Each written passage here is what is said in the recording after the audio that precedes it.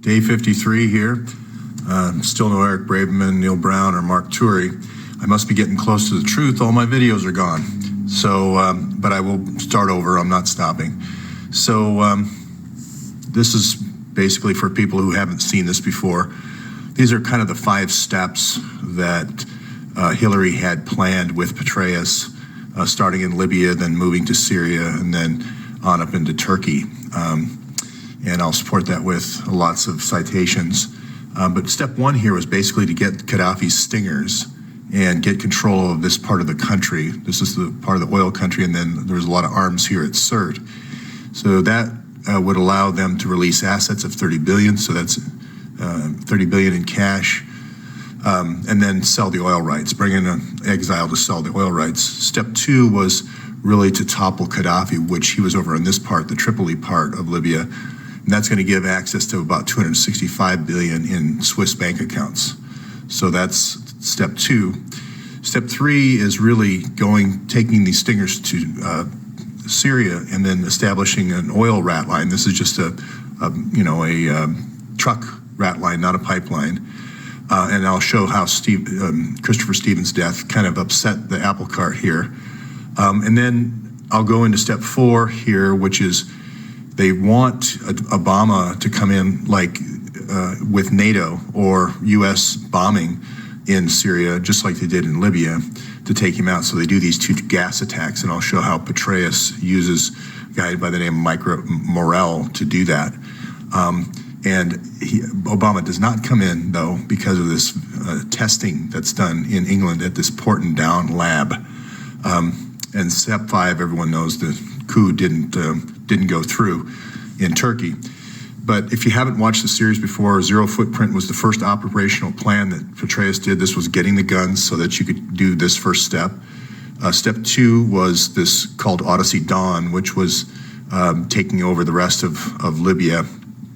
Odyssey Dawn could be the first step in a series of operational plans, like I said, starting here and then going all the way to Greece, kind of going around the eastern side of the Mediterranean.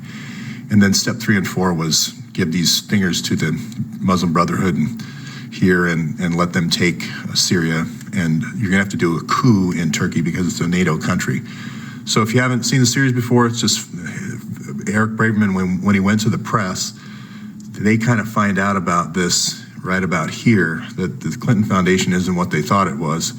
It's actually involved in a lot of this kind of arms and oil and asset seizure. So you follow the money, arms, and oil. So step 1 was Hillary emailing Sid Blumenthal, who is a Clinton Foundation member. This is a Clinton Foundation operation now, not a State Department or CIA. The idea of using private security experts to arm the opposition should be considered. That was in April. Petraeus actually was emailing back and forth 2 years before that. And they have about 1,000 emails while he's the general of CENTCOM, which manages the Middle Eastern area. And 30 of those things, 30 from the Judicial Watch FOIA, we know that 30 of those answer Benghazi. I'm just wondering how many answer the code names like Odyssey, Timber Sycamore, Zero Footprint, et cetera. So in this testimony for Benghazi, Mike Morrell testified instead of Petraeus, kind of his stand-in. This happened before we found out about sarin gas, so Mike Morrell was never asked about the sarin gas in those hearings. So here's Petraeus. I don't know if everyone remembers the sex case, but in the sex case, what didn't come out in the press was there was all these emails to these different people in the State Department as well as the previous CIA director. And now these guys are both at the CIA. He's the deputy and he's running the CIA, so there's no emails there, no Gmails there. But this is the part of the State Department that approves arms sales. So we know that Philippe is also the personal assistant of Hillary. So it's really incestuous. He's a Clinton Foundation employee. At the same time, he's a State Department employee, and there's the connection to the Clinton Foundation again. This guy is the one who dealt with Mark Turi on that first page. He's the one who approves all arms sales. So he's the one who gets the call from Ambassador Stevens saying, hey, I know we're sending Stinger missiles to Syria from Libya, but did you know they're going to ISIS? Also, we don't know if he, in his emails, said, hey, did you know we're sending Gaddafi's sarin gas to Libya? So this is going to be a real important point in the investigation.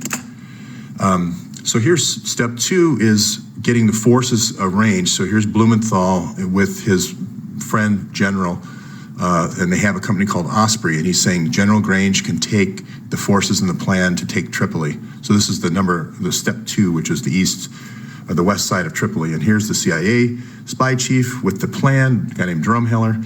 There's a smoke and gun email saying, can you send me the plan? Yes, I can. We also have Sid, Grange, and Drumheller all in Libya in August. And then 2 months later, Gaddafi. So here's kind of how it worked out. Step 1 was, yes, they did take that eastern half of Libya, and then Hillary immediately released those $30 billion. Now, you can't just release the $30 billion directly to Sid. You have to bring in an exile. And this is a university professor from Texas. And then they basically sell all the oil rights. You free these oil companies to do business at the State Department, and then basically you sign oil leases. So that's how the $30 billion was achieved. Now, step 2 was all the cash assets. That was easy. But this step 2 is the real mother lode here, which was the $265 billion in Swiss assets. And I'll show you on the next slide how basically that's laundered through 4 or 5 funnels for investing in other businesses to launder the funds. And again, you bring in the exile to be a part of this, so it has the look and feel of a Libyan deal or a Syrian deal when we go to top-bill Syria. And then the people that are going to be involved in the investing in these deals are going to be the 1,100 hidden donors in the Clinton Foundation.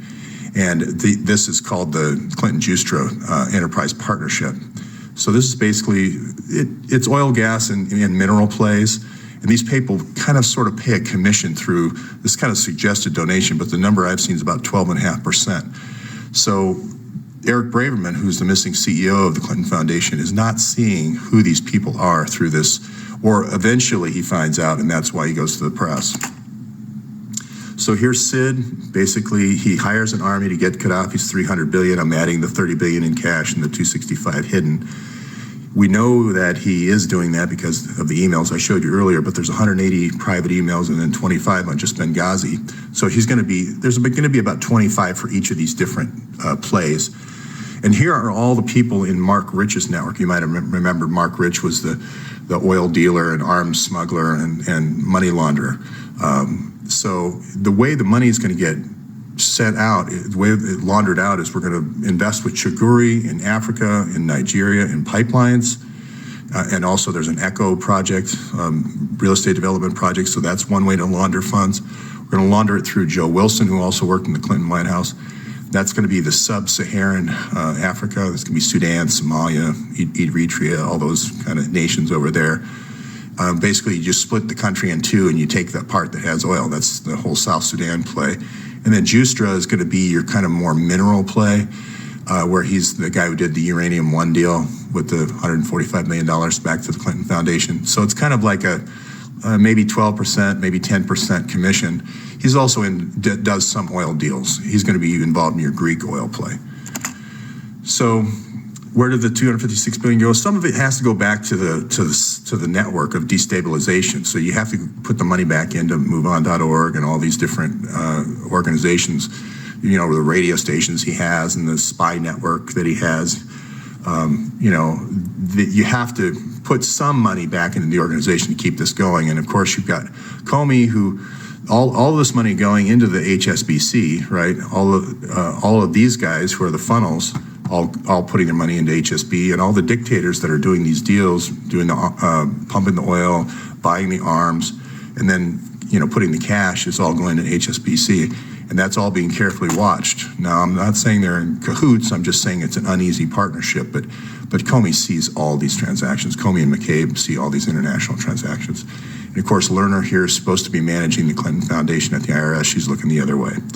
So I call these Soros as dominoes. This could be dominoes versus pizza. Pizza's an arm deal. Dominoes is toppling the country. So who knows? We don't know that yet. But just to kind of recap, step one, get the stingers. Step two, topple Gaddafi. That worked great. Step three is sending the weapons all here along with the gas to Amman, Jordan. And then Petraeus is going to ship the Sarin to King Abdullah. And then you're going to, step 3 is the rat line, step 4 is the gas attack to get Obama to bomb. Now on Soros' side, you're going to create these fake HR organizations which wave the bloody flag and say we need to have a NATO intervention or a U.S. intervention. And again, this is going to be, Chris Stevens is going to see or figure out either the stingers are going to Syria, to ISIS, or the sarin gas. He's going to figure out one of those two. So, step 3, the rat line. The rat line was established. Now, Hillary and Petraeus are gone now, but Petraeus is acting through Morell, and for the upcoming gas attacks. And the first one is going to be in March near Aleppo, and the second one's going to be a much more deadly one near Damascus. And so the plan's going along well because Obama is 2 days away from bombing. And then he does this testing at Porton Down. This is 4.5, where journalism happens and ethics happen. And this kind of blows up the whole deal. This is Seymour Hersh, Pulitzer Prize winner, red line to rat line.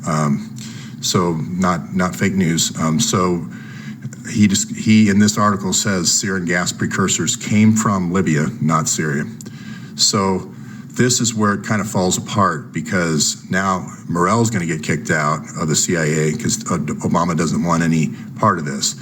So here's Soros's kind of fake HR organization and exile that would be coming back if we did get the topple done over here, Rahman. So then later on, Mazzetti from the New York Times Pulitzer Prize winner comes out with Hillary McCain, Timber Sycamore. So that explains this whole thing. But the real reason is we want to topple here to go through this pipeline to go through here. We want to topple in Turkey to have the pipeline go all the way to Europe. And then Neil Brown, who is David Petraeus' partner at KKNR and also the husband of Eric Braverman, if you can keep all that straight, is the architect of this pipeline, this Greek pipeline. So that's why I say this Operation Dawn or Odyssey Dawn could be this all the way through. Just follow the pipelines. All the topples, just follow the pipelines all the way to Greece. And Petraeus compares himself to Alexander the Great many times. He's a famous Greek general, and I think that's why he's in it, put it this way. So this is just more proof. Oh, on the last page, a journalist here by the name of Eva Bartlett, who was here in Syria a week ago and basically saying that ISIS is using the civilians as human shields. If they try to leave, they get shot. And all reporting, like CNN's reporting from Lebanon, or they're photographing and interviewing ISIS guys who are obviously like Boko Haram guys or Hezbollah guys. This is the truth. Google her. She's really going to get you the truth about what they call the white helmets. And she's the one who exposed this SOHR as being a fraud. So this is a little bit more proof that actually happened before. This is kind of like where journalism happens and ethics happen. You're going to find that a guy named Steven Sotloff, who got his head cut off by ISIS, tweeted out, "Hey, we've got sarin gas here in Turkey building up. I wonder why the MSN hasn't picked up on that." We had other fantastic journalists who were murdered. This is Serena Shim saying there is this oil line, there's this rat line. So here's where all the ISIS attacked with chemical weapons. But it's odd that they had gas masks, which I don't think they make in Raqqa or Aleppo, and they had atropine, which is the antidote for the sarin. So it's odd that they would attack themselves when they had gas masks and atropine. So this was definitely a false flag attack. It was meant to get Obama to come into the war. And here's the first attack up here in Aleppo, a small one, and then a really big one later on in August where 1,300 people were killed. So I'm sorry I'm going a little longer today, but I have to rebuild the whole case. And then this kind of quadrangle here, Bill Clinton and Mark Rich, this has been a 30-year partnership of oil and arms smuggling in return for contributions. This is Peter Kadzik, who's in charge of Humo's server. And Hillary's investigation, he's also been in charge of other cover-ups as well. He's got Podesta here, who we saw his emails and his focus on the 1,100 investor club. Then we've kind of got Comey and McCabe in here. Comey's been literally in this since 1987. Actually, I think he worked on it on the Rich case back in '83 with Rudy Giuliani when Giuliani first had that case and tried Rich on 65 counts of tax evasion. The $675,000 bribe to his wife, and then, he still hasn't recused himself from the case. So here's those Huma emails. We found out yesterday that the Iran hostage nuclear deal was done with Gmail accounts as well. So all of Kerry's team has Gmail accounts. So this is, if you don't fix these things, they just keep getting worse. This is a violation of the Federal Records Act. So McCabe's still in charge of the investigation, stonewalling on producing those. He went through them, those 650,000 emails in 9 days, but now wants 5 years to process them conveniently beyond the next election. We have these quid pro quos where if we don't prosecute you, we get even more power, this new Rule 41. So I'll wind up here. The enterprise partners are the pass-through, it's the funnel. You're going to find deals like the Chaguri pipelines, the Justra pipeline. You're going to find lots of deals in the Middle East and North African countries. And the key to all this is just keep following the email, arms, and the oil. Thanks.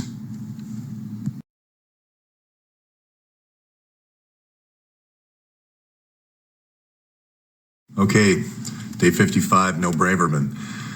Today I wanted to just assume that you've seen 53 and 54, so I'm not going to go into as much depth so I can add more content. I just wanted to talk about this follow the money and how it's almost a dead man's switch. It really is the key to this whole story unraveling. I had no idea where this story would go at the beginning, at the day one, but it just turned out to be the perfect, almost dead man's switch. When you follow the money, and when Braverman went to the press, this is what he said: it leads you to the arms, it leads you to the oil. So if you start here with Hillary, with the money in the Clinton Foundation, it inexorably leads you, not so much with Bill, but with Hillary, it leads you to arms, it leads you to David Petraeus and their relationship in the Senate Foreign Relations Committee for 8 years, as well as when she was Secretary of State. And then arms leads you to KKNR and leads you to the Senate Foreign Relations Committee, which I call this U.S. Senate Oil Club, and to Neil Brown. And Neil Brown is the protege of Henry Kissinger. He was kind of installed in the Senate Foreign Relations Committee in 2010. That's when they met. That's when Chelsea, brings them together, kind of at the behest, I believe, of Hillary. And that's, Braverman's kind of your World Bank guy. He's, water projects, infrastructure projects, that sort of thing. And that really helps the background flow, because you determine, if you in this story, once you get back here and see how everything is kind of determined along the lines of pipelines, all the military actions are predicated by where the pipelines are. Then you can see where Hillary's actions occur politically, and also from getting investors in the Clinton Foundation around the military plans. Everything kind of falls out. For instance, if you want this money of Gaddafi, which is, there's money in the weapons, in the Stingers up here, the 20,000 Stingers, there's the cash assets, and there's the oil rights for taking this part of Iraq. That's plan A. Plan B, you have to do this to topple Gaddafi to ensure protection for the oil fields, and then on it goes. You go to Syria to get an oil rat line. This is just 25-gallon jugs. Then you have to take out. You have to get Obama to bomb. So you got to use some gas attacks and get Obama to bomb, like he did in Libya, to take over.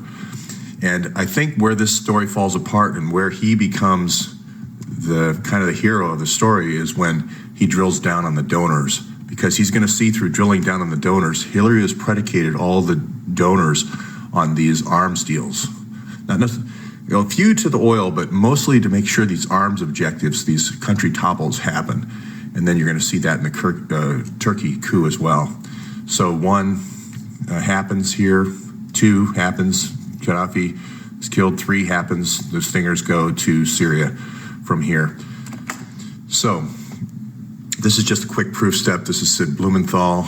with the General Grange. They go in, they do step one, they do step two, they get the plan from Drumheller, who's dead now, and they're all meeting there in Libya before he's killed, and 2 months later he's dead. So I actually got those backwards. This is the first email from Hillary to Sid saying, private army, this is a Clinton Foundation army. This is not a State Department army, not a CIA army. It's a Clinton Foundation army. So Braverman, I'm sure, doesn't know that when he joins a little bit later.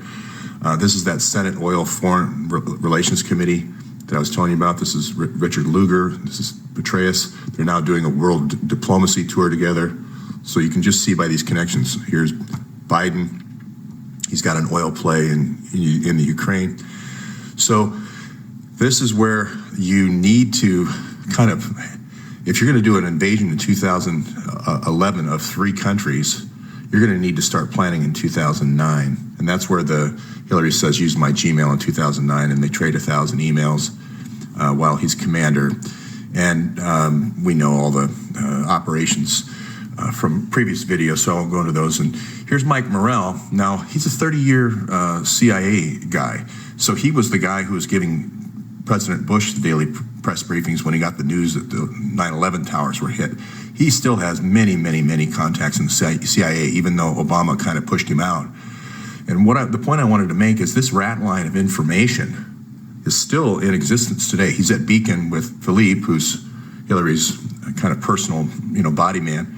So this information still is coming out. All these daily briefings, all these military plans, et cetera, classified information. There's still a leak here. So she could still do this private army step today. If Trump is president or Obama's president, it doesn't matter. So I think that's one of the things I wanted to say today. I wanted to bring in how Hillary kind of uses the arms deal and the structure of the arms deal to actually structure her donors. So she looks at the arms deal and says, okay, we're going to need NATO. We're going to need the support of NATO for the air campaign because he has an air force. Gaddafi has an air force. So here's Rasmussen, small Danish country. It'll be easy to get him to, get on board. He's going to be in the Clinton Foundation inner circle, donor circle. Here's Carl Bildt. He's from the famous email from Soros telling Hillary how to topple Albania. And Carl Bildt was going to be kind of he was going to be the toppler, so I'll just say that. So Carl Bildt's going to be involved in this. Zbigniew Brzezinski is going to be involved later on, but they're very close. And so in step one here, you're going to need an army, like General Grange in the previous chapter, page. So you're going to need to cut him in on the deal. Drumheller you'd normally have to put in because he's the spy chief for NATO and for this area. He's dead, so we don't have to pay him. But here's the general that's running the air campaign, General Bouchard. We're going to have to cut him in. Now, interesting thing about General Bouchard is after he did this air campaign against Gaddafi, he gets put in charge of running the F-35 program at Lockheed, which is a Clinton Foundation donor. Also, the way you can do a payout here, they don't necessarily become a member of the Clinton Foundation, which you would want them to be. You can do things like recommend the F-16 which Lockheed makes, to be made in India. Now, there's no reason it would be made there. We need spare parts for those planes for our own Air Force, but we could sub that out and get kickback from all the contacts Hillary has had from India, and there's been plenty through the years. So not very many people know the F-16 is right now being considered to be production being moved from the United States to India. The other thing we could do is we could slow down the development of the F-35. This has been a plane 20 years in the making. We can get all the NATO folks to agree on the F-35 that it's going to have all these, by bringing the 3 or the 4 or 5 different plans together, we're going to have a unity of technology and so forth. And then we can invest in the things that are going to be the things that are going to hang off that plane, like sensors, like the cockpit instrumentation, the avionics, the target acquisition systems, the helmet technology, and so forth. So we get these consortiums of generals, and Soros is going to set this up, to invest in these tech startups of the F-35. Now, we don't necessarily want the F-35 to be produced. We just want the government to pay for our technology development, because that's the situation we have with the F-35. The government's paying for the technology development. So we might never even need to ship the F-35. It turns out the F-35 divided into 3 different production lines anyway, with the Marine and Air Force and Navy planes anyway. It's way over schedule. I don't know, $400 billion just in the testing phase. It's $160 billion over budget. But that's just kind of almost a bilking operation. So you're going to need to set up your key players. And the genius of Hillary, though, in this is she's using the arms plan and the invasion plan to set up her investors, which I think is rather interesting. I won't go too much into this. I'll just say, here's Mark Rich saying, this is exactly what I do. I take cartel money, I buy Gaddafi oil, I sell it to South Africa or whatever country's got an embargo on it, and then I put it in HSBC, and I've donated tens of millions to the Clinton Foundation. Now, yesterday I went over how Comey's been involved with this, Mark Rich to Bill Clinton's for 30 years, and kind of always gets to the end and goes, oh, we don't have quite enough evidence. But today I wanted to kind of focus in on the fact that he did go to Lockheed as well in 2010, and he did get paid $6 million there, and then he went back to Connecticut and made a whole bunch of investments with his knowledge of his year at Lockheed. Lockheed also became a Clinton Foundation donor. Lockheed also got 17 approvals of 17 different projects when Hillary was the Secretary of State. So I'm just kind of showing how this is all kind of an interwoven plan, that the people that could bring you down, you get involved in your investments. The same thing down here with McCabe and the 675,000. Hillary's kind of almost, this is almost Hillary's, his Elizabeth and Walsingham kind of with the spy network. So that's kind of McCabe's rise to power, is through kind of this spy network that he's kind of set up for Hillary through the counterterrorism program. And here's, Podesta always, cooking something up.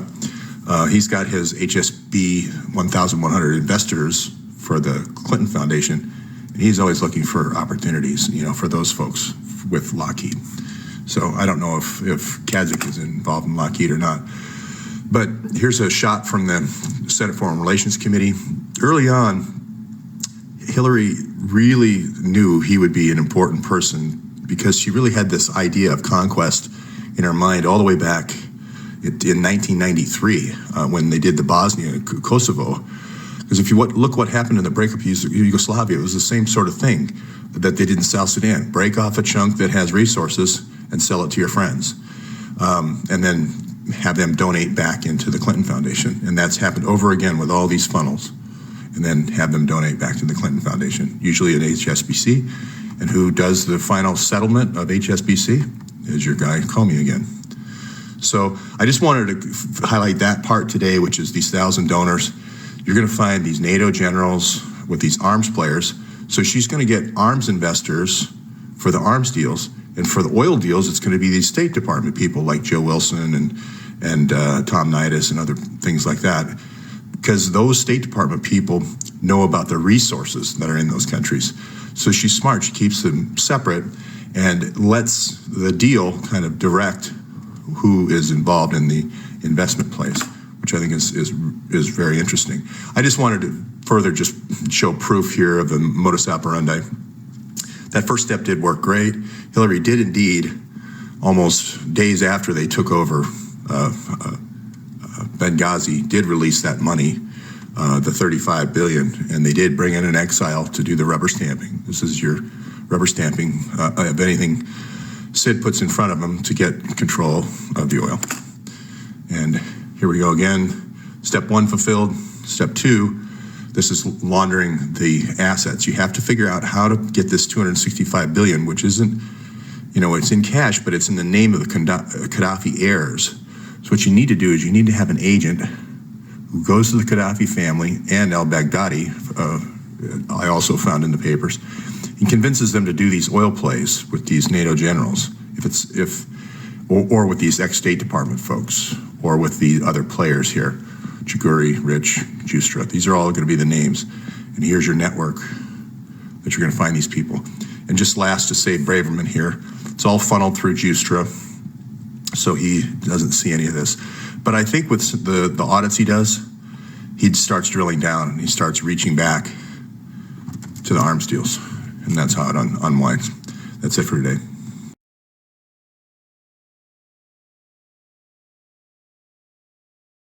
Day 56, no Eric Braverman, Neil Brown, or Mark Turi. I want to give you a little background on Neil Brown. He's kind of Kissinger's protege. Kissinger basically recommends to Richard Lugar of the Senate Foreign Relations Committee, really outstanding, Rhodes Scholars. Lugar was Rhodes Scholar, so was Neil Brown, to work on these pipelines. So he definitely is the architect of the new Greek pipeline, and he also is a big supporter of the Qatar to Bulgaria pipeline. The previous protege to Richard Lugar was Senator Barack Obama, who later became president. So you're going to find Lugar traveling all over that pipeline route that I'm going to show later with Richard Lugar and Obama, and then you're going to find the same steps being retraced by Neil Brown. I do believe this person will be the president of the United States someday if he's alive. But he is very tied in. At that time, he was working for the Senate Foreign Relations Committee when this stuff I'm going to cover in a second happens. So it's very difficult for me to believe that Eric Braverman, knowing this person who is the Secretary of State and did these things, and this person who knows about all these pipelines and what's happening around the world, wouldn't know about this bombshell article that was going to come out in 2014 in April.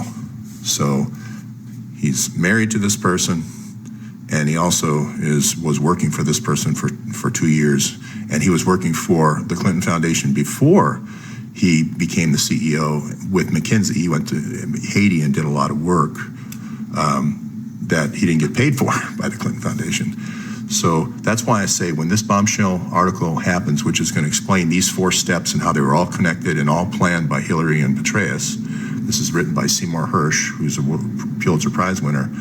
That's why I believe this is why in that April 2014, when this chemical weapons testing happens, is when Eric Braverman starts losing faith in the Clinton Foundation. So I'm not going to go over all the steps, but I have added a lot of articles and citations that happened along the way on how Hillary got the money. You can watch previous episodes to do that. The cash was easy, but then the laundering, the hidden assets was tougher. You can watch yesterday's episode. But basically, to recap, it was step 1, zero footprint, grab the stingers. Step 2, topple Gaddafi. Step 3, send the stingers to Syria and create an oil rat line, just to carry a truck oil rat line. And then 4 was to topple Assad so that you can do a pipeline. So there's evidence here, zero footprint, lots of court cases there. Odyssey Dawn is somewhat public now, that Petraeus wrote for NATO bombing. And then Timber Sycamore is the plan for toppling Assad. So I won't go into this, but basically Clinton had Sid create a private army, which I call the Clinton Foundation Army. And you can watch yesterday for proof of that. And here's your general for the Clinton Foundation Army. And basically the supporters of this are going to be the senators on the Foreign Relations Committee. Now, I'm not saying Lugar did anything wrong, but I know he has an oil play in Ukraine. And I do know that Petraeus made a career of doing army shows for senators, especially for the Armed Services Committee senators. And we have a big track record of emails between these two, to Gmail, by the way. So it's a private Clinton Army, Clinton Foundation Army. Now over here we have Mike Morrell, who's kind of the henchman in all this. He not only is going to do the sarin gas in Syria, but he's the same guy who perpetrated the myth of WMD in Iraq. He apologized to Colin Powell for putting him up at the UN. So he's got a long history with this gas attack and these false things. So anyway, Blumenthal and Grange, the general and kind of the money man, formed this company called Osprey, and I'm going to call that the Clinton Foundation Army. They got the plan from Drumheller at CIA. He's dead now, and then they sold all the rights and got all the money and then killed him. So the plan, get Gaddafi's 20,000 stingers and the sarin gas to topple Gaddafi, this is as I've said before, happened where Stevens caught wind of the fact that the stingers were going to ISIS. This is Mazzetti 3 months ago reporting that to be true, King Abdullah and his officers driving it.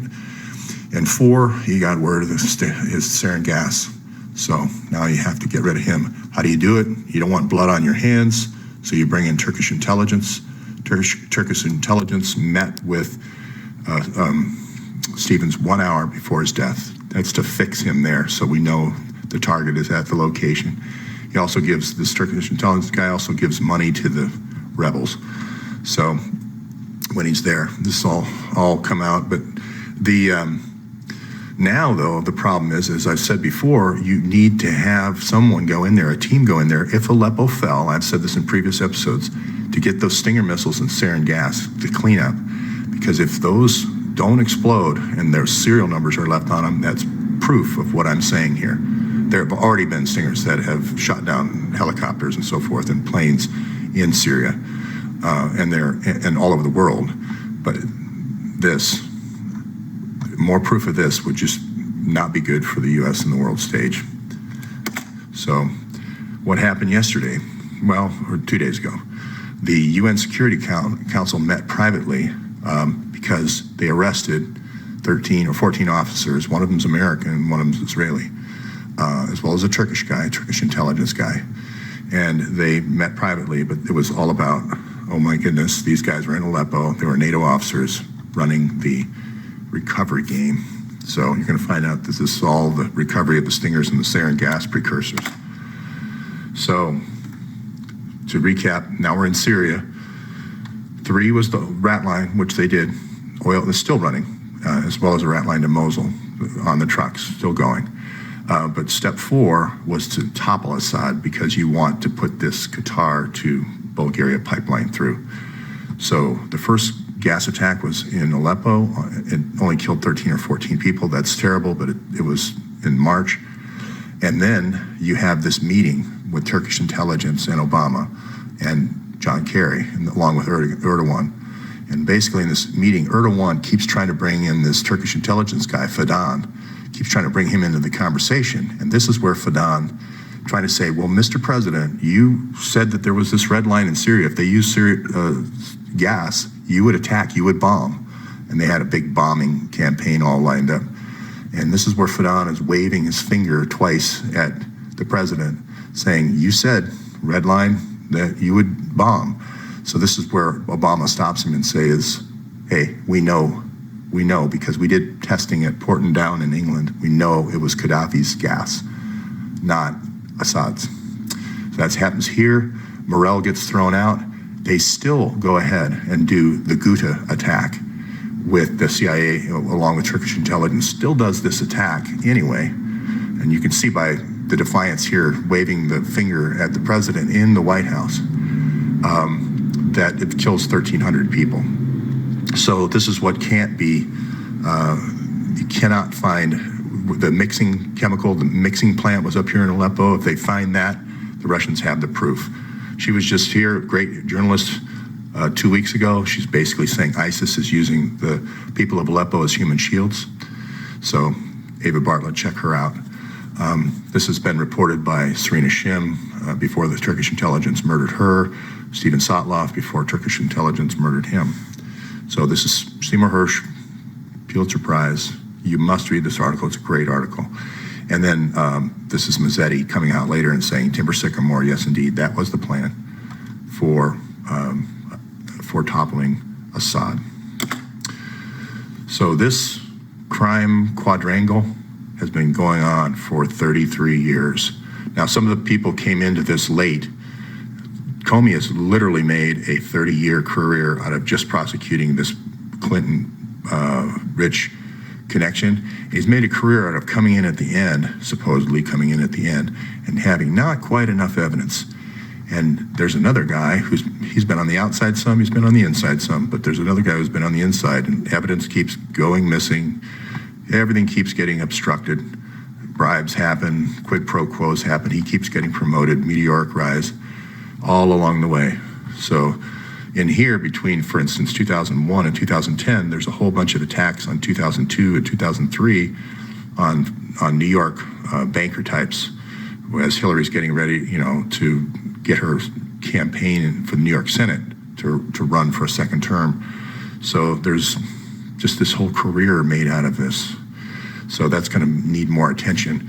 And why do I say that? Well, bribes is not the only thing. The other thing is obstruction. So these are the emails, 650,000 human emails. 14 of them are Gmail accounts. We just found out that Kerry, in the last picture, used that to negotiate the Iran hostage negotiations. So I'm sure these negotiations to get this American and this Israeli back and the other 14 people, the Qataris and the Saudis, is also going to be on Gmail. So this doesn't get any better. If it doesn't get cleaned up now, we're never going to see this. This is not Federal Records Act. These are all felonies. So here the FBI goes through those 650,000 emails in 9 days, and now it wants 5 years to turn them over and make them public. That's obstruction. And then having the gall to ask for more enforcement. So what's in those emails? I might have a few hints of what's in these, so maybe that's not such great reporting on my part when you kind of know a few hints. But it's going to be these pipelines with Chaguri, this investment club, these hidden investment clubs, lots of NATO generals, lots of CENTCOM generals. There's going to be a lot of Middle East, North African, and Sub-Saharan arms deals. It's all going to be in there. Just keep following the email, arms, oil, and the money. That's it for today. All right, bonus round. If you want to hang out, David Petraeus you're going to find this company called Textron. So what you're doing is you're taking the F-35 program and you're using it to pay for your product development for smaller startups like Textron. So Textron Systems going to do these little UAVs that you use when you do these little covert operations. And you use it for target acquisition, you use it for sensors, heat sensors, the helmet for the cockpit of F-35, all the avionics, et cetera. Those are going to be the companies that you get into. So if you have a David Comey, a James Comey go to Lockheed, you may as well bring back all the portfolio of those companies, those little small companies, to go to let's say an investment firm like Bridgewater. Oh, that's where you did go, yeah. And then you want to invest in these things. Okay, because these are going to be, you're going to need to invade a country somewhere along the way to show that these UAVs and little miniature tanks like Grange is involved with, and little miniature planes for surveillance and lightly armed vehicles, you're going to need to battle test these somewhere. So you're going to need to topple a couple of countries to show that this stuff works, that this new generation of outsourcing your war fighting is the way to go. You want to outsource it to these, tried and true hands at warfighting. And so you don't blow up all your stuff in your country. So that's going to be, I'll develop that in future editions.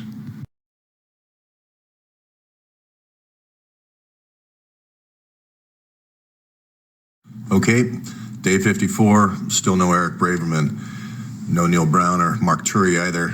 Today yesterday I kind of went through the base case, so that yesterday 53 would be a good one to start if you haven't seen the series before. But today I'll focus a little bit more on not so much the stingers and selling the oil rights, but I'll focus on this 256 billion that Gaddafi had in these Swiss accounts, and I'll focus on why Hillary really thought that was hers. And I'll show you how that connection works, and then we can talk about Syria and then Turkey after that. But quickly to recap, the plan was take this part of Libya first, get the oil, sell the oil rights, get the liquid cash. Second, take here so we can get Gaddafi's 256 billion, and then move these arms to Syria and that down here with a project called Timber Sycamore to topple Assad and do the same thing. Now, the first part of the plan over here between the KKNR guy here, Petraeus, and the KKNR guy here, he's not involved in the military planning, but they are partners at KKNR, is zero footprint. And the reason is this is not authorized by Congress. This is not authorized by the State Department. It's not authorized by AFRICOM or any of.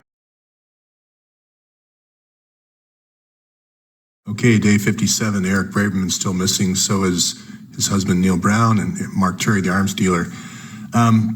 This is really about Eric Braverman finding out how pipelines are made. These were the steps that Hillary was going to take to get the oil in Libya and get the oil in Syria and eventually establish pipelines. And there's 4 steps I'll go through, and then Braverman finds out actually what this entails downstream, which is giving rebel groups like Muslim Brotherhood stingers that can take down commercial aircraft, and also giving them chemical weapons support. So I'll flesh this out. Braverman's in a good world. He's in an elite world where you go in and with the World Bank and you make infrastructure loans for roads and electrical grids and that type of investment.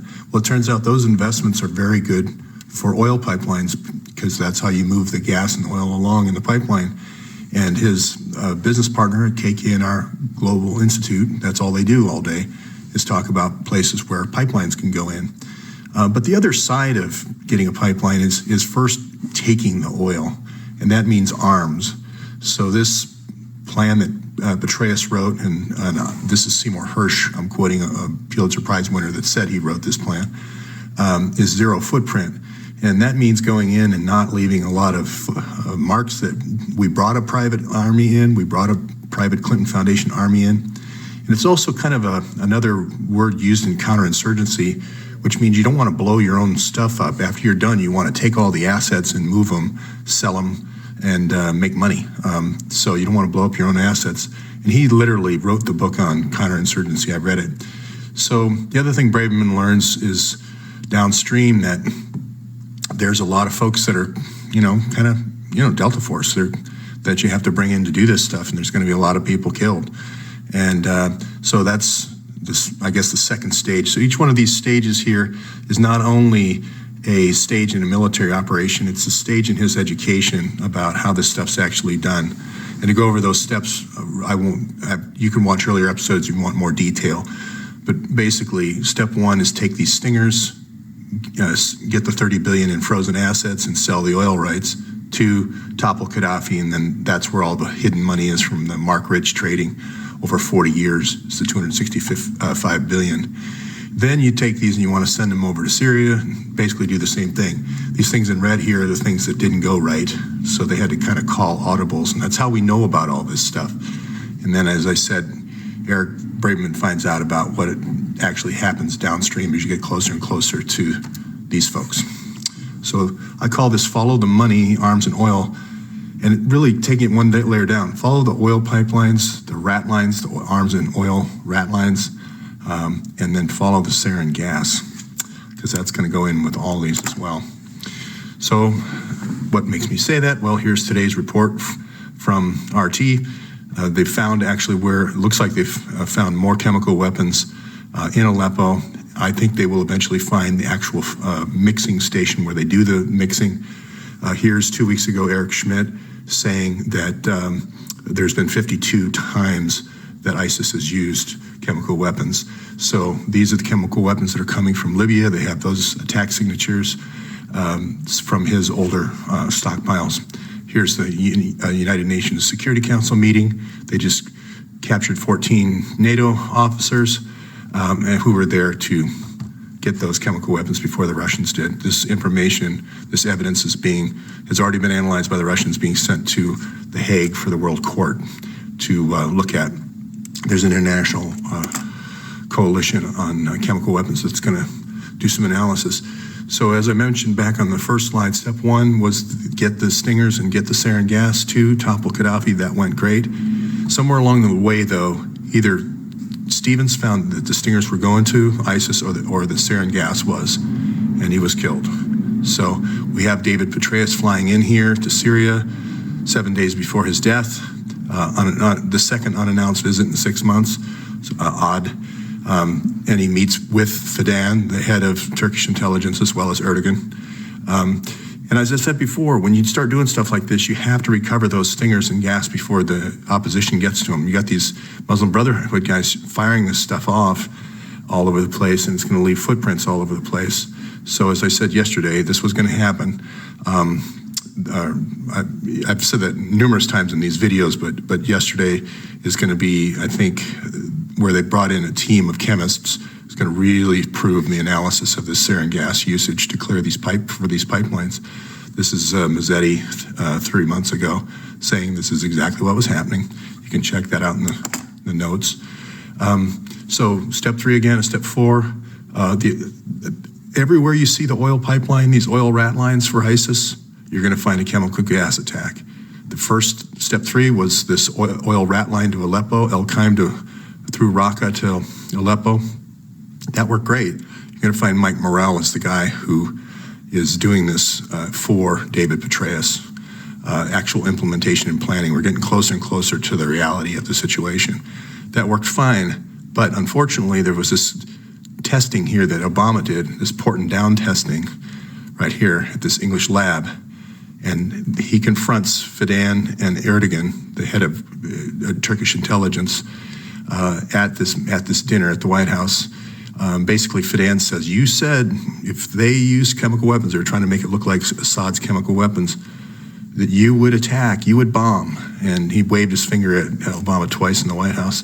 And Obama kept saying, we know, Fidan, just eat your turkey linguine there or whatever, or your crab risotto. We know you did it. So that's causes Morell to get thrown out of the CIA after a 30-year career. They go ahead anyway with another massive attack in Ghouta. And that's when Obama really gets pissed, because this kills 1,300 people. The first one was only 12. So who's reporting these types of things? Well, there's real journalists going to Aleppo, not CNN from Lebanon or reporting from the border in Kobani. I'm talking about people who are actually there reporting. So if you haven't checked out Ava Bartlett yet, and there's not only is the reason for toppling Syria here, it was the Qatar to Bulgaria pipeline, but the other pipeline that Neil Brown, and he is the author of this pipeline, is the Greek pipeline. So you're going to see Frank Giustra and then Chelsea and all those folks involved in a hedge fund for this pipeline. So you just follow these pipelines. You're going to then see an armed struggle or an economic coup. I think it's going to be an economic coup for Greece. And then you're going to see these exiles being brought in to sell off the oil rights.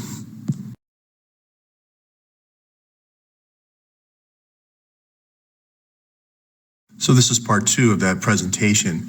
If you do look into Ava Bartlett, you'll see that she's exposed these white helmets for basically being a cover for allowing ISIS to move around Aleppo. And she'll talk about how ISIS was using the people of Aleppo as hostages and human shields. She also exposed this human rights organization, that this guy living in Coventry, England, who hasn't been in the country in 15 years.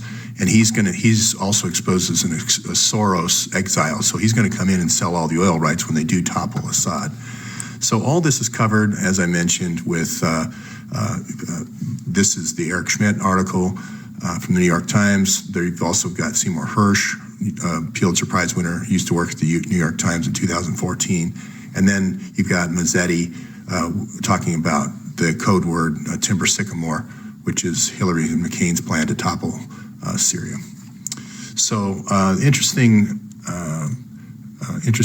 graph here on just how the pipelines follow the arms rat lines.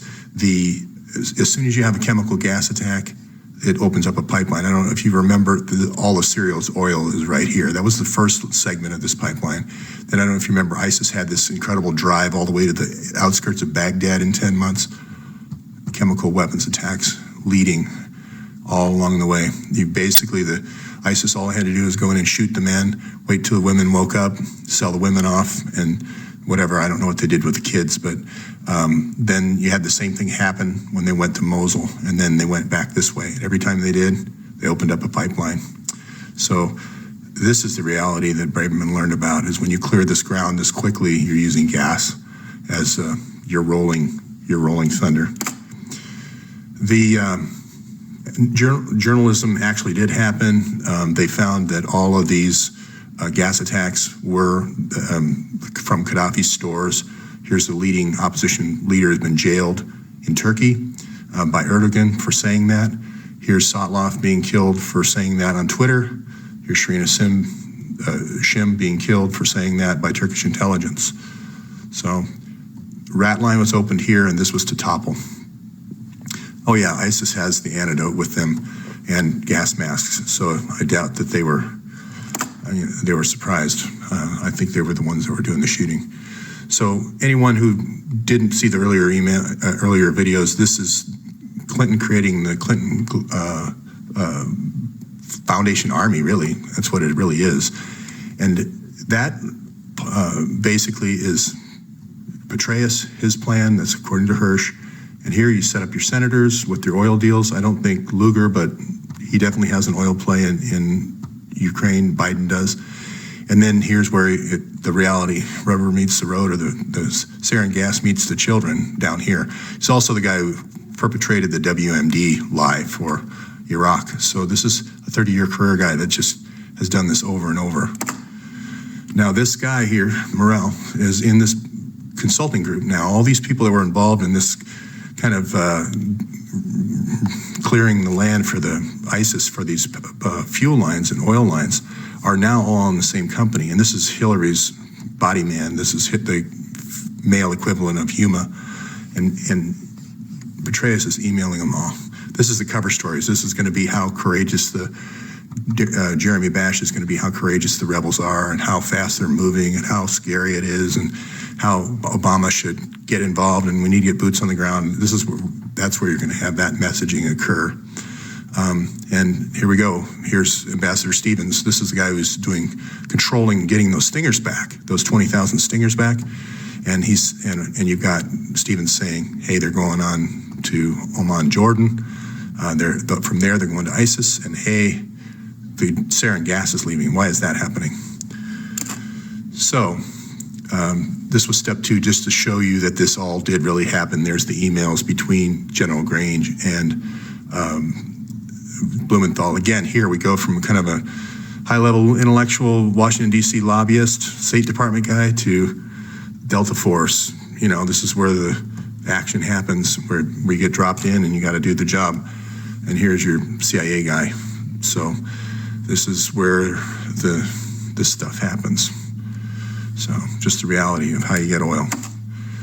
So, and this is the reality of how you get assets. You bring in an exile and you get him 2 rubber stamps. You get him 1 rubber stamp with the oil company, you get him another rubber stamp with the National Bank, and you just have him stamp all the contracts you put in front of him, just stamp. And then you free up certain companies to do business with the State Department, offshore asset control. Now, this is the 33-year phenomenon. Mark Rich said in his own book that he took cartel money and bought oil from Gaddafi, and that's how they knew it was an HSBC. So, that's how the Clinton Foundation gets their money. So this is not a secret, this thing. Comey literally has had from 83 when he was working for Rudy Giuliani, all the way through the 87-93 case, then the 93 through 96 case with Whitewater. He was on that case almost 13 years. Then he's on the case again with the pardon in 4 years. Then he's on the case again with Lockheed and then the Clinton donors. And he's on the case again with HSBC in 2013, chasing this money. And he's on the case again with the 3 Clinton Foundation investigations. Literally a career of quid pro quo made by wrist slaps all along the way, as you see here. Just constant wrist slaps, no jail time. And you've got this guy, McCabe, doing the same thing, only he's actually now gone to the next level to taking cash and obstruction. Comey drug his feet a lot, but you didn't have somebody deliberately trying to shut down investigations. So this kind of obstruction is getting more bold. And here's your investor club. And I'll have a bonus round at the end to talk about the Lockheed, what's happening with the F-35 and how that relates. And here is your guy on the DOJ side. So you can always blame it on the DOJ for the reason why the investigation is slowing down if you can't stop it here. So how do I know that? Well, there's the 14 Gmail accounts that they're stonewalling on. We don't have any metadata. How many are classified? Who are they from? Who are they to? We don't have any of that data yet. And then they say they need 5 years to process. And they're still doing more quid pro quo, getting more enforcement. We still have, that hanging out. He hasn't recused himself yet for the 675,000.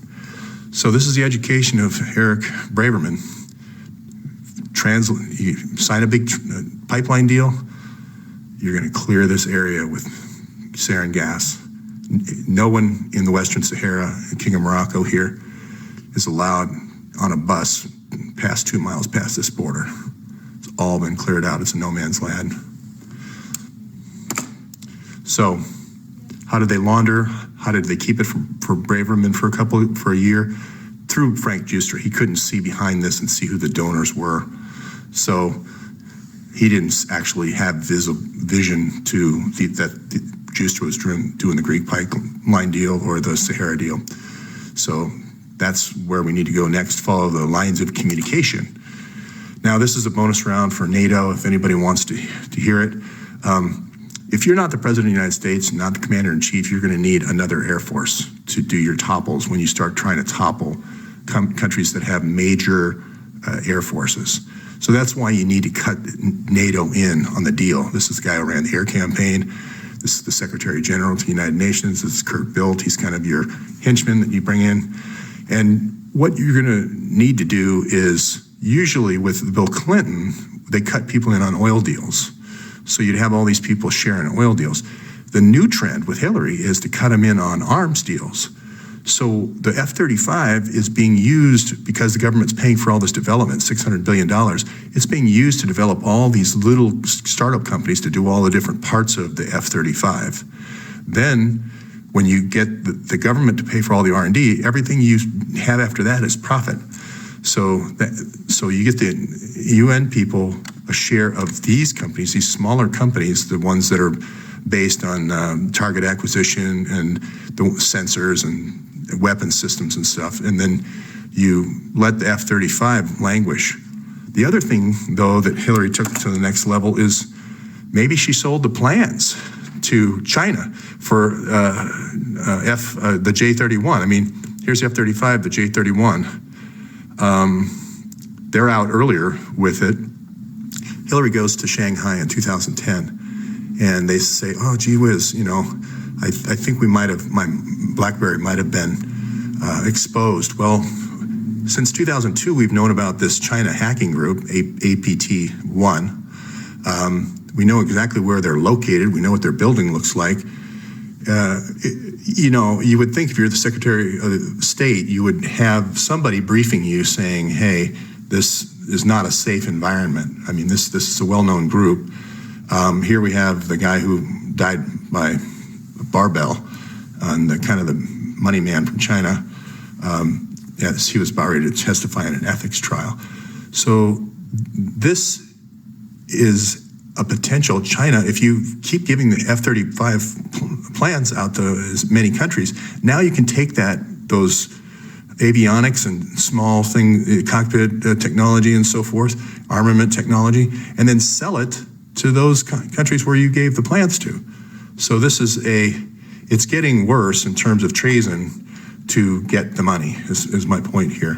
I call it the open BlackBerry policy. You'll see this happening over and over again where Hillary leaves her secure terminal, and then Huma comes in with a thumb drive, or Cheryl Mills comes in with a thumb drive, or Philippe comes in with a thumb drive, and then thumb drives go all over everywhere. So lots of proof, you know, as Sid's hiring these armies, you're going to see a lot in these emails. And then you're going to see there's just an update. Giustra's doing an oil play in Uzbekistan, maybe in Korea for the South China Sea. We don't know yet. Like I said, we used to do oil deals or real estate deals, but now Hillary is with Bill, but now we're tending toward these, you know, arms deals that are really scary because we're giving away the technology that could be used against the United States.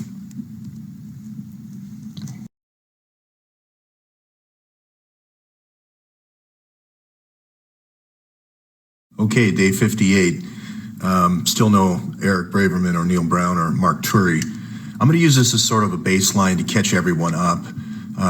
With the Russian ambassador being killed yesterday, it kind of puts more things into perspective. To really understand where Eric Braverman might be, you just really need to understand the Clinton Foundation and what Hillary was doing. In her first year, in 2009, as Secretary of State, she exchanged a lot of emails between Sid Blumenthal, who's a private citizen and an employee of the Clinton Foundation, and David Petraeus, who's a general for, obviously through all the Iraq war years and Afghanistan and so forth. And what they were doing was trading these plans, operational plans on how to invade countries. And I believe it's up to 7 countries. There's a famous Wesley Clark clip that talks about this plan that exists to invade 7 countries in 5 years. And I think they just dusted off those plans, to be honest with you. They're the same countries that I'm going to go over. Sid Blumenthal is going to go in meeting with the Muslim Brotherhood and human and so forth. This is going to be kind of the invaders of Hillary Rodham Clinton, this IHRC. Now, that's not what they called it, I don't think. But you're going to go through a year of planning, and then you're going to go through a year of preparation, and then you're going to be able to run the table in North Africa and the Middle East. And George Soros is going to be also assisting in this, but just to keep it from being too complex, the first thing you're going to need is a place to put the money. And what we're going to do is we're going to run it through Haiti as charitable contributions to Haiti. Just so happens the earthquake's there at the beginning of 2010. We send down Eric Braverman from McKinsey, and he's going to create something called the Interim Haiti Relief Commission, same as the invaders of Hillary Rodham Clinton. And that agency is going to be run by McKinsey, and it's going to certify all this money that's coming in and where it's going and how it's going to be spent. So really at this point, he almost becomes a member of the Clinton Foundation in the sense that he's going to be following up on how the Haiti money is spent. And it's also going to be the reason he's going to leave. The reason why this club is being formed, though, is because of oil. That's his husband. They're introduced in 2010. They meet each other. By Chelsea Clinton introduces him, and he's at that time in the Senate Foreign Relations Committee, and he's drawing pipelines all over the world for oil pipelines. And he works in the Senate, and basically the Senate has kind of this oil club. So the Senate likes guys like this because it's how they get, involved in these oil plays like Senator Biden, that I'll show you on the next slide. So I'm going to just show you out of those 7 countries, I'm going to just show you the 2 plans to invade the first 2. One is Libya, and then the second one's going to be Syria. So there's 4 steps. And the reason why you're going after Libya first is because Gaddafi has the most hidden assets and the most cash assets. So step 1 is to get these Stinger missiles, which are going to be important in Syria. We need that to take over. Gaddafi has an air force, and so does Assad. Then we're going to declare this a government. As soon as we get here to CERD, we're going to declare this a government so that we can release these frozen assets, these $30 billion in assets. Then it's going to take a little bit longer to go after Gaddafi's hidden Swiss accounts from all the 40 years of oil trade at $40 billion a year. This is going to happen. Senator Stevens' death is going to throw a wrench into things, and we're going to have some audibles that need to be called, and then Obama is going to throw a wrench into things by testing and finding out that we're actually using sarin gas in Syria. So, and Braverman's going to find out about this downstream. That's going to cause him to leave the Clinton Foundation. So 2 is kill Gaddafi. 3 is get the Stingers in the hands of these rebels to shoot down Gaddafi's planes, but also Assad's planes. And also not pictured is sarin gas. I'll have a picture of that later. So step 1 is actually Hillary setting up a private army. I should probably say IHRC here for the invaders of Hillary Clinton rather than the Clinton Foundation Army.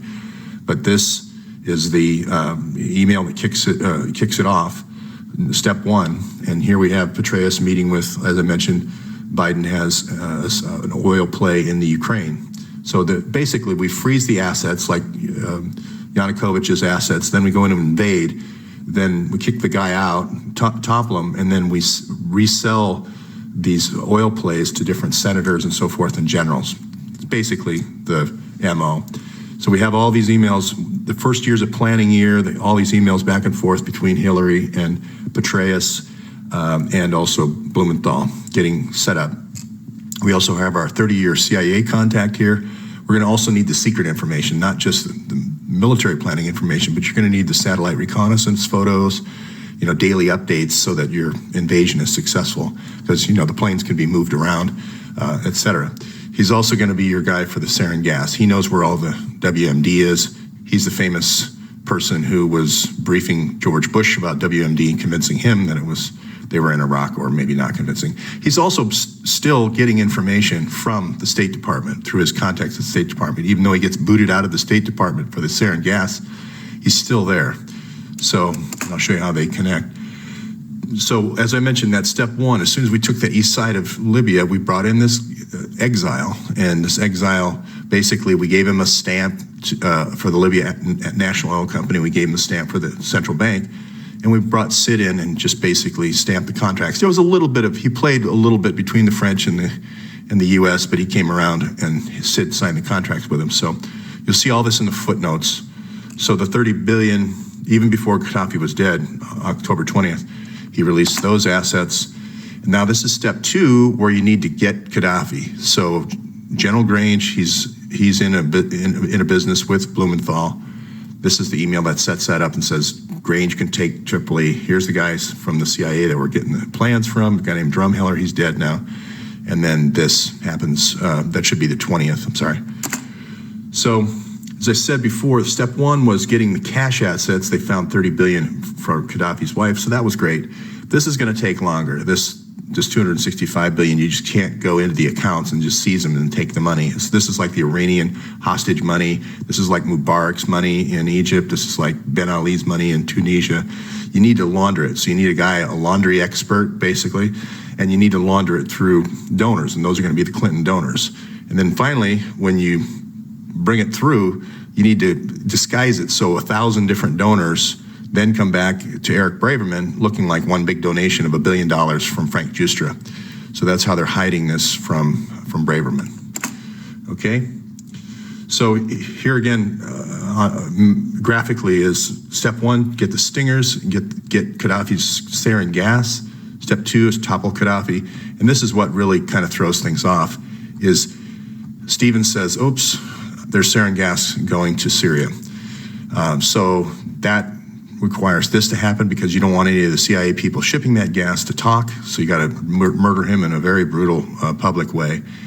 3 months ago, this is Mazzetti came out with the article saying, yes, that was the plan to take arms up there. He doesn't have the sarin gas story yet, but the stingers, he has the stingers going from King Abdullah in Jordan up to the ISIS. So, and yesterday they found more mustard gas. There's been 52 different incidents of sarin gas use and mustard gas use. So that audible Christopher Stevens death is going to require a lot of extra communication. This is the sex case.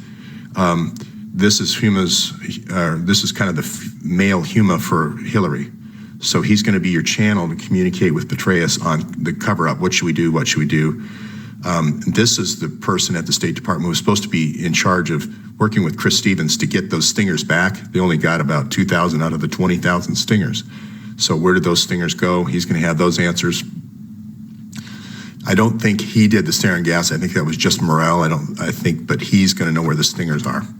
But anyway, you have Petraeus emailing all these people at the State Department after while he's involved with this kind of audible, that has to be called. Now here's Morrell. They're all in the same company now. They all left the State Department when Hillary left, and now they're all in the same company. So this is taking over Syria. The reason why you want to take over Syria is because Assad won't let this pipeline go through. So this is Neil Brown again's pipeline. This is an old pipeline. This is Neil Brown's new pipeline, the Greek pipeline. So you're going to see a lot of investments by Clinton Foundation people in this new pipeline. What happens is Morrell is using gas to open up these rat lines. This oil rat line, this step 3 here, is just a hand-carried 25-gallon, type of thing that you put on trucks. So that's what I call a rat line. And to open that up, they use a gas attack here in Aleppo in March of 2013. Now, you can see other episodes on how Obama found out about that and then kicked everybody out, including Morrell. But the CIA goes ahead with a plan a little bit later that year in August 2013. This attack only killed 13 people, but this attack is going to kill 1,300 people. Then Morrell is going to use the gas in kind of a rolling thunder way to take ISIS all the way down to the edge of Baghdad, for another rat line, and then they're going to do a rat line to Mosul. So basically, if you just follow the chemical gas attacks, there's going to be this hand truck kind of rat line. They still want to topple Assad, so that's why they do this huge attack, this 1,200 people that get killed in this, because they're on the edge of Damascus there, and they want Assad to fall. So here's at Eric Schmidt, his article, U.S. has used gas 52 times, New York Times. You can see that in the thing, in the notes below. You can also see Seymour Hersh, Red Line to Rat Line, 2014. You can also see Mark Mazzetti. The name of this project here is called Timber Sycamore, and that's Hillary and McCain. So, and there's lots of journalists. Stephen Sotloff talked about the sarin gas. Serena Shim talked about it, the arms line, the rat line from Syria to Turkey. The opposite, there's many opposition people in Turkey saying Syria didn't have sarin gas. Erdogan put him in jail for that. And many journalists that have been killed, in the scores every year, get killed because they go to this story. So this is yesterday. This is the murder of the ambassador. Ambassador is he was talking about how he liked the artwork, about, how it's a Russian art exhibit, just about ready to get asked a question about the sarin gas that they found when they took over Aleppo. And that's when the guy started shooting.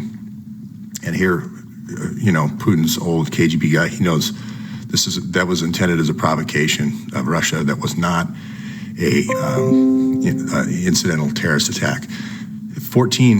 A couple of days before this, 14 different NATO folks and CIA, et cetera, were trying to find this stuff and get it out before the Russians got to it. But the Russians got to it, documented it. They're sending it to The Hague. And the Russian ambassador was just about ready to take questions, or I think he did actually take the first question when he got shot. That's it for today.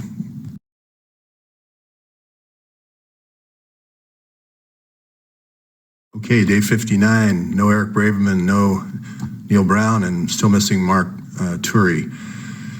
As I said before, the key to understanding the Clinton Foundation is just understanding that she created a private army using Muslim Brotherhood to take over Libya and Syria. And she also created a funnel with McKinsey in Haiti to launder the takings, the spoils of those two campaigns. Now, if you're a prosecutor in this case, trying to prove this case, and this is why it's so important to find Eric Braverman, because you have to understand what was happening behind the scenes to what was threatening his life. And from a prosecutorial point of view, an interesting development yesterday, the FBI released the search warrant for Anthony Weiner's sexting scandal. But as a part of that, they also found these 4,000 emails between Hillary and Huma, and at least half of them being classified, 2,100 classified emails. So there's a clear link that this server is the treasure trove, and that there's many more emails. There's a total of 650,000 that end up on her server. So there's classified emails coming from all directions, as I've said before. Two troubling things about this search warrant. One, the FBI agent's name is redacted. This isn't oversight. There's no way that Jason Chaffetz now could call this FBI agent because it's redacted. So that's, again, another kind of stiff arm toward the House oversight. The other thing is, it covers up what could have really happened. If you have a search warrant, the judge always can go back and look and call this agent, or the prosecutors could, or defense could, and then ask questions to verify what actually happened. But if you redact these names, anything really could have happened. It could have been an FBI agent on the 30th of June, let's say, that came forward with this information, all this information. And then if you wanted to repress it, you would get rid of that FBI agent or retire him or do something to him. And then you could make a statement because that information was out there, document was out there. You could make a statement about, oh, well, we found, 27 chains of this and 6 chains of that and 2 chains of this, which is what Comey did. But he didn't say this 2115 number. So this is bad news. And the other thing is redacting her name. We know it's her. All the news agencies are reporting that it's her. The only reason to do this, to redact her name, is to protect her in a court of law. Because now I can't prove that that it's these two that are changing email. So these redactions are troubling, and it follows a pattern. When the FBI is talking about this case now and the 14 Gmail accounts, remember there's 14 Gmail accounts at the State Department, all funneling in to Huma's server.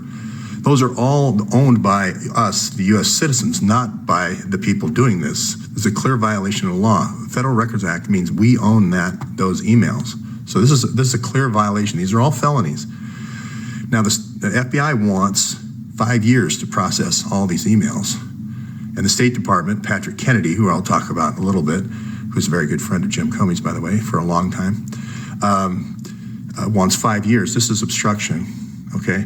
We know about the quid pro, the $675,000 bribe to McCabe's wife to try to shut this investigation down. But there's also a quid pro quo that we're going to find with Patrick Kennedy that I'll show in a second.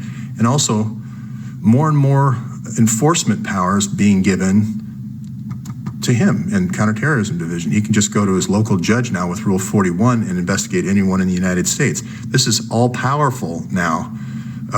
Prosecutorial and police powers. So the founders divided up the judicial districts to prevent this sort of thing. So it's not very often as a prosecutor that you get the person you're prosecuting to say openly in a book that, hey, I took cartel money, I bought Gaddafi's oil with it, I put it in HSBC, then I donated tens of millions of dollars of the Clinton Foundation because that's what the Clinton Foundation is. It's a funnel for arms and oil deal money. Very infrequently do you get your defendant to say that. But that's exactly what happened here. And this isn't the first time it's happened. Jim Comey's had 7 investigations of Mark Rich to Clinton. There's been the 10-year case that Rudy started that ended in a $140 million fine after billions of oil deals. No jail time. He fled the country. And then there was a 3-year Whitewater investigation. No convictions. Then there was the pardon, Rich pardon, because it looked improper, like bribes were given from Kazik to Clinton. That ended in no convictions. Then when we finally went after this money, Hillary took basically the money out of the Gaddafi vault, that ended up in a $1.9 billion fine, but no convictions. And then the 3 investigations into Hillary, Huma, and Clinton Foundation all have resulted in nothing. So, I don't know how much longer this can go on. But anyway, this is Patrick Kennedy. He's very good friends of Jim Comey, you'll find. And he's also the Assistant Secretary of State for Bill Clinton from 1993 to 2001. Well, this is the guy who proposed the quid pro quo, as if if you shut this investigation down, I will give you more agents for your counterterrorism division at the FBI. Well, guess what? That's not the first time this has ever happened. This has happened, I can count them, that trading more agents for counterterrorism from the State Department has happened 1, 2, 3, 4, 5, 6, 7, 8, 7 times. So this quid pro quo is 7 times. Now, if you keep redacting the agents' names when they do quid pro quos, you can't prove it. So the FBI, again, redacted that email for this quid pro quo in the last thing. And that's very troubling. It's not oversight. That's not the way the government works. Very infrequently do you have the target of an investigation say in an email, he kept me out of jail about this guy, talking about this guy.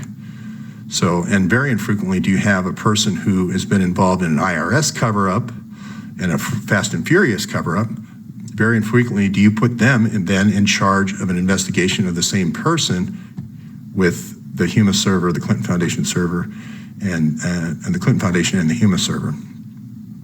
This isn't the way it's supposed to work. And very infrequently do you have a Secretary of State commissioning a Clinton Foundation employee to topple a foreign government. Very infrequently do you have 3,000 emails with your general of your Clinton Foundation army or whatever you want to call it.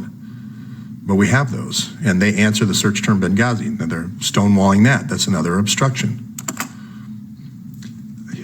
Sid goes to Libya and signs all these oil contracts to get this $30 billion of frozen assets and the $3 billion in cash, his name's going to be all over these, or his pass-through companies are going to be all over these documents. That's nice to have as a prosecutor. It shows criminal intent. We already have the document showing this private Clinton Foundation employee hiring the general. And we have him getting the CIA operational plans for all the different countries they want to topple.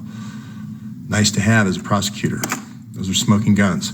In the Petraeus sex case, we have him emailing these key State Department employees. This is the key aide to Hillary regarding these plans. And these two are, Morell and Petraeus, are at the CIA during the time of Benghazi, so we don't really, that's all secured communications. We can't see that. But we know about the money the money that was immediately transferred, so that's going to be easy to prove. It's going to be a lot harder to prove the $256 billion that we're laundering through Gaddafi. But we do have the 1,100. We do know and so did Braverman, knows who the 1,100 hidden donors are. So we're going to be able to bust this money laundering ring as well. Again, there's been no movement on the FBI to expose who those 1,100 people are. So it's nice to have operational plans. We know zero footprints out there. We can clearly establish this. We know zero footprint is here as well. This will establish these two things. We know Timber Sycamore is the name of this operation, and we have independent verification from the New York Times and other sources that included the use of chemical weapons. We have his cables and his 600 attempts to reach Hillary talking about the sarin gas. So it establishes motive for a cover-up and why someone would be murdered in such a way. In this pipeline deal, we have articles and people that are quoted in these articles that are talking about the toppling of Assad, intelligence officers, there's operational reports. All these people can be called, these sources here for the New York Times, talking about this plan, Timber Sycamore with Hillary and McCain. All these people can be called, legislative aides can be called, the Porton Down folks, the people who did the testing of the sarin gas. That's going to be important for the trial. Again, you have to, more evidence every day comes up in this of, again, anything related to the attack and toppling of Libya or Syria is relevant information for this trial.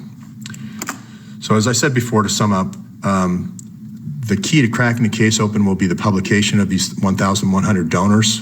It's obviously proven to be a criminal enterprise and a money laundering operation, so you have to publish these names. And that allows the citizen journalists to work on the case if the FBI is going to stall. So, and it's going to be all these things. As I said before, more evidence just keeps coming out every day that it's exactly what I've said it is. In these, there's arms deals for the Middle East and North Africa.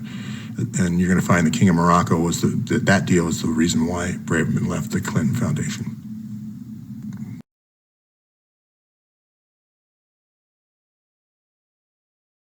This is going to be a day 59 supplement to Eric Braverman and to talk more about the sarin gas stuff that's happening in Syria right now. And you're going to say, how the heck is Eric Braverman related to sarin gas attacks in Syria today and the Russian ambassador's death yesterday? And I know it's a tangled web. And I know it's true. That's the problem. Hillary sends Braverman to Haiti in 2010 to set up a funding mechanism for international contributions for the earthquake, which is very good, a very admirable thing that Braverman did. He didn't even get, McKinsey sent him down there pro bono, and he had trouble, about a year and a half of nagging the Clinton Foundation just to get paid his expenses. And that's in the Chelsea emails where she's, saying, please, can you pay my friend? But his husband was introduced to Chelsea in 2010. What his role is basically working with senators. Lugar was his protege, or he was a protege of Lugar, and generals for these oil plays. We're going to topple countries like Libya and Syria. We're going to get all this money. We're going to get all this oil.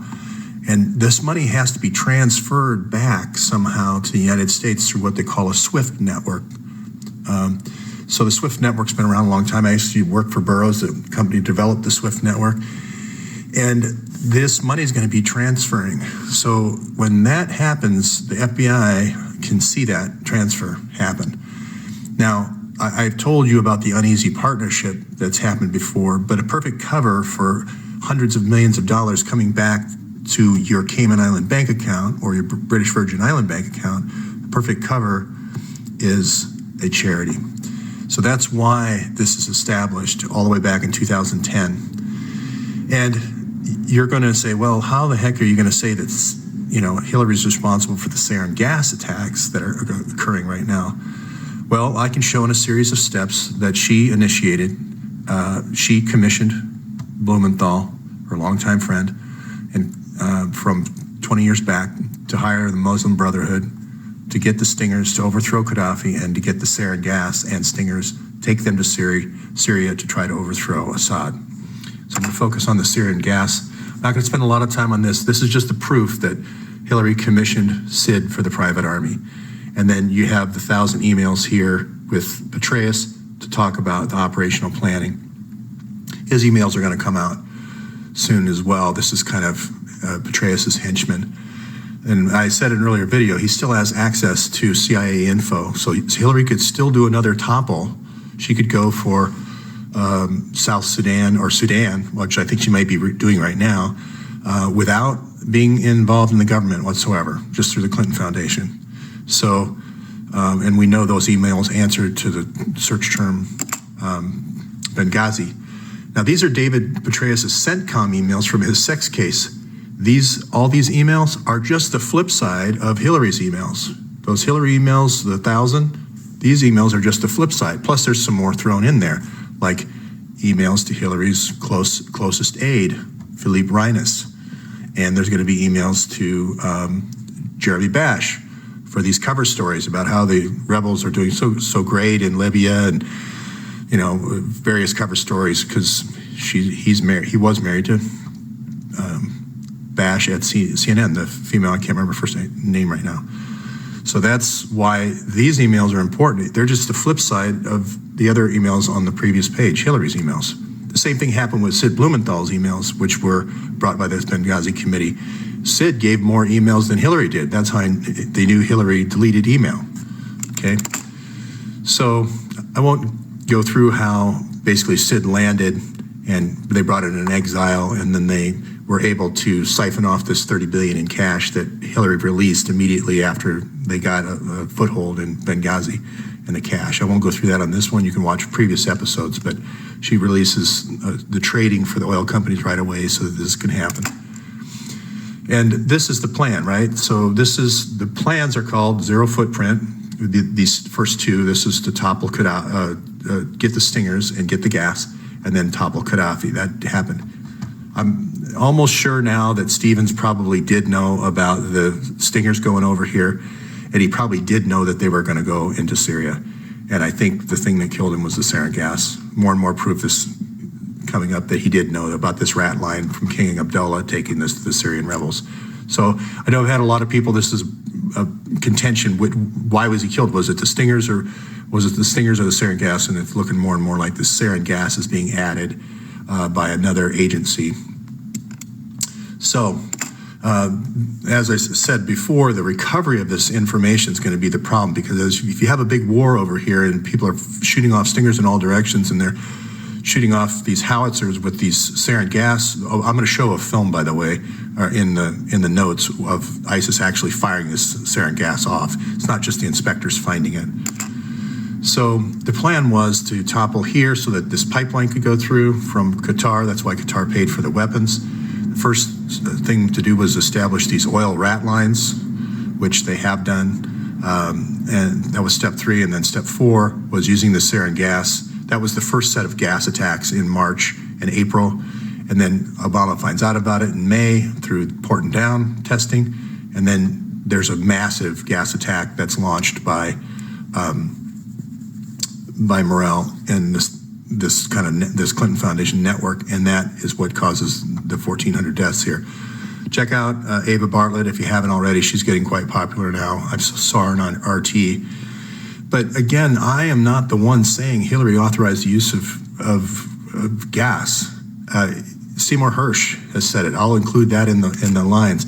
I'll show you the videos of them firing the gas, of ISIS firing the gas. So this isn't something I came up with.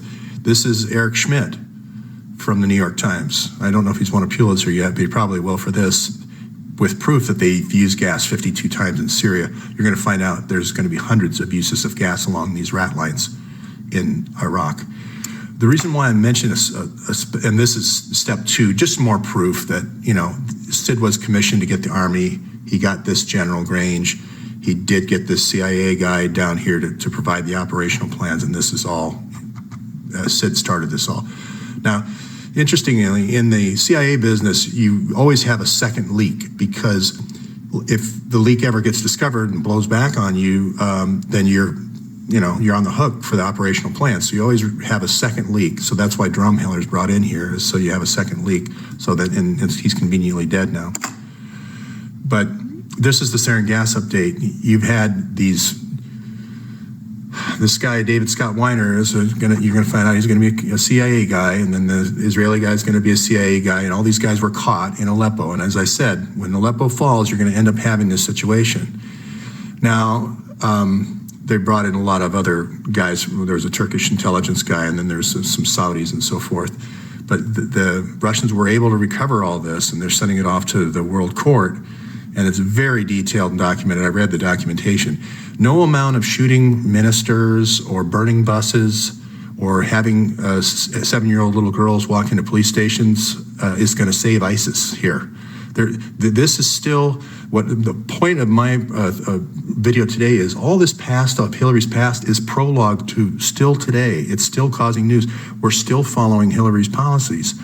Today, the minister here from from Syria, says that no, they didn't burn just 5. ISIS didn't just burn 5 buses, because ISIS wants to keep these citizens of Aleppo in Aleppo as human shields.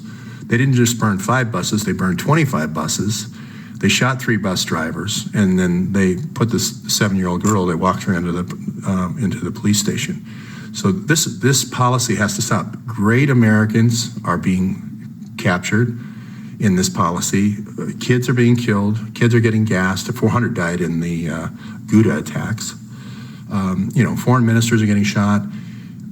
It's a failed policy. We just need to make peace with Syria and make peace. And if Turkey doesn't get all their ambitions, that's just fine. So this is a little bit of philosophy on my part, but all past is prologue. I'll throw in another Shakespeare here, that this kind of tangled web of quid pro quo and looking the other way and bribes and ordering surveillance on people, and this whole 30-year cycle that's been going on that Mark Rich says is a 30-year cycle himself.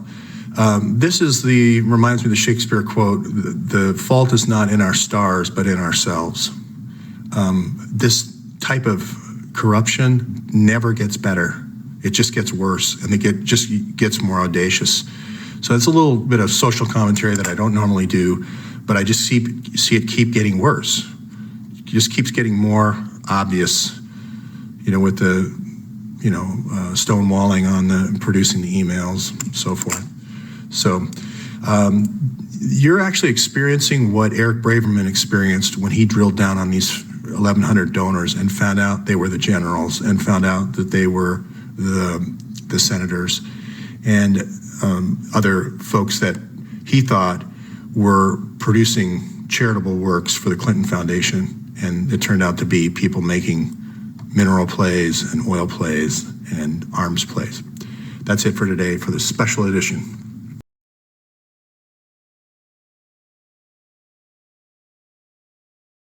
Okay, day 60, still no Eric Braverman, Neil Brown, or Mark Turi.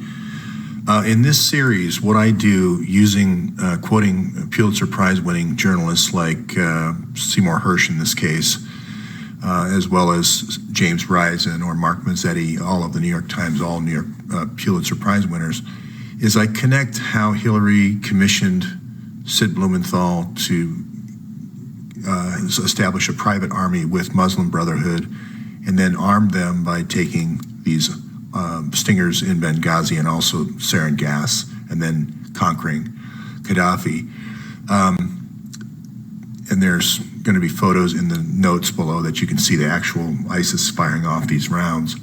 I also mentioned that once you got the money from these banks and oil companies, you needed to bring the money back and put it through a funnel, and that's going to be the IHRC. And Eric Braverman established that IHRC with McKinsey for the State Department, for Hillary's State Department in 2010, right after the earthquake in Haiti. You're going to find that this board, Bill Clinton's put in charge of this board, and then there's a 14-member body kind of doing oversight. You're going to find that very early on, there's 9 of the board members that openly complain. They say for a year they're completely cut out of any involvement. They don't know what's happening. Hillary's putting a lot of money into Haiti from the State Department for a textile factory. So I'll go into all of that. But I just wanted to say that there's documentary evidence not only from the Pulitzer Prize winners, but also from their documents themselves, from Petraeus's emails, Hillary's emails, and Sid's emails. So I'm not quoting anything other than things they wrote or his testimony. This is the arms dealer that was used to take over these Stinger missiles. So just for the footnotes, I'm not going to go into it, but Zero Footprints, the first operation, Petraeus is going to go into then the second, that's stage 1 and stage 2 of getting at Gaddafi's money. And then stage 3 and 4 is going to be Timber Sycamore, which is the operation name. So I call this, this is Eric Braverman saying, follow the money, arms and oil, pipelines, rat lines, and sarin gas. If you just follow those, you're going to be okay. Again, I use the emails from Hillary and Blumenthal and Hillary to Petraeus to show the connections. You go back in earlier versions if you want a more complete description of this. This is Morrell from the CIA. Here's just more proof. Sid commissioning an army with General Grange, Drumheller from the CIA providing the operational plans that end up in Gaddafi's death. And the first thing that happens when they do stage 1, which is get the stingers in Benghazi, is they bring in the exile. He gets the stamp. He stamps the Libyan oil company, and he stamps the central bank. Now here is an interesting thing, because there's this guy named Kusa in the 3 months before Gaddafi's going to be killed now in October, between July and October. There's this guy named Kusa, and what I believe is they're telling him, buy gold. They're going to seize all your assets your hidden assets, the 256 billion in Swiss accounts. Buy gold, buy diamonds, buy art, buy all these what they call negotiables, so that you can get your wealth out of the country if you do end up getting deposed. That's going to be the gold that is going to go back to Haiti, I believe. And that's my working theory. I don't have proof of that yet, but I think you're going to see what they call the gold funnel. It's a way of avoiding international transactions being caught in that SWIFT network that I was talking about yesterday. SWIFT is international transaction a system for wire transfers. But if you change it into gold, then you can take it on ships and you can kind of stash it in Haiti. So what you would do in that case is you would set up a gold mining operation in Haiti. And whether that mining operation is successful or not, you're going to have the gold and you're going to be able to say, hey, we produced this much. They only have to pay a 2.5% royalty fee to the Haitian government, which is incredibly low by international standards. It's usually about at least 5 to 10%. So you've got this funnel set up for 25 years. You can funnel gold. Every time you topple a country, you want to convince the dictator to change over into gold and then bring it through and funnel it through here. Now I'm going to say something that's really very controversial, and this is probably why I waited this long to do this, so that you need to go back in the previous episodes and look and see how oil determines these events, these world events. The world events, if you look at it just from the arms level, it's like watching a fireworks factory explode. It's just, all these actions all over the world and news events. It's hard to understand if you look at things from the arms events. But if you go deeper underneath the water, so to speak, and look underneath what's happening with the oil, things become very obvious and very easy. There's two plates in the Caribbean. This is the Caribbean plate, and this is the North American plate. And when there's a shift, that's why you get a tsunami, because the whole plate shifts and you're gonna have that sort of action. There's another plate, a subplate here that goes right through Port-au-Prince. Now, what's significant about that, forever in the oil business, they've used explosives to try to generate a seam, what they call a seam in this plate, and then that gas will bubble up and you follow the gas bubbles to the oil. And that's been used for a long time. Now, the interesting thing about this earthquake, it didn't have a tsunami. It wasn't like a plate shift. You'd expect water to be going that way in the plate shift, or a tsunami being generated this way. You'd also expect seismic activity to ripple all across here through to the Dominican Republic, and you didn't really have that. What you had just as a localized earthquake. Now, I'm not saying a nuclear weapon was used, but I do know in the late 90s, India was encouraged to use underground nuclear testing and it developed their oil field in that part of India. Using a nuclear weapon there to create this oil field. Now, this country now has more, in 2010, because this happened, it now has more oil reserves than Venezuela, which is one of the top oil producing countries in the world. So there's a huge economic incentive. I realize that's beyond sarin gas, using sarin gas on children right now in Syria. But I'm putting that out as a working theory, because so much gas was discovered right after this, and I mean 10 days after the earthquake. And I'll put that in the footnotes. Also, they choose, even though the earthquake's down here and all the destruction, and immediately a military force also came in here, a very strong military force, helicopters, et cetera, not really involved in the aid. Hillary came down and flew down and just stayed on the tarmac, didn't even go visit, because Port-au-Prince was under kind of military siege. That's another sign when you see tremendous military action and security and no aid being provided is another telltale sign of an oil play. They built this textile factory up here in this northern part of Haiti, which really didn't help anybody down here in Port-au-Prince. And the other odd thing that happens is, this is up near where Tony's gold field is. There's gonna be a lot of infrastructure development here, roads, so forth, being put in. It also just happens to be another subplate right here. So this is actually a perfect spot for an LNG port, and a perfect spot for offshore oil drilling. So there's the factory and so forth. Hillary does come down and visit 2 years later, and they bring down a lot of celebrities and so forth. But there's about $300 million that goes into this factory, and then there's a total of about $1 billion spent in the State Department. Of course, only about 10% of the houses are built. There's a general ratio of those, about 10% actually gets through to actual aid. So this is not related directly to Hillary, but I just wanted to show, this is the South China Sea and all the oil exploration that's going around the South China Sea. Again, it makes the news much more understandable, because this shoal over here, Scarborough Shoal off the Philippines, is where that drone was captured. The reason why is this is a joint development between all these countries, okay? All of them around, this is a joint development. But here is the current state of play, which is Vietnam thinks this is their water, Philippines thinks that's their water, China is recognized this far, but China wants this. A big chunk of Philippines oil and a big chunk of Vietnam. And the guy pushing this is Kissinger. And I'm, again, working theory, no proof, but I believe that they've made a deal. This goes all the way back to the Lincoln bedroom, as far as deals with the Chinese.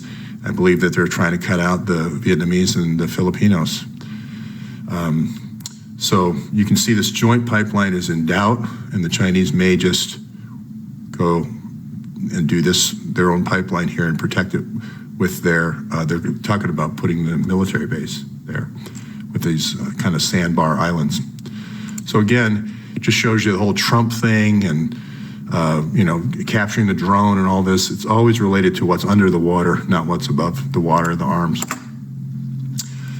Here's an oil guy. This is KKNR. He's partners with Neil Brown now, but he's been very close associate of Kissinger for a long time. And you're going to just find these emails that he sends it's going to be this rolling strategy to pick up countries in a row to clear oil right of ways. So my prediction for the Cuba and my prediction for Puerto Rico is all the way out to Jeffrey's Island, is you're going to have an oil pipeline along that fault line that I said. So here's a recap for viewers who haven't seen this before.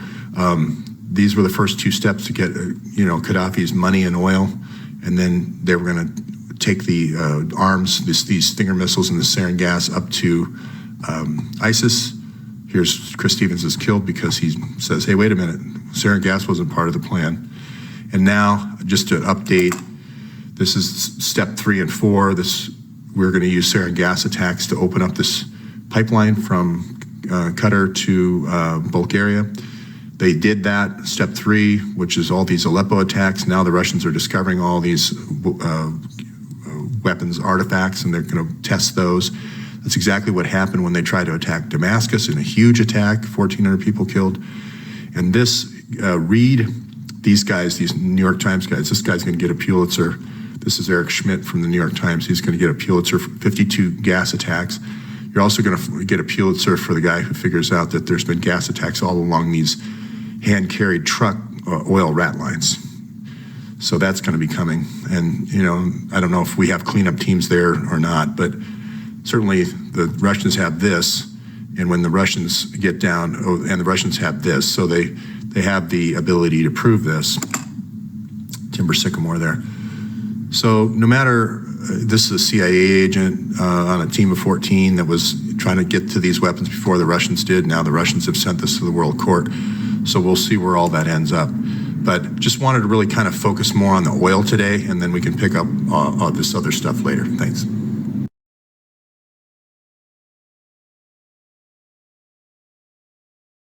Okay, this is day 61. No signs of Eric Braverman, Neil Brown, or Mark Turi. Interesting though, somebody did send an email to Braverman's email address at Yale, and they got what's known as a read receipt, which meant somebody read it, either Braverman or somebody answering Braverman's email. Interesting, the plot thickens. So many things happening in one day. I think this will be just the first edition, an early edition. I'll do a later edition today. You're going to see these 4 steps of taking Libya and Syria as not just 2 or 4 steps. It's actually just one big operation now that I've done a lot more research. And the other thing is I can no longer ignore the research of the folks that are doing the sex trafficking investigations, the Pizzagate thing. I have to bring that in because there's just so much overwhelming evidence in Libya and especially Syria of sex trafficking. It's almost the first thing, it's almost the first rat line that's being built even before the oil rat lines are being built. So I have to bring that in. And I'm going to go to Haiti first today and just talk about how Haiti's really a template for this. Haiti happens first, and then Libya, and then Syria. So Haiti really becomes a template for all this. And the Braverman is sent to Haiti, and he sets up this IHRC, which is funny that it's the last 3 initials are Hillary's. When he's at McKinsey, and this is basically a way of getting World Bank loans. You send in a group like McKinsey to make sure that everything's on the up and up, and then you basically lay in the loans for infrastructure, roads and ship ports and rail lines and so forth. And you're going to do that near the oil areas. So this is a good team here between him and Neil Brown. Interestingly enough, when this first 2 steps of toppling Gaddafi come in and this money starts coming in, Laura Graham is the person at the Clinton Foundation at the time, and she's going to also be on this HRC.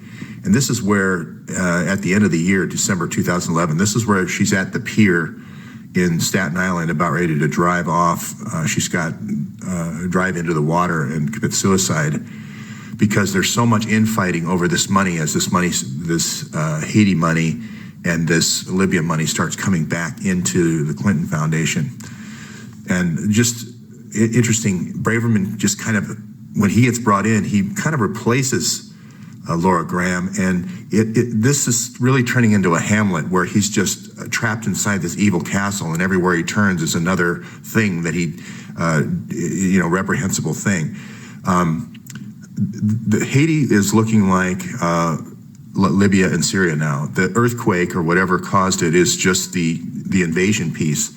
And the second piece of establishing these rat lines is what happens. And then third, selling off the assets, oil assets, and doing development. So if you haven't seen the previous ones, previous shows, but Hillary commissions Blumenthal to hire Muslim Brotherhood to get the stingers to take Libya and Syria. Today we're going to add Haiti. So here's the Haitian puzzle. There are two more characters that I'm going to introduce here.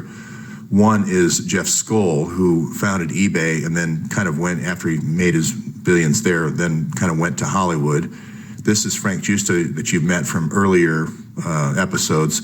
He makes his money with the Uranium One deal with Hillary and other deals with Bill Clinton in Asia. And he also goes to Hollywood. And then there's a third guy here in Haiti, that's Carlos Slim, that made all the money with the cell phones in Mexico. He's probably richer now than Bill Gates.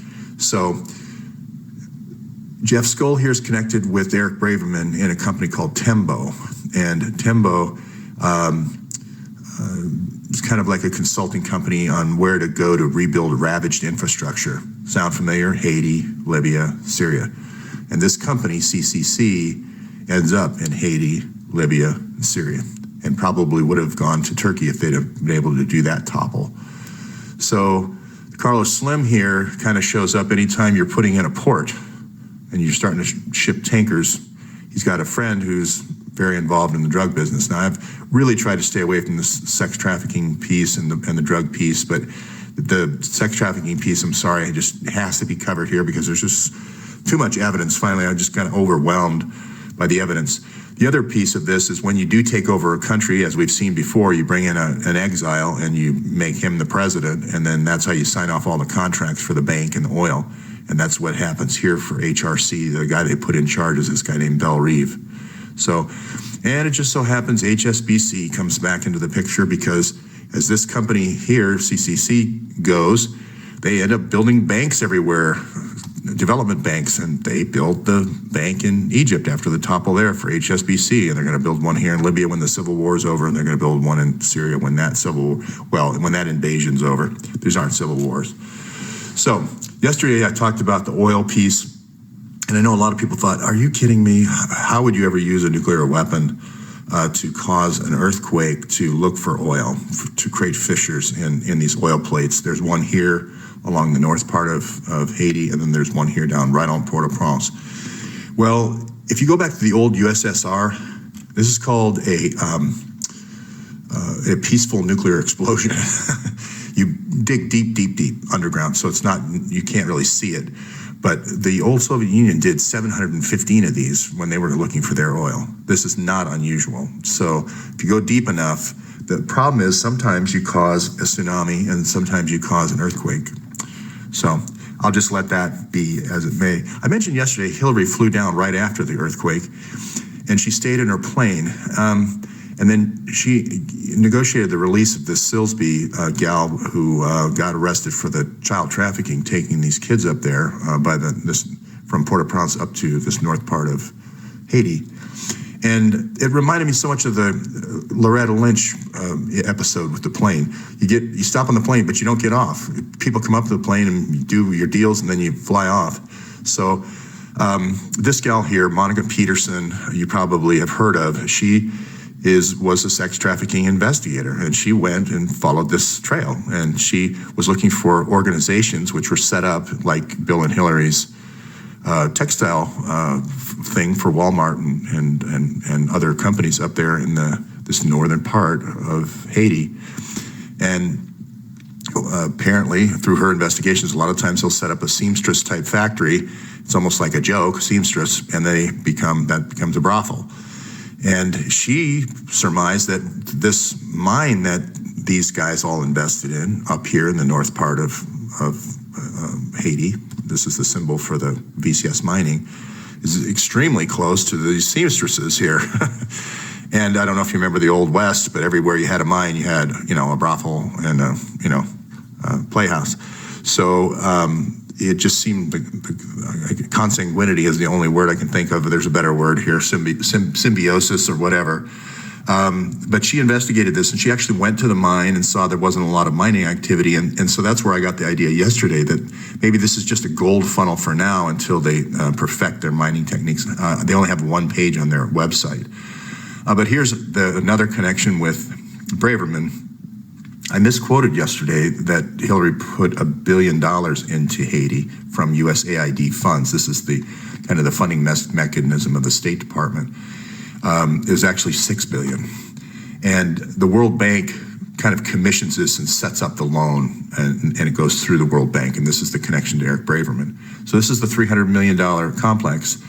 But also I noticed there's a lot of road building, and you're going to probably put a port here. And again, I go back to this CCC again for road building. And then there's a couple of other businesses like Cemex, which is the Mexican cement company, which is a Carlos Slim company for building the roads and point. So it's almost like a formulaic approach to completely exploiting a country.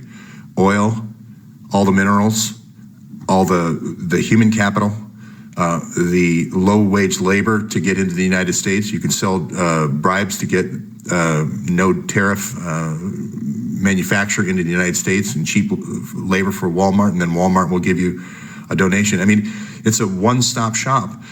And then the last piece here is, I'll just put this out here, Punta Cana is where every year Hillary has meetings with Henry Kissinger.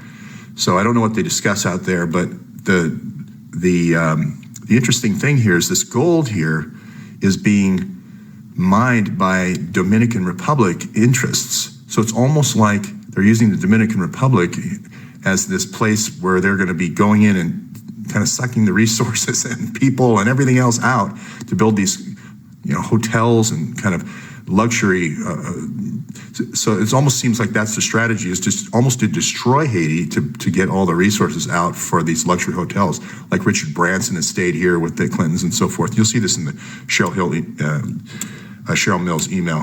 And I thought I'd just get this out today because so many people are researching this and asking me questions about it. And this is why the emails are so important. Just like we saw the emails kind of unravel the Libya situation and the Syria situation, these emails will also unravel the Haiti situation. So this is why this obstruction by McCabe here, he's protecting a child trafficking network.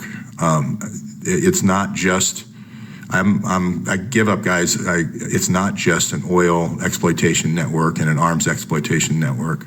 The child trafficking is happening as well. And you've got 14, now we know there's 18, I should change this, Gmail accounts at the State Department, which is, again, felony. No, we're not going to take 5 years and have 5 years of kids, going off in all different directions.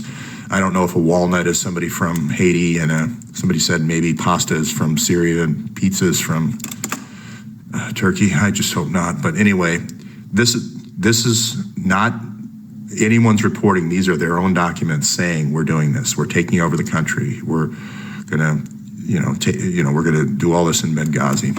So you can watch previous episodes if you want to see. But this is the proof of, hey, we're taking over a country through the Clinton Foundation. That's what we do here. And as soon as we go in, we get the money. We get 2 stamps. We go down to the stamp store. We get a Libya Central Bank stamp, and we get a Libya National Oil Company stamp. We get a guy to come in to do the stamping, and that's it. We sell everything off, everything, lock, stock, and barrel. And here I just wanted to show you that, again, this pipeline And then China wanting to take the rights all down here, and here you see Kissinger again. Is this yet another play of human trafficking along here with Indonesian kids and Vietnamese kids, like the old Shoeshine Boys way back when? That was a child trafficking ring, and then the Filipino kids. So we need to see the emails. And when you have, this kind of communication between the personal aide of Hillary and the general, back and forth, lots and lots of emails with all these operational plans.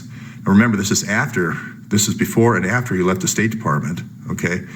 So we have to get to the bottom of this. And now, if we're using sarin gas to clear rat lines for sex trafficking, that would really disappoint me.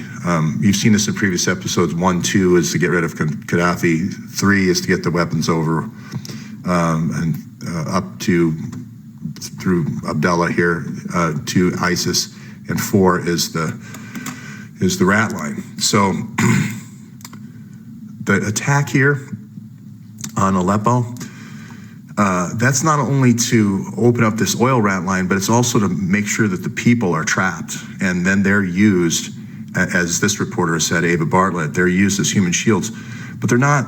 Unfortunately, it also opens up a potential sex rat line down to Qatar, UAE, and Saudi Arabia. And if you look at a person, what they're willing to pay for a person versus a 25-gallon thing of oil, and I never considered this before, but I asked in previous emails, I don't know what they're doing with the kids, and now I figured it out. I know what they're doing with the kids. They're taking them to the very rich countries that sponsored this pipeline play. So Eric Schmidt, New York Times, he's going to get a Pulitzer for this. 52 gas attacks. You're going to find additional ones in Iraq. You've got evidence where Seymour Hersh, where the president found out this was happening and tried to shut it down. Obama's is trying to cover it up, unfortunately, but he's not a part of the planning here. The planning was Hillary and McCain and Timber Sycamore. That's Mazzetti, and that's another Pulitzer from Mazzetti. That's enough for today. It's probably too long, but I'll probably do one this afternoon.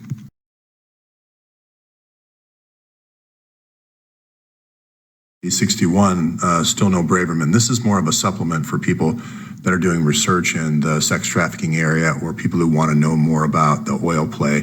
When I said the consolidated contractors thing, Braverman set up this funnel here, which is IHRC. He took it over from Laura Graham. This is the gal who was about to commit suicide because everyone in the Clinton Foundation was fighting over all the Libya and Haiti money. Braverman took that over, and it's kind of like, I compared it in the last episode to being Hamlet trapped inside the castle, trying to get out.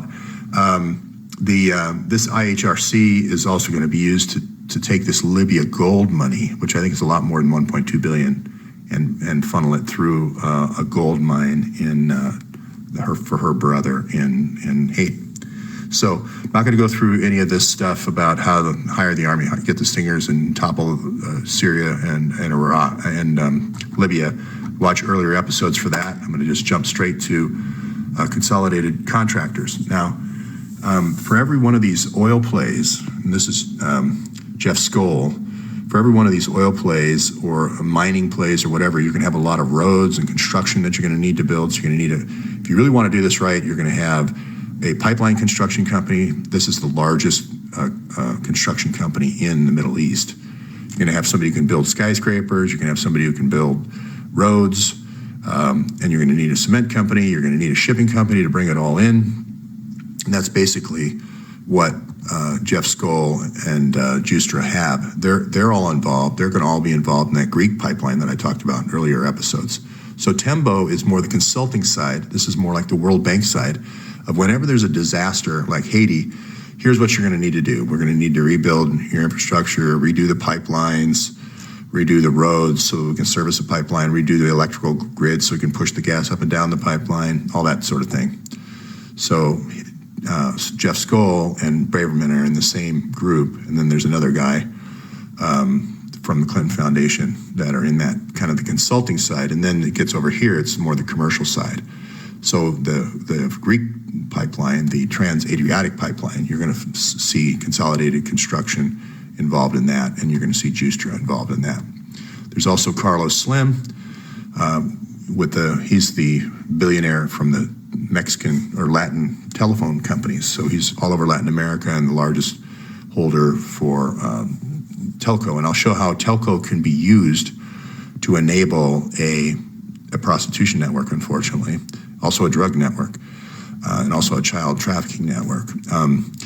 And I don't want to go there, but when you see certain things happening, like people being killed for investigating sex trafficking or people doing child trafficking, it raises red flags, okay? So if Hillary flies down here to free her, she doesn't even get off the plane. It kind of reminds you of the Loretta Lynch situation with Bill Clinton. The Comet Pizza guy is down here at the same day. So what's that all about? She's the one who's caught taking kids from Port-au-Prince all the way up to this northern section of Haiti. Well, this sex trafficking researcher looked at this factory that Bill and Hillary built, $300 million, and noted how close it was to these gold mines that Tony Rodham, Hillary's brother, has, along with these other investors, okay? And I don't know if Jeff Skoll's in it, but I know Justra's in this, and Slim is in this. So is this one of those classic old, Wild West movies where you have the miners come into the, bawdy house at the end of the day to spend all their money? I don't know, but they are awfully close. They did build a dormitory of 1,000 beds for these folks. And they also did a deal with their cell phones. They gave them all cell phones, which sounds great. Digicel has a 77% market share in Haiti now. But they also gave them this microfinancing application. Now that could be great because you say, oh, you want to buy $5 worth of material on your phone? Great. And then you bring it in, you get paid, and we'll pay you back $10 on your phone? Great. But it's also a perfect way to enable a drug situation or child trafficking situation or a prostitution situation. So just by micropayments. So we have to look at the GPS on all these folks where really we need to subpoena their phones. We need to look at the GPS of where they are. And also on the subject of GPS, Hillary's investing in all these data companies that track where people are. Now that could be great if you're going to write a proposal for, here's how many people are in the country that are refugees and here's where they ended up living. But it's also a way of kind of, I hate to say this, managing your inventory. Knowing where people are at any moment allows you to go, hey, we've got a ship just came in here at the port we just built, by Consolidated Contractors, and, there's opportunities. So again, we need the data. We need this all. Sunshine is the best disinfectant, as Hillary said. So we just need all the data, GPS data, the micropayment data, her GPS for when she's in country. She's murdered in doing this work. They said she committed suicide. Hillary has put, I made a mistake the other day, $6 billion into Haiti, and almost none of it's accounted for. That causes Braverman and all these frustrations. But Braverman is kind of working at McKinsey as a consultant and getting the World Bank. They don't just send it in without somebody giving a stamp of approval, and that was what Braverman was doing. So this $300 million factory that was built for these women sounds really great. The problem is if you are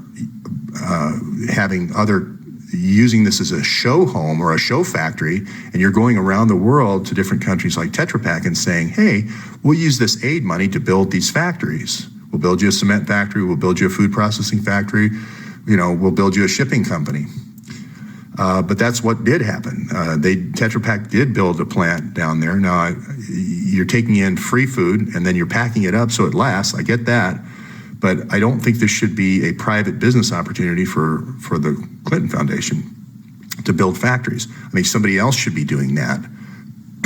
And there should be no ownership situation here. If you're taking in, donations under the auspices of humanitarian aid. This is a Mexican cement company. So again, a Carlos Slim with ties to Sinaloa cartel. So These are bad connections, and they're all right up in the northern part of Haiti, nowhere near the devastation of the earthquake in Port-au-Prince in the south part of Haiti. You've also got luxury hotels being built over here on this side. So it seems like the resources are being taken out of Haiti over here, being spent over here to build luxury hotels. So this is going to be in those emails. And that's why we can no longer save 5 years for the emails. No matter what kind of quid pro quo or bribe, we need to end it, okay? I'll end on that today.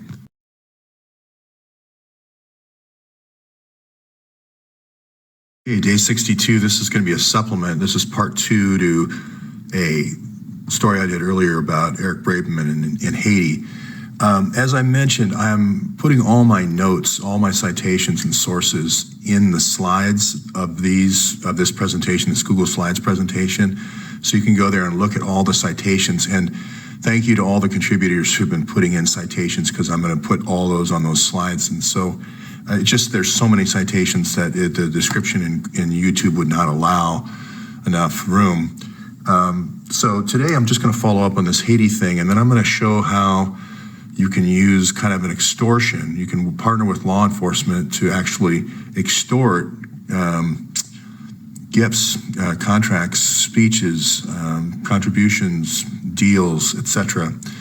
So I'm not going to make any friends with this one in Quantico, but anyway, if you watch this morning, IHRC is the funding mechanism. It's the funnel in Haiti that Braverman creates.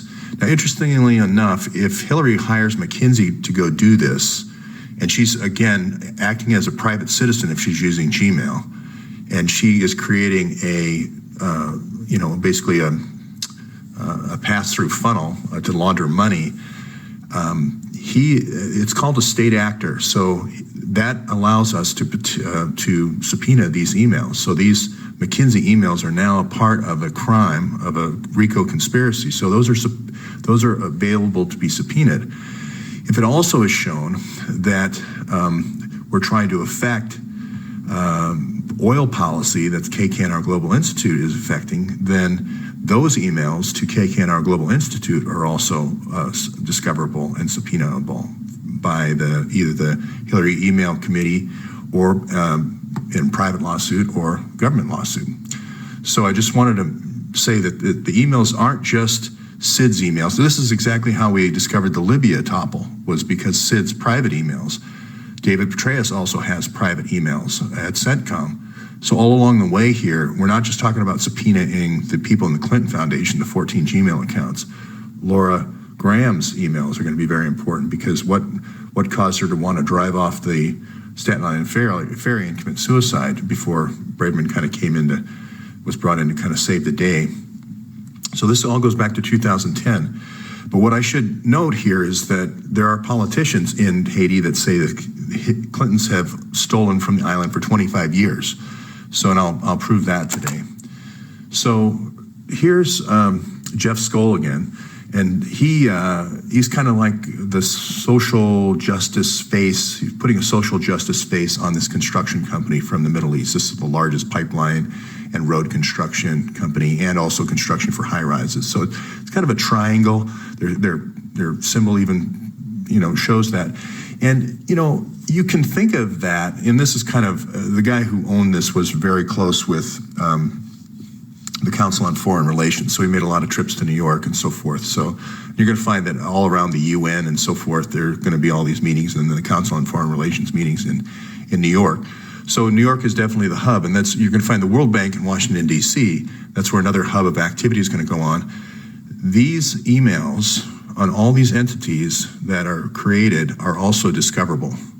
So this is going to be, when Hillary, sends her $6 billion down here to Haiti through a series of proposals, that email may be hidden on her server of the 33,000 emails or the 650,000 of HUMAs, but there's going to be a companion email on the other side for somebody at the World Bank. And there was a lot of World Bank favors that were done. And matter of fact, they even appointed the first president who was not a U.S. person, I believe, to the World Bank when the Clintons were there.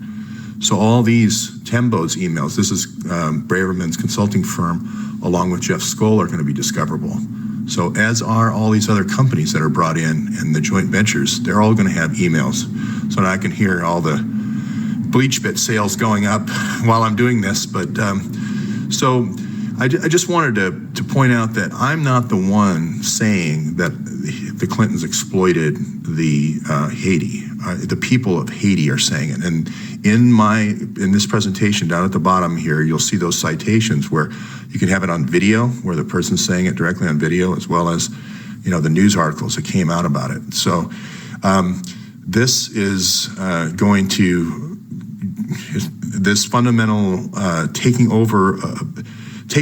buying into part of an area of a country and then destroying the other part of the country to get people to migrate over here to take the jobs that take the little development project you've got outlined here is being repeated over and over again. It's being repeated in Greece and other places like that. It was obviously repeated in Libya. It's being repeated in Syria. It's the same thing. Get the rights, then cause the calamity somewhere else, and then they migrate to your area.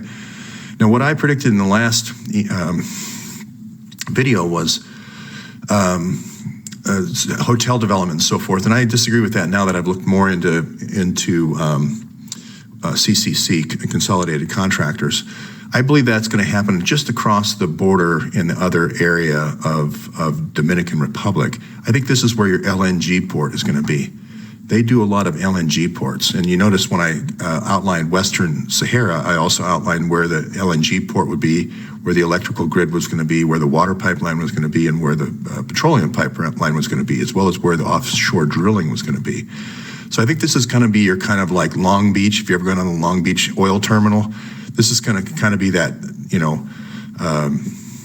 in heavy industrial, and this is going to be kind of your comfort workers here at the textile place, so that the men will have comfort. And you're going to hear this president. If you go to the video, you're going to hear the president of the Senate in Haiti say that it's a guy by the name of O'Brien, and you're going to hear him say that Fusion came in and took over the telephone business, and then came in with this Digicel GPS, so they knew where the people are all the time, and you're going to hear them talk about the microfinancing, and this is going to. There's so many records created when you have cell phone records, and there's so many GPS records that is going to also be discoverable, and we're going to be able to prove them through the movements of the people what's actually happening. For instance, if you have a cement company here, what you can do, and I'm getting aid now from U.S. aid, and then let's say I got $1 billion contract to build a road right here. What I can do is I can hire Haitians here. I can fill the cement truck up, and they could go over to the place where they're supposed to pour the foundation, pour one foundation, and then drive across the border and pour 50 foundations over here.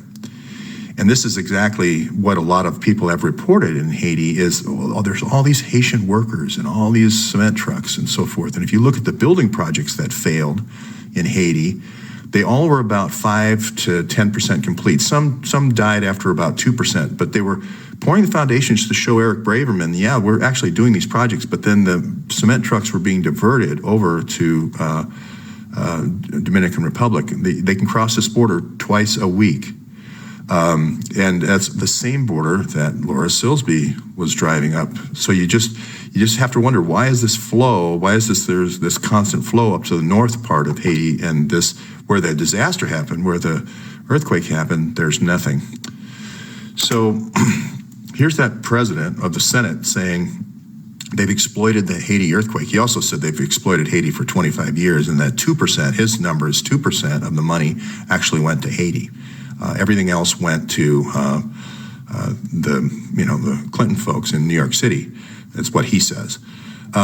This pattern here of going after, the FBI is going after FIFA, the World Soccer executives. They're going after the World Race Car executives and so forth in Europe. And you wonder, how does that relate to terrorism exactly? And why is the FBI doing that when right here in our own hemisphere, right in our own front door, we've got this happening? Why is this not being investigated? Of course, we've got the $675,000 bribe. Of course, we have the quid pro quo with the State Department for more agents. what's happening here is they're taking a group of executives, and let's say there's 50 executives in this organization, and they're taking one and they're making an example out of one of them. And there's usually, you go back to these cases and you'll see there's one that really gets hit hard, and then all the other ones fall into line. That money is going to the Clinton Foundation. That's what you're going to find. And you're going to find James Comey did the same thing in 2002 and 2003 with the Martha Stewart, making an example out of her. And you're going to go down the line on all these cases. And you're going to find out that there was one, what they call a coyote on the wire. And what they do is an old Texas term. When you catch one coyote, and you have a lot of coyotes coming in, you wrap one in barbed wire on the fence, and then the other coyotes see that, and then they fall in line. The other coyotes fall in line, and here comes the donations. So unfortunately, this is way bigger than I even thought when I started this. And I think you're going to find, just go to when you see a news article of a foreign executive being arrested by the FBI, and then look at the associated donations to the Clinton Foundation. That's it for today. Oh, and by the way, I want to say Happy Hanukkah to Eric Braverman, and I want to say Merry Christmas to Neil Brown and everybody here, because what's in their heart hopefully is redeemable, and we'll all have a great Christmas and Hanukkah. Thanks, everyone.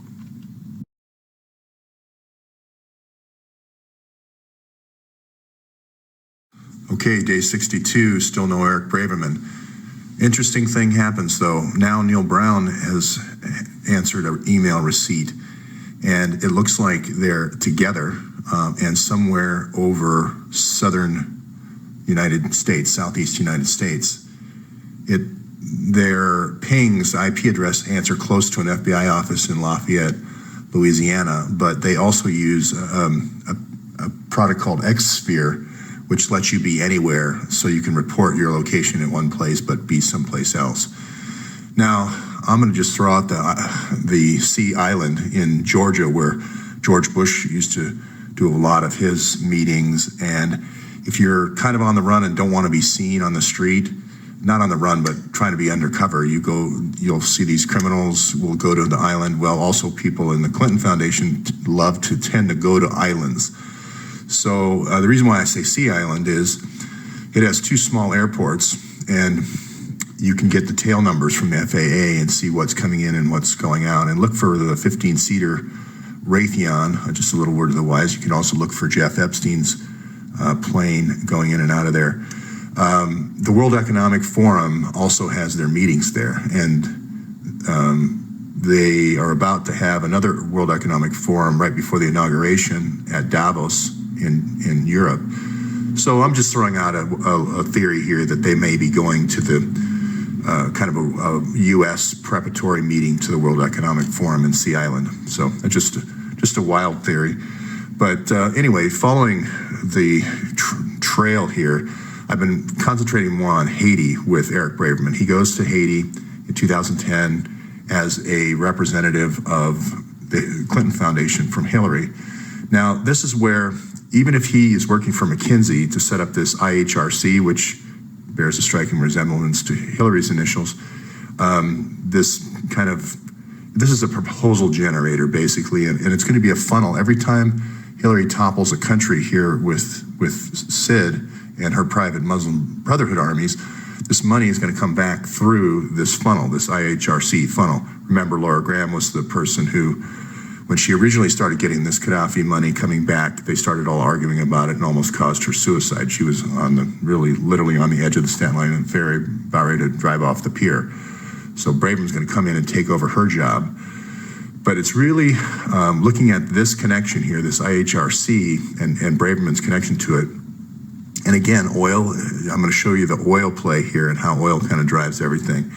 So I'm not going to go into this today. You can look, if you want to see about the toppling of Libya and Syria and how Hillary did that, then you can go to those previous episodes. We're going to zoom in on Haiti. Of course, Haiti's where Hillary's brother has the gold mine. And then yesterday I introduced these other characters that kind of came in after the earthquake.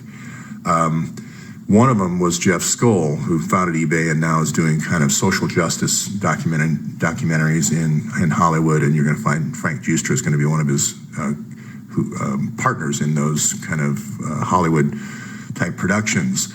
And he's also associated with this Consolidated Contractors company. So you're going to find Consolidated Contractors is going to be kind of like almost poised off the coast here as soon as the earthquake happens, and then they're going to immediately come into this part of Haiti and do road construction, and they're going to do, you're going to find them building hotels, and you're also going to find them building this pipeline, and, well, this pipeline for sure. And this pipeline, I think, is going to go all the way out to Puerto Rico, British Virgin Islands, all the way back to Cuba, and then the pipeline will come up through all the way across the Gulf of Mexico potentially, or in through Georgia or Florida. But it's funny that Jeff Skoll is running CCC because this is the largest construction company in the Middle East. And they make all the pipelines, and then they do all the construction of the roads because you need roads to get to the heavy equipment to build the pipelines. And then they take the oil money basically, and then they build these huge hotels like in Dubai and Qatar and in Egypt they did the Ritz-Carlton, et cetera, et cetera. But this was run by a Lebanese guy named Sabah for the longest time. He just died in 2010. And what happens is Eric Braverman and Jeff Skoll and all these folks who are kind of like, I don't want to say, they're kind of like hip elites of social justice. They're brought in to kind of put a social justice face on CCC. So this TEMBO is really a consulting group about post-conflict resolution. What do you do after you topple a country? Well, what you do is you bring in roads, you electrify the grid so you can move along gas pipelines and oil, and you build pipelines and you build big hotels. And that's exactly, if you look at the Middle East, that's the story of the Middle East. So this is follow the money. This is Eric Braverman's about following the money. It's going to be Jeff Skoll. And I'll explain in a later episode, I think, on how you use these government institutes like the one at Yale, and the one he supports is the one, the Blatnovic in Oxford, England, how those become kind of like recruiting grounds for social justice warriors. So what you have is you have a lot of people willing from all these countries, willing to come back to their countries and work for free and allow you to achieve your oil agenda and you're building your buildings and everything through the cover of humanitarian work. So I'll have to develop that. That's kind of a complicated concept, but the way you do that is through proposal generation. So you have Eric Braverman over here at the World Bank as a McKinsey consultant, and he's generating proposal after proposal, water projects, and this textile factory that the Clinton Foundation has built right here in this northern part. So what you're going to see are other proposals to link Tony's gold mine by road over to this factory, this textile factory. And you're going to see a whole bunch of, development projects you're going to eventually see a coastline, a tourist coastline here is my prediction. If not here, not Haiti, then just across the border over in Dominican Republic. And actually, that's probably more likely. So this is kind of going into the oil side and how the oil and construction industry is kind of the symbiotic thing that works hand in hand. And they're always you can almost see Shorebank in the Hillary emails just waiting, poised, because Shorebank's going to make all the loans for all the hotels and all the trucks. Road construction, and then you also can see this Mexican, cement company waiting offshore with a big tanker mixing the cement, waiting for waiting to move in, as well as building factories. So basically this is one large. The oil business is one large construction project, and then you build your pipeline. Now the part that Hillary throws into this, which is fine. That's just good old American capitalism. That's great. That's what we did in the Middle East. But what we're finding more and more is Hillary's throwing this piece in, which is the sex trafficking piece.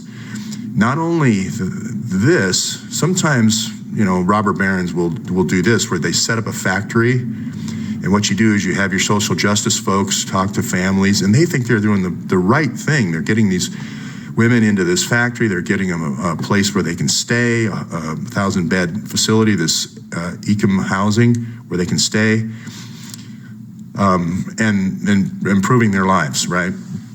So, but the negative side of this is when you start giving them cell phones and microfinancing, that is an ability to create a prostitution network or a drug network. And that is what Monica Peterson was looking into. She called them these sex factories, where you establish the factory first, and then you gradually, you get your social justice people to bring these people here, which is great, but then you have other agents come in and then gradually introduce them to prostitution. So that prostitution for the miners here, prostitution for the construction guys here, prostitution for the guys out on the cement boat ready to come in.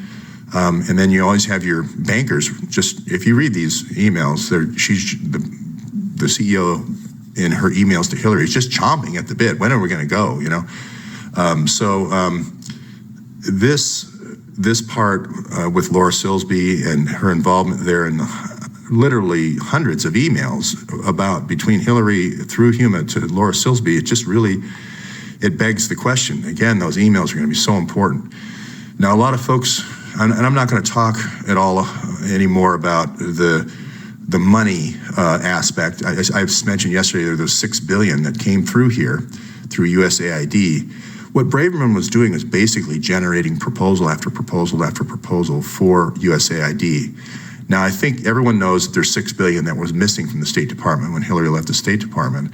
I think it's going to be, whoops, I did it again. I approved some of these World Bank things, but Johnny over here in accounting, we skipped a step before, while we released the Treasury funds, and oops, that money shouldn't have been paid out. And those are the kind of errors, like when the Clinton Global Initiative filed 3 years of back taxes. Those are the kind of errors where you can go back and go, oh, we'll correct that. But if nobody ever finds it, you get the $6 billion, and this $6 billion is going to be for these roads, construction, and so forth. So, a lot of people have likened this to the guy, the auditor, who just got killed in NATO on my channel, and a lot of people have said, hey, this sounds just like Bosnia and Kosovo and the breakup of Yugoslavia 20 years ago. Well, there's more to that story, and that's coming. And that's why I introduced NATO a while back. You're right, you're hot on the trail. So anyway, this can be my last slide. I'm just gonna say this again. The emails are absolutely fundamental to breaking down if there is sex trafficking. And you're number 2 now, Mr. McCabe, at the FBI. And Comey's number 1. You've achieved all your goals. You've got enough agents and 10 times as many agents as you need for the real terrorists. And now's the time to release these emails. You don't need any more quid pro quos, is what I'm trying to say. And this State Department saying that they need 5 years to process those 650,000 emails. This could be. We already know that Huma has sent hundreds of emails about this Laura Silsby. So that's not a smoking gun. That's watching the gun being fired. So this kind of obstruction is not. We can't afford it anymore. These must be immediately published. Huma's emails need to be immediately published. Hillary's, we might be able to wait, a couple of weeks, but Huma's are directly connected to a sex trafficking scandal. This is just going to be the morning edition. I'm going to have more for you later today, but that's good for this morning.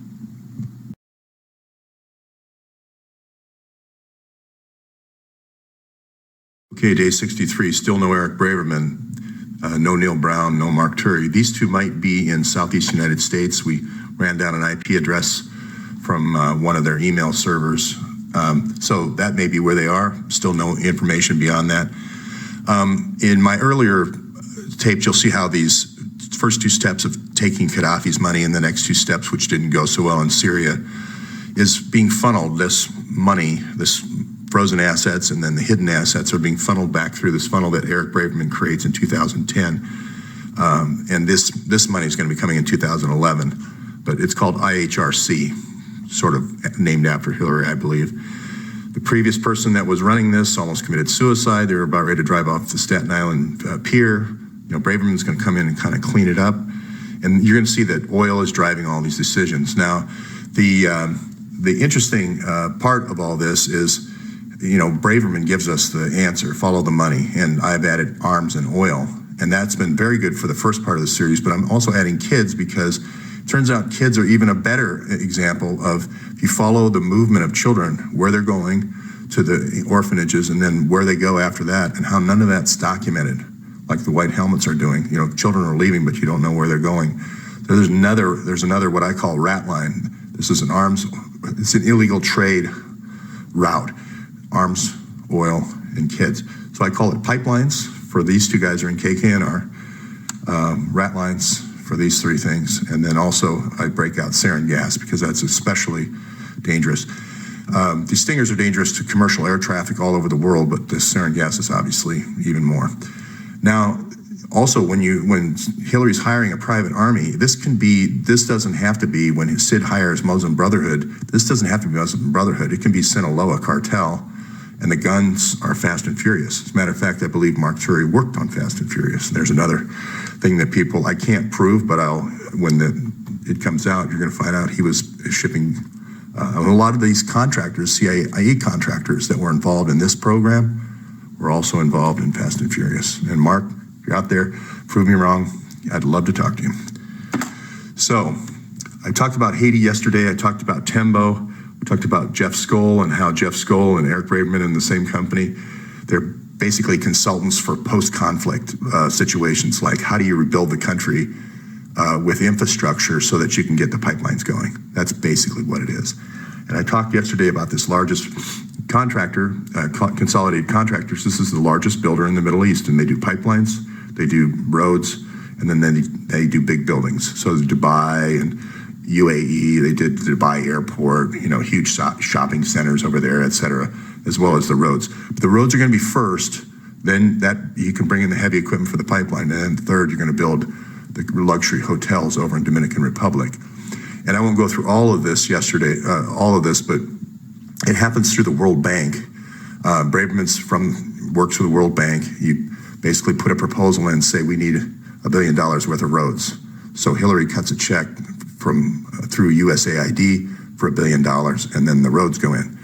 So the contractor you're going to use is a cement contractor out of Mexico, and cement is great because you can pour a little bit of cement here, and then the truck can go over to Dominican Republic and pour the rest. And it's hard to track because it's not like you can see it like 10 pallets and then receipt the 10 pallets when they get there, especially if you have a loose accounting system, which Haiti does. So, and the other thing we have to follow is when researchers or reporters die, and that also leads a trail. This could be a great thing from the World Bank point of view, but then when this happens, you have to look at that. Now you have to start looking at these cell phones and these micropayments to these women. She was investigating whether this was kind of a front for a brothel type operation. And then when you have people like this with thousands of emails going to people that are doing sex trafficking, child trafficking, you have to look at that. I didn't write those emails from Hillary to Huma to her, she did. So I'm not going to cover that so much today. Everybody wants me to talk about Chandelier, and I will. But first, a little bit on the FBI. I just want to say I'm not out yes, I had a run-in with McCabe because I thought he manufactured terrorism and set a kid up here, a 17-year-old Muslim kid, and they worked the kid for 3 years, and it was kind of fake terrorism. And I am not out to get Andrew McCabe. This is what, I'm not saying this about McCabe. Kallstrom, the ex-assistant deputy of the FBI, said this: no grand juries, no subpoenas, no court orders, immunity to the co-conspirators, letting the co-conspirators sit in on the interviews. I mean, these things are all crazy things the FBI never does. That's the assistant director of the FBI. I would add to that, not releasing the videos of the interviews. I would add no paperwork as far as when the assessment was opened. not FOIAing the full 302s, the interviews, to give the Jason Chaffetz, not giving Jason Chaffetz the full file, all that obstruction, not releasing the 30 emails from Petraeus, the 1,000 emails from Petraeus, just one after another obstruction, trying to break up the investigation of the 4 offices by adding a 5th office to Miami, and then breaking off Haiti so the rest of the offices can't see the Haiti transactions. I mean, how is that? You've got a guy here saying for 25 years the Clintons have looted money through Haiti. So I'm going to break that off to the Miami office and not let the other offices look at it. I've got the quid pro quo of Patrick Kennedy offering him more agents if he looks the other way on the investigation. 14 violations of the Federal Records Act. So anyway, I'm not out to get Andrew McCabe. He might be out to get me, but I'm not out to get him. Everyone asks me, well, what are you talking about, this extortion wheel? How does that work? Well, if you're a politician like Hillary Clinton and you want to break into companies and basically get them to give you a donation, so it's kind of an extortion. The bribe that you get or the donation you get is really an extortion. You can go to a person like this and do what they call a deep dive surveillance on all the board members and all the officers of the company. Then you're going to find some dirt. It's going to be child porn, or it's going to be, something, gay love affair, or he's going to be on some dominatrix website. Who knows? But you're going to get in there and you're going to say, look, or you're going to find some kind of contractor malfeasance with a foreign government, and you're going to say, okay, we really don't want to take down an American manufacturer. What we'd like to do is basically put in our guy here, Comey, and clean up, have him write some, how to add transparency and clean up your act, basically. Well, you do that. While you're there, you learn who all the subcontractors are to the F-35. And then you're going to take that information to an investment firm, and you're going to make a lot of people rich. And that is done with this group here. All these NATO generals, all these NATO politicians, NATO strongman, they're all going to be brought through a company called Bridgewater. That's where Comey goes. It's the largest hedge fund out there. This is McCormick, who's going to be Trump's Deputy Secretary of Defense. And right at the time when Gaddafi's assets come up, they announce a big new fund, which I have in the links down below, $7.5 billion. That's where that money went, and it went through Shundlenall back here through the United States. And that's why, pow. And there's a lot more going to happen because they didn't get the right guy. That's just a little thing for the future. But he gets put in charge of the guy who did the air campaign here, all the bombing, some 700, 800 sorties, way more than that. Bouchard, he gets put in charge of the NATO Lockheed F-35 program. So it goes like that. All these generals from the different air forces in NATO all sign off on the F-35. Why? Because it's the razor. They don't care anything about the razor. They want to sell the razor blades. They want to sell all these things that Comey found out about. The sensors, the helmet technology, the cockpit technology, the target acquisition missiles, the Raytheon missiles, etc. How do we know this? Well, it's, again, in their own emails. Here's Soros just toppling country after country. You're going to see this all over Bosnia and so forth, this NATO general play. Okay, well, here's us giving the razor to China. So we're deliberately leaving the information on the server so these known Chinese hackers can get it. So not only are we going to sell it to NATO, our allies, and make sure they all agree on the razor so we can sell the razor blades, but we're going to give it to a foreign power. And if you read the articles below, you'll see where it says the big difference between these two planes is the avionics. It's all the target acquisition systems, the weapon systems, and so forth. We gave them the airframe so that we could sell them the stuff to put in it, on it. And of course, again, deaths, again, large money transfers, the barbell incident, so forth. She was ahead with Boeing. Her first $900,000 that went to Haiti from Boeing was followed up by $1 million from Lockheed with Comey the next year. And Comey made $6 million at Lockheed. Is this just airplanes? No, it's not just airplanes. Here's the oil deal we're doing. This was the joint oil deal, and now we're supporting, not U.S., but Kissinger's potentially supporting China's right to ask for this, between this green and red, all that would be taken from Vietnam, Indonesia, and the Philippines. And then we get our cut. This is all going to be talked about at Davos days before the inauguration this year. They might be talking about it right now at Punta Cana between Kissinger and Hillary. So where do I get the outrageous idea that the Clinton Foundation would become a mercenary organization? Well, again, their own emails. So again, we can't see them. These are being blocked by McCabe. He's running the investigation. So again, you know, money man to general, to CIA plan, to death. And they created the company, I didn't. Here's the financial proof. You know, Hillary releases the money, the Bridgewater announces the new fund, almost within 2 or 3 weeks. And we give him the stamp so he could release the funds. We give him the stamp, the exile we bring in, give him the stamp to release the funds. Then we make the oil deals. This is immediate. This is the longer term, okay? And here we go again. Here's the emails to all the parties. He's supposed to be over in Afghanistan. And we got emails going. And these guys are all in the same company. He was at the CIA working for him. He's the guy who kind of took the bullet on Benghazi for him. Mike Morrell, the guy who loves sarin gas so much. He's in the same company with all these guys. They're going to be investors too. So you guys know the plan. I'm not going to go into that. 1, 2, 3, 4. You can review the other presentations. But again, I want to emphasize, this is not me saying this. This is the New York Times saying that the Muslim Brotherhood has used the gas 52 times. This is Seymour Hersh saying they tried to topple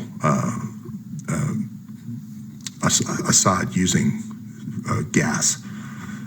Hersh reports on this meeting where Obama finds out, tries to stop him, fires Morrell. And then you got Mazzetti down here with Timber Sycamore. That's the operation name. So more and more now, it's becoming obvious with other reporters that ISIS is using these people, these poor people of Aleppo, and now it's going to be Idlib, and now it's going to be Palmyra, as human shields. They're also organizing these really well-meaning people thinking that they're going in and saving these children, these beautiful children, are creating these little mini orphanages. And then at night, these children are disappearing. They're going, white helmets are taking them. They're taking them to Qatar, UAE, and Saudi Arabia to be married. So that's it for today.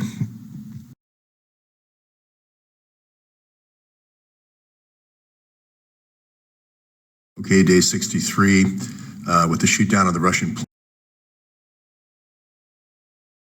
plane, I thought I'd do a supplement today, part 2. There's a pattern here over and over of hiring these gangs to do increasingly violent things. The shoot down of the Russian plane here, I've warned about several times in this series and in the comments especially, and it was just a matter of time. I've also warned that U.S. planes could be shot down with this technology by Sinaloa type groups. La Raza is the political extension of Sinaloa in the U.S. So this could be used to take Trump down. And I've hypothesized a working theory that she has this capability. And, you know, I mean, she was the one who joked about, you know, Bobby Kennedy's death when she was running against Obama. So I'm not putting this past her. And I think they have to prepare for this coming into Mexico, this kind of stinger capability. I've said before, it's Morrell. Morrell worked for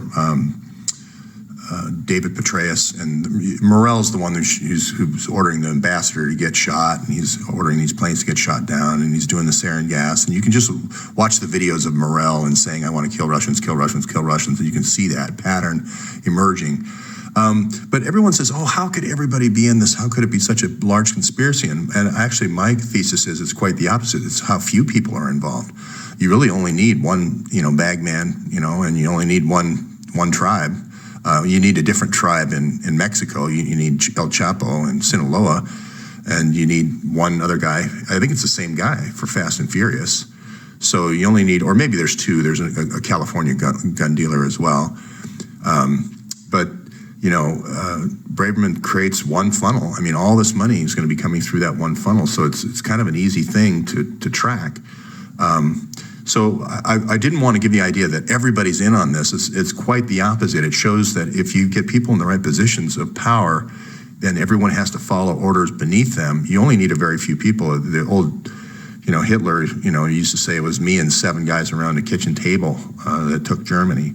So in keeping with that, there's this Tembo, I think only has 7 people. This is for how to go in and take advantage of a post-conflict or post-disaster type situation.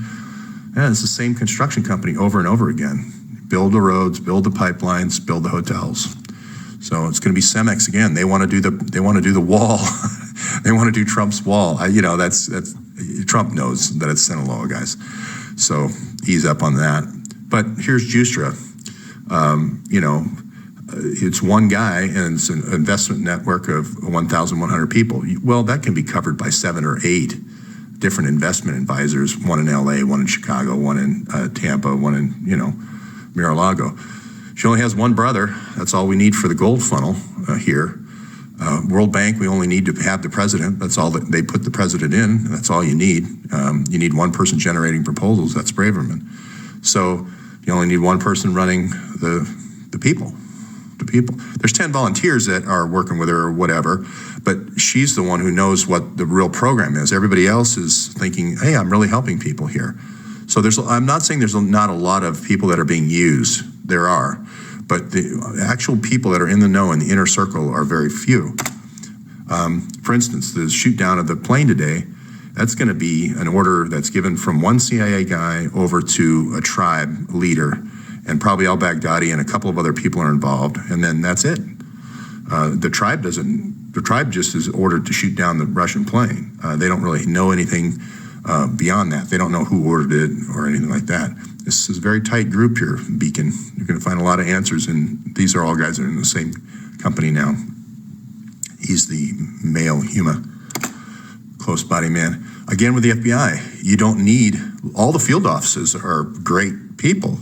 Counterterrorism division is where the bad seed started, and he was the one who built the counterterrorism division. This is the FBI overseas. Now, there was a lot of great people in that as well. So you're seeing FBI people come forward and just say, no more of this. You're Podesta, you're representing the Kingdom of Saudi Arabia, and you're fighting against people that I lived and died with at 9/11, and you're trying to slow foot the payouts, to the 9/11 survivors and all sorts of bad things.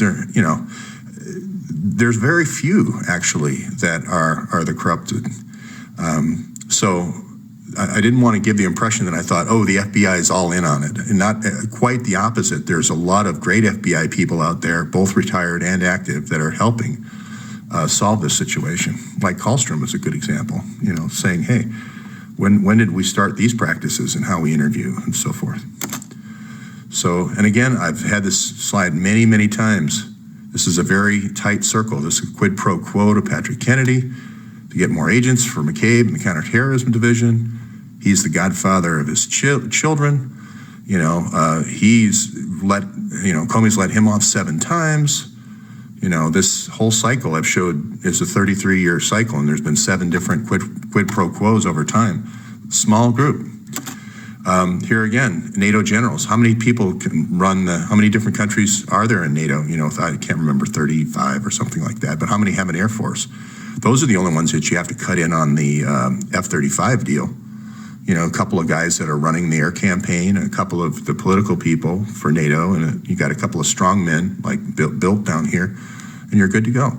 Trump knows all this. His Assistant Secretary of Defense ran Bridgewater, so he knows all this whole game here with using the F-35 money to fund these startups, so they don't have to pay R&D.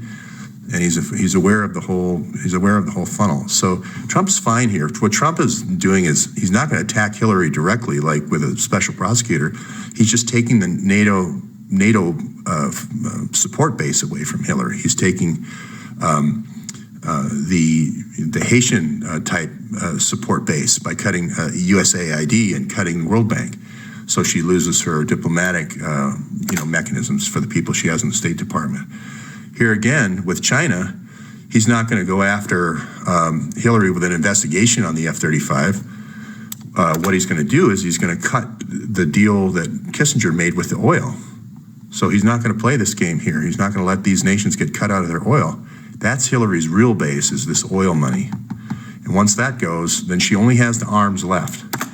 And she can only make an arms play. So this kind of, she still can do this. This could have happened today, as a matter of fact. She could still call Sid and say, go get me a general and let's, take out a Russian plane, Let's do that. Or let's do a sarin gas attack to make sure that the human hostages, the human shields, stay in Idlib or stay in Palmyra now. We can always do a gas attack to make sure they don't go anywhere. So this could happen again. Sid could hire another general, get another CIA plan, and topple somebody even as a private citizen, because she's got a lot of money. And we know the MO, this is quite a bit of money. This is not just the $30 billion from the frozen assets, but there's another $256 billion now that she has. So she's got quite a war chest, and everything that happened here is more likely now because she has many more billions of dollars than she had before. So, like I said, Morell did this gas attack in Aleppo, this gas attack in Ghouta. Obviously it's going to be done through channels and intermediaries. This is coming out, though. The reporters are going to get with this. There's going to be journalists like this that keep reporting it, saying, the people really are being kidnapped. The children really are being kidnapped from these temporary orphanages. The citizens of Aleppo really were human shields, not the opposite. When the family is killed from upstairs, they keep the people upstairs, so ISIS in the bottom. The shell hits the thing and kills the parents. Those are the kids that go. So sometimes there obviously isn't citations to all this. A lot of this is now coming to light with these proofs. Now that Aleppo has fallen, you can have Russian teams now are going to be sending this evidence, and there's going to be witnesses and people being interrogated, captured NATO people that are trying to clean this stuff up. So there are footprints being left, and so this proof will come out. But my job here isn't to always say everything that's proof. It's to expose the pattern to let other journalists build superstructure underneath the story, because the story is true. It's a combination of looking at the patterns and looking at the evidence.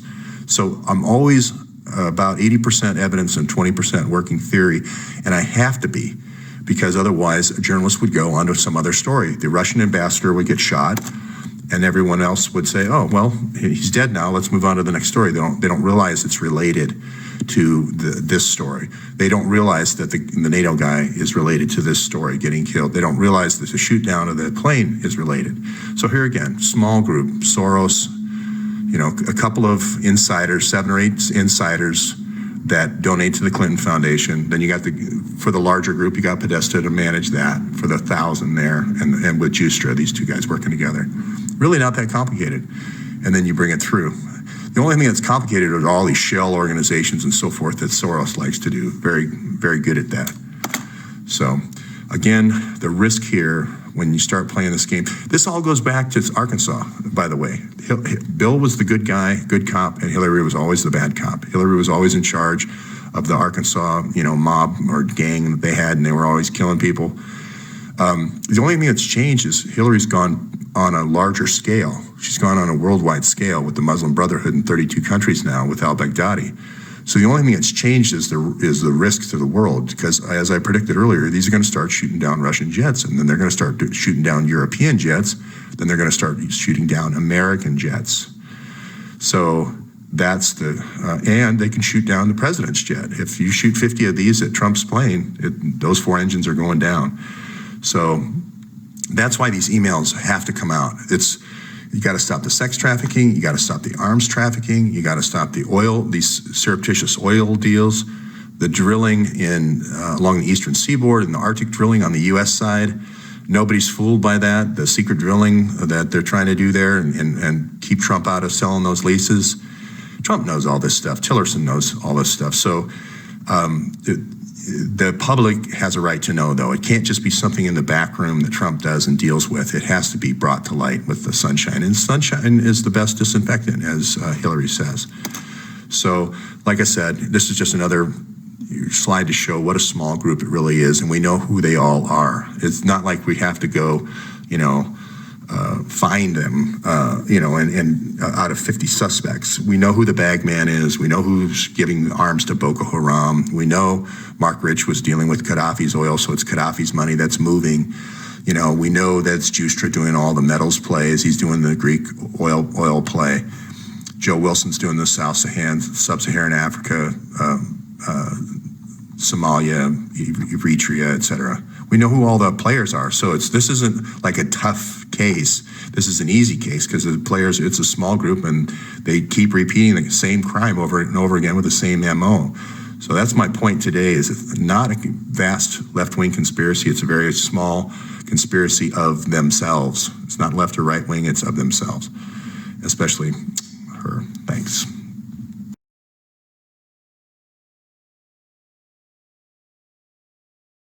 This is day 63.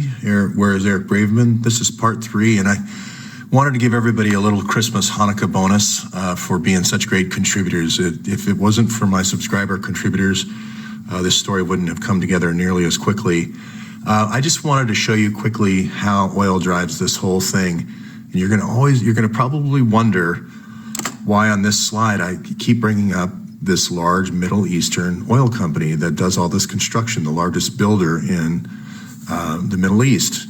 And you're going to say, yeah, Jeff Skoll, and Eric Braverman and Jeff Skoll run that. No, he's just a social justice front. And I'm afraid Eric Braverman was probably being used as a social justice front. This is actually an old a family in the Middle East, 2 partners. And you're going to see them involved in a lot of building of, like I've said, a road's going to go in here, a pipeline is going to go in here, offshore drilling is going to go in here, and an LNG port is going to go in there. So if you want to hear the rest of the gold mine story and the comfort women, go to another episode, or how we're going to build hotels in Dominican Republic with this company. We can talk about that later. But I just want to talk about the oil today.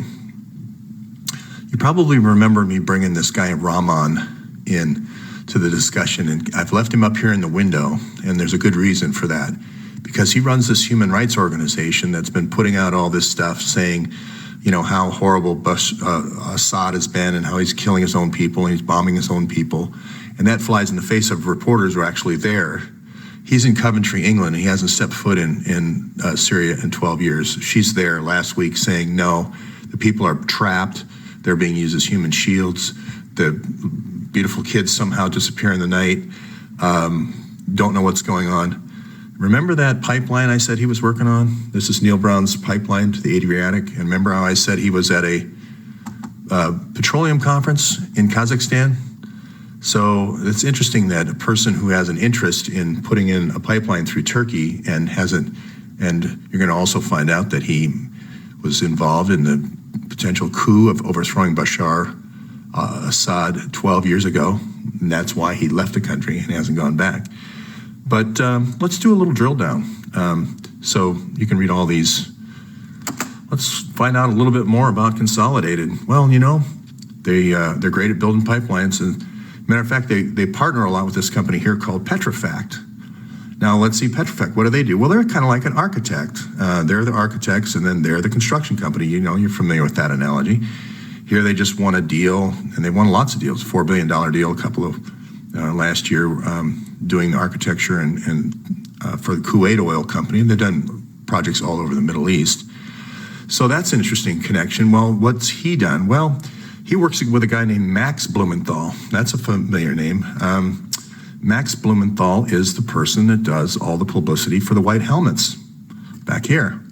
Remember how we said the white helmets weren't really doing humanitarian work?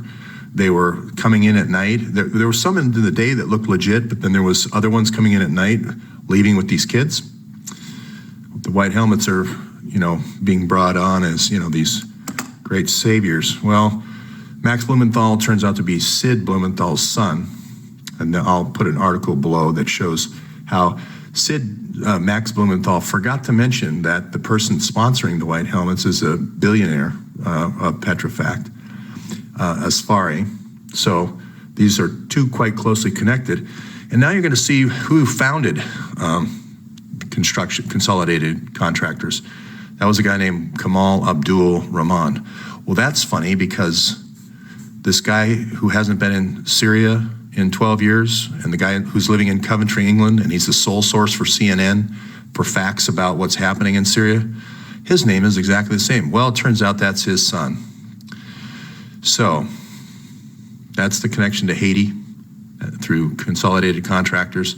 Here he is speaking at he's the speaker at a petroleum conference in Kazakhstan. And then RT did a piece on him last year saying, hey, this guy, they call it the source problem because all these Western news agencies are using this guy as the source, a guy who lives in Coventry, England, and he basically just makes phone calls. So that's how he says he's getting his information, rather than people who are actually on the ground. Now, if you read my source document for Ava Bartlett, you'll see where she says, where she makes these comments about this guy and the white helmets and so forth and what's really going on. So not only is ISIS doing these gas attacks, but they are taking these kids and they are creating, Max Blumenthal, Sid's son, is creating this PR cover. And he is heavily invested, and he was trying to get investors for Neil Brown's pipeline, and that's Eric Braverman's son. This isn't looking, Eric Braverman's looking less and less like a hero every minute here. So I just wanted to give that out as a Christmas bonus to everybody. You know, the connections, just follow the money and follow the oil, follow the arms, like Braverman said. Sarin gas here, he's also the shoot down of the plane, and he's also going to be involved, if you go back to 2004, he's going to be the guy who was trying to kill Assad back then to get in this guy, Rahman. That's it for today. Have a Merry Christmas and Happy Hanukkah.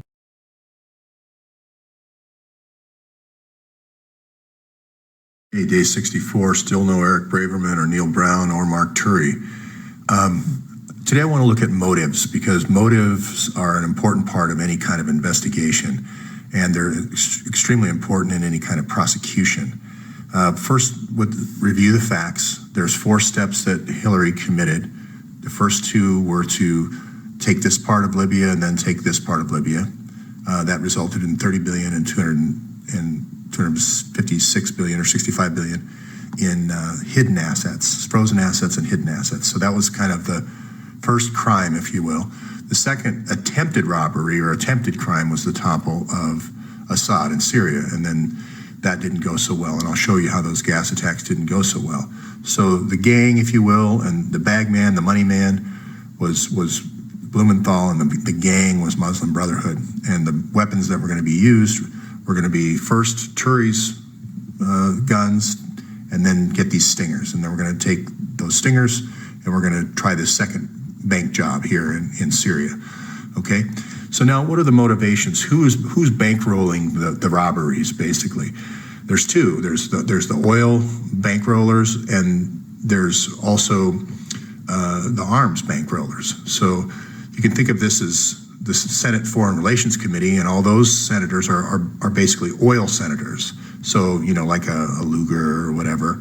And then you can think of the Senate Armed Services Committee, which Petraeus really focused on, as the Senate Arms Deal Club. So there's an oil club and then there's an arms club. And that's why these 2 are always together at KKNR doing arms and oil shows, because it's really 2 sides of the same coin. So this is the KKNR Global Institute now. But before that, Hillary spent an awful lot of time with Petraeus in the Arms Committee. So there's the arms motive and then there's the oil motive. Now, the reason they bring in Braverman is to hide the arms motive and hide the oil motive and arms motive by putting a kind of a social justice face on things. So they create this funnel called IHRC for Haiti, and they're going to take the focus away from the Middle East, and they're going to put the focus on the earthquake in Haiti, So we're going to take all this money where people normally would be watching, reporters would be watching and saying, where is this money going? You know, and who's doing what and who's all behind this? And they're going to shift the focus over to Haiti and the relief effort. So now you're going to find as this money starts coming in, the Hillary people and the Bill people, the Hills and the Bills I call them, in the Clinton Foundation are going to be fighting over this money so much as it's coming in that she's going to attempt or thinking about suicide on the Staten Island ferry. So they bring in Braverman after Hillary leaves and bring in Neil Brown to kind of put this, social justice kind of face on things. And I do believe he believes in what he says still. So IHRC is your funnel. So this is just a big, what they call intelligence services. The big move over here, the Haiti earthquake, covers the small moves over here. Now these were pretty big moves, but it's a misdirection to go through Haiti. Okay, so why do I say that? Well, let's examine the motives of the people who will benefit, let's say, for the toppling of Syria. Well, this is the oil company that will benefit in Haiti, it'll benefit in Libya, and it'll benefit in the oil construction company, and it'll benefit in Syria. His father, this guy here in Syria, who's running the human rights organization from Coventry, England, is the owner, is the heir apparent of this guy. That's his dad. So this is the largest construction company, oil construction company in the Middle East. They build all the pipelines, they build all the roads to service the pipelines and the infrastructure, and then they build luxury hotels. So that's why you see Dubai and Qatar and Bahrain have these huge, incredible buildings and so forth. That's CCC. So that's the motivation here. So when I say I'm the sole, when CNN and BBC and Le Monde and Der Spiegel and El País quote this guy as what's really going on in Syria with the white helmets, you have to take it with a grain of salt. He's one guy doing oil conferences. Here he is in an oil conference in Kazakhstan, selling the Kazakhstan to Greek pipeline that Neil Brown created from the previous screen. So he's there selling. So you can see the motivations here aren't, I've been 20 years in the Peace Corps or 10 years at Red Cross or Médecins Sans Frontières.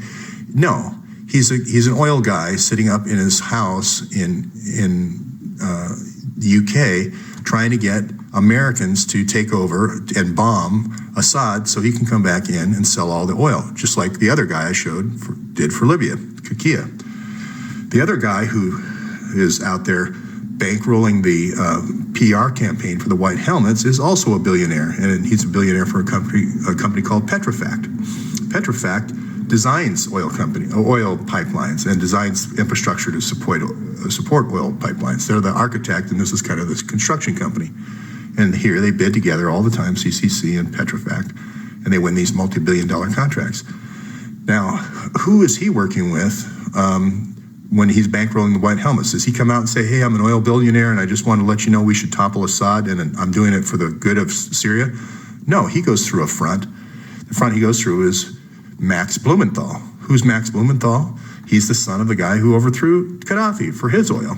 So this is just, looking at motive is a very clean and clear and obvious way to see that the motivations here are not humanitarian in any way. There's this oil play here in Syria, and there's an oil play in Libya. So here's the whole Haiti thing. We're going to Braverman through this company Tembo with it. We're going to bring in a kind of a social justice guy, Jeff Skoll. We're going to put a friendly face on CCC, but then we're going to use CCC to build roads here in the northern part of Haiti and then do the pipelines. And then we're also going to probably build luxury hotels either here or in Dominican Republic. We're going to use this AID money, this Hillary's checkbook basically, and Eric Braverman's going to write the proposal and Hillary's going to send the $6 billion in. So not only are we're not, even though we're going to make all this money with the construction, we're still going to have Hillary do all the infrastructure for us through the World Bank, okay, and Braverman. Then we'll come in and use the electrical grid and the roads and everything. We won't have to pay for it and maximize our profits. Now, there's also, when they take over these countries, unfortunately, they kill a lot of people, a lot of parents, and you create a lot of orphans. And so this, unfortunately, happens. So you're going to see this child trafficking happening a lot. So let's take step 3 and 4 and see what went wrong. Well, they were trying to topple Assad to get this pipeline through to Bulgaria from Qatar, okay? Now it's going to be these guys down in Qatar and UAE and Saudi Arabia that paid for this invasion that are also going to get these kids that are orphans when you end up having the bombing of Aleppo.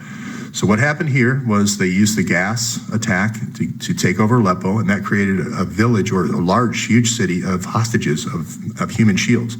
They keep the parents upstairs, they have the kids downstairs, the parents get killed when they get bombed, and then they literally take pictures of all the kids, and then they send them down to these oil sheiks down here, and then they marry them off. If they're 6 or 7 years old, the white helmets during the day do great things. They pull kids out of rubble and put them on CNN, for photo opportunities, but at night they're taking these kids to these oil sheiks down here and marrying them off. If you can call that marrying. Who says so? Well, that's Ava Bartlett. She's there a week ago. This guy over here says different. He hasn't been in Syria in 12 years, and he's going to take over Assad's oil, and he's the key source for CNN. But the people are actually on the ground are saying, no, it's exactly the opposite. And the crime and the tragedy of this is they're going to go to Palmyra, and Idlib, and do the same thing to those populations. So ISIS is going to do that.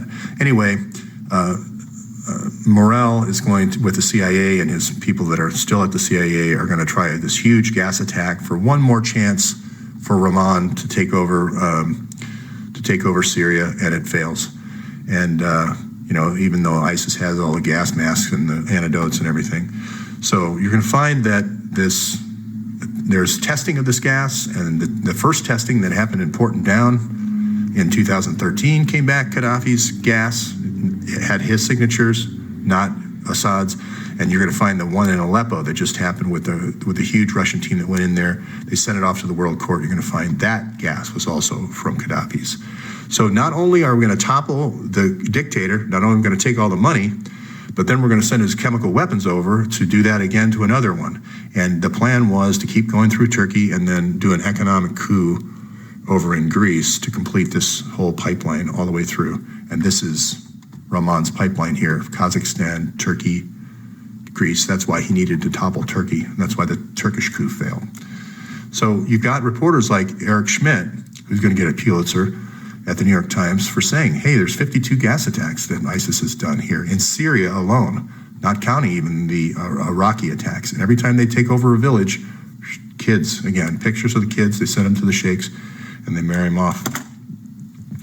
So, Senate Armed Services Committee, your contact with Hillary, since now she's out of the State Department, after she leaves, is going to be through people like this, Philippe Reines. He's going to kind of run the interface for arms, where Huma is running the interface to the Muslim Brotherhood.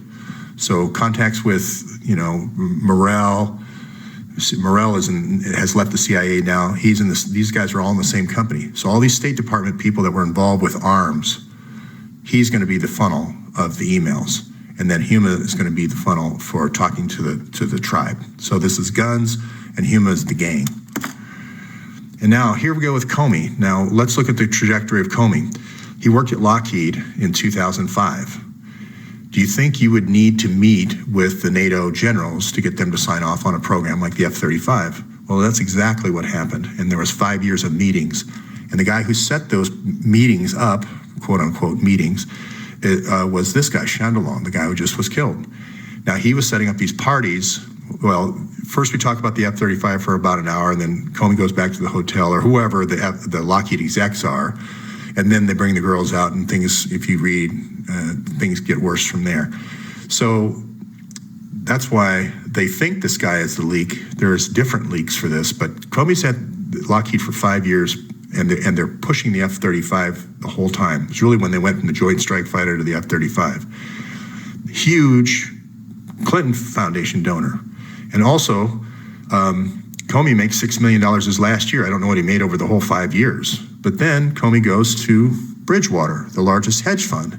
And now he's going to take the parts that hang off the F-35, the weapon systems and target acquisition and the sensors and so forth, and he's going to have Bridgewater invest in those, because there's more leverage investing in the startups than there is in the F-35. doesn't matter how long it takes the F-35 to get going, as long as I get all these startups in early on the startups. Then you're going to have generals like Bouchard here, who ran this air campaign against Libya. He's going to be going to all these investor conferences after we've bought in and say, hey, you should buy this, you should buy this. Okay, and that's what he's doing here. Okay. They're also a huge Clinton Foundation donor. Bridgewater is, okay? Now I'm going to do that for 3 years. Comey's going to do that for 3 years. And what am I going to do after that? I'm going to go to HSBC, another huge Clinton Foundation donor, Clinton Foundation partner, okay? Because I want to track the money, okay? I want to track the money of as these investments start coming in, as these dictators start to get toppled, I want to track their money.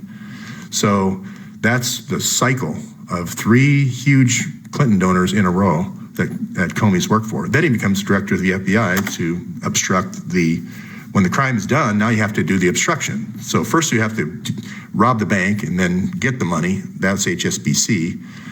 Then you have to do the obstruction. Now we're in the trial phase. And why do I say that? Well, here, let's just take one of the several investigations of the Clinton Foundation, the Huma email server. I've talked about 18 now different Gmail accounts that the State Department used to hide Federal Records Act. Talked about the $675,000 bribe to his wife. There's been 7 quid pro quos. I've talked about the Miami office where he broke off the Haiti investigation so that the people in Haiti that have been saying for the last 25 years, we only got 2% of the donations, broke that off so none of the other, tried to shut the investigation down, waiting 5 years to go through the emails. You can read down here all the obstructions that the FBI is doing.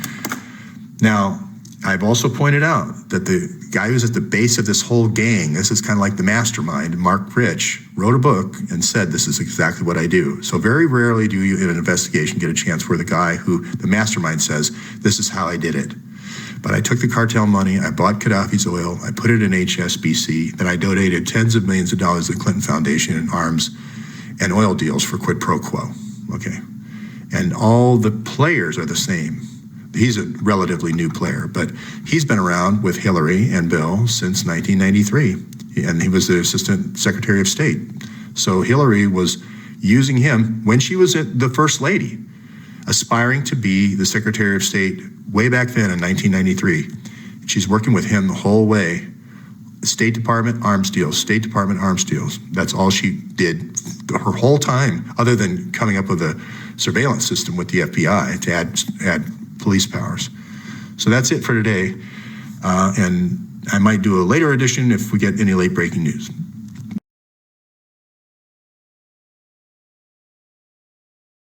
Okay, day 65, still no Eric Braverman, Neil Brown, or Mark Turi. Couple of different developments on this scale. First of all, I'm going to ask the question today. I've been putting Braverman finding out about the Clinton Foundation right around here after the Porton Down Ghouta sarin gas attack. And that kind of was maybe the last straw. But there's a couple of other pieces of evidence that have come to light here that maybe says that Braverman was a part of the plan the whole way, and he's step 0.5. Point 5 would be creating this funnel to process all these country topples. And this is called IHRC. Now, there's a plan, you'll see down below, Wesley Clark talks about it. The plan to topple, it started in 2004, 2003, to topple 7 nations in 5 years, and it was called the Mid-East Project. This started with George Bush before Hillary, and this is just a continuation. Libya and Syria are just, these steps are just the middle pieces to this 7 country swing. And I've said this before in earlier emails, but I found this gentleman on the internet saying a lot of the same things I was saying. I just found him two weeks ago. His name's Engdahl. He's absolutely a genius. He's way smarter than me, but he's written all these books about it, I found out, and he's quite respected among oil players, people in the oil business, as having the real story as far as the oil business. But he confirms this. He confirms it's all oil. It's all about the arms to take the oil. So what I'm not going to do from now on is do any more recaps. If you want to start the series, I realize it's hard to follow if you just drop in on day 65. Go back to 53 and just watch the episodes forward, or pick at least 60. I think that's why I stopped doing the summaries. But what I'm going to start doing is just in red, it's going to be the same slides, but I'm just going to be doing the updates as we're doing research across the board, okay? And that will help people who are already, have invested time in and who are contributors. So one of the things that I wanted to show here is that this kind of goes back 20 years, and this toppling of governments and then taking the resources. This goes all the way back when Hillary had an office in the West Wing when Bill Clinton was president, and she kind of bonded with NATO, and NATO was running this thing called OPTOR. So this is a group that supposedly does peaceful rebellions. So OPTOR is a Serbian organization, very ruthless, actually. Slobodan Milosevic was one of their guys. And the idea is create chaos, and then we'll bring NATO in to take over the resources. It's going to tie into Chandelon here in a minute. But they were very instrumental in toppling Egypt. And I put some videos down below that actually show how directly involved they were, and the people in Muslim Brotherhood in Egypt said they were. And then what happened is they just took the guys from Egypt that they trained and just took Libya. So you're going to see that connection to NATO. So today is when I bring the NATO connection in, and I think you're going to see that all this Middle East project is really basically the 20 years ago NATO project for breaking up Yugoslavia. These 7 countries here is going to be very much like the breakup of Bosnia and Kosovo, and all the other satellites that broke off of Yugoslavia. So the question is Braverman inserted by someone to limit Hillary's power?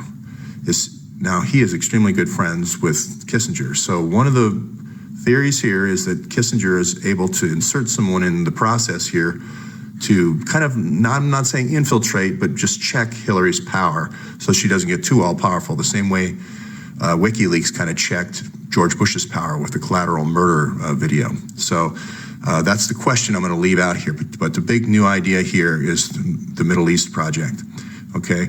And we're going to keep following the rat lines and the gas, sarin gas, and the arms and the oil, okay?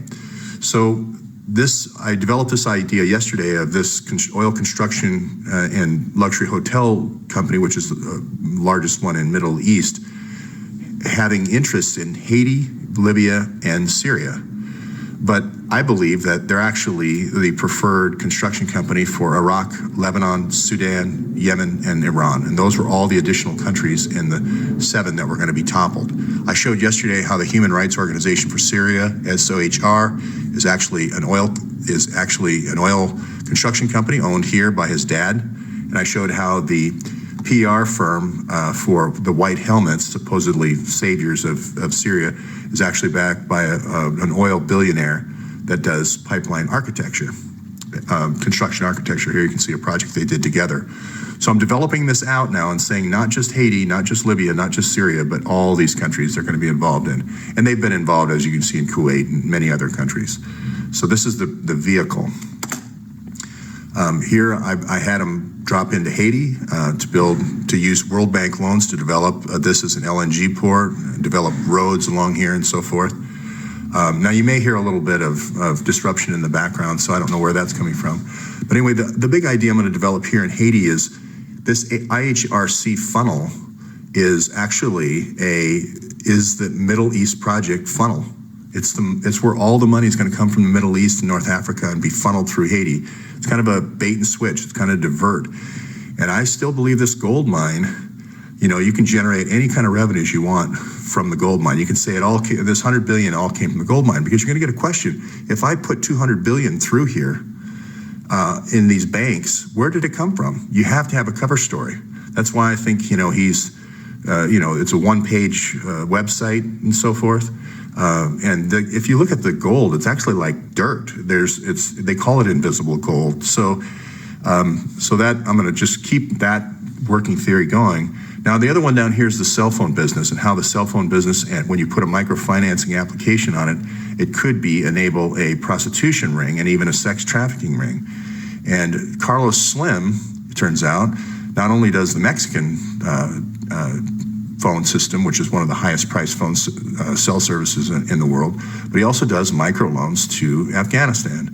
And it's going to be microloans to Pakistan. And then there's a guy in India that does microloans on their cell phones. So we're going to keep an eye on this because you're going to keep seeing this. He's the kind of the telephone layer. This is the construction layer, the roads layer, and this is kind of the telephone layer. But wherever Bill Clinton goes, you can always hear him say, this could be the first wireless nation. This could be the first wireless nation. Everywhere they topple, making sure that Carlos Slim is a part of it all, or Digicel, which is O'Brien. So that keeps recurring over and over. So, and again, Hillary's checkbook, she wrote the check for the $6 billion for Braverman's proposals. Another fact that could mean that Braverman was in on it, in on IHRC before this all started, before all the invasion started. So I'll have more information on that. I don't know the answer, so I'm learning with everyone else. I'm going to just add another little detail. So I'm using red here to just add details. I'm not going to go over the whole slide again. But Mark Rich admitted to taking cartel money. Specifically, they were shipments from the Dominican Republic to Spain, where he lived. He lived in Spain. He took that cartel money, bought Gaddafi oil, and put it in HSBC. So we're going one level down in detail now.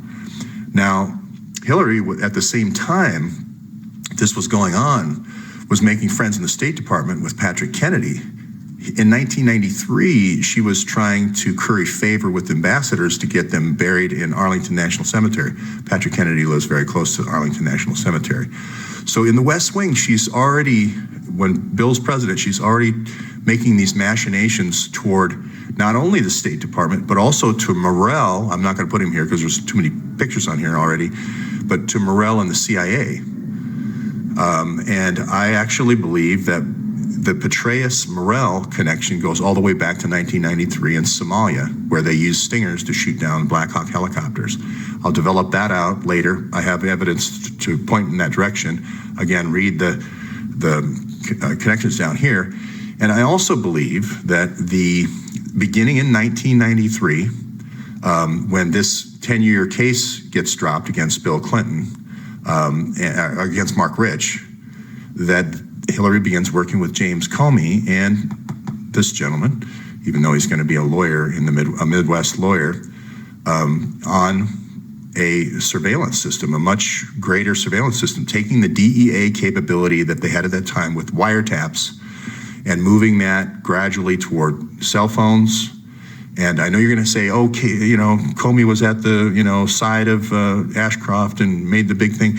Comey, his covers look like, conversations with the heart. He loves, to show his big heart. He's the kind of I can't remember which one in the Wizard of Oz, the Tin Man. Yeah, he's always got to show his heart, and that's his cover.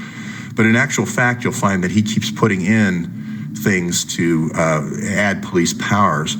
And then as he moves around to different Hillary stops, different Hillary donation points, like he moves to Lockheed, then he moves to Bridgewater, and then he moves over to getting the next stop, HSBC.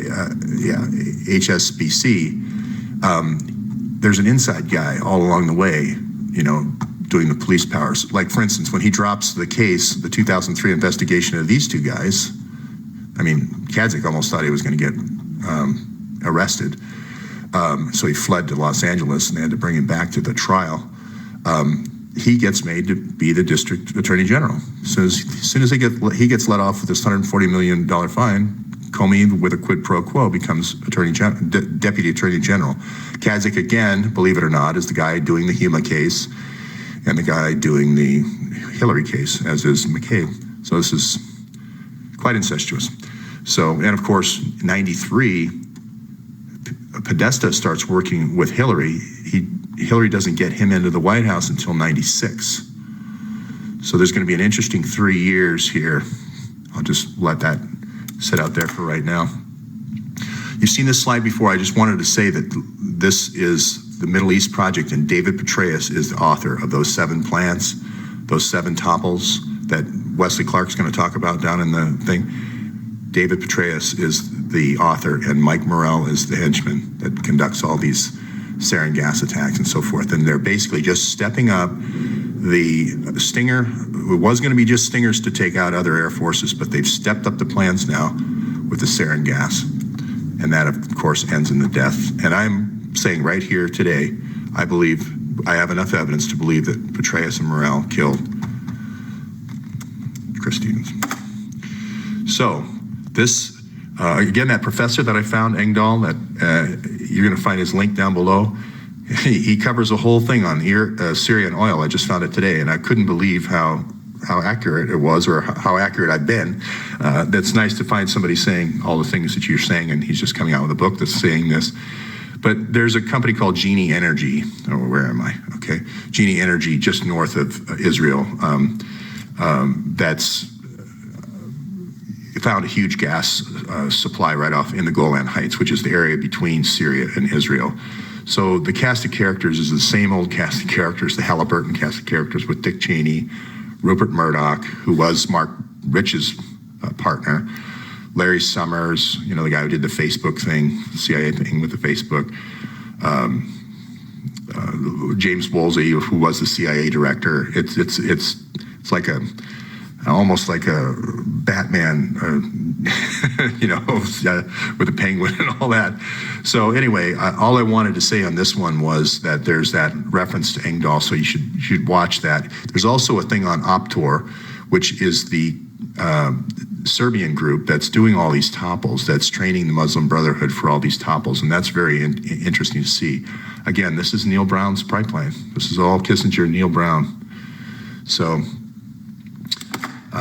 I'm going to just finish it off here. This is, you keep seeing these slides, and the reason why I do that is it's hard to introduce all the information at once. But this is your group now, the Beacon group that's been outsourced. This is where those 7 topples are still in play. Hillary can still run the topples, even though the cover is I'm a professor in New York. Morrell still has friends and still can work through Optor, which is a creation of his, and he can still run these. You know, with General Grange, he can still run these topples of these 7 countries. So nothing has changed. They ran this topple, the Libya and Syria topples, outside of the government. Why couldn't they run the other topples? They've got all that extra Gaddafi cash now. That's the point I wanted to make. So I know I'm running long here, but everyone wants to know the Chandelier connection. So that's this is where we're going to require you watching the video of Optor. I think I misspelled that. It should be OPTOR, Optor. He's the guy who funded Optor. And this goes all the way back to Kosovo, Bosnia first, then Kosovo, all the other ones that I can't remember all the names right now, Herzegovina, and then there's Montenegro and all the other for the breakup. So this goes all the way back. And that's why this F-35 thing is basically a group of people that were involved in the breakup of Yugoslavia with those air campaigns. Now they're all the generals, and that's where the F-35 comes in. And to prove that, the guy who ran this air campaign is running the F-35 program at Lockheed. Comey goes from Lockheed, 5 years there to get all the contractors. He gets all the contractors. He takes them to Bridgewater. From Bridgewater, he goes to SBC to get the money. That's all for today. I'll develop more as I get more time. Okay, day 65, part 2. As I mentioned earlier, Braverman's not to be seen. There's a few people who on Twitter have said, oh yeah, he's fine. But that's hardly proof. I think the proof would be him putting his own picture on Twitter and with today's New York Times, which I've offered a reward to do, and I am waiting to hear from the reward company to approve that. But the question I'm going to ask today is, I asked earlier this morning, was Braverman in on it from the beginning? The idea being that we're going to take over 7 countries in the Middle East project that David Petraeus outlined. This goes back to 2003. You can see Wesley Clark talking about this plan. And these 4 steps being just the middle 2, Libya and Syria, okay? So Braverman establishes this IHRC along with Laura Graham. This is the gal who was going to drive off into off the Staten Island ferry to commit suicide. because of all the infighting over this money as it comes through. Now, the key question is there are two, this is the second part, the first part of every morning I'm divided out to do the crime. Basically, these steps are the crime. The second part I'll do is the cover-up. So if you're not interested in the investigation, putting in a special prosecutor, what the FBI is doing to obstruct, you don't have to watch the part twos. If you like more of the international intrigue, the oil and arms, you can just watch the part ones. But in this part two, there's these missing 302s. These are summaries of FBI interviews. There's also the full FBI file, which has the detailed interviews. And normally they do the videos of those. They do videotapes of those as standard FBI practice. So Judicial Watch, first of all, Jason Chaffetz has asked for these two missing 302s. They got, the Oversight Committee got about 30 of them, and they're missing these two 302s. And he's asked for the full file, so that means the videotapes as well. And now Judicial Watch has asked for those videotapes as well to be made public through the FOIA process. FOIA usually isn't as strong at getting information out as the congressional subpoenas, but the FBI is stonewalling on these. Now the speculation is, who are the two missing 302s? If it's Braverman and Graham that actually created this funnel for this kind of illegal operation to occur, the two 302s could be them. That's some speculation. Other speculation says, well, there's top secret information in those 302s, and that's why we know that that's the excuse the FBI is using not to give that. So then the attention obviously goes to the guy who wrote those plans, Petraeus, and his henchman, Morrell. So those could be the two 302s. In either case, they're the most important 302s that the FBI is withholding to solve the case and crack the cover up. So if you haven't seen or read about this Middle East project, it's below. And also George Soros calls his project the Middle East Project. So that's just the information side of this military campaign, okay? So who knows if Braverman knew from the beginning or if he knew down here. That's why I put the question mark here. So through the rest of this, I'm just gonna play, a helper for the FBI. And seemingly they can't get they can't seem to read the emails. It's going to take them 5 years to do the emails. So I thought I would help them in evidence gathering in this. First of all, open the Miami office information about the Haiti investigation to the rest of the 4 other offices working this case: Little Rock, Los Angeles, New York, and Washington, D.C. And then combine all the investigators under one investigator who's not somebody who's received a bribe from the person being investigated. That's my second.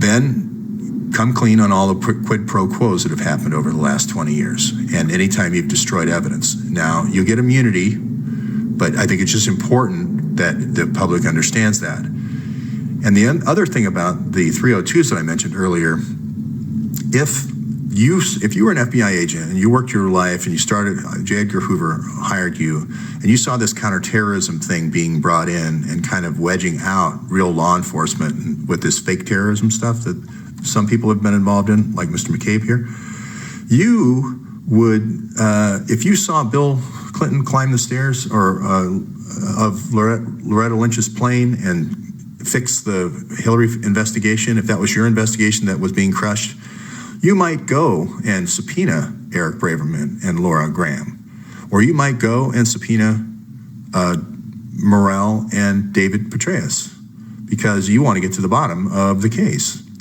Now, when you suppress the 302s and suppress the full interviews, and let's say he did this on July 1st, the day after Bill climbed the stairs, okay? That could have been when the subpoena and the search warrant was filed. That could have been when the search warrant was filed. Then you could destroy those 302s and come up with your own version of 302s, like this never happened, like there was never any hero over here in the FBI because of the plane climbing.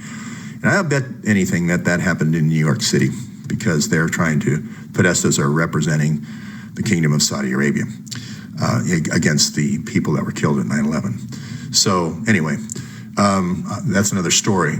Read here if you want to go into the slides and read through all the things that the Assistant FBI Director said is wrong with this case.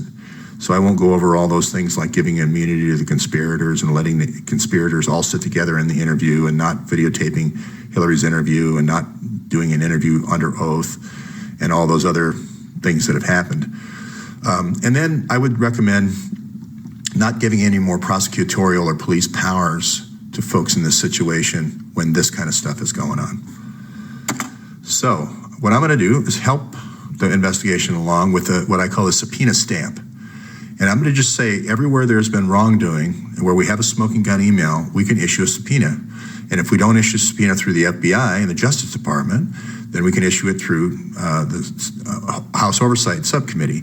And we can also FOIA any records that are government records. But most of these are going to be subpoenas. So we know George Soros was planning and architecting the Albania coup. Boom, subpoena. We know about Podesta, subpoena. We know about the connection to Tom Nidus, subpoena. Justra, subpoena. I don't know if he's been subpoenaed or not. Now, there's a theory that says the reason he got married, that he and Neil Brown got married, is that he is gay, Eric Braverman, but Neil Brown isn't. And the reason they got married was to have what they call the marriage fifth. So if they're married, they don't have to testify against each other. So that's just a theory that's out there, but it does seem like they got married conveniently when the investigation was rolling in their direction. Again, here we have Sid with a private army and toppling a private government to get the leader's money. Subpoena. We need to go into not just the email, but ask him about a whole other set of invasions. Again, down here, when we're trying to build, Echo One, this huge real estate development in Lagos, Nigeria, that's a subpoena. Over here, where we have private email going to Joe Wilson for the sub-Saharan Africa, that's a subpoena. And I mentioned Justra over here, and this guy Curzon, those are all subpoenas. Because we know this money is being funneled through that Haiti organization. These are all Clinton Foundation donors. So those are all subpoenas. Why the FBI hasn't issued subpoenas for these already is beyond me, but why the Oversight Committee hasn't issued subpoenas yet for these is a little bit of a question. So now we're going to go to the NATO situation. Rasmussen here was a key part of architecting the invasion of Syria. The long-term plan here could be, if you listen to Engdahl, the professor, that they're trying to actually make a place to make Syria a part of NATO. So he can get a subpoena. We know that through Optor, that the whole breakup of Yugoslavia was through the CIA and through NATO. So that is also can be subpoenaed. So Chandelon, this suspicious death with, he's left-handed and he shoots himself with the right hand, then he puts his gun in the glove compartment. That can be, instead of going after soccer executives, right, which we did, and after 16 of them, which counterterrorism McCabe did, let's go after these guys who actually engineered these coups in this Clinton Foundation thing. So you're going to find out the soccer thing is a total cover for this, okay? And we have the guy who starts the hedge fund here and basically says, I'm a hyena eating wildebeests. He starts this huge hedge fund, this $10 billion hedge fund, almost like a couple of days after this step one is complete of toppling Gaddafi and getting Gaddafi's money. That's a subpoena. Bridgewater's a subpoena. $6 million being paid out to Comey for leaving after 5 years' work. Those bonuses are suspicious, especially when you then give $1 million, have Lockheed give $1 million to the Clinton Foundation, and then also give 17 different quid pro quo deals to Lockheed. That's a subpoena. And then you have Comey going to HSBC and then bringing a lot of money back into the Treasury, and also for New York law enforcement, $2 billion. Well, that money goes to a guy named Jack Lew. Well, who's Jack Lew? Jack Lew was the guy who was the chief of staff who blocked all of Christopher Stevens' attempts to call back to the White House. And the other guy was Dennis McDonough. So there's a subpoena for the Benghazi Committee. So I just wanted to help the FBI along today with things they should be doing. And and the construction company that benefited from Haiti, Libya, and Syria through these machinations, they also get a subpoena. That's it for today.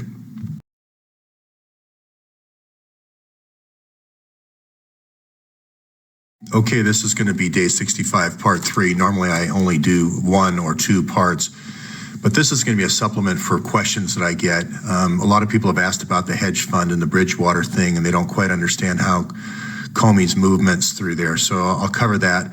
There's also folks doing investigation on the sex trafficking stuff. I started that way in 1989 and did some other work in 2002 and 2003 in that area.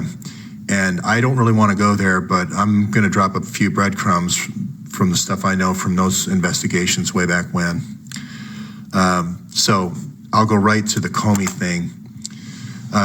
Comey spent 2002, 2003, up to 2005, kind of going after rich people that lived in the state of New York. Now, I'm not saying he was extorting them. If they didn't give to the Clinton Foundation, they would be prosecuted, but there were a lot of bigwigs prosecuted on Wall Street that cases later fell through. I'm thinking of the Quattrone case. I'm thinking of kind of the trumped up case against Martha Stewart. But then Comey gets placed while Hillary's on the Senate Arms Committee in 2005, Comey gets kind of implanted into Lockheed, and he stays there for 5 years. And when he leaves, he gets paid. Now, I say he's being installed there because they were under threat of investigation. And I say that there was pay to play going on with their contractors, and Hillary wanted to get in between all that payola that happens in arms deals. That's just an assertion. I don't have proof of that. But once you're there, you find out what the big new projects are. F-35 was the project coming down the line. From the Joint Strike Fighter turned into the F-35 in 2005. And you learn who all the subcontractors are. So it's very valuable information to a hedge fund. Well, it just so happens he goes to the biggest hedge fund in the country, and they create that in 2013. It's called I call it the NATO. He goes there in 2010, right before the invasion. I call it the NATO Libya hedge fund. He called it the Pure Alpha hedge fund. He also said, I'm the hyena that eats the wildebeests. So I know Pure Alpha. Alpha is a financial term meaning pure growth, and then beta is the amount of risk. So so anyway, I understand why Pure Alpha is not necessarily a predatory term, but it was the largest hedge fund holder in the world, and it became the largest new hedge fund. And he's still the largest at $65 billion. And you can see again, here he is at the World Economic Forum. The World Bank is always there, saying where the projects are going to be. This is the Eric Braverman piece, the George Soros piece. This is the Davos piece that's coming up right before Trump's inauguration. This is why I say if they're going to do anything about Trump, the decision's going to be made there, or they're going to be made now in the prelim meeting getting ready for the World Economic Forum. And I'm talking about stingers and Trump's plane. So then Comey goes over to HSBC because we're going after that $256 billion. The cash is easy, and the first step when you get the stingers and get the $30 billion in cash, that's quick. But what you want is these hidden assets that Soros is going to be bleeding out of Libya. And that's the HSBC piece. That's why Comey comes in to do the settlement. So the total take on it is somewhere between $65 billion and $265 billion. That's why the $1.9 billion settlement was rather comical. And again, no jail time. You always know when there's no jail time that you had a quid pro quo. The $1.9 billion is a big number, but nothing in comparison to the total take on. So this is the Libya cleanup. This is kind of like the Libya, when the bill comes, and this is the withdrawal. This is the completion of the withdrawal for the second phase for part 2. So I hope that that explains the connection to NATO, because The NATO generals are all meeting in 2005. That's why you need to get all these folks who were a part of breaking up Yugoslavia. All these generals now are in positions of power to make decisions about the F-35. That's why you got to have Comey in there to get set and set up this consortium, set up this hedge fund with all these NATO generals.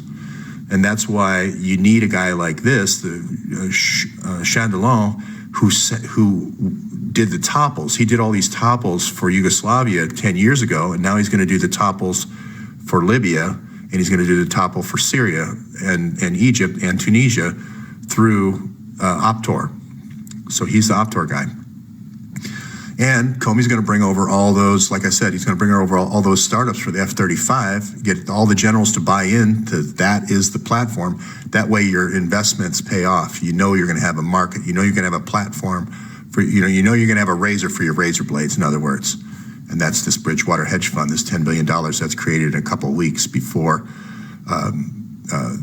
well, it's a couple of weeks after this step one of this topple happens, after they take Benghazi. So I hope that helps. Now, this slide, everyone's saying, well, you keep dropping these hints on this 3-year gap. Now, this is a sex trafficking piece. I don't want to be a part of this investigation, but I will kind of follow it from a distance, and and this is the conspiracy theory part that I don't want any part of, and I'll let everybody else run with it. But there was a case in 1989 that I was involved in, which is the Franklin scandal, and there was kids being taken from Middle West America to being flown to the White House. A lot of people have died in this, so I really don't want to talk about it too much. But if you were an aspiring CIA lawyer, okay, living in the Southwest, and this boys' town in Omaha had been exposed, and you could no longer have a spot because of the increased attention to Boys Town, you might pick another place, like maybe a city in Texas, and that's all I'll say about that. And you might keep the kids there. And then you might have the stringers, the people who are finding kids, bring those kids to that Texas town. And that's why you have a lot of people with automatic weapons there, and that's why you have this kind of harem situation. Now, if a couple of people living there, like a couple of the beta males, not the alpha males that are going and the stringers are going and getting these kids, but you have a couple of the beta males that start saying, hey, this is sex trafficking, then you have a problem. You need to shut it down. And then you need to move it, if you have a lot of kids, you need to move it somewhere else, maybe in a neighboring state. So that's all I'm going to say about that. I'm going to just drop those breadcrumbs for those people doing that investigation. I don't want to push any of that, but I thought I would pass that along from some of the things I know. Okay, thanks.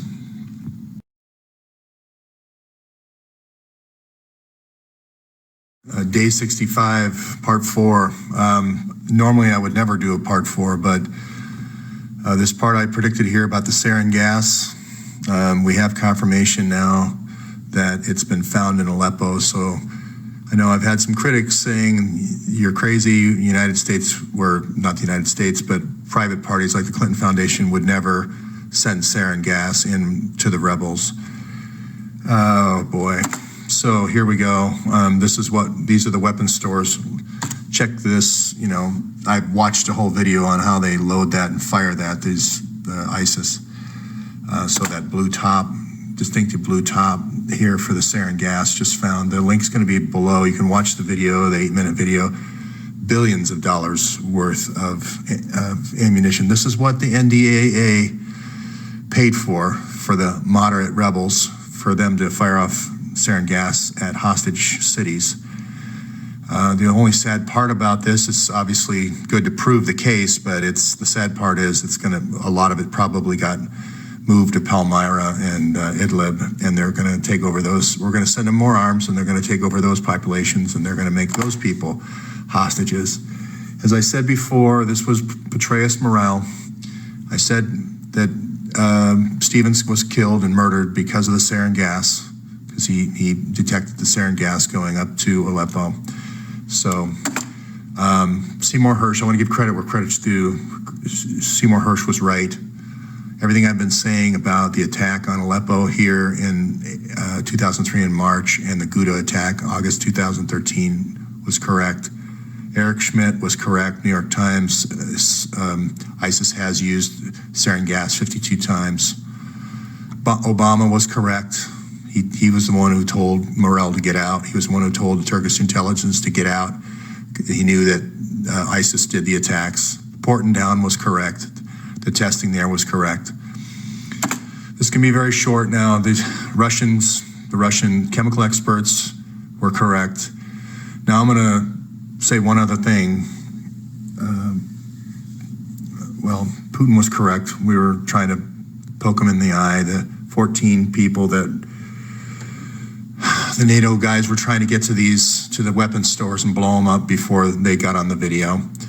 And then this last piece this is an FSB thing, but there's maybe up to 12 people that were on that plane that weren't singers. They were actually chemical weapons experts, and that cover was the singing group. So, boy, that's enough for one day. This will be my last one for today. Thanks.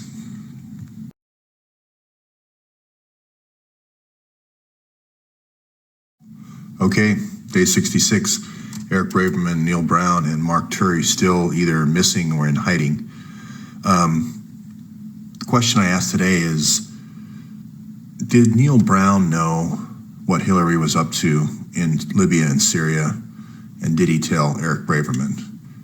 I've outlined the 4 steps before. The first 2 was knock over Benghazi and get the stingers and money, and then knock over Gaddafi and get his hidden Swiss accounts, and then to switch to using sarin gas, sending Gaddafi sarin gas to Syria because they had NATO air support for the attack on Libya, but they needed to draw in NATO for the attack on Syria. So I mentioned before that Petraeus here, who's in partnership with Neil Brown now at the KKNR Global Institute, mentioned that he wrote a series of plans called the Middle East Project, which is basically to take over 7 countries in 5 years. And this is really kind of built on the Project of the New American Century white paper down below, but basically it says we have to disrupt all of the Middle East and then bring in order. So we need to disrupt Libya, and you can see the countries that are named, but Libya and Syria are 2 of the countries that need to be disrupted, and then we'll bring in order with bombing, and then we'll bring in oil pipelines, and we'll bring in water pipelines, and we'll rebuild the country, bring in the cement contractors, etc. So you can read that down below.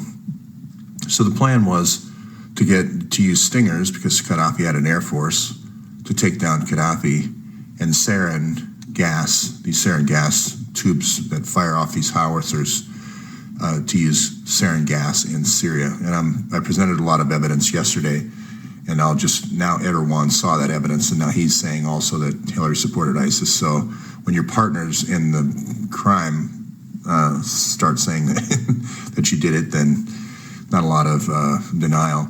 But anyway, I outlined this going all the way back to NATO and this Serbian group called Otpor, and meaning basically disruptors, professional disruptors. And you can see an email from Jake Sullivan trying to deny that there's an Otpor connection to the Muslim Brotherhood. This Otpor was the same group that was used to balkanize Yugoslavia, to break it up for the oil and mineral plays in Kosovo and Bosnia. So this is a long history. So if he's the disruptor, okay, if this Otpor is the disruptor that Hillary has used for 25 years now, is Braverman and Brown the order, the solution that comes in and the order that's created? And if you start with the end in mind, saying we want pipelines, we want to build luxury hotels, we want to, get a lot of money for our pipeline companies and, construction companies. Do they know this? This is the morality question. Do they know that it's going to require engaging the Muslim Brotherhood, giving them Stinger missiles that could take down Russian jets, European jets, American jets, passenger jets.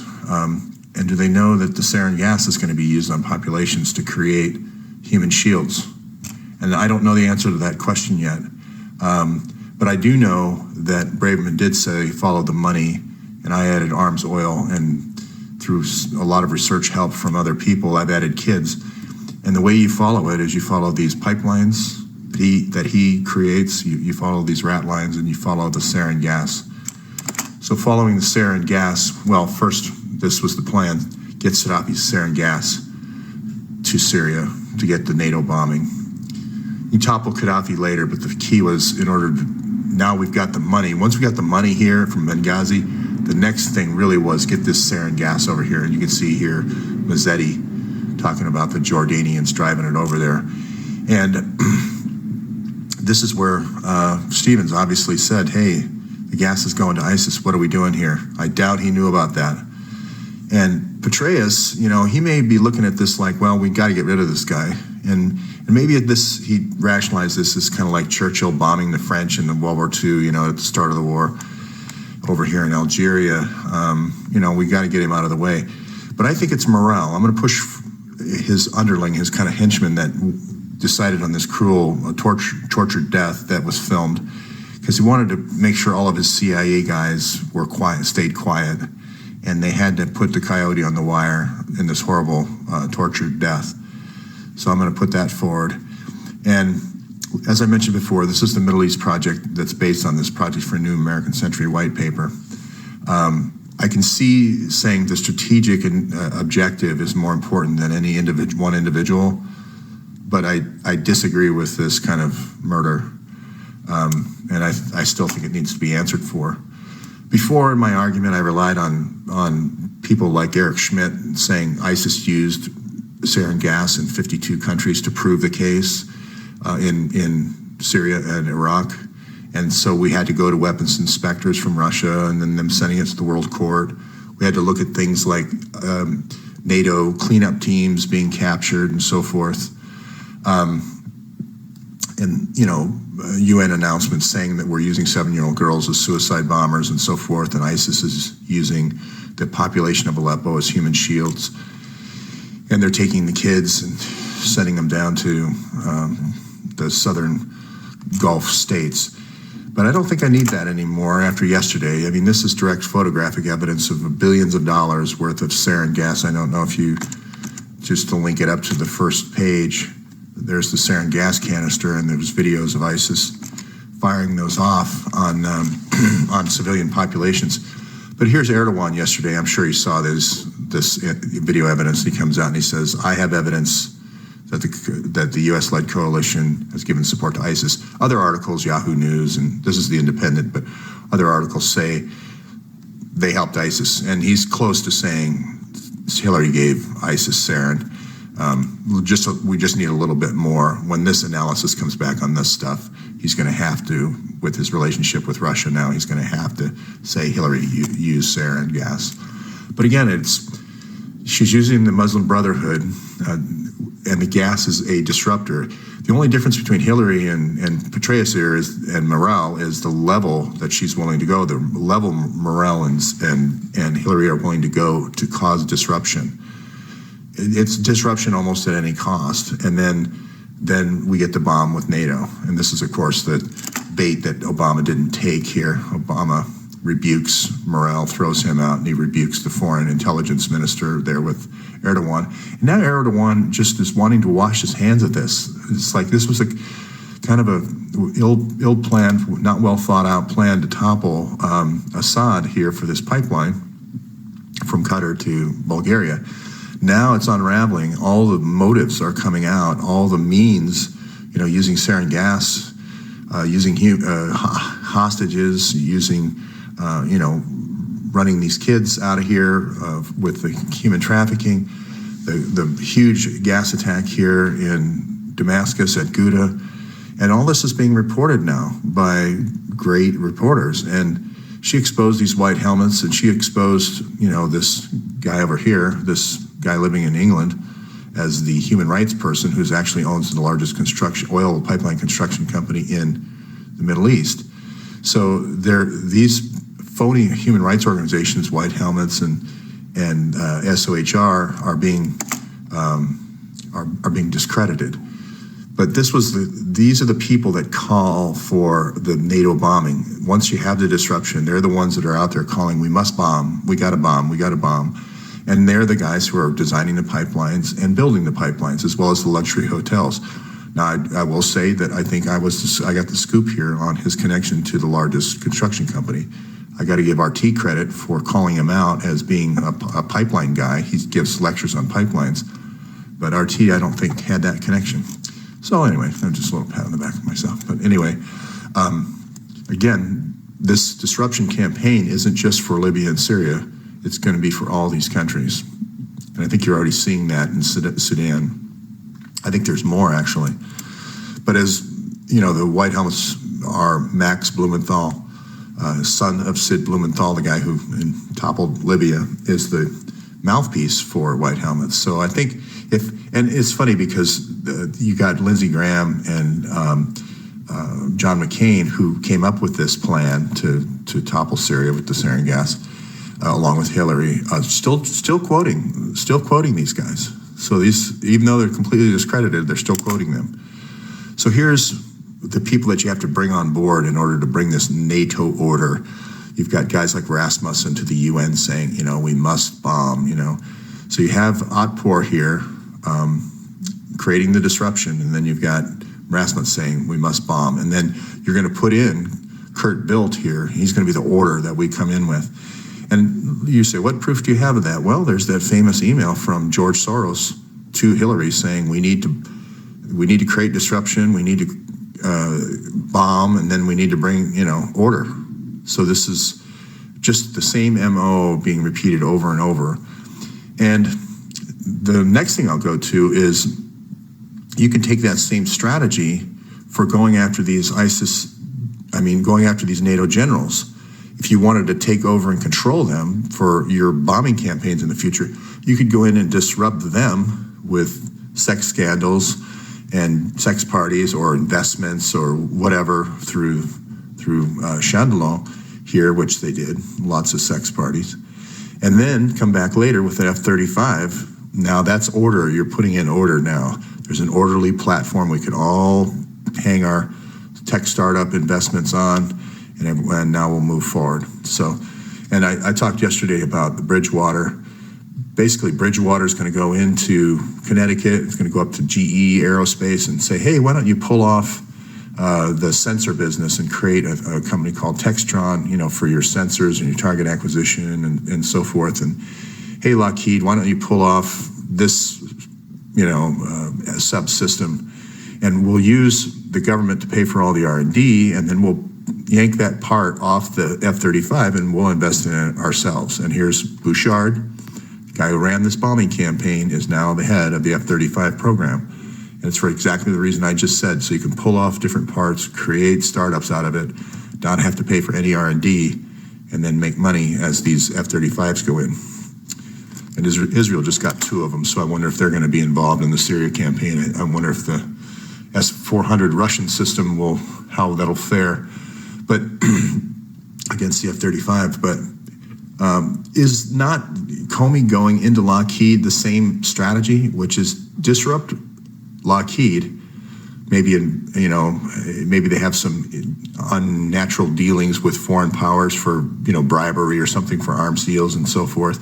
So you go in there, you kind of scare all the executives, and then you create your order. You say, well, I think maybe we should spin this off and spin that off and spin this off, spin that off. Maybe Bridgewater and up in Connecticut over there by GE Aerospace.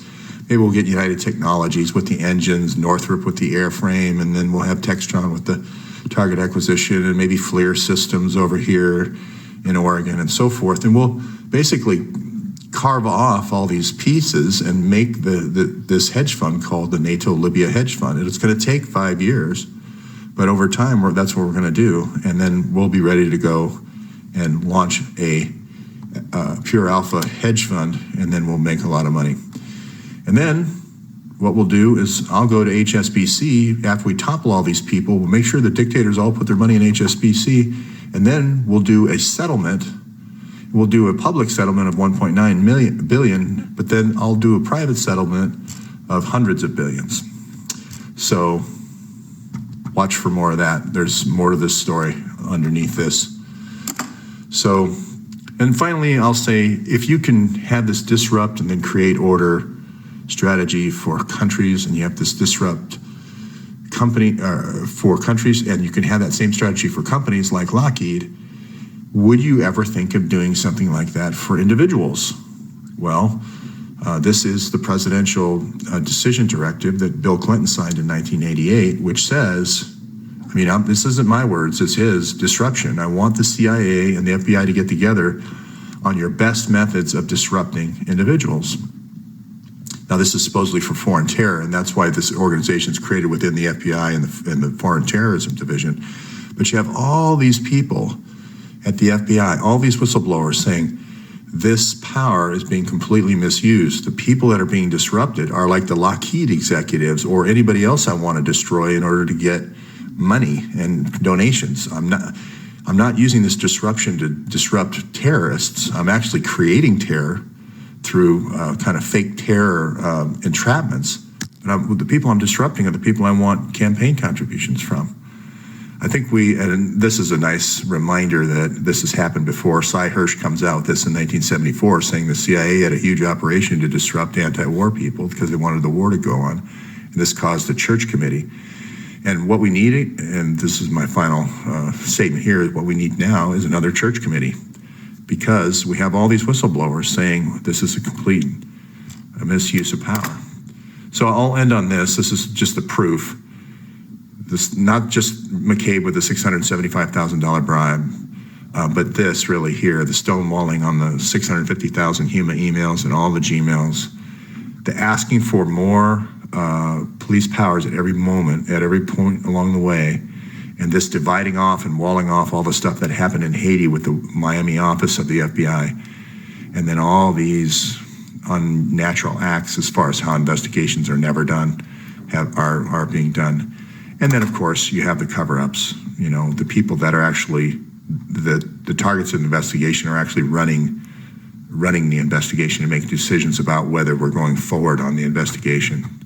So I'll end it there. Thanks.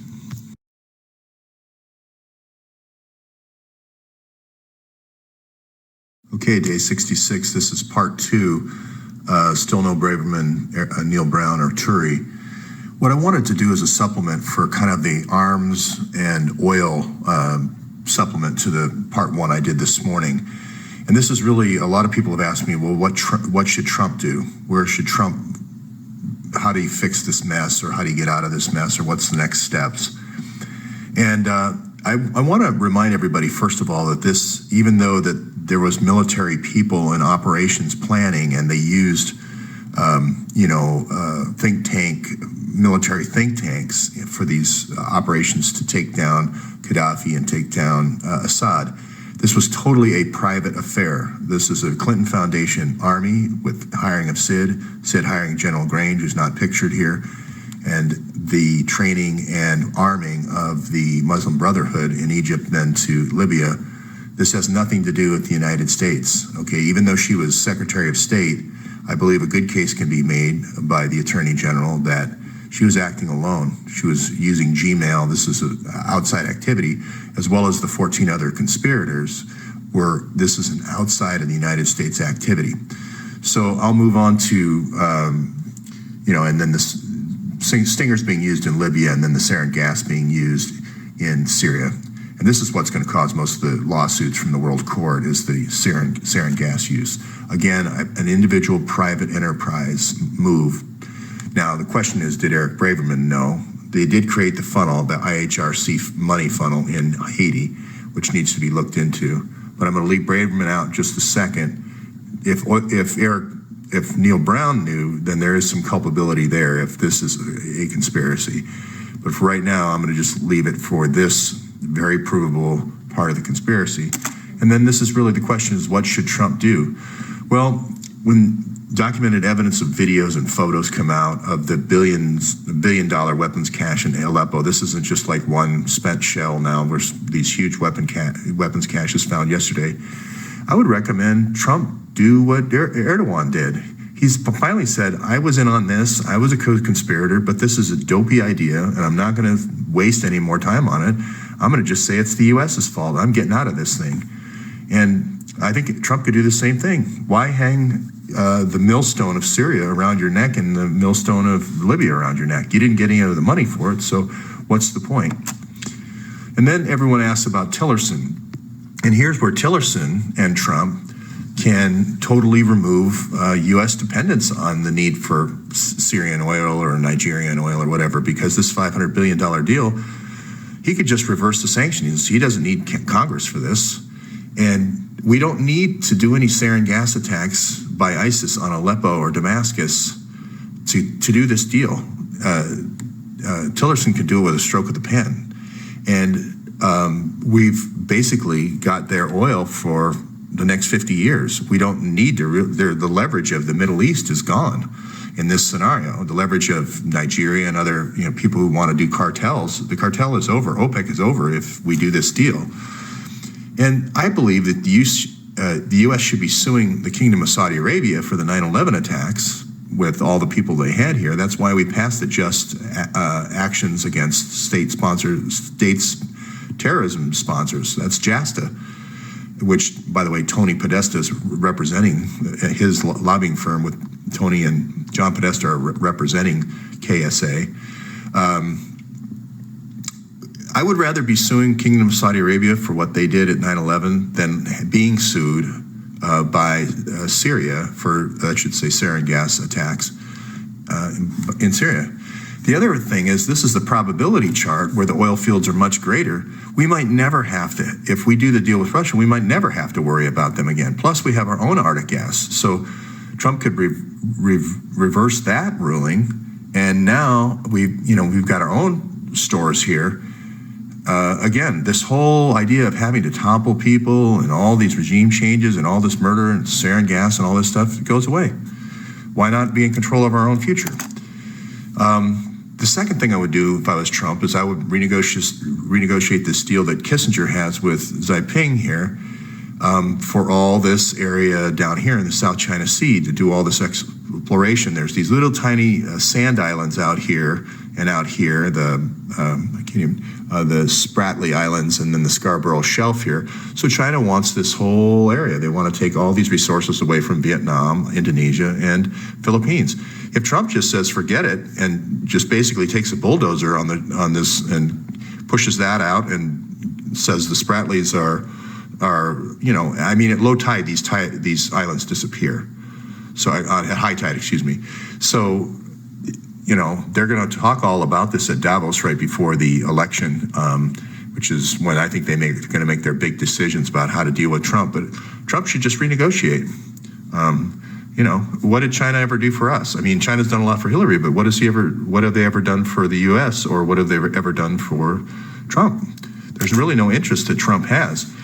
And here we go. If Hillary did give the plans for the F-35 to China so that we could sell them technology that goes in it, and she did allow her server to be hacked by this Chinese group, so what? Just back off the F-35, go toward the Super Hornet, and this fifth generation stealth thing, we'll see how that works out. Israel just got 2 of them, so if they send them to Syria, we'll find out real quick if that cross-sectional radar the Russians have makes this stealth idea a not so viable idea. But here's why I say the coup policy, Hillary's coup in Turkey, just ended up backfiring. Coups have consequences. So when you do a coup, and we had this all set up, we were ready to go from Russia into Bulgaria with this gas pipeline, South Stream, got canceled, and Putin tripled the size of Blue Stream down to Turkey. So this isn't even in our best interest. Even if we hate Russia and we want to kill Russians, like Mike Morell wants to kill Russians all the time, this is a failed policy. Even if that's your strategic goal, because you're just making partnerships. You're just taking NATO allies and forcing them into the arms of Russia. So it doesn't make any sense from a policy point of view, foreign policy point of view.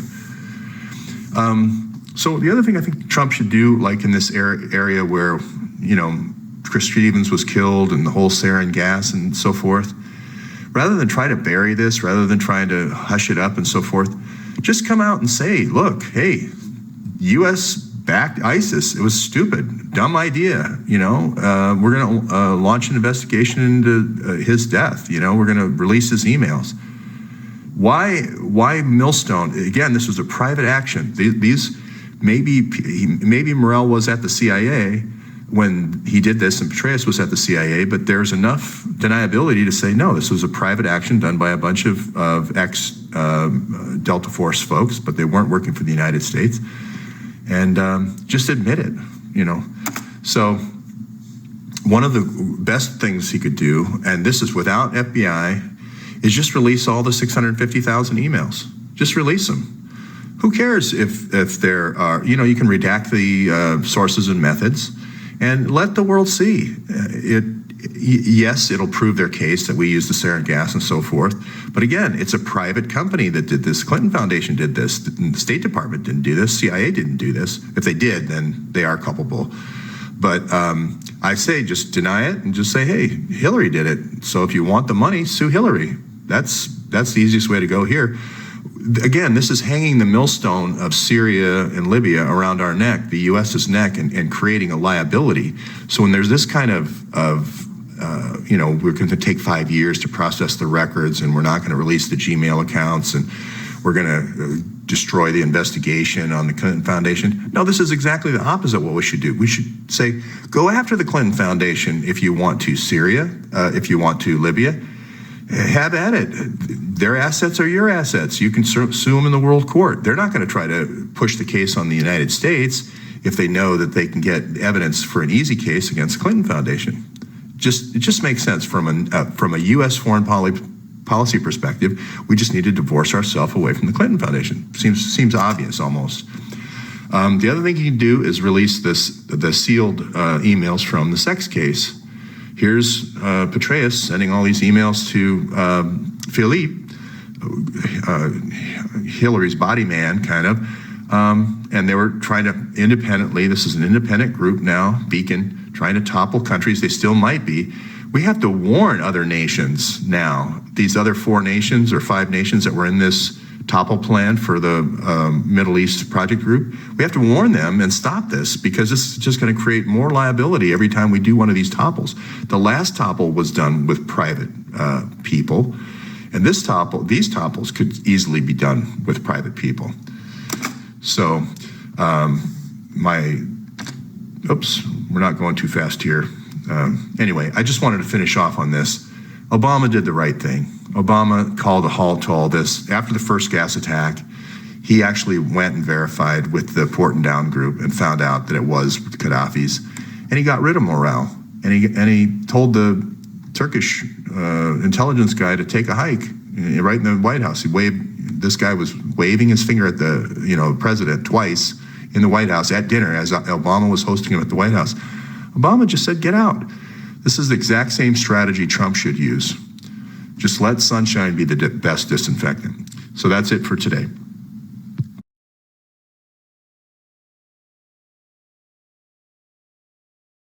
Okay, day 66, part 3. Eric Braverman, Neil Brown, Mark Turi all still missing. Today I'm going to show how Fast and Furious, which is just 2 years before the topple of Gaddafi, is basically the same operation. Get rid of all the political opposition, sell the assets, sell the oil rights. And this is where, I mentioned that, he was in the Senate Foreign Relations Committee in 2010. He's brought in. It's kind of like the Senators Oil Club, and the way you get approval on all these plans is you kind of cut the senators in.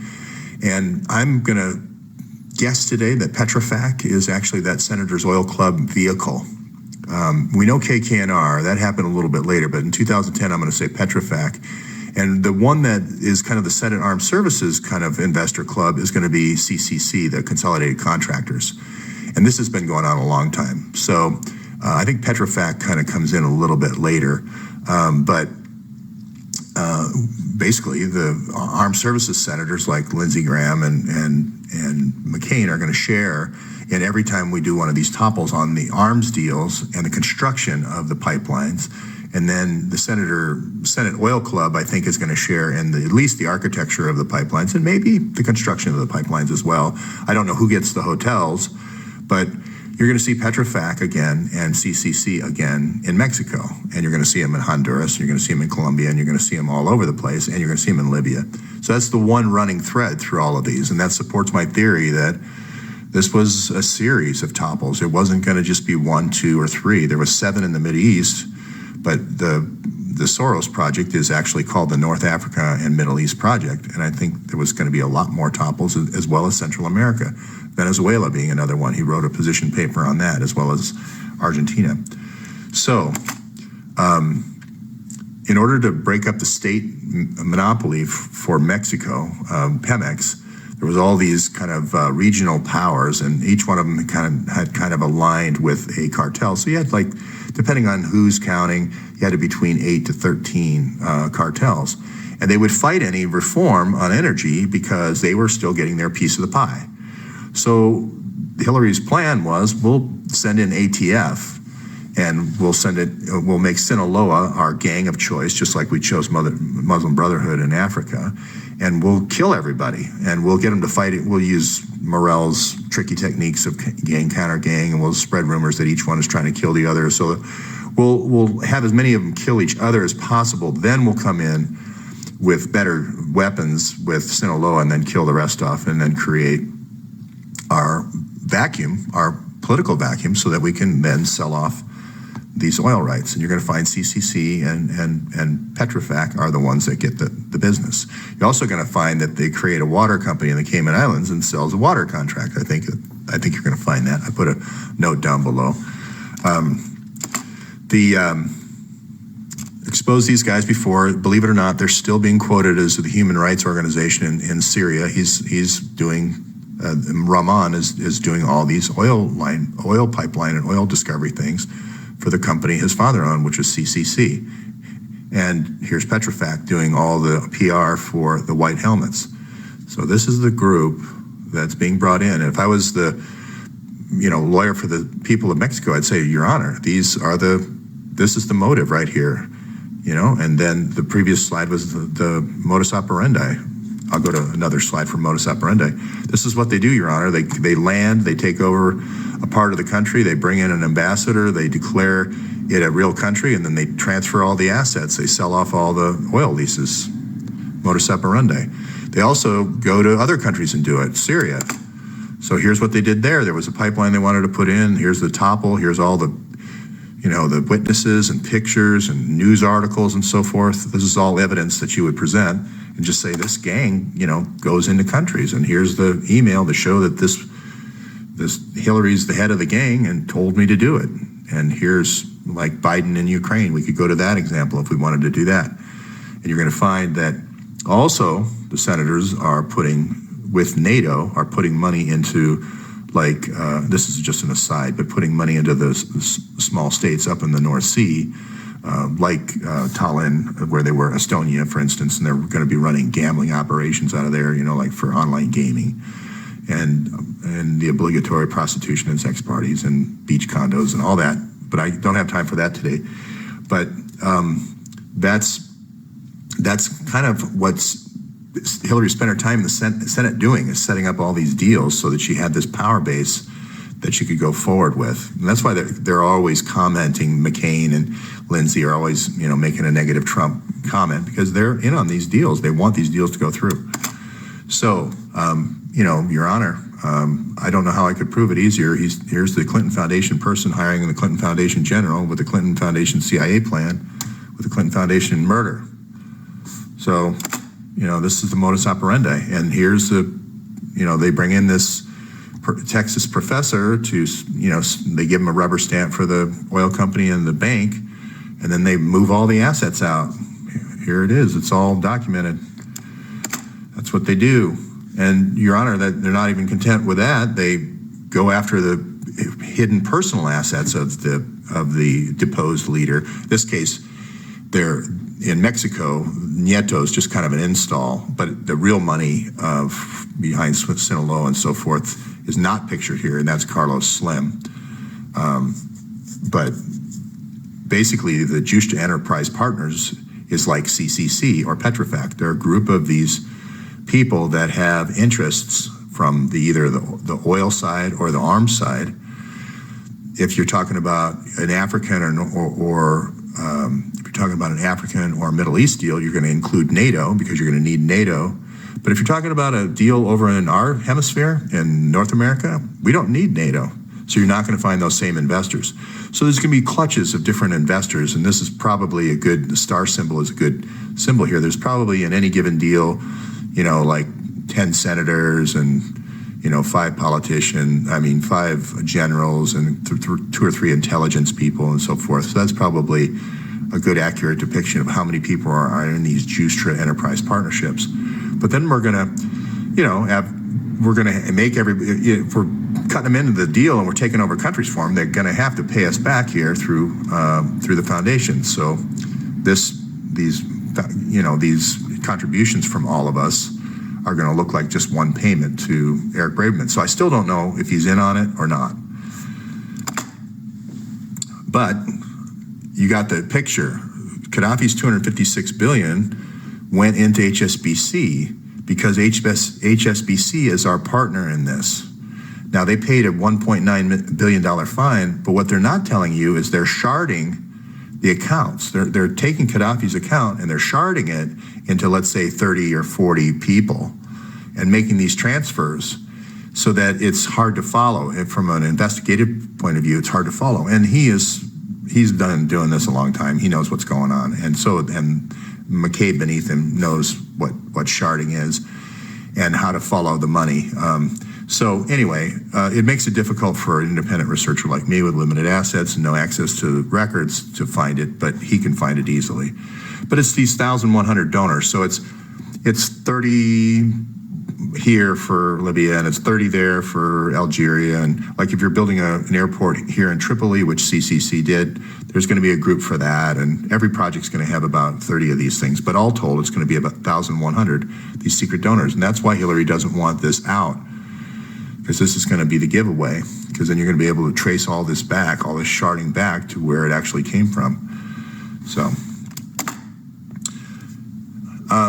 I'll finish on this slide. It just rarely, Your Honor, do you get a mastermind who says that's exactly what happened. I bought the Gaddafi oil, or I bought the oil in Mexico, or I bought Cuban oil from Fidel secretly, or I bought Central American oil secretly or whatever. But you have this fence here. Basically, he's the fence saying, yes, I dealt with all these people. He did the cover up for Fast and Furious. He did the cover up for the Huma server, Hillary server, Clinton Foundation. The same cast of characters involved in the wrist slapping.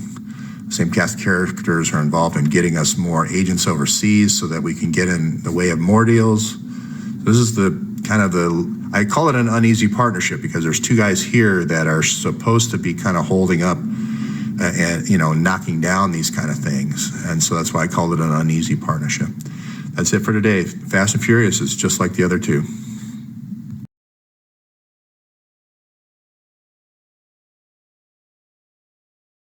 Okay, day 66, part 4. Still don't know if Braverman and Neil Brown are in on the deal or not. And what I mean is, do they know that Hillary's contracting with Muslim Brotherhood as a Clinton Foundation, through a Clinton Foundation employee, to get them stingers that could knock down U.S. planes, European planes, and Russian planes, and getting them sarin gas canister howitzers that they can use on populations. So we don't know that. But my point in this 4th video is really talking about this private army of Northern Virginia, is what I call it, where if you take some generals in the Beltway and you take some politicians that are well connected and have a lot of money, and then you add a spy network to where you can get foreign intelligence, like, for instance, I can look at people's bank accounts and I can look at their email and I can look at their transactions and I can look at their travel movements. I can use this army now to go get bank accounts. I can contract my private army instead of using the FBI to break up a drug ring, or break up a prostitution ring, or break up an illegal oil trading ring. I can contract my private army to go topple them, and then get the money, and then go after their hidden assets, instead of prosecuting them like you should as a public servant. So I call that the Army of Northern Virginia, because it's basically this cadre, and maybe throw in Tampa because of CENTCOM, and throw in NATO because of all the African Command and so forth, for deals that are done over here in North Africa and Middle East. But the Army of Northern Virginia, if you have a well-connected political family and a 30-year friend, he's now the governor of Virginia, and you have, let's say you stole $200 billion from Gaddafi, let's say it's plus or minus, that's enough to launch 1,000 of these types of takeovers. And then McAuliffe is going to give, this is the spy network, he's going to give, McCabe ran the FBI agents that were overseas, the counterterrorism division. So you can gin up a big case for having a lot of agents overseas. You can kind of create a lot of terrorism, which he did, and he got mad at me for doing it, for calling him out on it once, 2010. But anyway, you basically have this clutch of people that are trying to, the generals over here and the spies are over here, and then the politicians are in the middle. So he gives $675,000 to his wife to try to, for that state Senate campaign.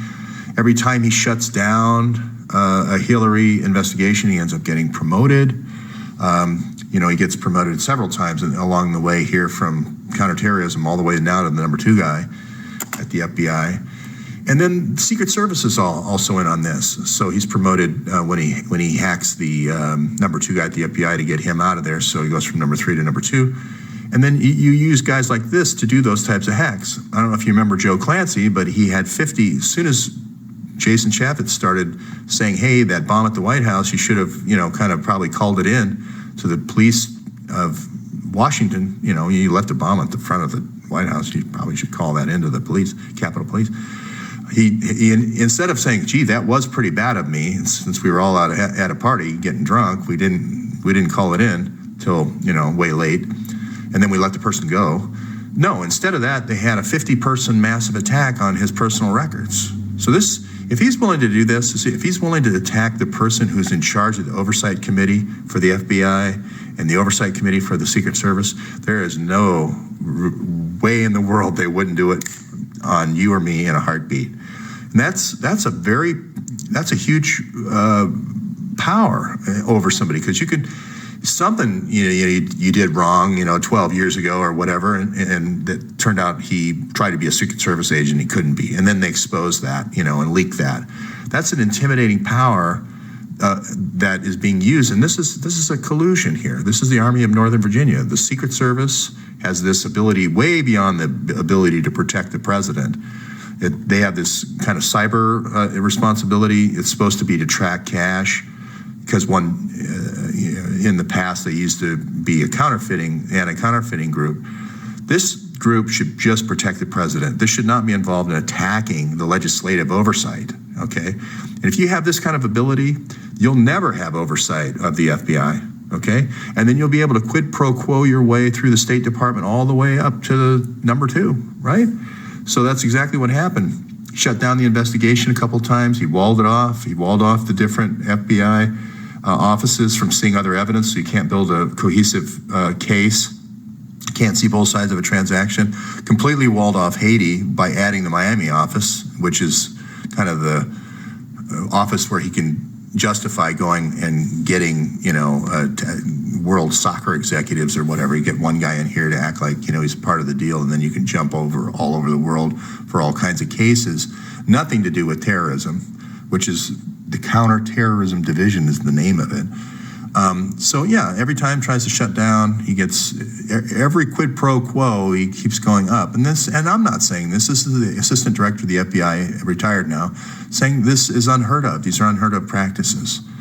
So when you combine that, these things, the quid pro quos and the walling off and the destruction of evidence, and then not giving Congress the summary of their FBI interviews to Jason Chaffetz, or the summary or the full file, which Jason Chaffetz has asked for, not giving everyone the 650,000 emails saying you need 5 years, all this obstruction, wanting to get more power.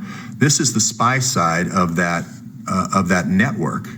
Now, when you combine this, all these practices, not filling out an assessment, everything's hidden, you can forge things, the reprisals internally if people do act honestly. When you add that to this kind of network where at the State Department you can keep getting funding and keep every time through these 7 quid pro quos that Comey's had with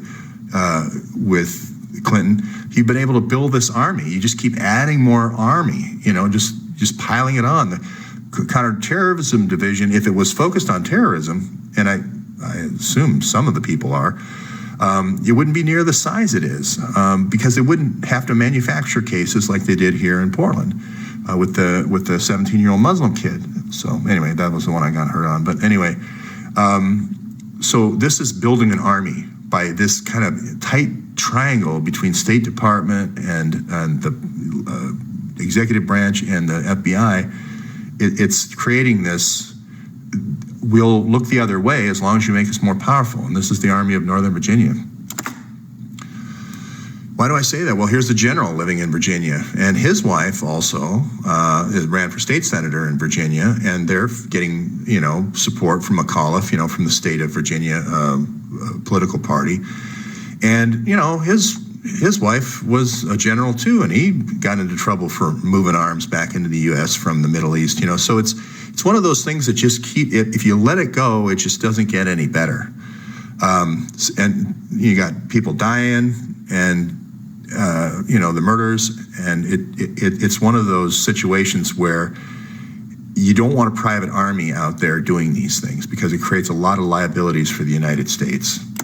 And none of this has been unhooked. In the case of Libya, you had this Delta Force, you had General Grange, hiring a bunch of contractors, ex-Delta Force guys. I think it was the Fort Benning guys, the 101st guys.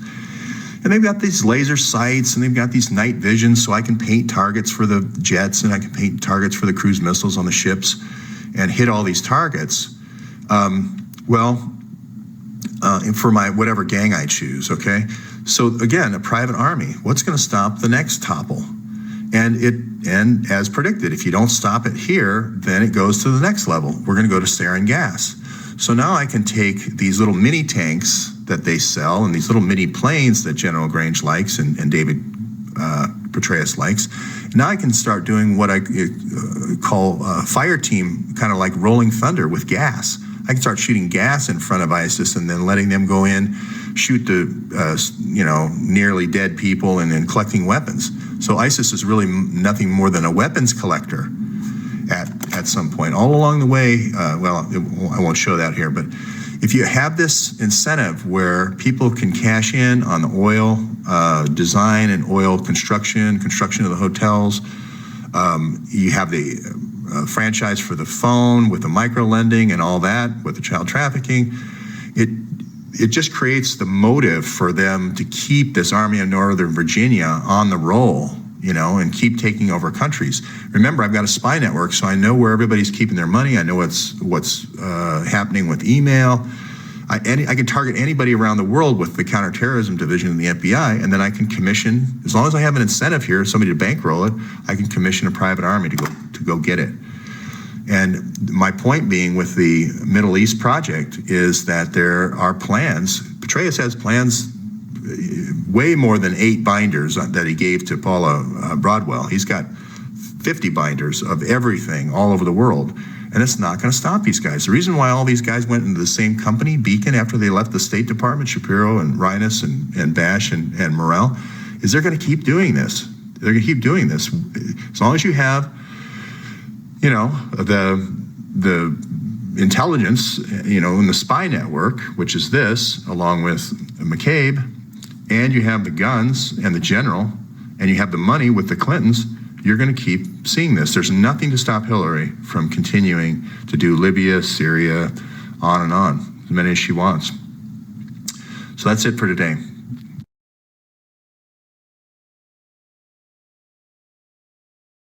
Okay, day 67. No Eric Braverman, no Neil Brown, no Mark Turi. Someone did contact me and said they heard from Neil Brown, but he has not messaged me, and I'd love to talk to him and run and ask me anything with him or a Reddit session with him. But the key question I asked yesterday is, did Neil Brown and Eric Braverman know that Hillary was contracting through the Clinton Foundation to hire the Muslim Brotherhood to take the stingers and knock out Gaddafi's jets and planes with help of a mercenary army of Delta Force, and then with that same mercenary army fire off sarin gas into the populated centers of Syria, using them as human shields and as a kind of a sex trafficking source of young children. That's a pretty damning series of connections, but if you watch this series, you're going to see kind of this orgy of evidence that, yes, that's exactly what happened. So the key question is, did they know? And if you also establish a pattern or a modus operandi of an organization, you're going to see down below that this Otpour organization that Hillary was working with way back in Syria, and I'm not talking about Bill, I'm talking about Hillary, was working with Otpour to destabilize Yugoslavia, to break up Yugoslavia into Bosnia, Herzegovina, Kosovo, Croatia, all the Montenegro, all the different split-ups for the NATO generals. So she's been working this with the NATO generals for 20 years. This idea of disrupt and then bring in NATO for order. You can watch yesterday's issue for that. Today I'm going to ask the question, could you use that same methodology to create a shadow government in the United States and to create 4 years of protests like she's done with the Soros protests, and use Stinger missiles around sanctuary cities like San Francisco, Portland, Seattle, Los Angeles, Chicago. So that's the next question. And also, you can't rule out sarin gas. There's $1 billion worth of sarin gas that was discovered in Aleppo. So you don't know where that is now. So again, the question I ask is, putting a social justice face, has that ever happened before with the Clinton Foundation, and then it turned out to be just below the surface, a whole bunch of nasty things were happening? And again, it's a morality play in a sense, because we don't know if they knew.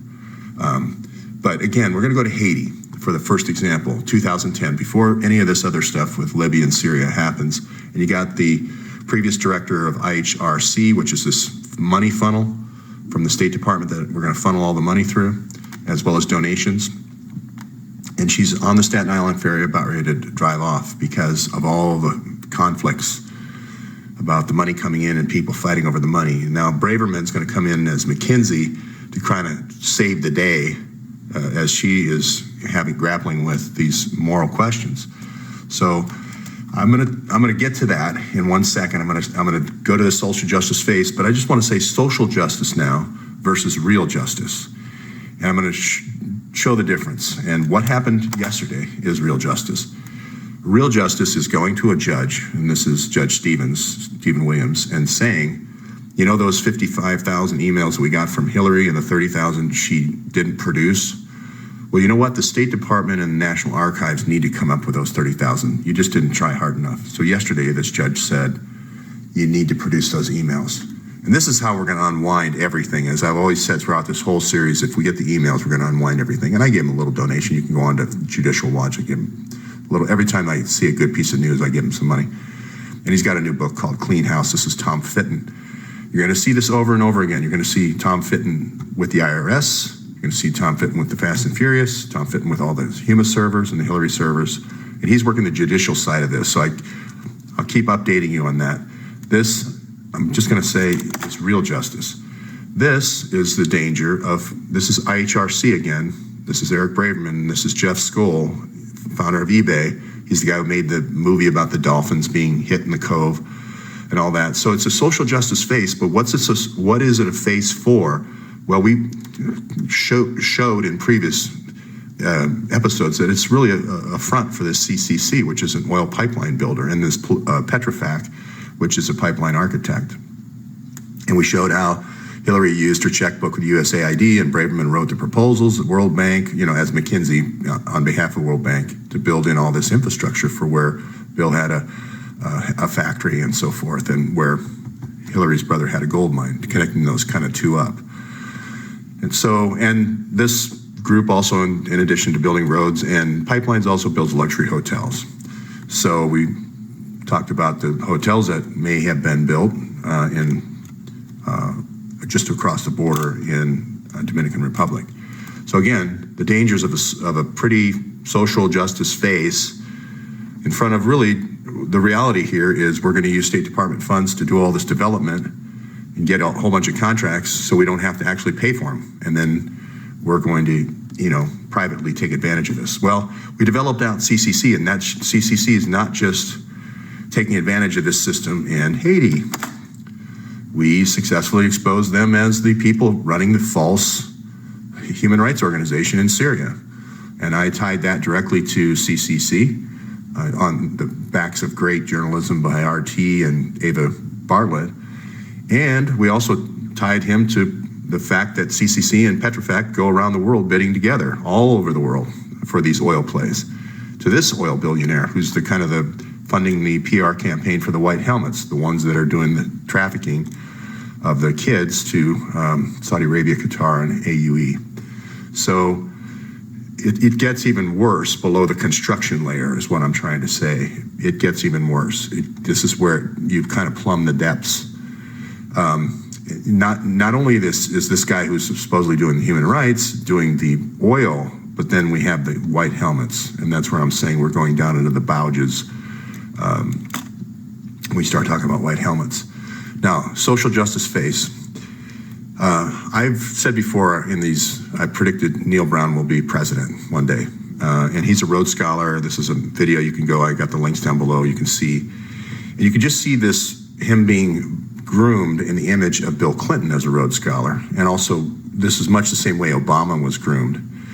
And you get this folksy backstory. I grew up in Iowa. I was on, I-65 high school, Chicken Coop 6, a town called Hope, all that sort of folksy backstory. But I'm going to say right now that he's got ties. I'm not saying he grew up with, but I'm saying he has ties to Tampa Bay PolitiFact. PolitiFact is the longtime Clinton friend that they come out with the pants on fire stuff. Which is basically, they rate Bill as the most honest person ever and Hillary as the second most honest person ever.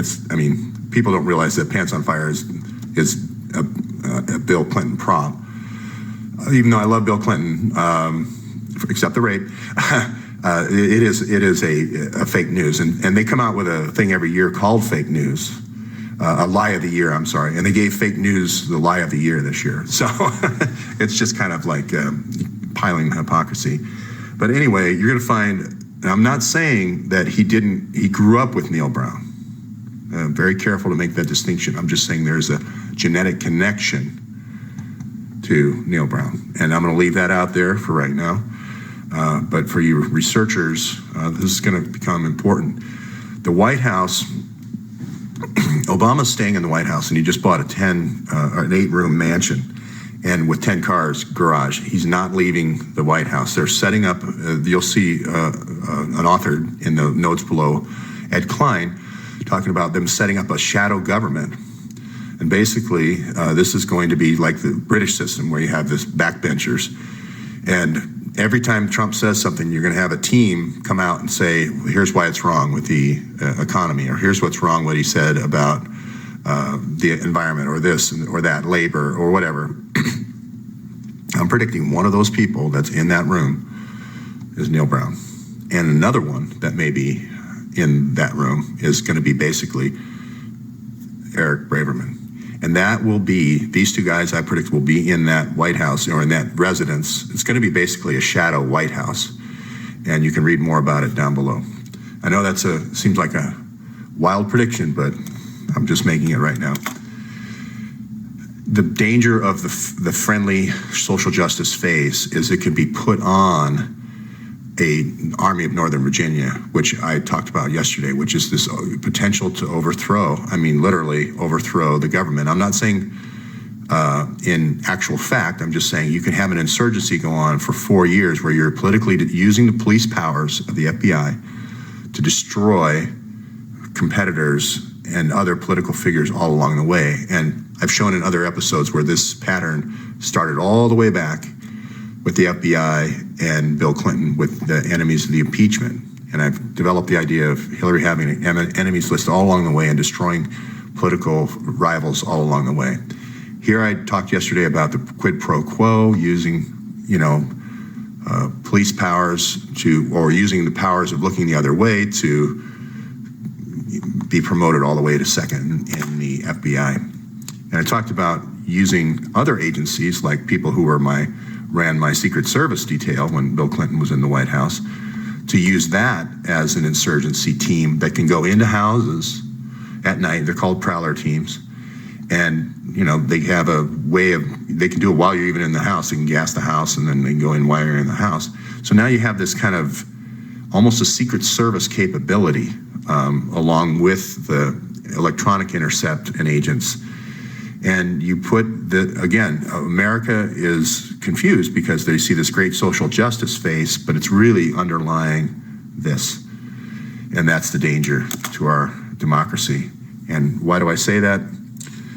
And so I'm pitting these emails, the openness of these emails as real justice versus this over here, which is social justice, which is not real justice. It's kind of like a sham justice, a prop-up justice. And why do I say that? Well, all these actions by those people are not, McCabe is not acting in terms of justice. He's acting in terms of obstruction, quid pro quo to get more officers overseas, the bribes, destruction of evidence, the forged or 302s, those are FBI interviews, the taking the 5 years to go through the emails, obstruction, more police powers, wall off Haiti so the other offices can't see all the things that the Clintons did in Haiti. These are all the things that I think are setting up the war between real justice, the Tom Fittons of the world, and kind of social justice, which is kind of the FBI, Army of Northern Virginia, Neil Brown. So that's the essay for today.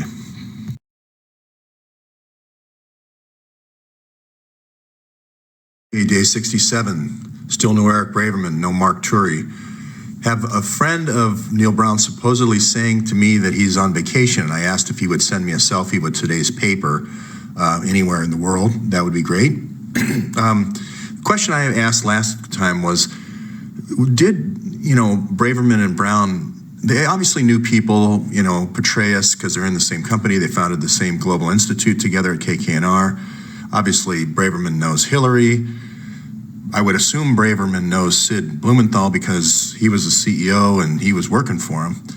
But did they know that they were engaging the Muslim Brotherhood? Well, Huma was at the Clinton Foundation, so I would assume so. I mean, that would, with all the communications.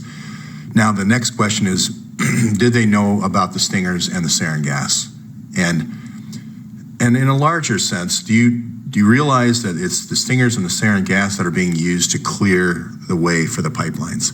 So in a sense, this is a morality question. Do you realize that all these causes have these effects? Okay. So just really quickly on who Neil Brown is again, he's kind of he's the protege of this Senator Lugar. And David Petraeus is obviously the person he's working with at KKNR, but he's been a ghostwriter for David Petraeus for a long time. He's kind of been Petraeus's man in the Senate, and I call it the Senate Oil and Arms investment club, if you will. A lot of the same people like Hillary were on the Senate Armed Services Committee as well as the Foreign Relations Committee, and that really is the kind of area where more of these investments start happening. So if I wonder if Braverman knows that it was important in order to remove Pemex as the state-owned monopoly of Mexico, for instance, in order to sell Gulf oil leases, that you had 13 or 14 different little factions in Mexico that were all backed by different cartels, and you needed to get rid of them all in order for this El Compacto, this legislation to go through that would allow you to sell these Gulf oil leases. And I wonder if he knew Fast and Furious was that operation to basically cause infighting between all the different cartels and then finally have El Chapo go in and kind of clean up the rest and make one cartel. So this El Compacto could happen. The Mexican Miracle is the white paper that he wrote for David Petraeus to sell these Mexican Gulf leases. Just an interesting morality question. About the same time Braverman and Brown joined the Clinton Foundation, all this stuff starts coming out about the sarin gas. Basically, the rebels, successful in Libya, are stalled here in Syria. So now the decision is made after a year of stalling. They go the opposite direction toward Baghdad and kind of loot Baghdad and all these towns, potentially using sarin gas attack. But now they come back and try to topple Assad, which is what we want them to do because we want to sell off the oil leases off the Golan Heights here. So did they know about this? Did they know about Stephen Sotloff? Did they see that on the news? I would assume so. His head getting cut off on national TV. That's all these journalists being jailed and killed in Turkey, as well as opposition leaders getting jailed and killed that were saying, hey, sarin gas is being used. I don't know. I don't know the answer to this question. The Serena Shims of the world saying that there was a rat line. So I'm going to fast forward now to the situation today. The timeline from the 16th is we had the 14 NATO officers arrested. We had the Turkish minister coming out and saying some of the initial tactics that were used by ISIS from these interviews, where they were using the 7-year-old girls loaded up with explosives and blowing them up from remote control. They were walking the little girls into police stations. They were using the people of Aleppo as human shields. They were blowing up buses that people were trying to escape on. They were trying to trap them. They were taking kids and the cute kids and to the oil sheikhs in southern Middle East, et cetera, et cetera. So that's the environment that happens. Then Aleppo falls, and then the Russian chemical experts, they didn't get to the chemical weapons in time, the NATO guys, and now we have all this evidence going to The Hague and to the World Court. Now, this is the stuff that they can sue the Clinton Foundation. This is a direct linkage to the Clinton Foundation. It's nothing to do with the U.S. government or State Department. So now you have the Russian ambassador, that should say, about ready to take questions at a press conference. He's about ready to talk about this. This happened the day before the ambassador was killed, and he's shot. So then Putin orders the Alexander ensemble, the Alexandrov ensemble, those singers, to come down to Aleppo. Now, there's 60 people in that band, or that choir, about 60 or 62, and there was 92 on the plane. The reason why there was more, there was 12 journalists, and there was also 12 chemical specialists like this. And I think it would be in Putin's best interest to say what it really was, which is they were going to hold a massive press conference, and the singers actually are in the Red Army. They were going to interview all these families that had lost children and had missing children. So I think that's important for Putin to say now, because people are going to wonder, they're going to not connect the two unless Putin comes out and says that he did order that as kind of an information operation, which it was. I mean, Russia plays this game too on the world PR stage, if you will. So again, here's 3 months ago, Eric Schmidt from the New York Times saying ISIS used gas 52 times. So, does Eric Braverman know that Sid Blumenthal engaged ISIS, and does he know that they used gas 52 times? It's just a rhetorical question, but I think that makes it kind of an interesting morality play. So an interesting thing happens in Libya. This jet also crashed about 2 months ago now in Malta, and it was leaving Libya, but it was a French team of 5 people investigating, again, illegal trafficking. And the signature here seems to be the use of sarin gas and then illegal child trafficking. It just seems to be this repeating pattern. My question is, was this plane hacked? I mean, this plane did one of those, completely 90-degree, jackknife things on takeoff. It's just a very unusual move for pilots. Pilots normally do slow climb outs, and they don't like to move their wings like that. A 90-degree is unheard of. And I'm just wondering if this plane was hacked. This is an expert pilot, the Russian pilot here in the crash of the singers, the ensemble, was a expert pilot. His father was a an ace, a Russian ace, celebrated Russian ace. So quickly, only a mile and 1.5 kilometers out, their plane's going to jackknife like this. They've ruled out explosion, which is good. That means stingers weren't used.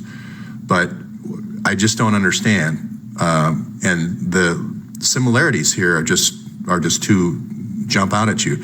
Also, what jumps out at you, this may remind people of the MH370 crash, the Malaysian crash, where they said the plane was spiraling out of control and toppling and so forth and all these crazy moves.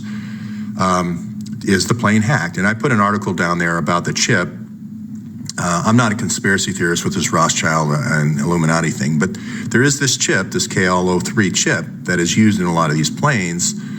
That's Freescale, and it just so happens 4 of the Freescale founders did die in that MH370 crash, and Rothschild did get the rights to that chip, worldwide rights.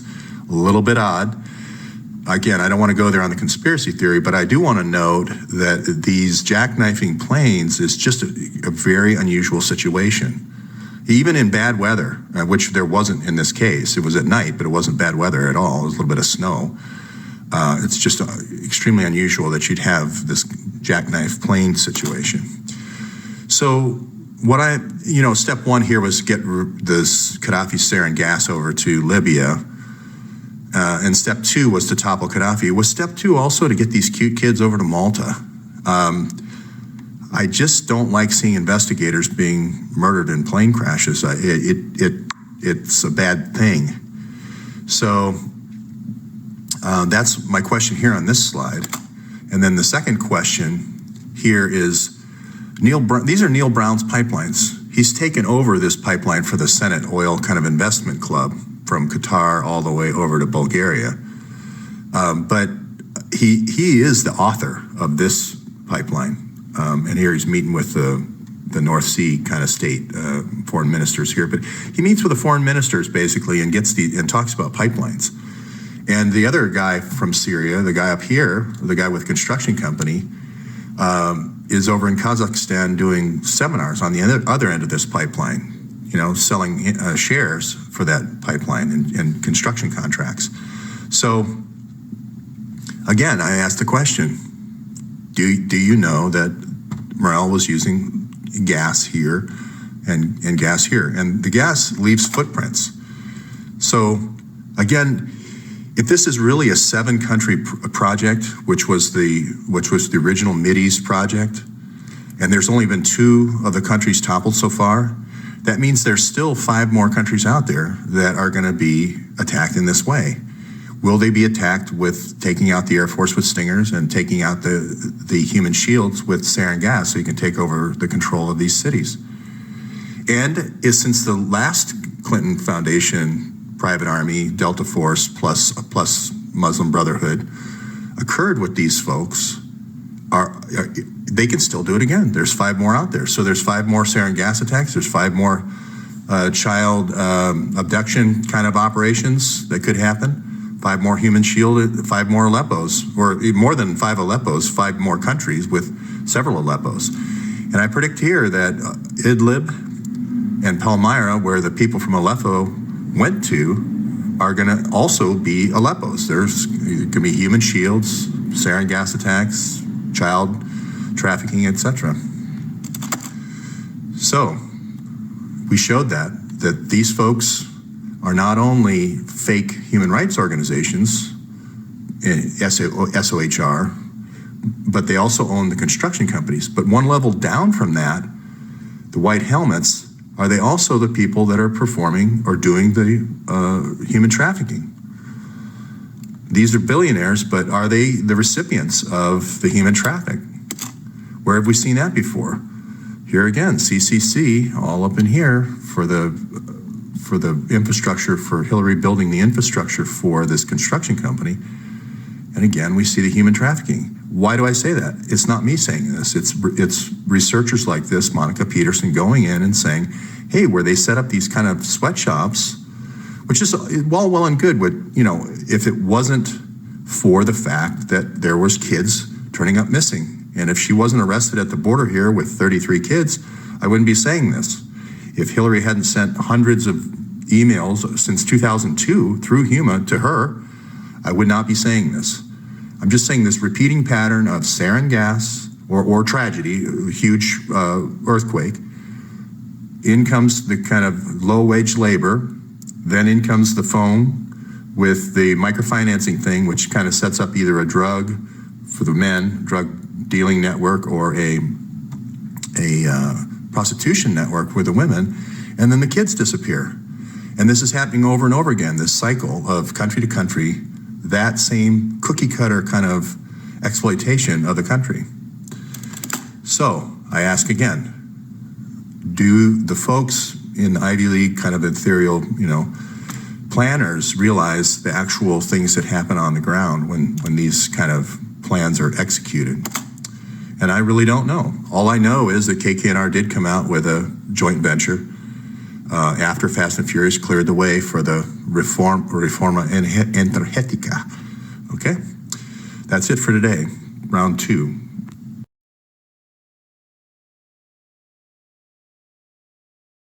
Okay, day 67, no Braverman. First off, let me say, please ignore my comments, my complimentary comments toward Bill Clinton. I was just saying that it seems to be his first reaction to solving a problem is getting people together.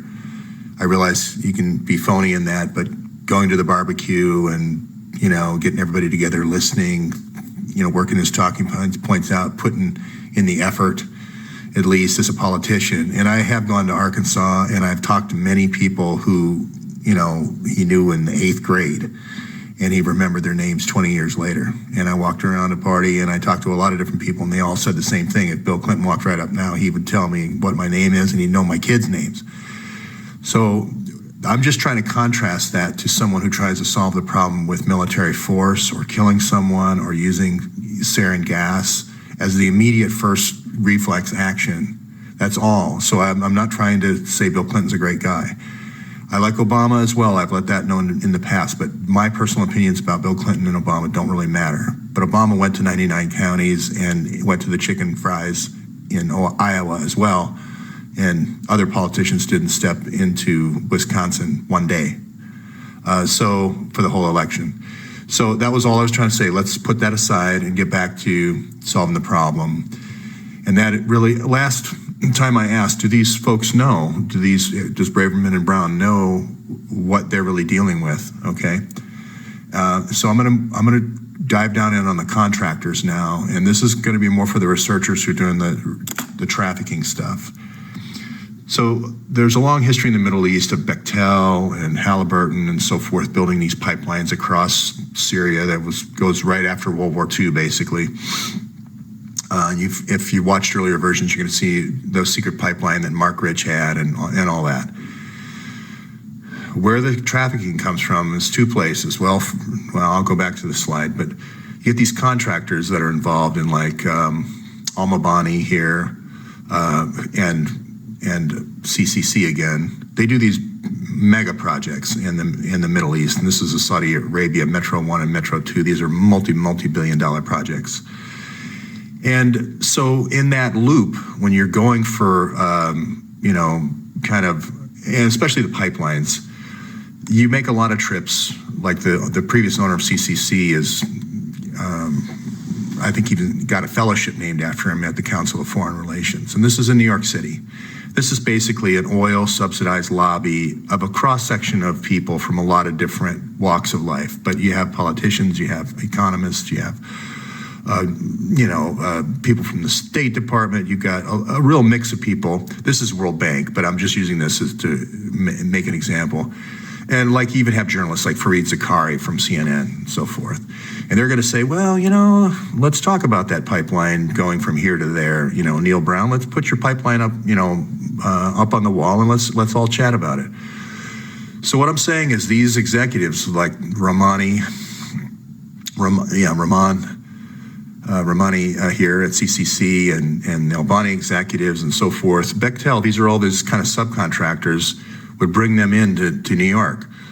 Well, after all the meetings were over, they would take them out, and they especially like to go out in the town, and there would be, and this is where I get personally involved. I roomed with a gal who was went to all these Jeff Epstein parties, and she's a waitress at all these parties.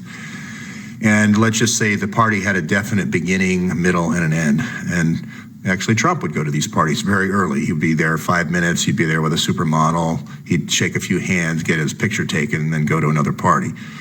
But Clinton was a frequent visitor at these parties. And I don't want to say too much more than that, other than there was evening entertainment for these gentlemen that were coming from the Middle East. That was a big deal. And so the next place you would go, everybody says, okay, that looks like a great pipeline. Then the next place you would go is you'd fly down to Washington, D.C. and go to the World Bank because, as I said before, you want the State Department and the World Bank to pay for as much of the infrastructure as possible, the electrical grid infrastructure, the water for the workers, the roads for the trucks to drive in on to build the pipeline, et cetera, even in going as far as shopping centers and skyscrapers after the oil starts going. And that's what CCC does. So you go down here to Washington now. This is where you're going to be meeting with the foreign ministers of Saudi Arabia and the Kuwait and UAE and Bahrain and so forth. This is where the den of iniquity. I'm not pointing at these people saying the den of iniquity, but these people are many times the princes and sons of the king of the country. So they may have 50 or 60 sons. Osama bin Laden is probably the best example. He was one of 50 sons, and his father owned one of the largest construction companies as well in Saudi Arabia. So this is where you're getting the Comet Pizza thing, where you're not having things happen there, but there is a very good chance, from the evidence I've seen so far, that there is this kind of showcasing. So you've got these stringers that go out and bring in people and foster parents and et cetera. And I don't want to get into who is and who isn't. That's really, I want to keep a distance from that. But I'm just saying, if you want to lead, this is where you should look. Now, the other thing I want to say is, at times, people come forward, how should I say, and there's violence in the situations in this evening entertainment situation, or several people come forward and they want to blackmail or whatever. I don't know all the details, but if you want to look into the Long Island serial killer case, I think you're gonna see a connection there, because when these people with diplomatic passports come over and they get in trouble, they don't have to answer to the law because they have the diplomatic passport, but they have to answer to the world of public opinion. And that's where you're going to get into this, some of these serial killer type situations. I don't have any more information than that. I'm just letting the Long Island LASK people who are researchers in that area, I'm just telling you, this is where to look, okay? So, I'm not saying that Romani was involved directly, or his father was directly involved in LASK. All I'm saying is that these are the people that have the incentives to get the kids out of Aleppo and now Idlib and now Palmyra, and get them down to the ministers of the UAE, Bahrain, Qatar, etc. They have the incentive to providing those children, and the children are very popular. Now, the other piece of this is when they get older, the White Helmets is going to be your group pulling the kids out. I showed you the parallel earlier. I'm a little nervous, so I'm sorry. I showed you the parallel a little earlier to CCC down here with this traffic down here. So this is a repeating theme, a researcher. There is a shocking kind of dual appearance of these gas attacks and then this kind of underground railroad of children. So everywhere you see a gas attack, I would say that is a good place to start, and I would say start with a contractor who's building here. So those are just words to the wise as far as if you're doing research in this area. Okay. Now now I'm going to go back to my stuff, which is, at what point do we stop this? At what point do we say Hillary's foreign policy for Syria with all the sarin gas and all this stuff is a failed policy? At what point do we start working with our enemies, or I don't even know why Russia's an enemy, but at what point do we start working with them rather than coming up with all these fake stories? And then these cover-ups, with the killing of these folks doing trafficking investigations, and these folks who are coming in to doing human rights investigations from the Russian plane. And it's really a very few people. I want to say that again. I'm not saying everybody in the FBI is bad, or everybody in the CIA is bad, or everybody in the State Department is bad. What I'm saying, it's just a few people that, Petraeus would use children. He would go into villages. His whole, counterinsurgency idea was go into a village and then go into the village next door and then, say, I'll get the kids from this guy's tribe and I'll give them to you if you kill the other guy. Or we'll set a bomb off and then we'll take his children and you can do whatever you want with the children. But Petraeus is at the war level, at the war fighting level. What I'm talking about is the next level, which is killing people for business, killing people to grease the wheels of business. And that is kind of where I'm making the distinction, between Morell and Petraeus. And this type of complicity, knowing that you're doing that in this kind of environment, I'm leaving Jeremy Bash out of this, but I'm saying these two, you don't make foreign policy decisions for the United States anymore. You cannot continue this private contracting, the sarin gas attacks, and the child child trafficking. So I'll leave it at that for round 3. I just wanted to clear up the thing about positive comments about Clinton and Obama. Thanks.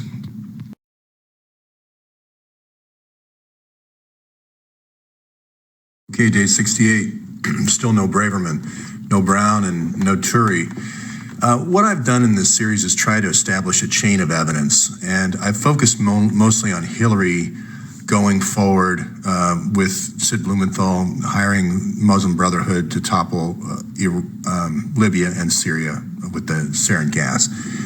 So that chain of evidence, if you want to see that, is in the earlier episodes. And then I've worked on this chain of evidence from these operational plans getting to Hillary, and this chain is getting filled in a little bit with the operational plans going from Drumheller and a lot of the circumstantial evidence with Mike Morell and so forth. And so this is the area that the emails will definitely strengthen. There's his CENTCOM emails as well as Hillary's 3,000 emails between them, 1,000 emails between them. And I asked yesterday about this chain, which is going up to the pipeline designers, the oil pipeline designers, and this kind of social justice front. Is it a social justice front? And I talked about the Haiti funnel. So, people have asked me, well, what are you doing? What's your strategy here? You can read below the chain of evidence, but it establishes it's what you're going to have to do in court. The same way with this NATO idea over here, showing how Hillary did this, basically topples. Now I'm talking about Hillary, not Bill, for about 5 or 6 other countries with NATO in the 90s. And this is these are other evidence chains, but this is the old, he killed his first 6 girlfriends, and then the 7th girlfriend's found dead with his monogrammed knife in her back, and he was there that night, and they had an argument, that type of thing. So that's why the other evidence chains are going to be important for this case as well. These are all going to end up leading down to the sarin gas, Mike Morell, and then the other thing you're going to find that the next link on the chain, if you will, down here is the child trafficking. Is this chain. So we did a good job with money, arms, and oil, but it's this chain that's being added. So I'm going to work on, that's the strategy from here on in, is keep adding links to the chain this way and links to the chain that way, and alternative chains of evidence. So I'm going to talk today about the response for, Mike Morell, the guy you saw in the corner there, who's the guy who kind of orders these sarin gas attacks and orders things like ambassadors to be shot and planes to get shot down that have weapons inspectors on them. You're going to find that the best response, and he comes up with these hacking stories, Putin's best response to this is to send more chemical weapons inspectors and more human trafficking researchers. There's a big case in Israel just came out today when, Israel was formed. There was a child stealing, it's been a long time accused, and it turned out, that Israel put out the 200,000 documents, and it turned out, yes, there was a child stealing scandal. So, but the idea here is, people ask me, what can you do? What you need to encourage on Twitter and Facebook and other places that encourage Russia to respond this way. Encourage Putin to say, there was 12, weapons inspectors on that plane with the Alexandrov ensemble. And you know what? Given this response, I'm going to send more. Now, you know what Hillary is going to do is she's going to try to freeze assets in other countries. This is her favorite tactic. And then take them later when kind of nobody's looking. That's the old Libya thing, and it was the plan for Syria. So you can basically let them know that's the strategy. I hope Putin's watching this. I'm very American. I love the Constitution. But in this case, Putin's my partner because he's going to put evidence, he's going to put resources into gathering the evidence. Just like Netanyahu is now a partner because Netanyahu doesn't want all these kids, kids running all around with no documentation, no passports, no nothing, who later turn into be terrorists. Same thing. Now Netanyahu is a partner in this. So the other thing about, this is the kind of the social justice chain. Here's the guy who's kind of the PR guy for Hillary. And he's going to be worried about, okay, well, we've got a bald face oil and arms play in these 7 countries that we're trying to take over. How do we put a social justice face on it? So you're going to see guys like this. This is Philippe Reines in Beacon, same company as Mike Morrell, trying to put a Paul Walker type face on Mike Morrell, make it look like it's a good thing that we're taking over Haiti and exploiting Haiti. And actually, that's exactly what happened. Paul Walker was recruited to do that, to be that person.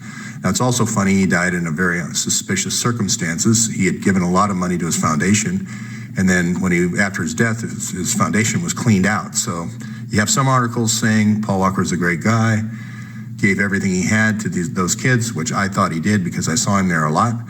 And then there's other people saying what a bad guy Paul Walker is. So just so happens that the movies were Fast and Furious. Sometimes it's a little odd that, he may have also been involved in that, the real operation. And then you're going to have guys like this on the PR operation. When someone does come out with an article, let's say, about a general in Afghanistan or one of the friends of a general that are in this little club, you attack. This is kind of like the Karl Rove job. It was kind of the bulldog that for George Bush. He was that guy. He threatened Michael Hastings' life several times in print. So those are little clues as well. But you can see here that this is going to be a repeating pattern. You're going to look for people who are social justice faces, and you're going to look back to here. And these emails, that's why these emails are important. Now, these emails are in his supposed sex case, which isn't really a sex case. It's emails down here to create this PR front for these different operations. Jeremy Bash, same thing, although not as involved. He was more involved with Panetta as the chief of staff, but he's kind of doing your cover stories as well. So this is how a gas attack by CIA operatives and ex-Delta Force contractors goes through this funnel here and turns into bad Russians, Russia stories and so forth, okay? So again, we need to work through there. Now, I said this funnel that Eric Braverman was involved in, Reines is gonna go get Jeff Skoll, founder of eBay, to be kind of social justice front for this construction company here. So, but this is going to be the guy you go here and this is going to tell you all the social justice movies he makes, and he's a social justice kind of movie maker, are going to be fronts for various activities. It's almost like they're leading us to the next crime. Justra is making a big refugee play in Greece and Malta. And that's where the plane went down with all the investigators, the French investigators for the human trafficking from Libya. You can see that he has a movie out about the Greek pipeline. And I'll guarantee you, I don't even have to look yet, but I'll guarantee you Skoll made it. So you just look at the social justice movies that Skoll makes, maybe like The Cove where they're beating the dolphins. I'll guarantee you there's over the horizon oil drilling in Japan, and they don't want the fishermen out there. So they come up with this movie to get the fishermen out. So those are the things you keep looking for. We need more researchers in this area here with human trafficking. But you notice how I always leave kind of the end of the chain dangling into the next episode, and that's Carlos Slim. I also want, and I'm going to go to the next page to explain Carlos Slim. But the great thing about you contributors out there is you give me little leads all the time that are actually great leads about this Eunice guy in microfinancing. I talked about how the cell phone microfinancing combination a lot of times enables these sweatshops into being prostitution rings. And it, sure enough, Eunice focuses almost entirely on women, microfinancing for women. This is Monica Peterson's research. They've been longtime friends. He got $13 million from Hillary in State Department contracts. He transferred $100 million illegally out of this microfinancing contract. He was disgraced. So now let's see if Slim is related to, because Slim does the cell phones. I mentioned the microfinancing. Let's see if that is a connection. Well, it turns out quite a bit. Here they are together, and they did a microfinancing deal in 2008. Let's walk back on Slim a little bit. He was the younger brother of this police chief, and this police chief was the head of what's called DFS, which is kind of the forerunner to our modern DHS. And they used this DHS to go around and intimidate large contributors to the opposition political party. They didn't use it for Homeland Security, and this is what I say in my other videos. They used it to intimidate people and take over companies. And they gave Carlos, being the brother, they funneled it. They didn't want to funnel it directly to Julian, so they funneled it through Carlos. So he owned in 7 years, he owned 8 companies by the time he was 32. They just keep funneling it through Carlos. And then Carlos decides to break with his older brother, Julian, in 1990 when the government of Mexico sells him Telmex, which owned his complete monopoly of the landline phone company for $1.7 billion for a value of $14.5 billion. So this whole billionaire story, these are the facts, okay? He bought it for no money down. He got a 7-year guarantee monopoly, and he got unlimited rights on the mobile phone. So here he's using the mobile phone payments to pay for the company. And this is what leverages him into, and I went through every one of his acquisitions this morning. Every one of these phone companies basically owns everything in Central America, South America, and the Caribbean. He starts in 2006. And then the microfinancing partnership starts right about the time Hillary becomes Secretary of State. So this is how these little leads that you guys give me end up becoming fact. And now each of these slides becomes a research area. So some people might want to research Eunice, some people might want to research Slim, and it builds a chain of evidence just for this one link. It just solidifies, makes that ironclad proof on each one. And the whole presentation is a chain of evidence as well. So we can take it to Chaffetz or take it to Gowdy, whoever, or Sessions, or whoever becomes the AG, or Judicial Watch can use it for resources, et.cetera. And all those resource links, that's why those are so important. So I'll go one more here and just show why sometimes some people say, well, you get a little conspiracy theory sometimes, you drop things that you can't necessarily prove. I'll tell you why I do that, why I do the working theory thing. I mentioned the Long Island serial killer case.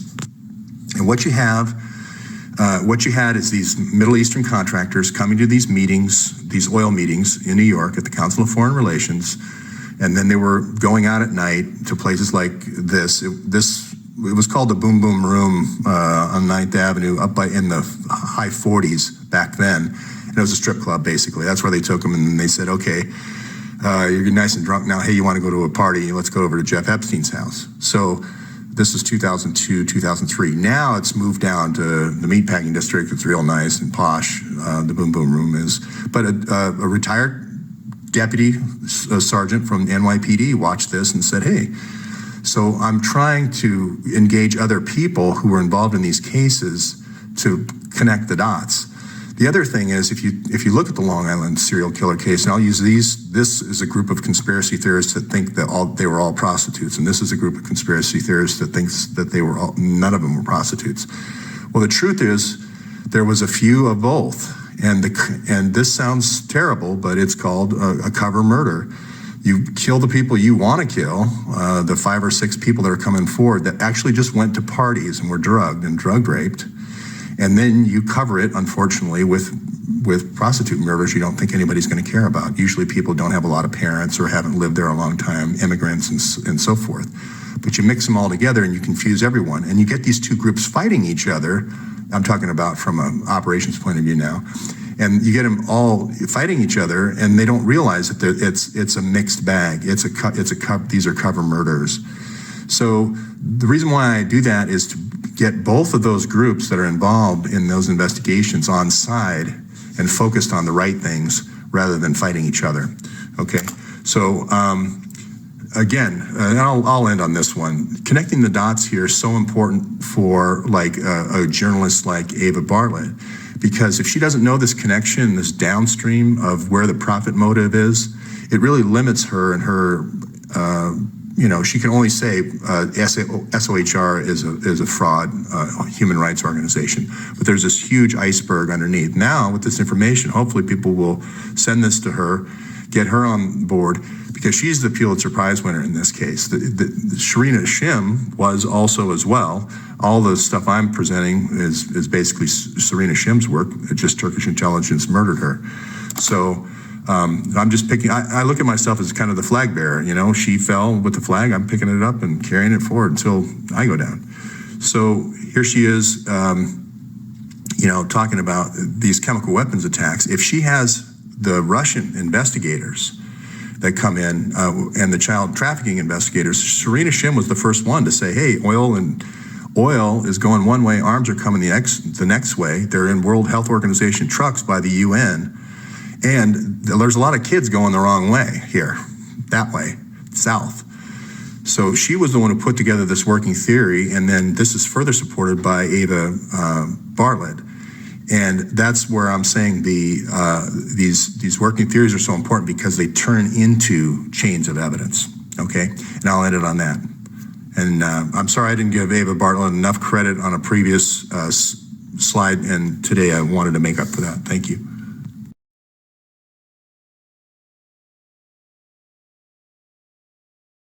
Okay, day 68 down here. Where's Eric Braverman? Where's Neil Brown? I want to ask and delve into Haiti and this IHRC, this kind of funnel for all this money coming through, kind of putting a social justice face on this, kind of war booty, if you will. It's not just a funnel for war profiteering and spoils. It's also quite a good business to come into a country that's just been hit by an earthquake, whether it's Thailand in 2004, which is another kind of Clinton-involved adventure, or the Haitian earthquake. And one of the key mechanisms is microfinancing. And the key question I have here is, did Braverman know about microfinancing and what that actually entailed? It sounds great with the, giving a woman a sewing machine so she can get her family out of poverty and send all of her kids to school and so forth. But what it actually turns out to be is interest rates is as high as 195%. The folks that do this make them sign a contract, whether they can read or write or not, with a fingerprint. They have to keep reloaning money to pay off principal and interest, so the effective rate can go even higher than 195. And then they have to do things like in India, sell kidneys to pay off the debt, go into prostitution, have their kids work all day for very low wages, etc. It's really much worse than this, as far as what it does to a country.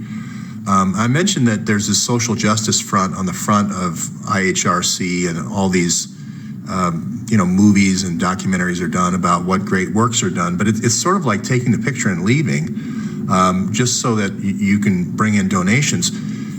Microfinance actually hurts both the people that aren't getting the money, and it also hurts the donors. So all the people say, oh, there's a microfinance project to do this, factory over here the Clintons put in with the U.S. AID money.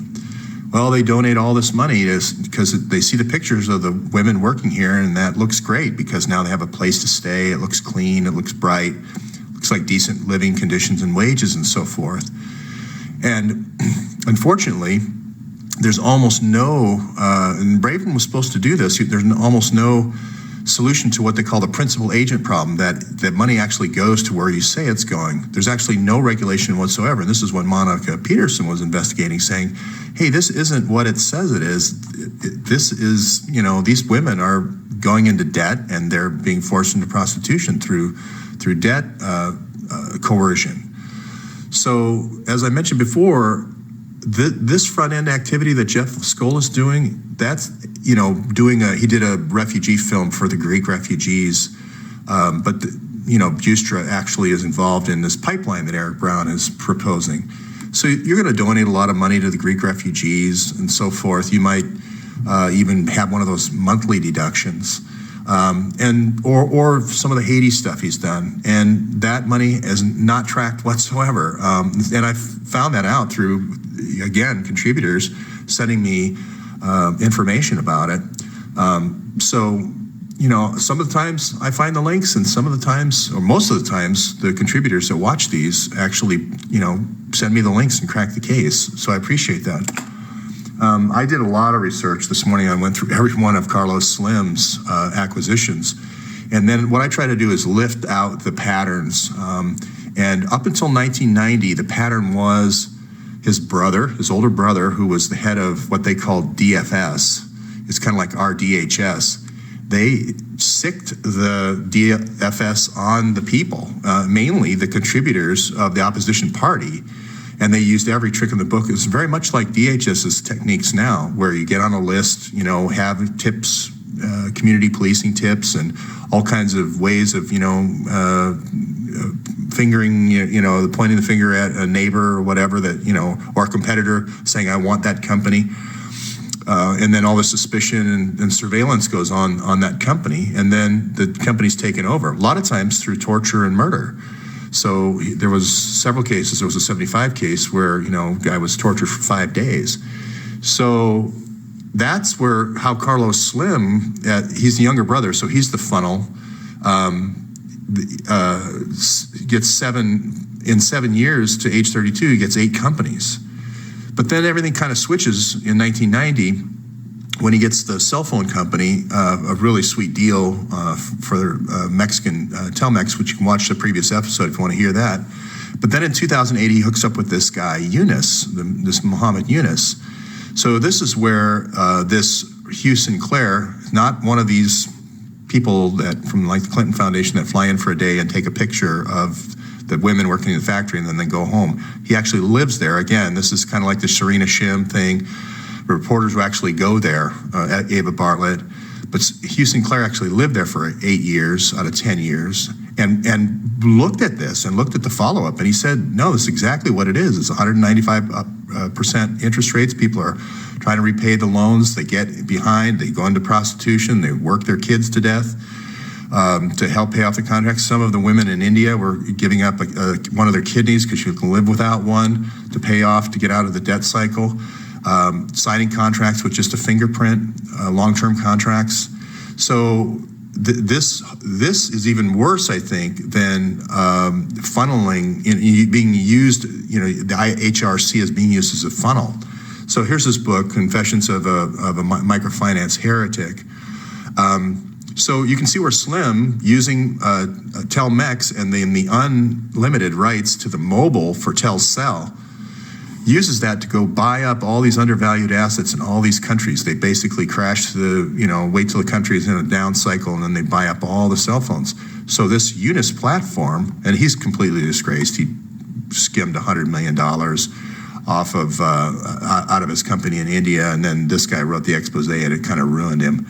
But this platform here in South America, Central America, and the Caribbean that Slim has still exists. This microfinancing is still going on today. So this expose by Hugh Sinclair stopped Eunice, but it didn't stop Slim. And now he's the majority shareholder of the New York Times. So I don't know if they're going to publish this or not. But just a real quick recap on, again, viewer contribution. I recommended to Putin here on my previous message, the reaction to his having the 35 diplomats sent home to Russia should be send 35 more chemical and weapons investigators and send 35 more child trafficking specialists to Syria and Aleppo. That would be my response. He had a clever response, inviting the 35 kids of the diplomats in the United States to go to the New Year's party at the Kremlin, which I thought was clever. But again, going back to the Russian ambassador getting shot and this plane going down, kind of oddly jackknifing. This is the Russian singers, the Russian choir, oddly being similar to the investigators in Libya, the human trafficking investigators from Libya to Greece. They were coming across to Malta and then Malta onto Greece. This again could be a Justra type enterprise because he's very involved in Greece. We're looking at these crashes and figuring out why is the pilot completely losing consciousness, but nothing's being found in the plane. Sometimes there's no bomb. And somebody in the audience or listener, contributor, talked about CO2 poisoning, that they use a CO2 device to fumigate these planes to get rid of, rodents, I guess. But anyway, located in the tail section. And then if that were to go on during the flight, you would gradually lose consciousness. You just look like you're falling asleep, and then till the pilot fell asleep, and then the plane would jackknife. So I'm putting this in there just in case anybody from the crash investigators are watching. And I just wanted to follow up on this other investigation, which I said about the Long Island serial killer, or these other mass killings or serial killings are usually happen when there's a group of 5 or 6 or 7 of these girls who go to these parties and get drug raped, and then they find out about each other, and then they get together and they go to a law firm, and that's when you're going to have these killings. So the only reason I put this here with CCC and Al-Mabani with these guys coming to New York to the Council of Foreign Relations is I was pretty close to the situation in 2002 and 2003, and I did some reporting there. So I'm just saying, it's not what you think. It's mostly women that were drug raped, and then there's a few girls that were prostitutes.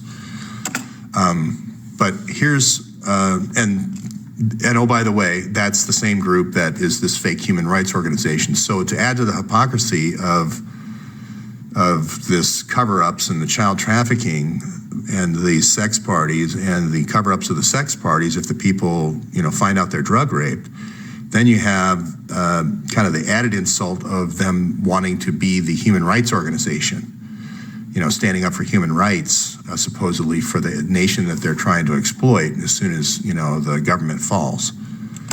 So, and here's just one quick example of association and pattern matching. All these people, Sandy Berger, who was stealing from the National Archives for the Clinton Foundation, destroying evidence. Loretta Lynch, we all know about the plane, Bill climbing up the plane, Cheryl Mills at the State Department, going into Hillary's computer with the thumb drive and getting all the documents off. Well, here's another Hogan and Hartson lawyer. And Hogan and Hartson, by the way, specialized in seminars on how to get money out of Iraq during the Bush administration. So they would have you come in, they'd bring in all the arms dealers, they'd bring in all the oil dealers, and they'd say, here's how you profit. Well, here's the guy from Hogan and Hartson that does all the visas for people, which I was talking about before. When these guys go to sell something, they go to Washington, D.C., the World Bank, and they're mainly talking to princes. They're talking to Nigerian princes, or they're talking to Saudi princes, or Bahraini princes, or Qatari princes. But that's where these guys need visas. So he's the visa connection through the Clinton Foundation, and there's many scandals around selling visas. But then also, I don't know if people saw this or not, but this is your kind of clue to that kind of Pizzagate type of stuff. that he had this, kinky lick thing, which was an actual sex club in Charlottesville, Virginia. And that's the home of the University of Virginia.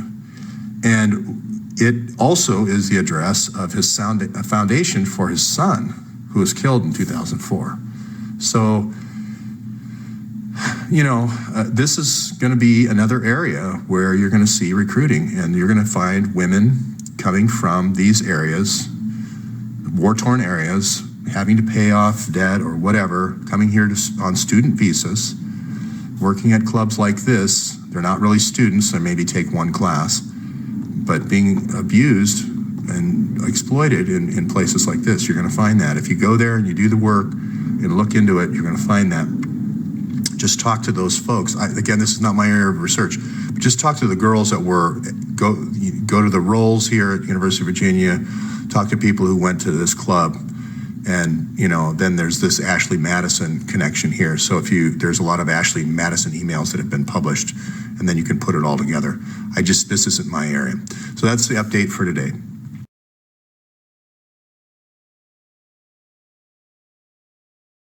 Well, we made it to the end of the year, day 69, and still no Braverman. I did see a report finally from not quite the MSN media, but a kind of a reputable outlet, and I put the link down below, where this is really the first reporter that has asked in 69 days, where's Eric Braverman, other than myself, and some other bloggers and so forth. So hopefully we'll get more and keep sending these videos to journalists and other research organizations, human rights organizations, etc. And all the investigations that are involved here, especially the Haiti investigation and the folks doing the sex trafficking investigations, make sure that they know that this is a chain of evidence that's very provable, and it's mostly in the hand of their own authors. There's some New York Times here, there's some Washington Post, there's some other more like RT, which they might discredit, but it's built, this is a case and chain of evidence built on facts. So one of the facts I wanted to show is this connection between this chain of evidence here back to NATO, between Hillary and Bill Clinton back to NATO through Sid Blumenthal, and how it relates so much to, the actors are even all the same to this chain of evidence. You'll see below that OTPOR was this organization brought in through NATO way back in 1993, 94 during the Bosnia situation, and then again in 1999 with the Kosovo situation. You'll see emails in her own hand and in Sid's own hand saying, yes, we want them to be the ones who train the Muslim Brotherhood for this Libya, for these first two steps.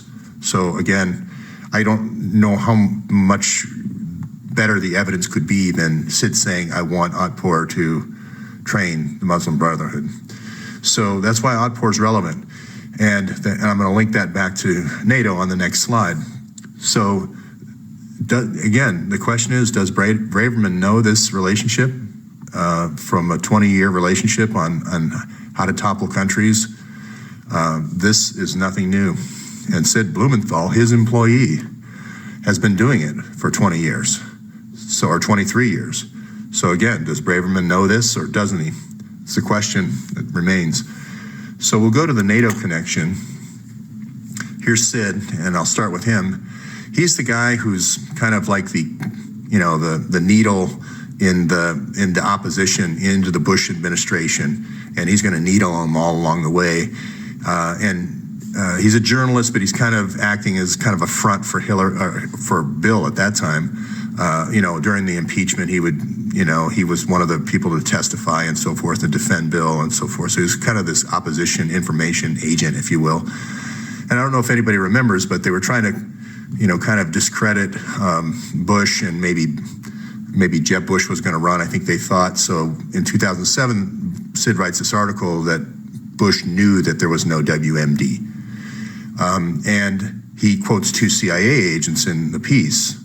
Well, the two CIA agents were Tyler Drumheller, you might remember that name, the same guy who gave Sid the plan to topple Libya, He's the European chief of the CIA. And the other one is, if you remember, Bush said it's Valerie Plame.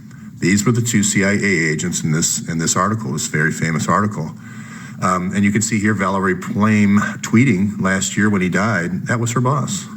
So what was she doing in Europe? Well, it was the whole Otpor thing with George Soros, which you'll see down below if you just read, toppling all these countries, balkanizing Yugoslavia.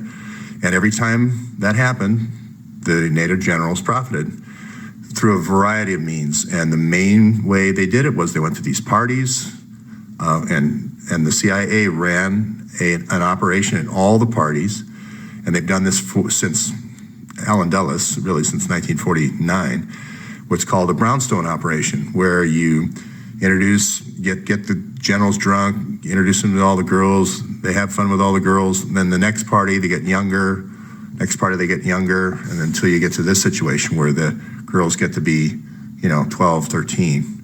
That's when you have the camera, that's when you have maximum blackmail. And they're willing to play this out over years. As long as it takes. What they don't want to do is uncover the operation. And you can see Craig Spence was a brownstone operation, Franklin cover-up. You can just go down the line, Second Mile with Sandusky. There's been many in Florida, Boulder, Colorado, Hollywood area with Scientology. This is just kind of repeating theme. These are CIA brownstones. I mean, Barney Frank had one, DC Madam, I can name a lot of them. So, and you just need to Google or read the memoirs of the CIA directors is the easiest thing to do, and they'll say straight out, yeah, we did this. So anyway, 250 billion is gone because Chandalong here, the guy who was murdered, the NATO guy who was murdered, the auditor, this money is being diffused into these different weapon systems, sometimes hotels. You're gonna find that this 1,100 hidden investors of the Clinton Foundation are gonna be these NATO politicians and NATO generals, as well as US generals and US politicians. And for instance, Sid is the one who introduced Bill Clinton to Tony Blair. So NATO is kind of like our Washington, D.C., or Mons. Belgium is kind of where the British and French fought the Germans in both world wars, and that's their kind of spiritual home. So it's kind of like Washington, D.C., all the war monuments, and that's why they're all there, and that's where all the parties were. And I've been there, and I've gone to where they had the parties, and I've got reporting behind this. So I just want to say that this has moved from New York. This relationship here with the Brownstone operation has moved from New York to Paris, to Africa, to Little St. James Island. It's nothing new. So do you think Hillary's the one out there, getting these generals to go to these parties, or Bill is? No, it's their seconds, which is like Doug Band for Bill, and it's going to be Philippe for Hillary. In Europe, it was Valerie Plame.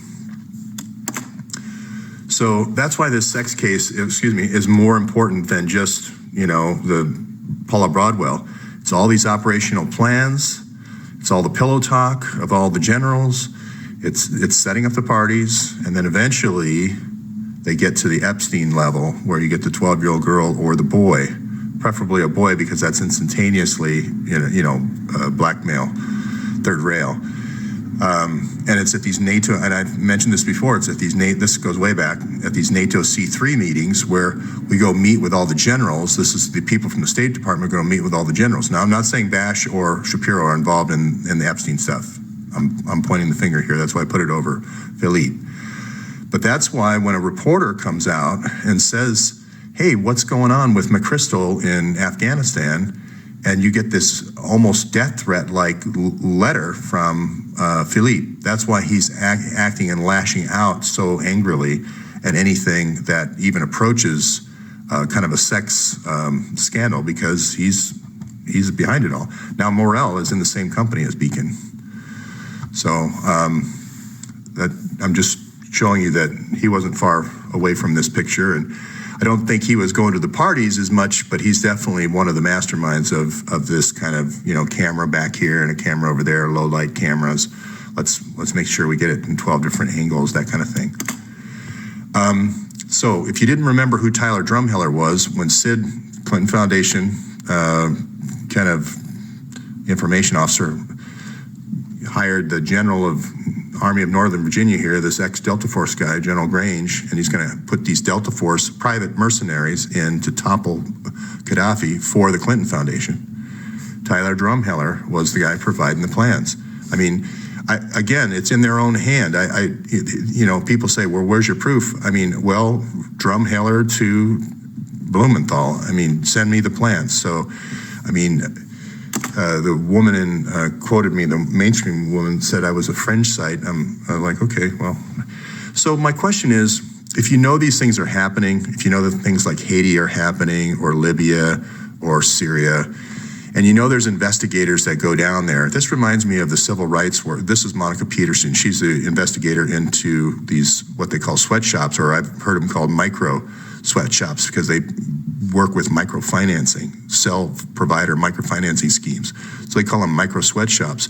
And they turn them into, they force the women into basically prostitution, and they force the men into drug running because they're poor and they're in a bad situation. So Mississippi burning, the 3 civil rights workers go down to, Mississippi and get murdered. What does Kennedy do? He sends, I think, 200 agents, maybe 300, and they all went into a theater. If you haven't seen the movie, it's a good movie. That's what happens when, and they weren't murdered right off the bat. They were just missing. So that's what the president needs to do. He needs to send 200 or 300 FBI people here. What we don't, especially when we have a person who's been involved in child running. I mean, the person who represented Laura Silsby, he was convicted in 2004 of running in Central America, of child trafficking in Central America. So it's not like, and there's hundreds of emails going back to 2002 through HUMA from Hillary to her. So what's the response from the FBI? Well, quite different, actually. We're going to open up another office, a Miami office. We're going to wall off everything that happened in Haiti from the rest of the investigators. We're going to go ahead and get promoted a couple more times. We'll go ahead and take a $700,000 bribe to our wife. That's fine. We'll destroy evidence for you. We'll forge 302s. When somebody does come forward, when they're disgusted by somebody climbing the plane and intimidating the head of the Department of Justice, what's our response? Destroy that, search warrant, and then come up with one 30 days later. Well, if I'm wrong, all I have to do is produce the search warrant, produce the 2 302s, and give Chaffetz the file, the FBI file that he's asked for, and produce these records, these 650,000 records. Okay? So not all this stuff, no grand juries, no subpoenas, no videotaping, no under oath, letting the conspirators meet together, letting the conspirators all interview simultaneously. Just what the assistant FBI, again, not me, the assistant director of the FBI, retired, said, no, this is something FBI never does. So I think I'll probably wrap it up there. I just want to say that this Army of Northern Virginia here, if you have somebody who's the governor of Virginia, he has control of the ports of Virginia. So now the general's wife, I believe, Grange's wife, runs those ports. Port of Norfolk, Hampton Roads, all very storied, Confederate history, Navy history kind of place. But that could be a gaping loophole for these guns to come back from Iraq. And the officers and agents that McCabe wanted in his quid pro quo for Iraq, he didn't want them for Haiti, he wanted them for Iraq. Could be to gather those guns up from the Iraq War. I believe that's what he's doing. And they're going to come back in through the port of Norfolk. So that's all for today.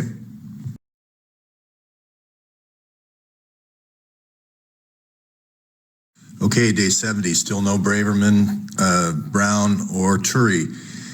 This Happy New Year, we made it to day 70. And this is where I'm going to kind of change the, game a little bit. If you haven't seen the previous presentations about how Hillary overthrew, with the Clinton Foundation, overthrew Libya and Syria, go back to, I would say, 60, and you can pick it up from there. This is where the part of the investigation where we can, it's called the color in phase. You know, you've done the chalk outlines and now we can kind of color in some details. So this is where it goes from kind of George's mimeograph sheet, you know, that handing out at the school to the people, to where it becomes like a student newspaper, where I invite people to go to the documents that I have listed below in the comments and become a commenter to the Google, to this presentation. And you can pick, I think, certain elements in the picture. So you could pick David Petraeus' picture and then make a comment, and it'll come up over on the right, and leave comments. And what I'm looking for is what I call, Google searches or key links between entities in people that are mentioned, either between people, like Hillary's email to Petraeus, or linked to an entity like Petraeus being linked to KKNR. And if you do a three-way compound search to KKNR with a oil company, Veneto in Mexico, and Petraeus, it becomes even more valuable. And then just leave that link over there. So other people can research that link and fill in and color in the connections, basically. That's where we're going with this. So I'm going to outline areas where I think this is really all about what Braverman said is follow the money, and that's really the 1,100 hidden donors. For some reason, they decided to hide those 1,100 hidden donors because they're NATO generals and EU politicians or US politicians or Canadian politicians or US generals, etc.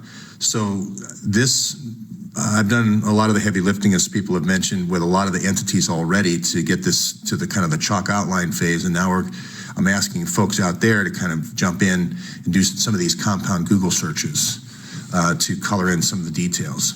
So keep commenting on the in the section of the video if you want, but if you really want to kind of be a reporter for the school newspaper here, this is what I'm recommending. I should have pointed out on the last one, this is, I'm going to just call him Serge Popovich from Otpor, and he's the guy who basically trained the Muslim Brotherhood how to overthrow Libya and Syria. Now, he is an example of one of the entities that I'm talking about that you can search on, because if you search for him, you're always going to find the next revolutions. You're going to be able to predict, like the Polish Revolution that's coming up, just by where he goes. So you can also look at past revolutions as well. So here he is over here. This is his Webb Twitter page. So a lot of times these people have Twitter pages, and so you can just ask him right out, does Biden own any oil interest in Poland? You can ask on his Twitter page today if you want to do that. There it is. Biden did own oil interest with his son in a Ukrainian oil and gas company for the revolution in Ukraine that they threw, the color revolution that they threw in Ukraine. So why not ask him about Poland? That's the next one. I can tell you that right now. So his symbol is people throwing flowers. Why do you need to be masked? In a combat fatigues to throw flowers. I don't know why. What I have him here is throwing oil, a can of oil. The reason is that because it's all of these color revolutions are really oil plays for the senators in the oil and gas club. So I'll give you you can see his link down here, Blueprint for Revolution. So basically taking all the dictators that have been propped up in the last 40 years, and then instead of handing over instead of really creating democracy, you end up with chaos so that the senators can sell off the oil and gas rights. And give you an example is Libya. 5 years later, 5 years later now, we still have civil war in Libya. So we've got Muslim Brotherhood in 32 countries, and all the email between, Valerie Jarrett, Huma, and all these contacts. We're looking at 32 of these things. We're not looking at, 1, 2, or 3, or 7, we're looking at 7 as the short-term plan from the Middle East project, but we're looking at 32 in all. So if you want to do some research for the school newspaper, here's how you do it. This is kind of what I call a compound Google search. You can just put in here, I'm going to just say Serge Popovich, and senator in arms or oil man of your choice. You just use the and two things in quotes and does a real focused compound search. Or senator of your choice or oil and arms man of your choice and Clinton Foundation. So I guarantee you that search works. So anyway, here's this gal worked for Hillary. She's just assistant deputy secretary of state, and she's handing out cookies here in Ukraine. But then by day, but then at night she's saying, you know, all these F-bomb laced phone calls about how we need to overthrow this guy and get that guy, and you know, it's kind of like Hillary's emails. It shows you what they're really doing at night. And it's all about this. It's all about the oil play. It's never really about, oh, you know, we need to get warm blankets for the people in my Maiden Square. So I'm going to start a counter here for things that you can search on. And this is red is kind of like, I'm not going to say bad guys, but I'm just saying these are going to be people who are involved in nefarious activities like these late night phone calls where they're trying to overthrow people. And so Victoria Nuland, you're going to get number 1. 2 and 3, Joe Biden and your son, you're going to get 2 and 3. So just trying to make it easy for researchers and things that you want to research on. Now, yesterday I talked about, and I'll go back to yesterday to understand this slide, but there are CIA agents involved with NATO setting up these sex operations, and it's called the CIA Brownstone operation, so you can read down below what a brownstone operation is. But the unfortunate part of, and Jeffrey Epstein is just one example, the ones he ran in New York and Little St. James Island. The thing about a brownstone operation is a lot of times when they're done with the kids, you know, the kids get to be about 30 or 30, and they're kind of like no longer, they encourage them to go into prostitution and kind of try to keep their lives disrupted, so they have this kind of life of alcohol and drugs till they're about 30, and then all of a sudden you start seeing these deaths, suicides, and so forth at 30 to 40. So that's what I'm saying. I'm going to put in green here, like there was 40 kids in the brownstone operation on Jeff Epstein's island in that investigation. Invite the family members of those kids, especially if they've died young, 30 to 40 years old of suicide or, you know, a car accident or just unusual things. You know, just weird freak accidents of these 40 kids. You're going to see this all over. So all the Washington, D.C. brownstone operations, the New York brownstone, the Boulder, Colorado one, the one in L.A., where a kid goes missing. If you go to a cult, a lot of these cults are brownstone operations. So engage those family members to come here and do these kind of searches, because I guarantee you all this isn't by accident. You know, this is the same pattern replaying over and over again with these brownstone operations.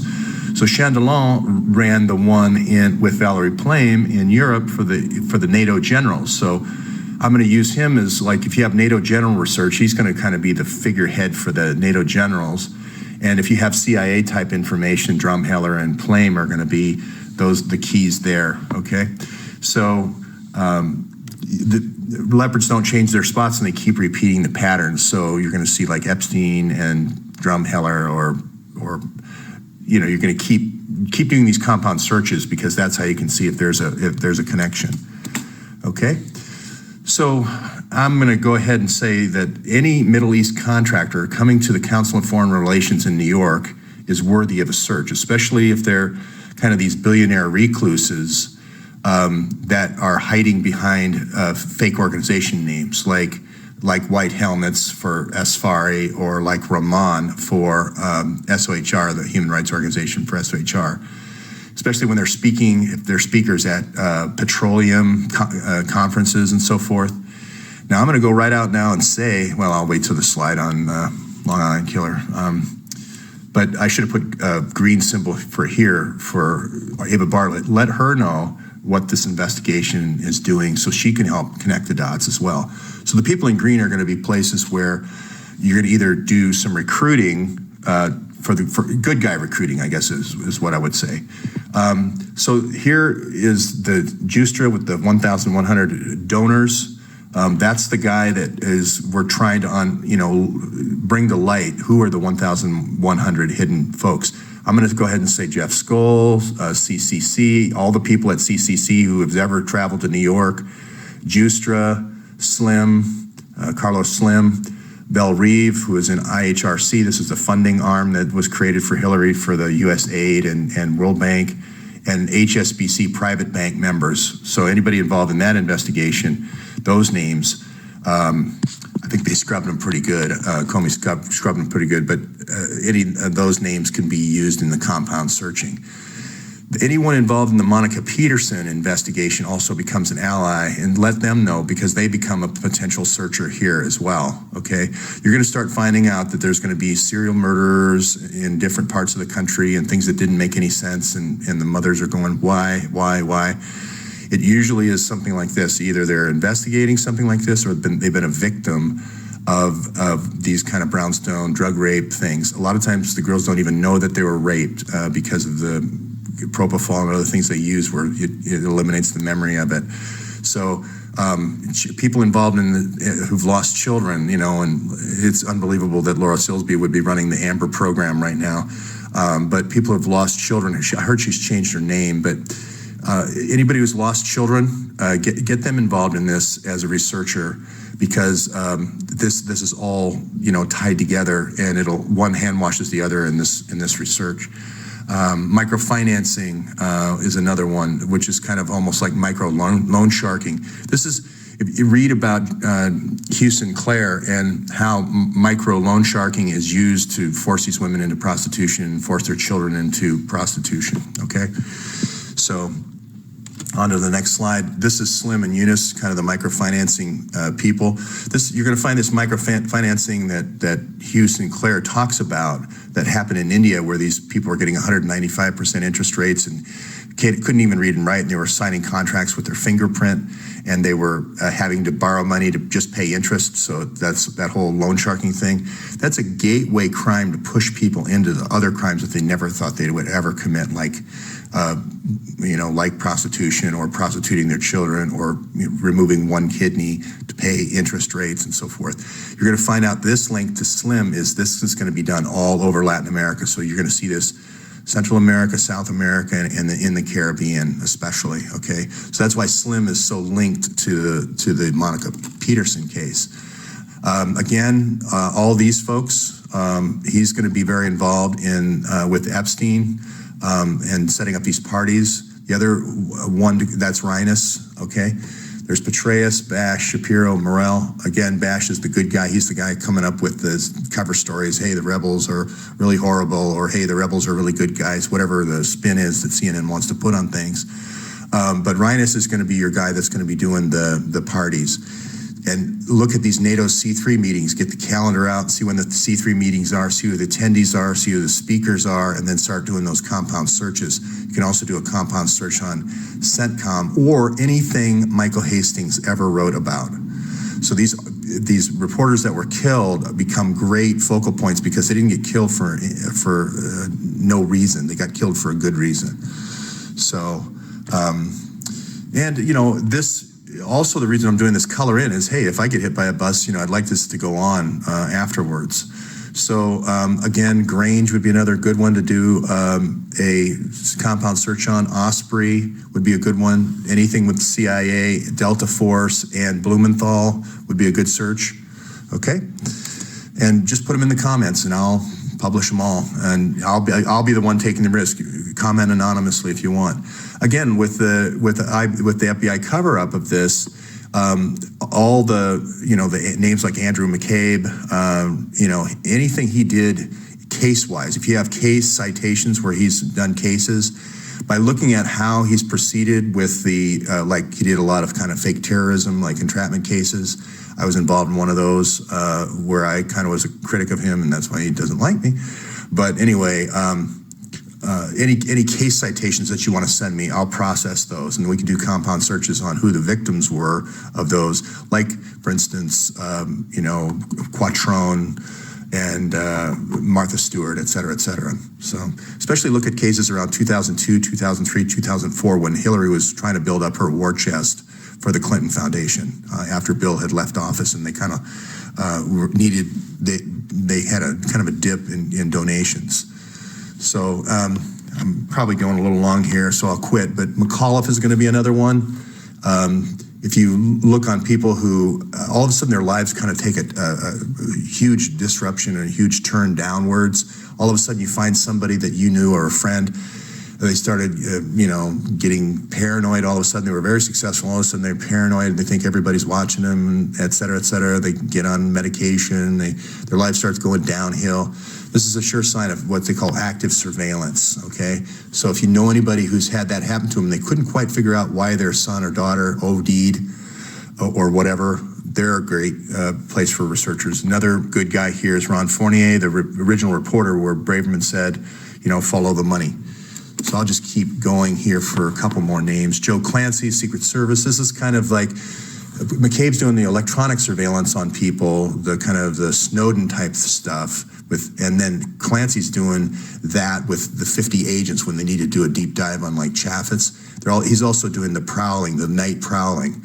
So you'll find that the Secret Service agents you can't tell where they were at any given day. It's all paper as far as their scheduling system. That's why, because they don't want the Secret Service, night intrusions to be tracked. So there's another name and another organization, another entity.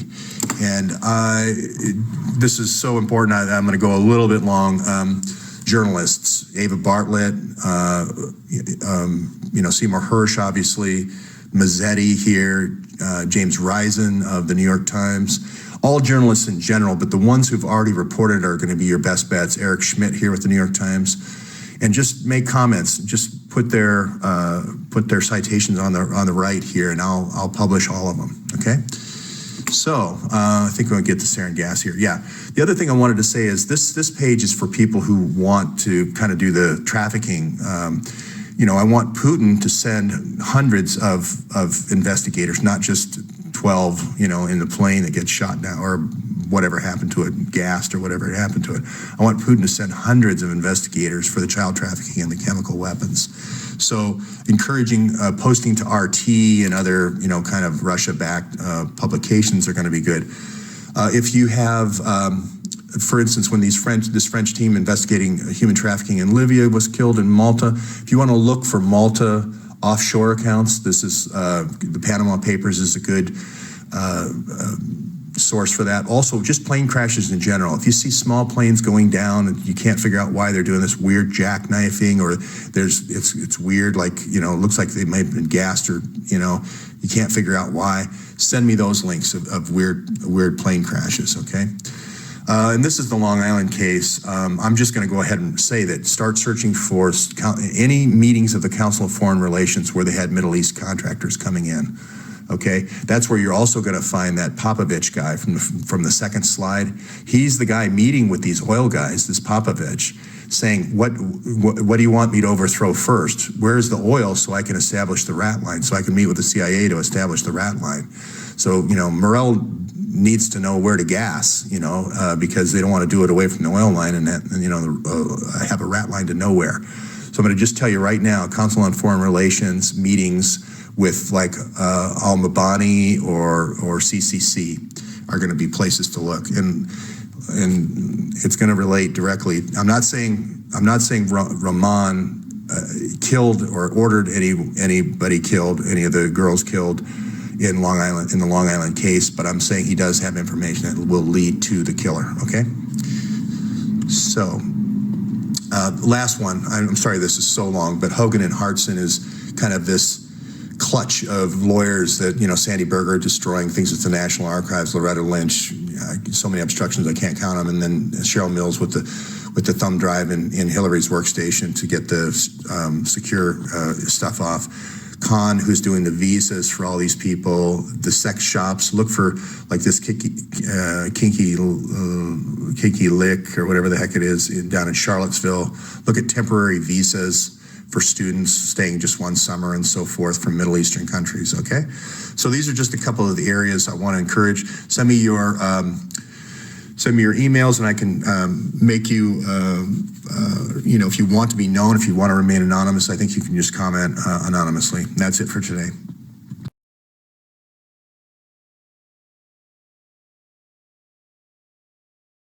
Okay, day 70, part 2.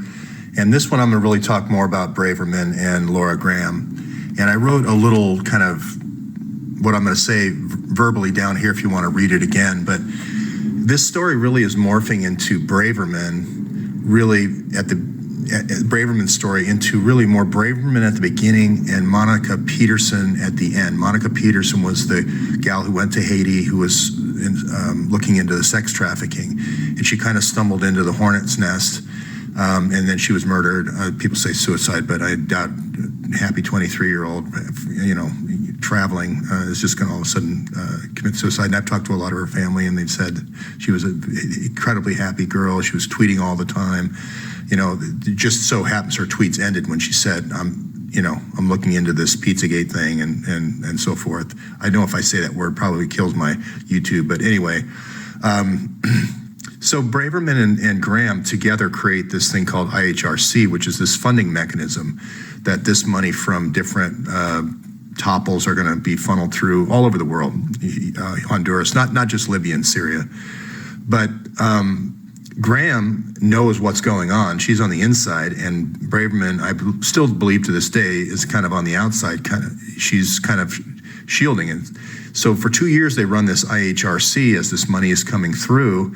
People all over the world are donating money, but there's this money that's just kind of constantly being kind of shoveled to the side. Now, he's working as a consultant, so he doesn't have as much view of the books.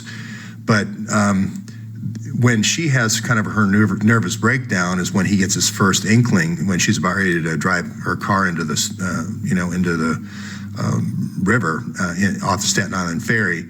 At the end of 2011 is when he gets his first clue that something may be wrong. She has another kind of breakdown in near 2013 when Hillary's about ready to leave the State Department as the email investigation starts. So that's when Braverman leaves McKinsey and goes to the Clinton Foundation and to run the whole show. And that's when he's now allowed to drill down and see who actually are the contributors. And there's 1,100 hidden contributors in this Frank Giustra partnership. And I've said this many times, and when this all comes out, you're going to see people like David Petraeus, generals. You're going to see politicians like Joe Biden and McCain and Lindsey Graham. U.S. politicians, you're going to see people in the EU like Tony Blair and all the French folks, and as well as the NATO generals. So why do I say that? Because if you've watched the series, you just do what Braverman says, follow the money, which leads you to arms and oil, and unfortunately, it led to kids. So I'll just briefly explain why kids. It didn't always used to be kids. If you go back to my day 69, you'll see this thing called a brownstone operation. It's basically a blackmail operation for when you want to influence judges, politicians, and generals. So there's no use in doing this for the guy down the street because he's not going to pay you very much money. He's not going to extort. He's not going to be a valuable target. He's not voting on anything you want, like NATO for certain countries, or he's not voting on the F-35. The guy down the street isn't voting on the NDAA defense authorization for, however many, 600 billion or whatever that is. That's why the CIA, in order to control the situation, uses brownstone operations. So if you haven't seen the series before, what you do is you have 12 different cameras all over a room, these super quality low light cameras. And in the old days, when Drumheller was starting out in the CIA with these NATO generals, what they used to do is just have somebody different from the guy's wife. Then it got to be sort of a running joke that almost people were bragging about it. It kind of lost its blackmail ability. People in France, they even had a phrase for it. I think le temps de jour, that time of day or whatever. So they moved to men. They moved to try to get these guys to sleep with men or very young women. So it would look like, a 50-year-old guy with a 16-year-old girl. And that had effect for a while. The men still does, because homosexuality was in Europe still in the politicians isn't good. That's why you have all the ones that have run through England. That's why you had all those, that whole litany. But as homosexuality became more acceptable, you had to move toward children, because again, it's prima facie evidence. Old guy with little girl or little boy, immediately our society still, that's completely taboo. And that's why you have Jeff Epstein's of the world. That's why it moved to these 40 girls that are 10, 12, well, they're 12 and 13 and 14. So that's why we've kind of had this devolving thing. And I'm sure Hillary looks at it and says, hey, it's not me, it's society that has moved it to making this reprehensible. You know, I would be doing this over here with just Valerie Plame if that still was enough to blackmail the generals, but it isn't. It's gone from Valerie Plame down to Jeff Epstein. Okay, so that's unfortunately when you have a set of operations. The CIA has this. You know, if you read the old CIA manuals or listen to the CIA memoirs, they openly talk about this. So it's not me saying this; it's the directors of the CIA. You need a supply of children. There's just no two ways about it. In order for the operation to work, you need a supply of children. And so you need operators that collect children. And usually you collect them from war-torn situations, war-torn countries, and that allows you to have a lot of orphans and so forth. So like the Shoeshine Boys in Vietnam, you know, in Bosnia and Herzegovina and Kosovo, they took all the orphans and sent them to Romania, and Ceausescu was the kind of the holding pen for the orphans until they get old enough, and then you can put them in the kind of the sex working. Here, this situation, this microfinancing, which has been called micro loan sharking, is the way of controlling the women population. And everybody's saying, well, what about the drugs? What about the drugs? You actually don't want your population here. These are your kind of like your wet nurses here. When you're going to talk about Caracol and these 1,000 beds, these are people that are going to be looking after children that are coming from all over Latin America. They're going to be coming from all over Latin America to this port. They're going to be coming here. They're going to be wet nursed and so forth and brought up until they're old enough to be moved over to Dominican Republic. So and the way you do it is just like the border of the U.S. and Mexico. You can move back and forth depending on which law enforcement agency is after you. But the reason why Haiti is chosen is not for any other reason than it's easy to control the public. Bell Reeve is your guy who's running the show, and he's on your IHRC board, so he's in on it with you. He's getting a cut of all this. Okay, so. So that I just wanted to say that's why you need a big population like this. And Monica Peterson was investigating that. I guess she's only been dead 1 month. It seems a lot longer than that. But November, maybe 2 months now, November of 2016. But this, like I said, this story really is transitioning from Braverman to Monica Peterson. So I just wanted to kind of explain that, why I have NATO here. It's really the same story. These are just kids from Bosnia and Herzegovina and Kosovo and Croatia and so forth going to being relocated to Romania until they show them pictures. So all these adoption agencies and so forth, they show the pictures out and everything, and they have no idea where the kids came from. They're just now 6 and 7 years old. They try to adopt them as babies. So but they can't stay old enough to become sex workers later on. And you'll find that then, when this happened in Europe, when they got old enough, 12, 13, they didn't go to the Middle East. They like them 6 to 12 in the Middle East. They came to Epstein. So Epstein was kind of the last stop on the road as the kids grew up, the ones in Europe, I mean. And this is going to be more your funnel point for Latin American kids. And it's going to be Carlos Slim. I'm telling you right now, it's going to be Carlos Slim with his cell phones and the microfinancing and pushing girls into prostitution. And, their children, if they have children, they're going to lose them. They're going to put them up for adoption. They're going to come right here, Caracol. Okay? So let's look at the other side. Let's look at the buyer side or the user side. The people that are taking advantage of these services, as I've explained in the past, are the people who typically are the billionaire oil guys and arms guys in oil and the arms industry. They're the older guys. This is how they got to be billionaires. They're actually profiting off this. So these companies, these Middle Eastern contractors, and contractors from all over the world, the Nigerian ones too, I'm not just picking on the Middle East, come to New York and basically, were introduced to Jeff Epstein. When you go to the Council of Foreign Relations in the morning to talk about deals, And then in the afternoon, you would go, or in the evening, you would go over to Jeff Epstein's house. And I was in New York for a couple of years and doing this investigation, so I'm not just speaking, randomly. As I mentioned before, this is the guy who started microfinancing Yunus in 74 in Bangladesh. Same kind of thing, moved to India. He had the same thing, 195% interest rates. Here's Hugh Sinclair. He's the guy who broke the story. People were signing contracts with their fingerprints. People are taking new loans just to pay interest. This is the whole payday loans thing all over again.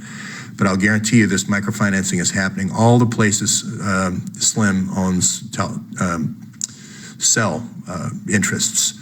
Almost all of Central and South America and in the Caribbean. So, and that really got going in 78. So I'll cover later how Slim built his fortune using Mexico had a DHS before the US did. We basically trialed our DHS based on DFS, and his older brother was the DFS guy, and he went around and he crushed all these businesses like, they did with the IRS here in this country, and then they funneled the businesses through Slim. So that's how he got his start, but then he cut over into the cell phone business. So who sets up these parties and why are these emails important from the KKNR? You're looking at a clutch of the Tampa Bay area. So this is gonna be CENTCOM with all these other generals at CENTCOM. You're gonna have other generals there too, coming in and out of there. And Rhinus is gonna be your guy setting up the party for the generals. And they're gonna try, girls at first, but then try to get them to the young, 12 and 13-year-olds at Epstein's. So in Europe, it's going to be the C3 meetings. So in the US, you have to go where the commands are. So that's why you have to go to Tampa for CENTCOM. But in Europe, you can go to these C3 meetings. They're meetings between the State Department to talk about arms and oil and whatever country. So you go to Turkey to talk, about what their, buy of weapons is going to be this year. And then at night, you have these meetings. So, and I also highlighted Michael Hastings because he was on this track before he was murdered. So, this guy is kind of your trainer for the revolutions. And so you can just look and see wherever he's tweeting about, they were gonna do the Albanian revolution here pretty quick, but Hillary's email to Soros kind of blew that up. So now now he's starting to boil the pot for Poland. But you can see what they did here in Yugoslavia, not Yugoslavia, excuse me, I'm having a moment here, in the Ukraine, where you basically hand out cookies during the day and then at night you plan the revolution. And she has that famous phone call where she's, the F-bombs and everything. And this is Newland. She works for Hillary in the State Department. So I believe she's still there. Victoria Newland's still there doing these topples. And so that information from the State Department is still getting to Hillary. So she can still do this. Even though Hillary isn't there, we could still be running these color revolutions because we got Popovic over here training the Muslim Brotherhood how to do it, and we've got people that can give them support from the State Department point of view. And I pointed out how Joe Biden and his son have a big oil play in Ukraine, but you're going to see this over and over again. James Woolsey, I saw him on CNN. He's got a big oil play in Syria, along with Larry Summers and Dick Cheney and Rupert Murdoch. So every time you just go a little bit below the surface, you immediately see the motive, okay? So I mentioned before the generals. This is the general who was the Clinton Foundation general, but he's going to also be, paid. Sometimes people talk too much, they go to the media. He went on 60 Minutes and they thought, well, he's a liability and he's dead. So, Drumheller. I mentioned the cover-up before. I want to give, Andrew McCabe here a bit of a break. He may not like me, but all I'll say is he should be sending 200 FBI agents to Haiti to investigate the death of Monica Peterson. He shouldn't be walling off the investigation in the Miami office. The way the counterterrorism division FBI reaches out, and you wonder why are they going after European soccer guys? Is what you'll do is you'll have a pawn or a monkey paw or whatever you want to call it out of Miami. It's always out of Miami. There's going to be one guy in one office building and he's making some calls to Europe. So that allows the jurisdiction to then go fleece the the executives, the soccer executives in Europe. So you're always going to find this Miami monkey paw. The other one is going to be your Boston office, is where you're going to more wet work stuff, the Sarin type stuff. But this is going to be where you're going to run your extortion out of. But walling this off is a bad idea from the other FBI investigators. And people are coming forward, whether there's a crackdown at the FBI or not. The FBI, active and retired, are coming forward to call this out. And, having conspirators all meet together in the interviews and all this funny stuff.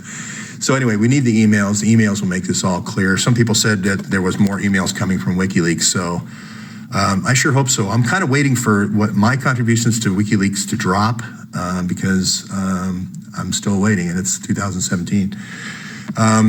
So I just some other names to look at. Now, I'm not saying these people know necessarily about all the other pieces of the business. This is kind of like no one cog in this machine knows the whole story. Andrew McCabe may only know that I'm doing surveillance on people and I'm getting rid of people. I'm kind of disrupting people's lives, okay? And that's my job. They called me up one day and said, who's talking at the Clinton Foundation? And then I did a deep dive on the 150 or 200 employees at Clinton Foundation and found out it was a guy named Braverman had called the New York Times, or had called WikiLeaks, or had called a lawyer who had contacted WikiLeaks, okay? So I don't know necessarily about the sex traffic in Haiti. I'm not saying that. But I do know that he's covering it up. So he's covering something up. He's definitely walled off the Haiti investigation. So Ron Fournier, he's going to be a hero in this story. Let's see where I am on time. Oh, I'm way over. I'm going to cut it right there. Well, one more, and that is Secret Service. Secret Service is supposed to be protecting the president, but they've had this huge bracket creep, mission creep on what they do.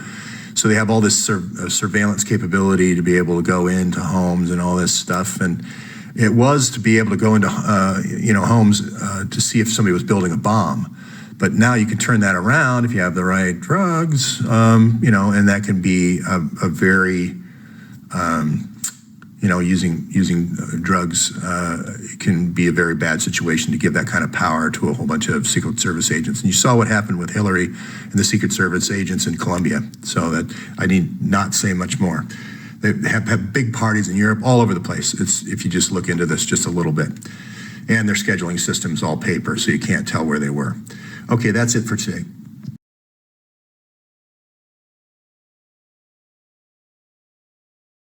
Okay, day 70, no Braverman.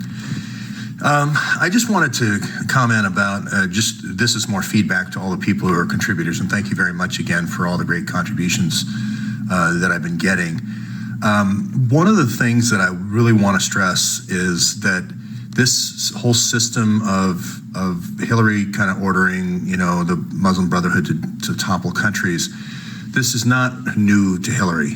This has been a CIA thing for a long, long time. Iran-Contra, you can go back in history, going all the way back to the Dulles brothers. And, a lot of, the only thing that Hillary really adds to this is she just kind of ups the ante a little bit. Not much even, she ups the ante to the Stinger missiles, but actually Brzezinski used the Stinger missiles with the CIA and with Osama bin Laden in Afghanistan. So that really isn't kind of too much of an up the ante. Only the Muslim Brotherhood going to 32 countries, you kind of lose control of it. And when it goes to that many countries, then you now have the danger to civil aviation, to Europe aviation and US aviation, and all over the world, I guess. This sarin gas here with the morale, that's probably where she just decides to up the ante. Now, a lot of people are gonna say, well, Churchill used, poison gas in Iraq in 27 or 28 or whenever it was to clear land for oil exploration. And people are gonna say, well, Bush used sarin gas through an intermediary, Saddam Hussein, in Halabja, and I can't remember what year it was, 89 or whatever, through Reagan. I think he did it, proxied it through Reagan. Anyway, again, the difference here is the massive quantity that ended up in Syria. And when you start moving it around to a brotherhood that can now move without, without your knowledge. You don't know where this is going. So the Churchill example and the Bush example were fairly contained, and they were doing it through a government proxy. This is, Brzezinski kind of broke the mold going through tribes with the Mujahideen in Afghanistan, but no one has ever done this, kind of the tribes with the sarin gas before. So I just want to kind of comment that it's just not really that unusual, this thing, hiring a private, mercenaries and so forth. The CIA has been doing that a long time. It's just the kind of upping of the ante. And it's really the same thing with the Brownstone operation. I mean, if you think about it, it's much easier to control countries in NATO through, filming people having sex with, people who they shouldn't be, and using that to extort and get bribes and get donations, is a lot better than, all-out war, tank warfare, and lots of people getting killed and so forth. So the people that are behind this actually think, hey, this covert operations is a lot better than the overt war. So, and the cool thing about covert operations is you get the money directly every year. It comes with the signing of the, re-upping for NATO in the case of NATO, and in the US you get it when NDAA is signed. So that's just a gift that keeps on giving as far as these donations go. As opposed to war, if the person who's giving you the money loses, then you're out the money. And she's probably, again, just going to say, hey, I just upped the ante. I just ratcheted it up. Kids have been used for a long time. I mean, I think George Bush kind of was the first one to start getting into using the kids in the Brownstone type operations. So really, I mean, Hillary just says, I'm going to just turn up the volume because I want more money. So I'm going to turn up the volume on the operations. So I'm going to go with 40 kids rather than, where it may have been like Franklin thing was only probably 6 or 8 kids. I can't remember how many. So I know that kind of sounds horrible, but it's probably her perspective is that nothing I'm doing here is really that unusual. I'm just getting more money out of it, so I'm a more efficient business person. If you can see that angle. And here again, Hillary is more of an innovator in terms of how the kids are getting rounded up. Now remember, I didn't want to report on this. I just kind of got forced into it by all this great research that these folks were doing on the pizza thing. I wanted to go more to this direction, talking about the Middle East contractors and how they were, aligned with the Senate and oil kind of investment clubs, like the Biden thing and so forth, or the McCain or Lindsey Graham thing. But in this sense, she's going to say, hey, I was the one who came up with this microfinancing. I was the one who found Eunice that was able to control this population, which before I didn't know where they were. Now I've got a GPS company that can track all these people. That's much more efficient fleet management, if you will. And I have a way of getting them money to reward them to do what I want to do on wherever they go on a minute by minute basis. So if they give blood, I can give them $5. If they, if I want to do blood mining, or if they want to do prostitution, I can get them the money. Or if they want to, pay their loan back at 195% interest, I can do that. So again, I think she's going to say with Kissinger here, she's going to say, hey, this was an innovation, and I'm sure in the private parties, I'm sure that's her attitude. So here again, I don't want to belabor this point. I just want to say that as far as the research goes, keep the cards and letters coming. You're doing great as far as getting this out to the journalists as well. If you haven't seen a lot of episodes, people have been asking me, make a simple video, which not so many moving parts and pieces. And then other people have objected and said, how could any conspiracy be this massive? Well, it's kind of like if around the turn of the century, last century, if you came from Africa and visited the US and you would see, cars everywhere and you'd see gas stations everywhere, okay? First gas station you saw, oh, that's unusual, the cars stop in there, they get the gas and so forth. You travel around a bit and say, hey, this is not a mass conspiracy, this is just a distribution network. After a while, you'd get the idea. And this is the same with the CIA. These individual brownstone operations, like the one here in New York that they ran for, that Epstein ran for these contractors coming to the Council on Foreign Relations, it's just another, to them, it's just another gasoline station. You just set them up everywhere. And that way you control everything that's going on. So it's just like having a steering wheel on a car. That's how they look at having a brownstone in a country. So you're going to find that, again, from a control point of view, this is why DFS, through the CIA, helped Slim's brother take control of Mexico first.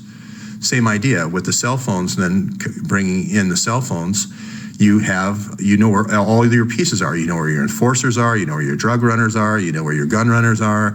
And it's a beautiful system. And then they worked that out. The Clintons actually started way back when, and George Bush, way back in Mexico City. And that's where he's from. Lebanon originally, and then all of his work has been done in Mexico City. But that's where the CIA headquarters for listening station was for all of Central and South America. You remember the Watergate burglars all came from Mexico City. So this is just a continuation of what they used to call the landline business. So, and as a matter of fact, Telmex was mostly landlines when Slim bought it for a song for no money down for 20% of the value. And then he moved into cell phones. Cell phones offered that ability to kind of track your assets as well as the whole enterprise, almost like we do fleet management now with GPS. So Hugh Sinclair, and this is why I go to the people on the ground. Hugh Sinclair reported this, Monica Peterson reported this, Serena Shim. All these different pieces that I'm talking about are not my own original research. I'm just repeating the people who are actually on the ground for a period of years, for 10 years, versus a person from Washington who came in and flew into Haiti and took a few pictures and then left the next day, okay? So, again, these folks all involved here, the two CIA directors, Morrell, he's going to say, hey, get off my back, George. We've been using poison gas a lot. We've used it here, here, here, and here. That's fine, but if the evidence is presented, I think it's my duty to say, hey, this was, against the Geneva Convention. This should go to the World Court. The people who have had murdered relatives, either in the sex trade or, as far as the countries we've toppled, should be able to go to the World Court and sue the Clinton Foundation. This is a direct Clinton Foundation operation here. So, and this again is the beginning. This is the beginning. Right over Popovich is the beginning of a topple. This is the middle, where you've got people like Newland, Victoria Newland, handing out the cookies and at night, figuring out who's going to die. And then this is the end, where you got Biden, and his son kind of cashing in on the oil play. So Syria is the same thing with Woolsey and Larry Summers, et cetera. So Genie Energy. So there it is. There's the steps. We've gone over them many times. This is how you do the operation. What's the big deal? Osprey. There's been other ones. I mean, if you look at the Cuban Missile Crisis, you're going to see front companies, cutout companies. So again, or just a repeating pattern. So I'll finish on this last slide here with the FBI. I haven't seen any movement at all, even with the FBI crackdown, McCain's FBI crackdown. I haven't seen any movement at all by the FBI trying to publish anymore. So they're just standing firm, like nothing happened. With the Monica Peterson thing, no comment by Obama on Monica Peterson. So this is just like pretending like Haiti didn't happen. The Haiti group have gone every 2 months since last year, 2015, beginning in January. They protested every 2 months in front of the Clinton Foundation. Zero press coverage. So that's it for today. I just wanted to say that I think Hillary's just adding to the ante.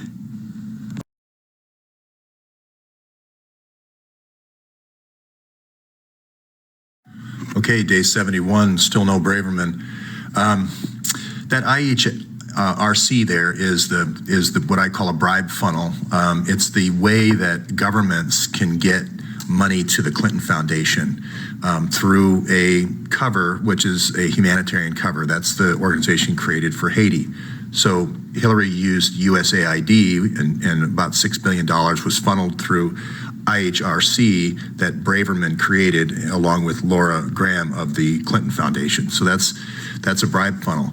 But I've had several people, want me to go into more detail of, well, how how do military organizations, military governments get donations to the Clinton Foundation? I understand how the World Bank works and the civilian organizations, aid organizations, as well as the general donations come through IHRC, but how would the military budget works?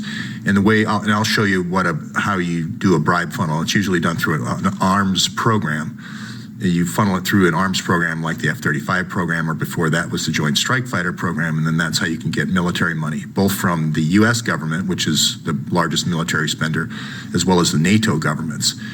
Now, the reason why Hillary did so much with OTPOR and NATO, and I'll go into the guy who was just recently killed, is because in order to do these topples overseas, especially if you have ex-ambassadors that are your friends, that know a lot about those countries, NATO is where those commands are centered. So the CENTCOM command in Tampa, Florida, you want people down there, which is where Petraeus worked. You're going to want your people in Mons, Belgium as well, at the command center of NATO headquarters there. And I'll go into that example in a second with the Valerie Plame stuff. A lot of people are kind of shocked, that I've been talking about the brownstone operations and how it kind of devolved to, kind of more, let's just call it sex kitten type work with Valerie Plame down to children. And basically it's because of the extortion value of filming someone. A brownstone operation is another word, a CIA term for filming someone having sex with somebody they shouldn't be. And that the extortion value here, this is a devolving scale. The extortion value here with Epstein and the 40 kids over there in Little St. James Island is much greater than the intelligence or the extortion value of just an affair. And that's changed over time. So if you want to get into the theory of all this, which I really don't want to, but there's, the unitary executive theory, which is anything the government does by definition becomes legal.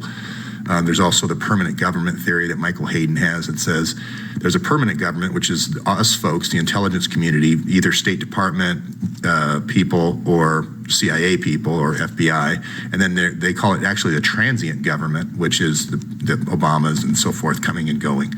So they actually call them transient. So the permanent, that's how people in this community, State Department, CIA community, think of themselves as the permanent government. So FBI, J. Edgar Hoover used to call himself the SOG, which is the seat of government. And he had people send him memos to the SOG. So anyway, you're going to find that Hillary early on, and I'm talking 1993, through George Tenet, with an office in the West Wing, this is when she's the first lady now, is going to be developing and cultivating these CIA relationships with Sid Blumenthal, who's going to be kind of like the journalist cover. He's going to be writing the cover stories. This is kind of how CNN plays this role now, but you can see that, he wrote a book about it, the Clinton Wars and so forth. So she's going to be the key architect with OTPOR that I showed on the previous page of a lot of these breakups of Yugoslavia, a lot of the wars. She inherited the war in Bosnia, but she actually was very much in a part of the planning of Kosovo and all the other breakups of Yugoslavia. So the way to do that is to get control using secret agents like Valerie Plame to basically do a brownstone operation or else just pillow talk, whatever, gather intelligence to control the situation. And you can see when Drumheller dies here, he's the head of European operations. Valerie Plame tweets out, kind of like, I miss my old boss, So this is the easy one. This is the Haiti bribe funnel. If you're a government, it's easy to get money through a charitable fund. And so it's a great cover. So you can see here, this is just one example, $500,000 from Algeria goes straight through to the IHRC that Braverman was running along with Laura Graham. And you can see all the different donations that happened and the ranges and so forth. And I've gone through in previous ones and shown how the ranges are actually ways of hiding money as well. You can hide domestic donations. They can give 25 million, but they only can write down 10 million. You can funnel 15 of it through other people, like movie stars and stuff like that. But I'll go through that later, kind of what that cover is. So this is how a bribe funnel works in the NATO example. So here's the guy who ran the NATO bombing campaign, his guy, General Bouchard, okay? So you can see him here giving the, here's what we're doing, September 22nd, here's what targets we're hitting, okay?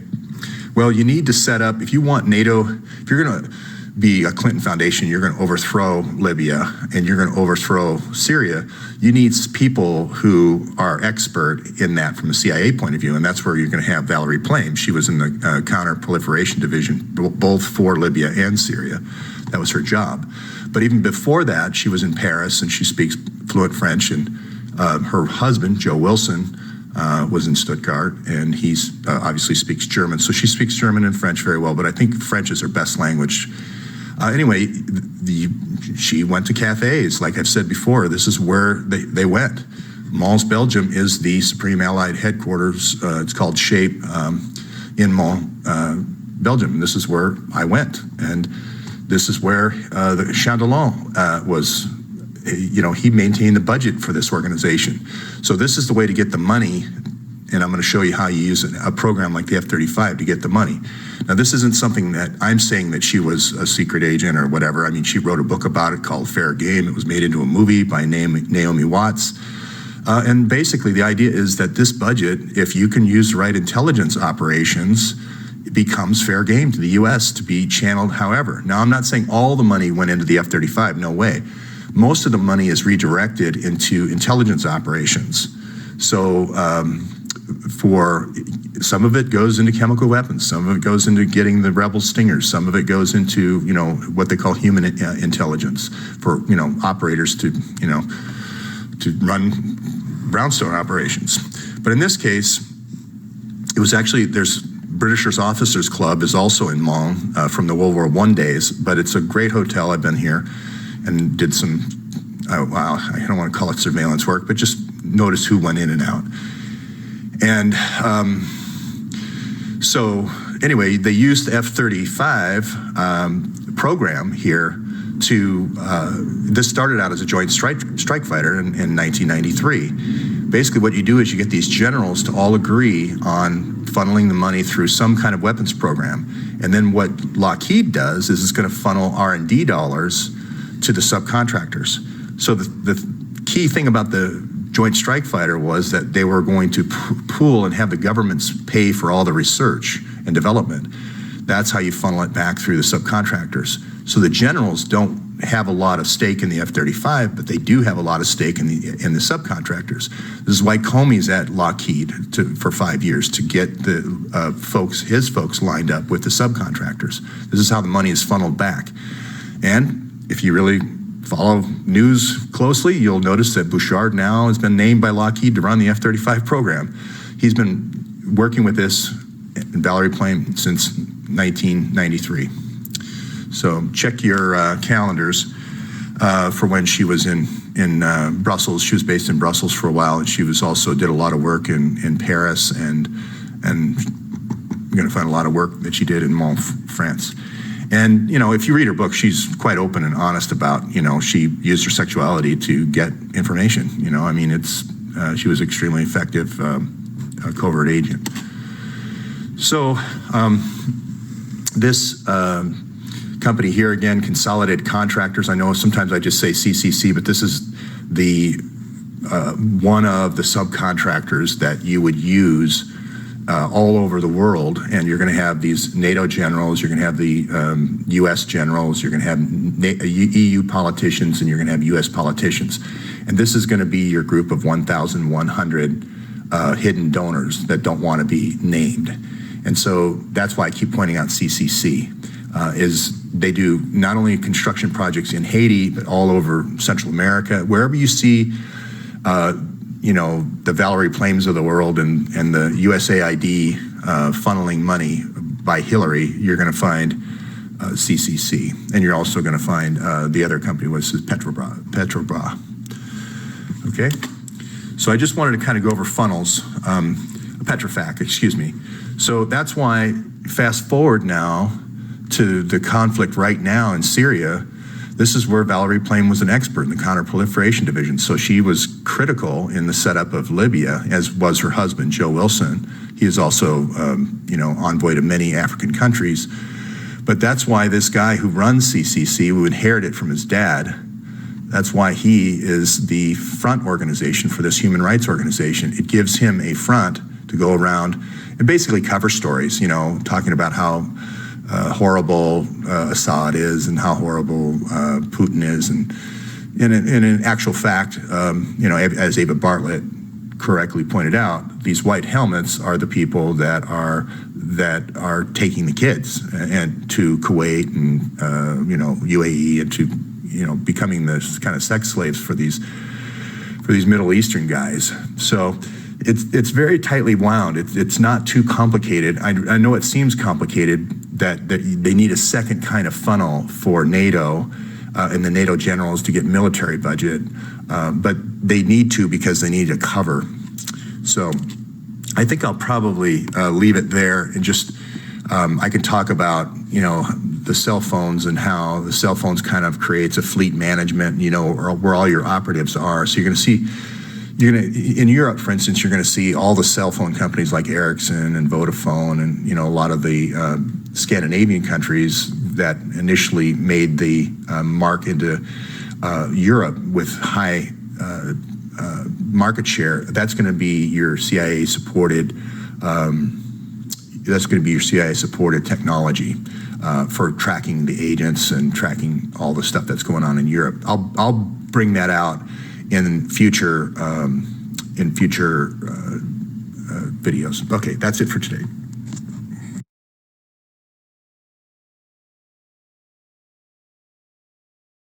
Okay, day 72, still no Braverman.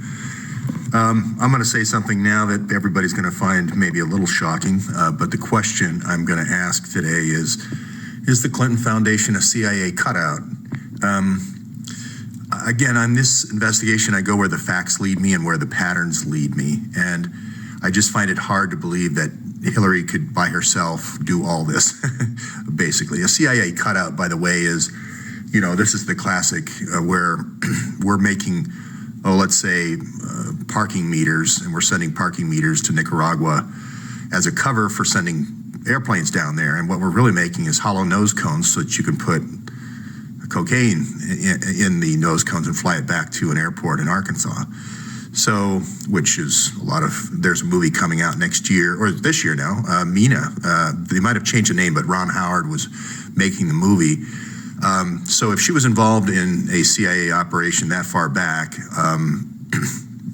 right around the time Gary Webb was doing the Dark Alliance series, talking about how the CIA was running drugs into West Coast airports, it's not too big of a stretch to think that her whole career has been a CIA kind of involvement, and she's just progressed up the chain, if you will. So again, the big question is, does Eric Braverman know that? So today I want to talk about, and that's why I always bring in NATO, and that's why I always bring in kind of the generals and the people on the Senate Armed Services Committee, as well as the folks on the Foreign Relations Committee, which is Neil Brown, and the whole KKNR connection, because there was a book done a long time ago. It's called The Power Elite. C. Wright Mills, I believe, wrote it. And basically he said it's those three things. It's the oil making the decisions, then the military brokers figuring out how to plan Petraeus's operational plans, how to take it, and then the CIA basically is setting up this is Otpor, for instance, with NATO, setting up this group of dissidents. But within the group of dissidents, you have these guys, which are the warriors. So you have the warriors kind of get the dissidents to become violent. That's the whole secret of Otpor. So each one of these things, and it's called a gladio. You basically cache the arms like they did in Syria all around. You bring up protests, civilian protests like the Muslim Brotherhood did in Libya. And then you do something violent to the crowd, maybe kill one or two of the protesters, and then the protesters return violence on the state. So that's the Otpor MO. So if that's what they did in Libya, and if that's what they did in Syria, And that's what they did in Honduras, and that's what she's doing in Venezuela. Maybe this question is that if the Clinton Foundation could be a cutout for the CIA. So I'm going to talk about that and kind of offer some ideas and proof along the way. We'll go to the next slide, which is, I mentioned gladios. You can down below see what a gladio operation is, and this is where Sibel Edmonds has done a lot of work on gladios. But here's the Chandalon, the budget minister that was killed. What you need is the defense establishment. This is Bouchard, who's head of NATO, was head of the bombing campaign in Libya. You need these folks, and he's Canadian, but let's say he was French. You need the French defense forces to be in concert with your intelligence forces, with your idea of planting all these people as operatives within the country. Otherwise, they're going to say, "Hey, this is this is a force to overthrow our government." So they need to be clued in. This is the Valerie Plame role. They need to be clued into what the CIA operations are in the country, and so they work together. So you're going to find that Chandalon here, most of the money didn't go into the F-35 program. That's just a little kickback thing to get the cooperation of these generals in bombing campaigns and also in these gladios. Most of the $240 billion that's missing you're going to find are these gladio operations in every country in Europe, or every country in the NATO alliance. And then you're going to find that there's 6.7 or 6.5 trillion missing from the U.S. defense budget. Most of the money funding the gladios and through NATO is coming from the U.S. 6.5 trillion versus 240 billion. Okay. So the U.S., and this has been going on since Allen Dulles and so forth for a long time, has been funding gladios. It started after World War II. The idea being that you would leave behind weapons and caches all around the country. You would have these operatives always, kind of moving in and around, disrupting, attacking political opponents of your chosen generals and your chosen politicians. And then if you ever did have a uprising where you needed to take over the country like Libya, you're ready to go. These things don't happen, over 3 days. They're planned out over a long period of time. I guess that's the basic point. So, Drumheller here with Osprey Global creates this company with Sid Blumenthal and Hillary Clinton and the Clinton Foundation to do that operation in Libya. Basically, it's just activating the Gladio plan for Libya, okay? And the reason why you see these people doing all these reprehensible things, like getting kids on this island over at Little St. James Island and having all these politicians, intelligence officers, and generals trying to get them to sleep with kids, is because you need 100% cooperation and silence and secrecy for the operation. So that's how I think these folks can justify what they're doing. You're flying, here's somebody mentioned that his helicopter is, Jeff Epstein's helicopter, long-range Bell helicopter, is a State Department helicopter, same tail number before it crashed. So he's running drugs probably into the Zorro ranch in New Mexico. Plus, also every once in a while you bring in a drug dealer and let him have a fun weekend at the ranch. I'm sure, I'll bet El Chapo has been there many times. But the idea here being that we're really running a big, this is for the good of the country. So, if some of these kids, are sacrificed in the process, the greater good is that we, have this control of Europe. And it's not going to just be control of Europe, it's going to be control of every country in, all the 192 countries that Hillary visited. So that is, I'm just putting that forward. I'm not trying to justify this in any way, shape, or form. But the way they get the generals to do this also is they convince the generals that these are kids from their enemies. So if they destroy a person that is a enemy of a general or somehow an enemy of a politician, then they go after the kids as well. and vengeance allows people to get over this hump of, child sex.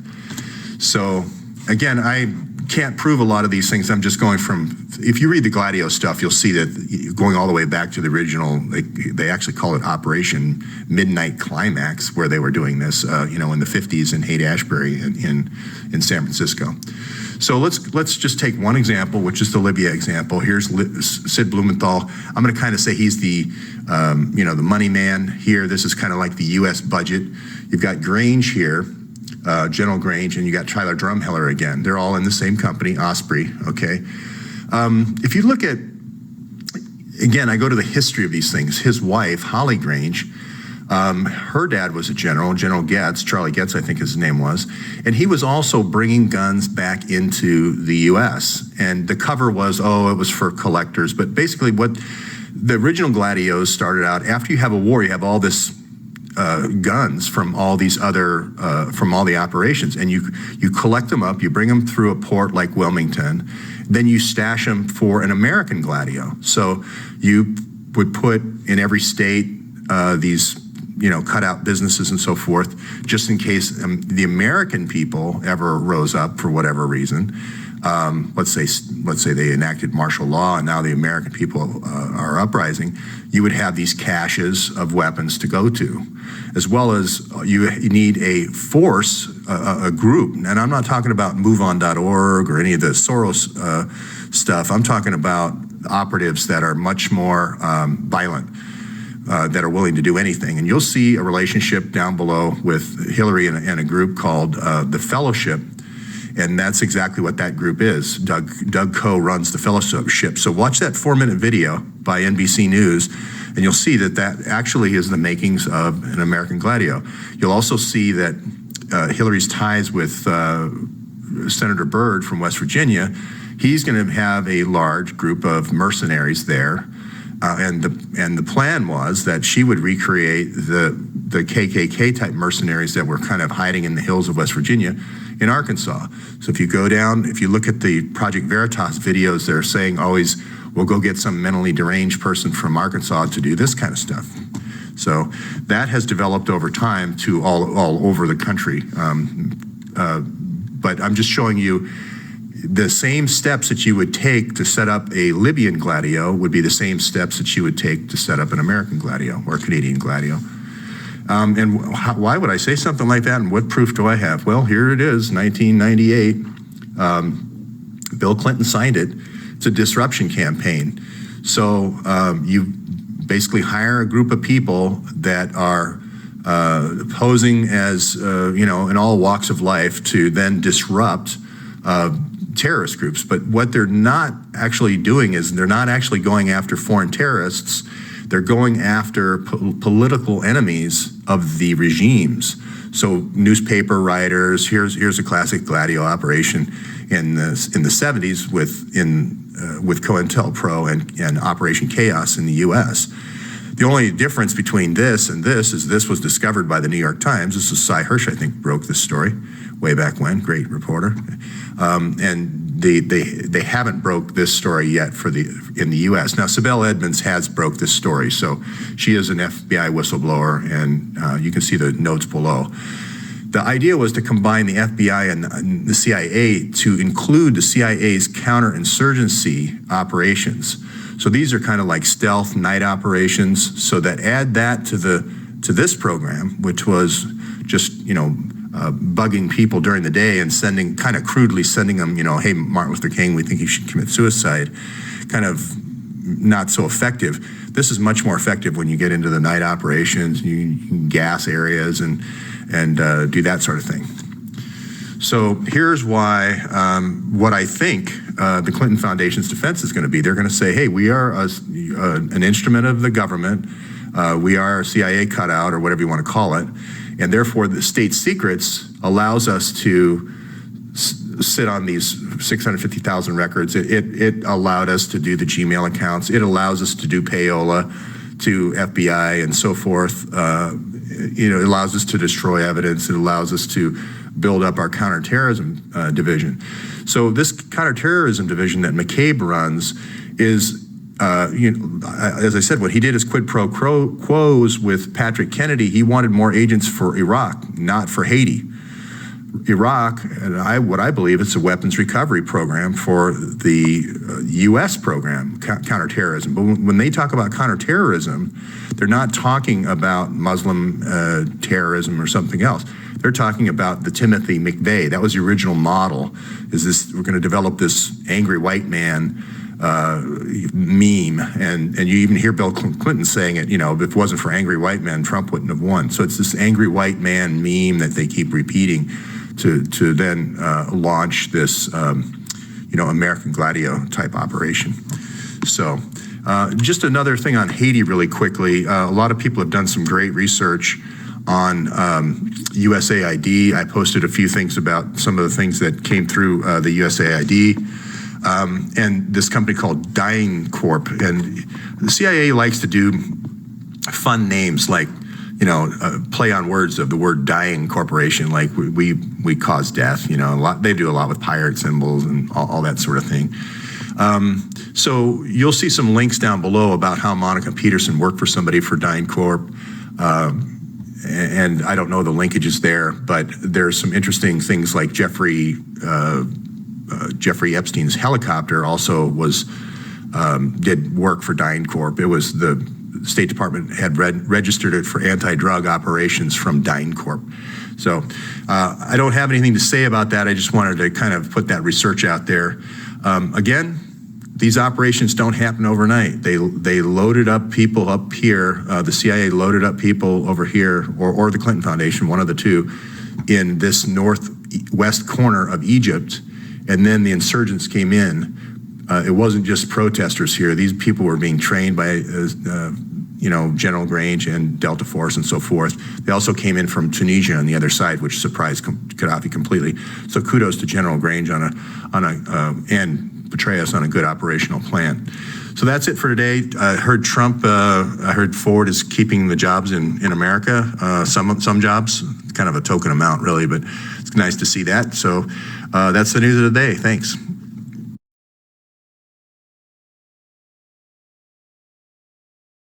Okay, day 73, still no Eric Braverman. His husband, Neil Brown, works for KKNR, which is a global equity firm, private equity firm specializing in the oil business. If you've been watching the series, you'll pick that up. And today I wanted to talk about how decisions in the U.S. are really made at the oil and gas kind of level at a place called the Council of Foreign Relations, the CFR. And I'm going to wind that into some other things that have happened at the CFR. But then the World Bank, where Eric Braverman was at, he was a consultant for McKinsey, he's going to fall in line and put in a plan for electrical grid and water lines and so forth and roads to support this. So a big part of this planning is to make sure that you have an infrastructure so that the construction of the pipelines go well. He's the pipeline guy. So this is where decisions start. Then from the Council on Foreign Relations, they all talk about where the pipeline should go. And then he was on the Senate Foreign Relations Committee. And that's where you form this little consortium of investors, both from Democratic side and the Republican side, because you don't know who's going to be in the White House with the Army. You just want to make sure you're all invested so you cover it both ways. Then you go to the senators, like Hillary Clinton at the time. This is, let's say, in the year 2000. And that's why you're going to also go to the Armed Services Committee, because you're going to want the senators to back the war, whatever war you choose. And David Petraeus wrote this Middle East project where there was talking about toppling 7 countries. And just think of 7 countries like 7 banks. You knock over the bank, you get the money. So just that simple. So that's why Hillary spent 2000 to 2009 really working with David Petraeus closely and getting senators like Lindsey Graham and John McCain and people on both sides of the aisle in this oil. It kind of becomes an oil and arms investment club. And then when you become president, you get a lion's share of it. You get about 50% of the takings, and then you probably share about 50% with the senators, who'd have to divide up the other half. Some are more, greedy, some are less. It just depends. So these topple programs You can watch earlier videos to see this, but it just outlines how much money is in the bank. There's 30 billion in frozen assets, so they usually go for those. There's 256 billion in Gaddafi's case in Swiss assets, hidden assets, and on you go. Now, if you lose the White House, if Hillary loses in 2008, which she did, she had a plan to knock over 7 countries. So did. You'll see comments by Condoleezza Rice in 2003 saying the same thing. So you kind of have the Republicans and Democrats competing for this 50% of the spoils of war here with this thing called the Middle East Project, okay? The general is going to win either way because the Republican or the Democrat, if they win, they're going to need Petraeus on their side. He's the guy who wrote the plans. But the point I wanted to make is, as early as 1996, you can't wait till you get in office to then have your gang, all of a sudden just sprout up from, the sand. You have to be training your gang all along. And that's where I introduced this guy over here from Atpur. He's going to be the one, and he is the one who trained the Muslim Brotherhood. So now you have the Muslim Brotherhood in 32 countries, and that's why, is that you want to be cultivating your gang. Now, he talks about, civil disobedience. He talks about, this is Popovich, from Atpur, and there's videos in my document that talk more about this. And he'll talk about this disruption. You have to disrupt. There's actually a part he doesn't talk about, and that's this covert. This is what you see in the press pictures, but this is the covert, the sarin gas and the stingers, okay? That's your 10%, what they call gladios. Think of them as gladiators. So you have 90% of the people that are, look like, maybe him, protesting, maybe not in camouflage, but then you have a 10%, which is your army, and you have to train this army. So you need a company like DynCorp or some other, like Osprey or some other ex-mercenaries, Delta Force, Special Forces type people to be training these people all the time. Usually about a year before the war, but maybe 6 months before the war. But you need folks in the civilian level for years and years, building the political resistance, okay? So my question today is, did Hillary fund these Gladio programs? We know she is not Bill Clinton, she is the key funding source for this group in Kosovo in 1990 to overthrow the Serbs. And I'll show you a couple of documents that became available that will prove that she not only funded the Gladio program for Europe, but she funded the Gladio program for North Africa and the Middle East and for the US, okay? So that kind of gives you a background. So here's Hillary kind of in her early Senate days, doing what I said, just kind of lining up people on the Senate Armed Services Committee and the Foreign Relations Committee. You also need to have a Soros working in every country with organizations to build up your political base. So this is the military side, the 10%, and then this is your political base. And so this ICG here is basically the spy extension of the Council on Foreign Relations, okay? And now what happens is Bush gets elected, and he's obviously going to go after Iraq because that has the most oil. And what you want to do is you want to slow them down because you want to knock over these banks. If they get to the bank before you do, then you don't get the money. So Valerie Plame, that's why she gets sent to Iraq, working as Hillary's kind of spy to slow down the Bush move to war.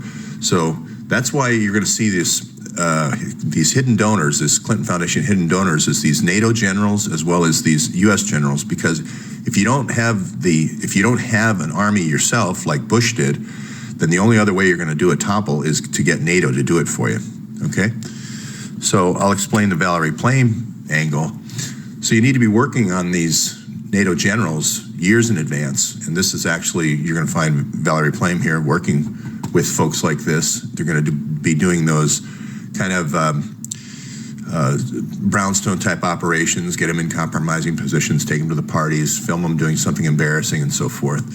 And as I mentioned, the gladios are going to, these gladiators, if you will, are going to become available. This 10%, they give them a nice patch. I didn't come up with this patch, they did. But you need to fund it. These ongoing programs and training need money. So that's where we're coming in here with, if you want to use NATO as a backup to the U.S. forces, if you're not going to be the commander-in-chief, you're going to need NATO. That's where you're getting this $240 billion missing. And yesterday I introduced a program called Gladio. This gal worked in the D.C. office of the Counterterrorism Division for the FBI. And she was the one who said, there's a second program called Gladio B that Hillary Clinton started. It was basically aimed at the Middle East. It's the Middle East project that we're talking about. I also believe that there's a Gladio C and D, one for the U.S., and it might be called D&D, and then one for North Africa. So this is where a lot of the $6.5 trillion is missing in the U.S. budget, and that's why this amount of money is missing with Chandellon here. The guy was murdered in NATO, okay? So the reason you send Valerie Plame into Iraq and you send her husband into Niger to say there's no uranium, and the WMD story that Colin Powell's going to tell the United Nations is a hoax.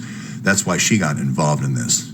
But she's also going to she was in counter-proliferation, so she knows where all the sarin gas is in Libya.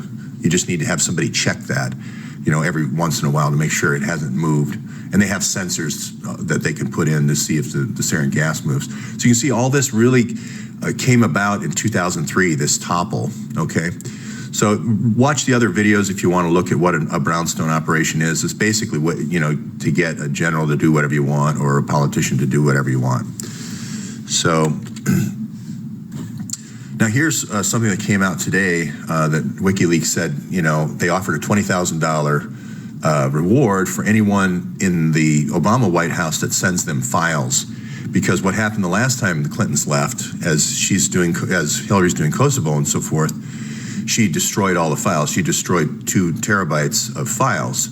So one of the things she destroyed was all the people that worked for her, all the people that were hired, including social security numbers and date of birth. Why is that? Because these people were in the U.S. Gladio program, or what I called diffuse and disrupt. And that's why that was destroyed. But then this gal here, Lael Brainerd is her name, she also destroyed 3 classified documents, and I believe these were the funding documents for the Treasury. You have to get the money from the U.S. Treasury to pay for these programs.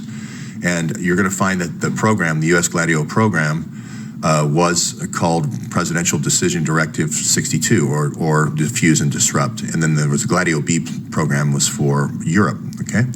So this was all manpower from Arkansas and some of Senator Byrd's old disruptors from West Virginia.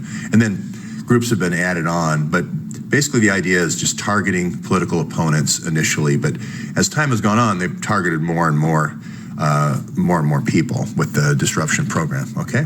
So here's PDD 62, the U.S. Gladio program. From the NSA's point of view, it's all about disruption. You can disrupt somebody's life electronically, disrupt their email, disrupt, make sure that email doesn't go through that are like purchase orders or for whatever reason.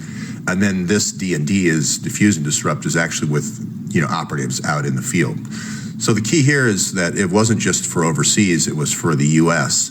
And this program here is a lot more expensive than doing something overseas.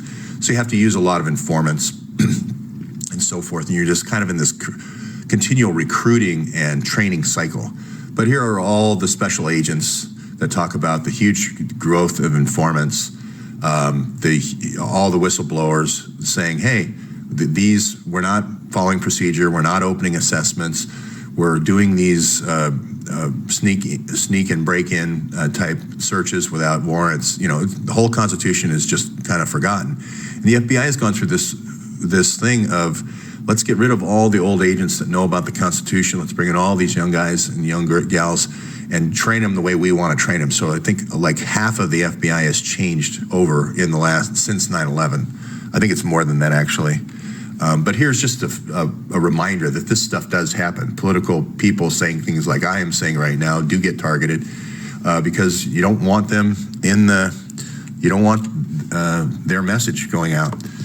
So here's where Sid Blumenthal comes out, and Drumheller, who's the guy who owns Osprey, and that was a part of knocking over Gaddafi, also was the boss of Valerie Plame, and so he sent her to Iraq to kind of disturb Bush's oil deal. So the guy who's your brownstone ops guy for the U.S. is going to be the Council on Foreign Relations. The folks coming into those Council on Foreign Relations meetings in New York are the key ones that you want to do these brownstone ops on. You want to have the goods on them so that when the decisions come up about where to put the pipelines and so forth at the strategic level, that's why you want to do the brownstones. And Jeffrey Epstein was that guy in New York, and now Jeffrey Epstein has moved kind of to this little St. James Island for the African folks, as far as African politicians. And then he also has a New Mexico ranch for doing Sinaloa, for doing work with the Sinaloa folks. So and everybody says, oh, how can you prove this? Well, here's Osprey, and here's General Grange, and here's Sid Blumenthal, all in the same company. And the head of intelligence in Europe is Tyler Drumheller. He was in the same company, now dead. So, and this is what happens. So these are going to be the folks for the U.S. program. What Gladio does is it caches weapons all over a country, and then while people are training, so they can, at a moment's notice, go get the guns and take over. So you're going to find this is going to be your U.S. Gladio for weapons. They are big weapons company right here, Osprey is. So, okay, and I'll finish off on this one, just reminding everybody that the counterterrorism division of the FBI, which was run by McCabe, is where your disruption campaigns happen. So this is diffuse and disrupt. The idea is break up relationships between people, make sure that they don't go to the ballet anymore, make sure they don't go to the sporting activities, knock down everything they do to just try to isolate and then focus the attention of disruption on them as one single individual with a lot of other informants kind of moving in and out of their life. And so that's where we are now with this D&D in the U.S. And as you see, as we move along, McCabe keeps getting these quid pro quos. He keeps getting more agents as he obstructs the Clinton Foundation investigation at every turn. So will we see these 14 State Department Gmail accounts when WikiLeaks releases them a little bit later this month? Who knows? We certainly don't want to wait 5 years, and we certainly want to get back to investigating Haiti, because we know that the folks there say 2% of the money actually was spent, and that's over a 25-year period, not just since the earthquake in 2010. So, we got to get away from no grand juries, no subpoenas, no court orders, immunity to all the co-conspirators, letting all the co-conspirators interview together, not interviewing under oath, all these things, not opening assessments, not turning over interview summaries to Jason Chaffetz in oversight. So all these things, walling off this investigation to the Miami office, the bribe of $675,000, et cetera. So that'll be it for today. I just wanted to talk about the U.S. Gladio program, and that's the D&D.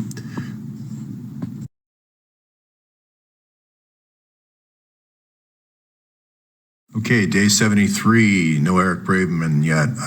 This is part 2. This is really a follow-up to a radio show I did called The Jeff Rense Show. So if you haven't seen it, check him out. He's a pretty insightful guy.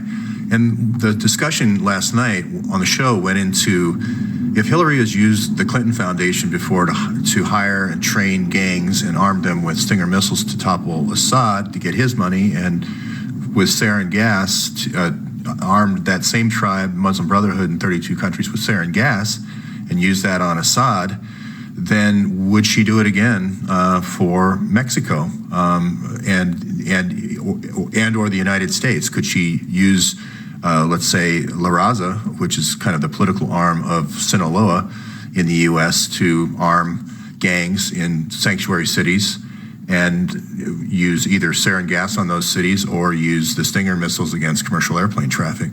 And if you look at the players involved, it's the same players. Mark Turi also involved in with the gun running in Fast and Furious. So the operational planning, I'm sure there's a military component to that. If you look at the George Soros type organizations like La Raza or Move On or other ones, he uses Otpor almost everywhere to topple, to train ISIS. We've got reports that ISIS is training in Mexico. So we see here that it's not only civil disobedience, but it's also these 10% are gladios. There's 10% that are hiding amongst the 90% of peaceful people, just thinking they're doing the right thing.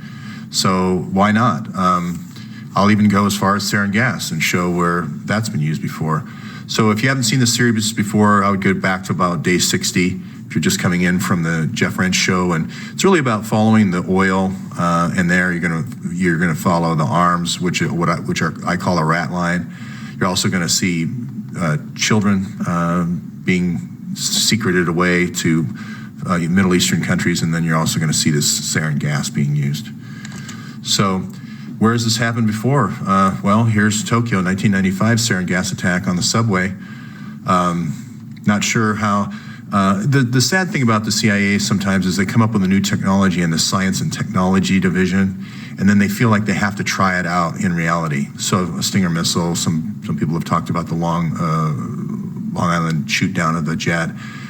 People have talked about this.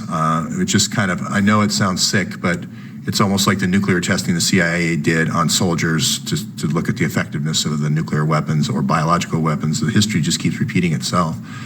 So, and here's Fast and Furious right here. So here's the guy who did it. Here's the folks that looked the other way, the State Department tracking the weapons. So now ATF was used as well, so that's not in the play here. I don't know how much FBI counterterrorism was involved. I doubt much at all. But I'm just saying that if you're willing to use sarin gas on children in Aleppo, then if you thought that you were firing sarin gas into a city of deplorables, would that stop you? At what point would you draw the line if you did 52 gas attacks with ISIS in Syria? So I don't know if you remember previous shows I did, but Fast and Furious was really all about breaking down 13 or 14 different cartels and getting one dominant cartel, which is Sinaloa. And that was through having everybody shoot each other, basically with this Fast and Furious program. That enabled that got a lot of regional politicians out of the way and allowed for sweeping reforma energética here. So it broke up the Mexican nationalized oil company and allowed KKNR to sell these oil leases off the Gulf of Mexico. So that's what that was all about. So if you watch this show, you're going to see this going over and over.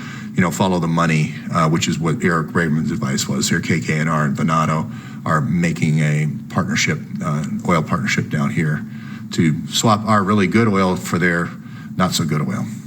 They have high sulfur content in their oil, so that's what an oil swap is.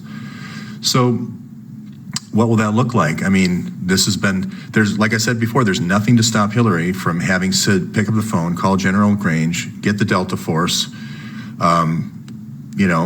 take out certain locations and create sanctuary cities within the United States. Now, I doubt that would happen very much, but you could do this. You could do political assassination, for instance, for mayors who didn't want to have sanctuary cities or any kind of resistance. Like if there was any kind of citizen resistance, you could use a force like this to corral them and then, hit them with whatever. So I'm just saying this is a possibility. If you have people that are doing this already, again, not just weapons, but sarin gas and stingers, and they've shown this in the past. This is kind of like, the gang that robbed the bank, and then there's another bank. You just have to take appropriate precautions now that you've seen the modus operandi. So, and it's all the same group. Kadzik was the one who did he's doing the cover-up of the Huma server. He's also doing the cover-up of the Hillary server. He did cover-up of IRS, and he did cover-up of Fast and Furious. So all the same kind of stonewalling, not turning over documents, happened with the DOJ and FBI in that one as well, and ATF, mostly ATF, not so much FBI, but it's the same crew. It's an oil play as well. So I look at Haiti, and I think what their strategy is in Haiti is, well, if we just forget about it, people will forget about it like they forgot about Fast and Furious. So they'll forget about Monica Peterson. They'll forget about Silsby down here. They'll forget about the Haiti and only 2% or 10% getting the money getting through. They'll forget about the oil contracts and so forth. And so I think that's the strategy, is just stonewall, stonewall, stonewall until everybody kind of just forgets about it. Well, I'm going to keep doing the series, so there's only one way to end that one.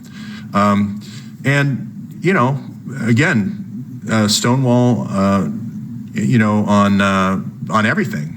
Just if you wait long enough and you put out ridiculous timelines and say, well, for the 650,000 emails, it's going to take us 5 years. Maybe they'll get away with it. I think I have a way of showing how they might not get away with it. If you remember this government ethics thing that was going to go away last night, why did the Republican senators want this ethics thing to go away? Well, they've done all these deals in Ukraine and, Libya. Here's Lindsey Graham. Here's this Biden's son in Ukraine going for this gas here. And they wanted to get rid of this because they don't want this coming up with a Trump administration, with new senators or new folks coming into this administration. So what does Trump do? One tweet, and it's back and it's reinstated. My theory is, if Trump tweets one time, the word is, who is Eric Braverman? Or has anybody seen Eric Braverman? Or I'd like to do a press conference with Eric Braverman.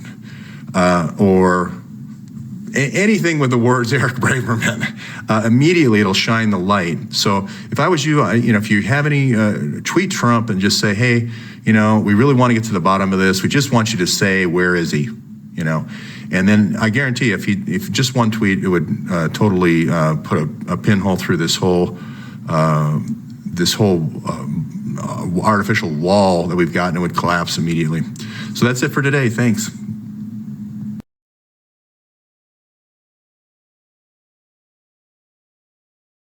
Okay, day 74, no Braverman, Brown, or Turi. In previous episodes, I've talked about how Haiti for Braverman is just kind of the last step in a series, really a 20-year plan to go around the world and get the gold and the other oil assets as well as arms, and then also do the same thing for the United States. So yesterday I posed the question of, it's basically enemies of the Clinton Foundation. There's a project going, enemies of the Clinton Foundation. If you really want to look at it as a 1-2 punch, foreign policy, then domestic policy, Hillary's policy is really to first go around the world in a foreign policy as a Secretary of State, get all the gold and all the money, then become President of the United States, which is exactly what she tried to do, and use that to recreate the United States. So, if you can almost think of all this foreign policy stuff as a lead-in, just as a lead-in in order to really affect domestic policy, which is control. So, I ask the question, does Braverman know that starting this funnel in Haiti is really the funnel for world conquest and then finally U.S. conquest? That's the question. So it all is going to start 20 years ago, actually, with the whole counterterrorism rise around the world. Counterterrorism is going to help you with your foreign policy as well as your domestic policy. The foreign policy is going to be the CIA through the Department of Defense. The domestic policy is going to be the FBI. So you have two programs running simultaneously. So you're going to have Comey on the U.S. side. You're going to have Petraeus on the CIA side. Way back then. So all these topples and so forth is going to be him. That's why he's writing these plans, like the Middle East Project, way back in 2003. I think he wrote these in Princeton 20 years ago, to be honest with you, and he's just kind of, updated the plan every year. But it all going all the way back to Oliver North and Rex 84, which is the military plan to take over the U.S.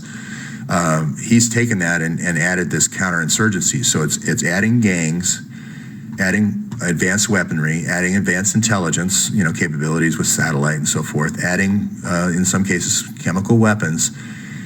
You can use a very small force. The idea is using a small force that doesn't destroy too much of the existing infrastructure, and then you can take it all over and get control.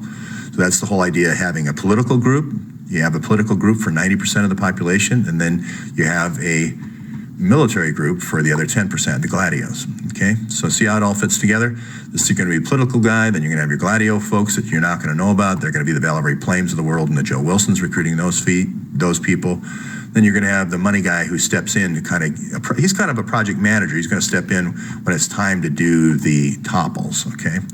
So plans, project manager, and then you got to have your gangs. So you need to be working on your gangs sometimes 20 years out, and you're looking for placing people in political positions, and then when you get the right political weight, balance of power or critical mass, then you launch these things, okay? So, as I said before, the number the press reported, 1.2 billion, was wrong. You'll see in the notes here, if you go to my slides, it's 9.2 billion that Sid identifies. You're also going to find that number is way low. It's going to be more around 100 billion. Gaddafi has a lot of people whispering in his ear saying, hey, create a gold standard, a gold reserve-backed currency for Africa. You're going to find he's going to have this kind of gold stashed all over Africa, as well as diamonds, as well as Syria. So that's why the NATO generals are going to be important, because you're going to need them to attack if you're not the president of the United States. So the cast, it's kind of Ocean's 11. This Justra cast that I keep going over, it's kind of like your Ocean's 11 cast. Each one of them is going to do a different thing. Jeff's the wingman. He's going to fly the plane. Epstein's going to be the wingman. He's going to fly the plane. Valerie Plame's going to be the beautiful secret agent that seduces all these NATO generals. Joe Wilson's going to be this, bon vivant diplomat that's going to talk everyone into, building political coalitions to split countries and so forth. So this is kind of your Ocean's 11. And here are the 1,100 donors that are going to be along for the ride, basically for the 20-year ride as we start taking these countries over, okay? And they're going to show their appreciation for all these oil, gas, and oil and gas plays, the longer-term stuff. This group's going to be the longer-term. This Ocean's 11 group is going to be the gold right away, short-term group. And then they're going to show their appreciation for funneling it all back through the Clinton Foundation. So you're going to need these guys, bring in these exiles. You're going to have these kind of cast of characters waiting to go with the rubber stamps for the central bank and waiting to go with this rubber stamps for the oil assets. That's for the longer term play. Again, there's no surprises here. The guy who's running the show here, Mark Rich, this has been a 33-year pattern. So there's no, and he said, I took the cartel money, I bought Gaddafi oil with it, I put it in HSBC. Like I said, it's very rare that you get that. You're going to need a cleanup man, a cleanup crew at the end for HSBC. That's going to be Comey and McCabe. And you're going to need a guy to deflect, to turn down the investigations when the heat starts coming on. This is kind of like buying the judge. If it was a local operation, this would be buying the judge. This would be paying off the local police, right? So for anybody who doubts the importance of NATO in this, Sid can hire Delta Force, General Grange at Delta Force, and you get a lot of people on the ground. But without the NATO jets, these guys have all the laser pointers. And they have a helicopter they can fly in with these little small tanks. It's called air mech, or air mechanized warfare. So you fly in with a tank, and you put 7 tanks on the battlefield, and they're shooting this sarin gas or fentanyl-based, kind of incapacitating gas in front of ISIS. And basically, they just roll whatever they want. Then they bring in the helicopters, take the tanks away, and you never knew that they were there. So, but Gaddafi has a big air force, and so does Syria. So that's why you're going to need Drumheller with CIA to get those NATO assets, make sure those NATO assets are in place. And Bouchard is going to be the NATO asset that he's been developing over a 20-year period, and that's why it was successful. That's why Syria was not successful. because they didn't have a Bouchard for Syria. They thought that sarin gas would fool Obama, and that's where they kind of made a mistake. So anyway, this is your Ocean's 11 crew here, and I'll keep developing that out. But the 250 billion, 56 billion goes all the way back to Senate Armed Services Committee 2003. That's really where these plans came about. And Soros and Brzezinski, that goes all the way back again. Right as soon as Clinton went in, they basically took his plan for breaking up Yugoslavia, and they made a plan for breaking up North Africa and the Middle East, and that's why Soros calls it the Project for North Africa and the Middle East. So not being cagey. So anyway, you're gonna develop all these oil assets here, oil assets here. You're gonna have some oil rights for the pipeline here. You're gonna have Syria, maybe some oil assets off the coast here, Golan Heights. You're gonna have them all put it in HSBC, and you're gonna have Comey watch it all. And you're gonna see these transfers when they start buying gold. And when he starts moving this money around and he starts buying gold, you're gonna see where it's going. So now all it is it's a cat and mouse game between the British and the French and the US CIA. So, and CSIS a little bit from Canada. So you're just, that's where you're seeing this drama play out, is the French and British are trying to hide the gold, and the Americans are trying to find it. So that's why these hidden donors are going to be so important, because it's going to basically unfold all the targets of the CIA operations, all the targets of NATO operations, and the French and British intelligence operations. So so here's our CSIS asset. CSIS is the CIA of Canada, but the reason why he's brought in to do this bombing campaign is because he's French speaking, and the French are like feeling like, why isn't a Frenchman or an Italian or a German running this NATO campaign? Well, they couldn't leave that to chance for this gold operation. So they put in Bouchard, and I'm going to say right now, it goes all the way back to 1995 with her work with these operatives in France, Mons, France. So all the drama is going to be happening here, right around Mons, Belgium. Again, this is original reporting. These projects are going to be, I'm not going to say how the Treasury Department paid for these, but Gladio B is for sure, and I don't know what the code names are for Gladio C and D. But you're going to see that this is where the 6.5 trillion is missing. You're going to see that these are all brownstone operations. And the F-35 is just kind of a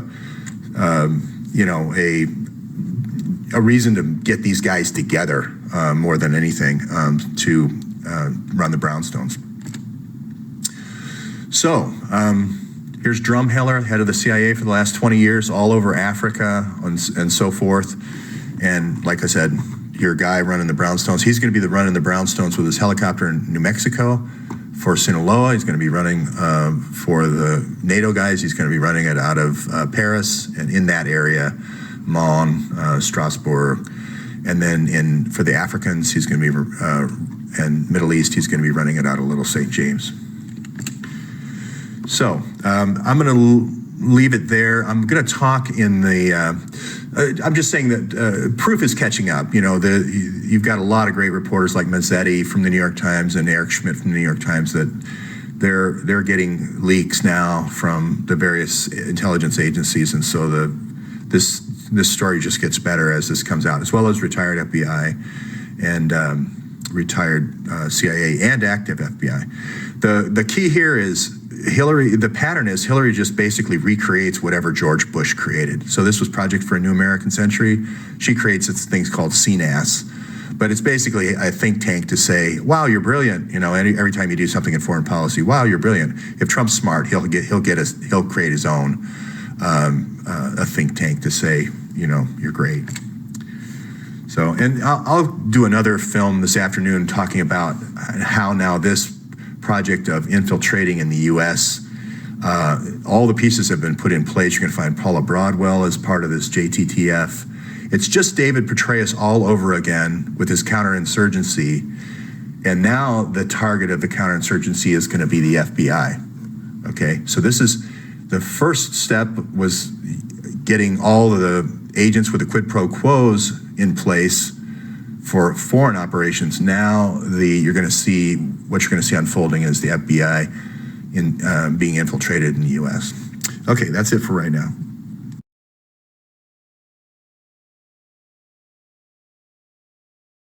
Okay, day 74, part 2.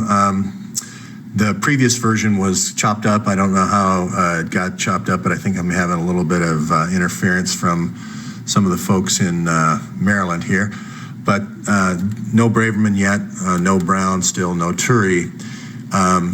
Waiting for a couple of calls for a couple of interviews. Those have been kind of disturbed. So it's been an interesting day. I think it's this program over here, Disrupt. When you have the political opponents, you disrupt. So anyway, getting back to what I was saying earlier today, the Department of Defense doesn't really want a lot of elections and free debate, and it could go any different direction. They really don't like that. They like more certainty and more planning. And you're going to find in the 80s, Oliver North and George Bush, they come up with this thing called Readiness Exercise 84, Rex 84. And that's pretty much if there's some kind of upswell of emotion in a certain area with kind of an armed resistance, to be able to put that down with the military. Then Petraeus comes in and says, hey, I'm going to take all those counterinsurgency techniques that I learned, which is basically being able to blow stuff up and kill people that are against the government. I'm going to take that counterinsurgency from the CIA and bring it into the FBI. So we're going to take all of our foreign experience from the CIA and what we've learned at the Department of Defense and bring it into domestic planning. And if you look at the Mena Airport, which Oliver North and George Bush created in Arkansas, and Hillary kind of was the first administrator of, that's where this story really begins. It's a 33-year-old story, as I've said from the beginning. And Hillary has basically taken what she's learned from those activities and just kind of keeps turning up the volume. So I'm gonna point out where, she learned from, Brzezinski 33 years ago with Osama bin Laden with the Stinger missiles. She's just gonna turn it up with Muslim Brotherhood into 32 countries. And she's gonna add sarin gas. So that's kind of the point of this. All these topples and so forth is really kind of a means to an end. It's really to get enough money to then be able to affect this plan, which is the control of the U.S. If you're willing to put, for instance, 350,000 men a year into Vietnam, a country halfway around the world the size of California, how many people are you willing to commit to control the U.S., which is really kind of controlling the global playing field, okay? So, interesting thing, people ask me, did you see this State Department release of the 371 emails? Yes, I did, out of the 650,000. And of course, this is a limited hangout, what they call a limited release, to show that, there's nothing to see here, folks. These are all emails from Huma saying Hillary needs to be here at this time and that time, boring logistics emails. Pay no attention to the man behind the curtain, move on. What it actually is it's odd that they would do this because it's a little bit obvious, but even in their limited hangout, they give a kind of a code between Hillary and her daughter, Chelsea, about when to move secret documents to Hillary's server, what I call the target server or the staging server. So nothing changes here. Bribe, Miami office, McCabe's using the Miami office to wall off the Haiti investigation, the quid pro quo to get more people overseas, the 5 years it's going to take to get the 650,000 emails. None of that's changed. They just released the 371 emails. So I'll show you the kind of the Hillary Chelsea code here. So Hillary has had a long history all the way back to the Lincoln bedroom of selling secrets to the Chinese and getting a lot of money for it. And the funnel is through this UN guy who was killed by a barbell just recently in this summer.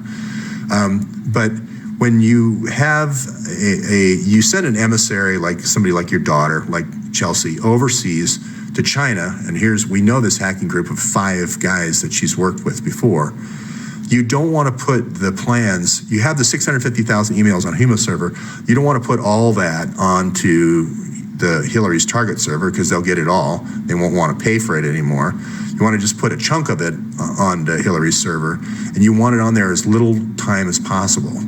So you're going to have you're going to have Chelsea tell you when she gets to Shanghai, these guys are going to go get the information, and then you're going to have Justin Cooper take that information off the server. Okay, it's just that easy. So she's going to just send a signal email when she gets to Manila or wherever she is on the trip that, hey, I'm here now, and then they're going to grab the information. Then Justin Cooper is going to take the information off, and that you would think, well, why? What's actually going on here? And here's where looking at the oil makes everything obvious. If you look at the oil and all these oil fields here down by Philippines, Indonesia, and Vietnam, you're going to see all this in the pipelines here, the proposed pipelines. This is what Hillary and Kissinger want to sell to the Chinese, this red line. They want to go all the way down to this red line. They want to take all that stuff. They don't want to stop the green line. They want to go all the way down to the red line. So what Hillary is putting out on the server is all these, what they call resource papers, resource findings about all the things that have been found, all the oil that's been found here. So that's all going on to the Chinese server for about 5 minutes. It's being taken off by the hackers, and then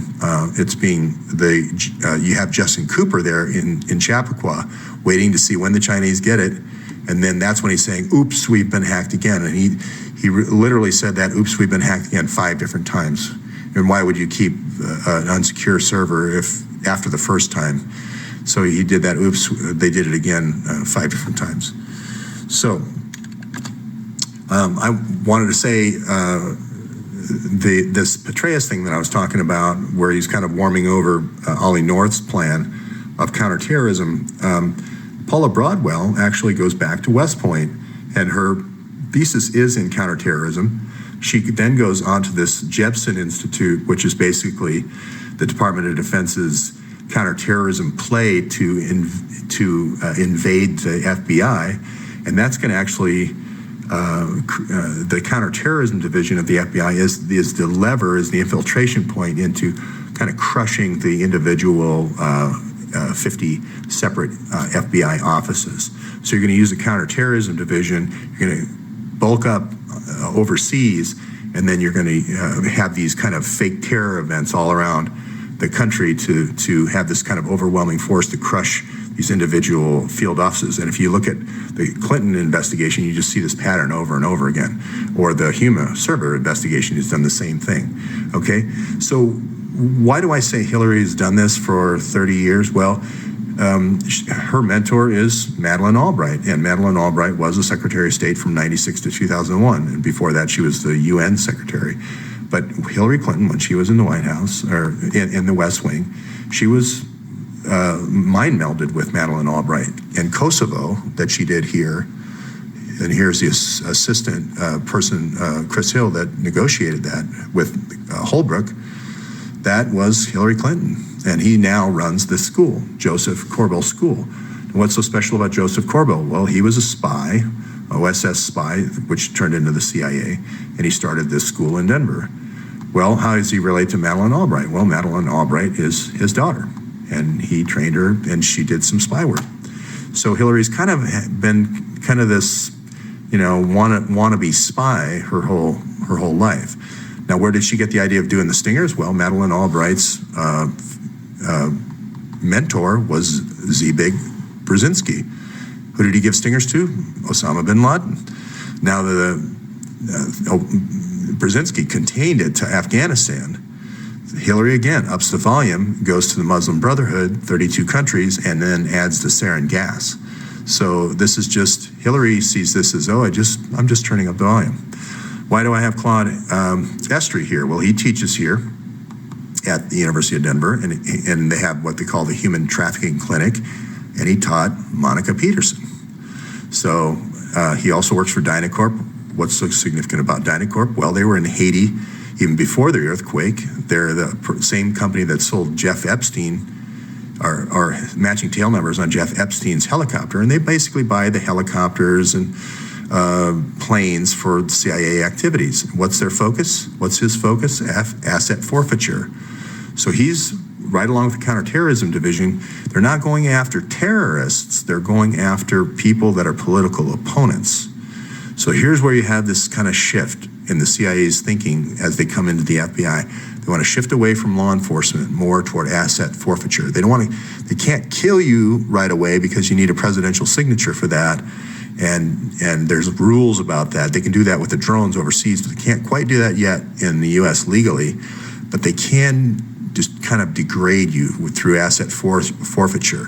So you see this shift from sworn officers over to more paid volunteer informants. And a lot of these folks have been arrested for something, for a felony, and now they've agreed to inform. So they don't really care about the Constitution. These sworn officers did at one point. And you see this shift to entrapment strategies, the big splashy PR entrapment strategies. Use informants as much as you want. Really, law enforcement really isn't important. It's the PR splash that you get from the entrapment strategies. And this is where I got in trouble with him in the Portland Christmas tree bomber case. So I just wanted to show that this is the Monica Peterson thing. Why did he send Monica Peterson to Haiti? Well, it's again, going back to that, you want the social justice folks, you know, people who are really trying to do the right thing, to go to Haiti and take film of all the bad stuff happening there, and then people will send money. So what happened to Monica Peterson is she actually did do real investigative work and uncovered the stuff going on there, and then that blew up. Now, why did I focus so much in on University of Denver? Well, I saw this. Anytime you see young women dying, like at 23 from wacky, seemingly cheesy covers like a carbon dioxide leak, you know that's CIA. That's a CIA signature. So here she is. Monica Peterson's going down there. She's supposed to be taking pictures of starving people. They're supposed to be sending more money through the Haiti funnel, the IHRC funnel, wherever it is here, IHRC. Everything's going to be happy. Whoops. She goes and visits this Caraco Park, and she says, this looks like a classic, what they call, you know, a sweat sex shop. So it starts as a sweatshop and then turns into where the women need to support themselves through prostitution, through this micro loan sharking, through this digital telephone app, you know, micro loan sharking. And then she uncovers this child trafficking. So these are CIA type operations, is just like in NATO with the brownstones, using children here as kind of the bait for entrapping political heavyweights like lawyers, like politicians, generals, and judges. And that ends Monica's life. And this is the replay. Here's the Dynacorp helicopter. Here's the recruiting of the kids.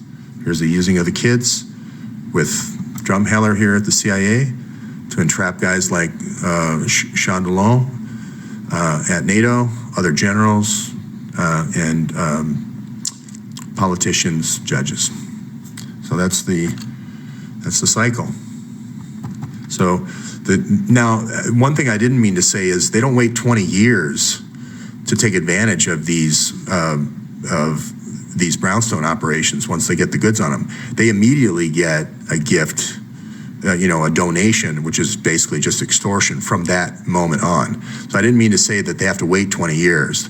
The Clinton Foundation can get an immediate donation through some kind of arms or weapons program like the F-35 if you're a general, or it can come through from a government donation to something like Haiti. But then later on, when you need NATO bombing campaigns in Libya, then you've got that guy completely under your control. You got leverage on that general. Okay, that's all for today.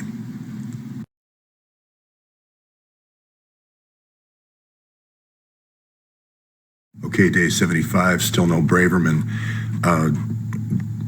Comey is meeting with Trump today about this Russian hacker who is already in jail in Virginia. So I thought as long as they were there talking about that I would give Comey a couple extra things that they could make the best use of their time. First off, do you know where Eric Braverman is? Because we would love to subpoena him. He seems to know something about following the money, arms, and oil. So that's the first thing. I'd also like to maybe subpoena Hillary and ask where these 18,000 stingers are and where the sarin gas is. So I wonder if he could update Trump on those two things. We know that of the 4,000 emails from this search warrant, FBI search warrant, that 2,115 went from Hillary to a person who didn't have a classified clearance, and was also on a laptop of somebody who didn't have a classified clearance. So what I would ask is, how are we doing on this hack here? You want to give Trump an update on that hack? That'd be great. How about this hack, the F-35 hack? Is there any movement on that trial? We had several hacks, a lot of deaths too. Might want to investigate those. How about where we stand on the 650,000 emails in general, not just those 2,000 classified ones, but how about all those? How about the 14 State Department Gmail accounts? And any progress over here, taking 5 years to go through them? Have we moved that timeline up? How about the Haiti investigation? Do we still want to wall that off, or do we want to make that a real investigation, a holistic investigation? So I was just hoping we could, since we have the new powers here, I was hoping we could use those to actually investigate. How about the intimidation of prosecutorial intimidation by other agencies like Secret Service on Jason Chaffetz with the 50 agent attacks? How's that investigation coming along? Any leads on that? Also, are you going to let Trump know about this disruption program that started in 1998 for taking out Hillary and Bill's enemies or enemies of this kind of corruption? I was also hoping that we could get an update on how the CIA was using these brownstone operations with these kids to extort money from NATO generals and EU politicians. Those 1,100 hidden Clinton donors are really most of them are extortion victims. It'd be kind of nice to know about that. I mentioned the 1,100, but is there any update on any of these cases for all these different bribery, manipulation, malfeasance? Unitaid, for instance, the largest contributor to the Clinton Foundation. What they say they gave the Clinton Foundation says they only got half. So that's odd. That seems like a prosecutorial thing. Any update on the HSBC fine, that whole investigation? Can you reveal the 1,100 hidden donors that were being extorted that put their money into HSBC? Can you give us any update about the dictators that were toppled that were putting their money into HSBC? Can you give us the bank transaction routing numbers for those? I was wondering about secret oil deals. Is it appropriate to have off-book shadow government secret oil deals with China to steal property from Vietnam, Philippines, and Indonesia? So that'd be kind of fun to get an update. How about murders? That seems like an area where investigators go to try to find the truth out about things, and then they're murdered. How about microfinancing, loan sharking, and child trafficking? So that might be a good one to go for. As long as we're on the subject of microfinancing, I think this 195% usury rates that on these cell phones is a violation of the law, and I think also having people make contracts that they can't read by making contracts with a fingerprint is misrepresentation and fraud. How about people that have gone missing with ridiculous flimsy covers at places where other people have died? So there's kind of a pattern here. And here again, how about stingers? How about giving stingers to rebels? Might want to look into that. How about people who've used companies like Lockheed to bribe generals in exchange for quid pro quo NATO bombing campaigns? Now, Jim, you were there, Mr. Comey, Director Comey, you were there 5 years, so you would know a lot about all the subcontractors at Lockheed. Then you went to Bridgewater for 3 years and invested in those subcontractors. So this should be a real good area for you to talk to Trump about. So how about when private Foundation's contract with generals that run Delta Force operations in other countries and overthrow other governments with secret information from the United States. How about those hacks, for other countries, since he gave 8 different plans to Sid Blumenthal? You might want to look into that one, give him an update. Again, the stingers and the sarin gas, that'd be good to know where those are. Kind of follow the trail and see, maybe investigate here in Amman, Jordan, where the warehouse is. How about shadow government organizations that are still getting intelligence information from the U.S. government and then selling it to private clients? This beacon, with these folks, it might be good. People who've run operations like Fast and Furious, Zero Footprint, and Timber Sycamore, be a good starter there. How about your own investigations that didn't really result in any prison time for the Clintons? You might also want to look into that pardon gate for Bill Clinton and Mark Rich again. I mean, even in his book, he talks about committing the crime, so it shouldn't be that tough to solve. And we can maybe look into these emails where the person's openly conspiring to overthrow the government of Albania. So that'd be kind of fun. And here we know that this Frank Giustra is laundering money through to the Clinton Foundation. So maybe look into him as well. How about when politicians conspire to eliminate political resistance so that they can sign oil deals? Another good one to look into, especially when they're backed by a foreign cartel. And how about senators when they do individual plays and have conflicts of interest and use the U.S. armed forces or NATO armed forces to ensure their oil and gas planes in Ukraine or Libya? So Senator Graham, Senator McCain, and Senator Biden and his son. So just giving helpful hints. You might want to look into the missing $6.5 trillion from the U.S. Treasury and the 3 secret programs here that Hillary destroyed with 2 terabytes of email out of the Clinton Foundation when she was shadow Attorney General and shadow Secretary of State. And then, of course, contractors who are engaged actively in bribery, like CCC and Petrofac. So just a few ideas for you, and that's all for today. Folks are here, so that's why I've been quiet, and I'll have another update later today.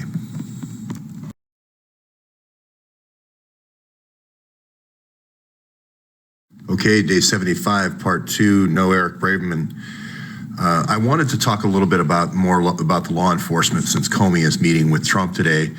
And I wanted to talk more about how the concepts that he picked up from Oliver North at when he was a professor at Princeton, how he developed, Petraeus developed those concepts into a kind of a counterinsurgency plan for the people of the United States, and how Hillary developed that plan. And Braverman's going to be involved in this because you're going to need to create a funding mechanism, a bribe funnel for this. So as you might have known before, I have said that going all the way back to Mina Airport that Ollie North set up in 1984, this has been a funding mechanism. The Clinton Foundation has been a funding mechanism to do exactly this, create terrorism events around the world, whether it be in Europe up here with NATO or in Middle East or North Africa on the Middle East Project, or in the United States. And I predict that there will be terrorist incidents in the United States. But it's all to drive funding and creation of this larger FBI counterterrorism division.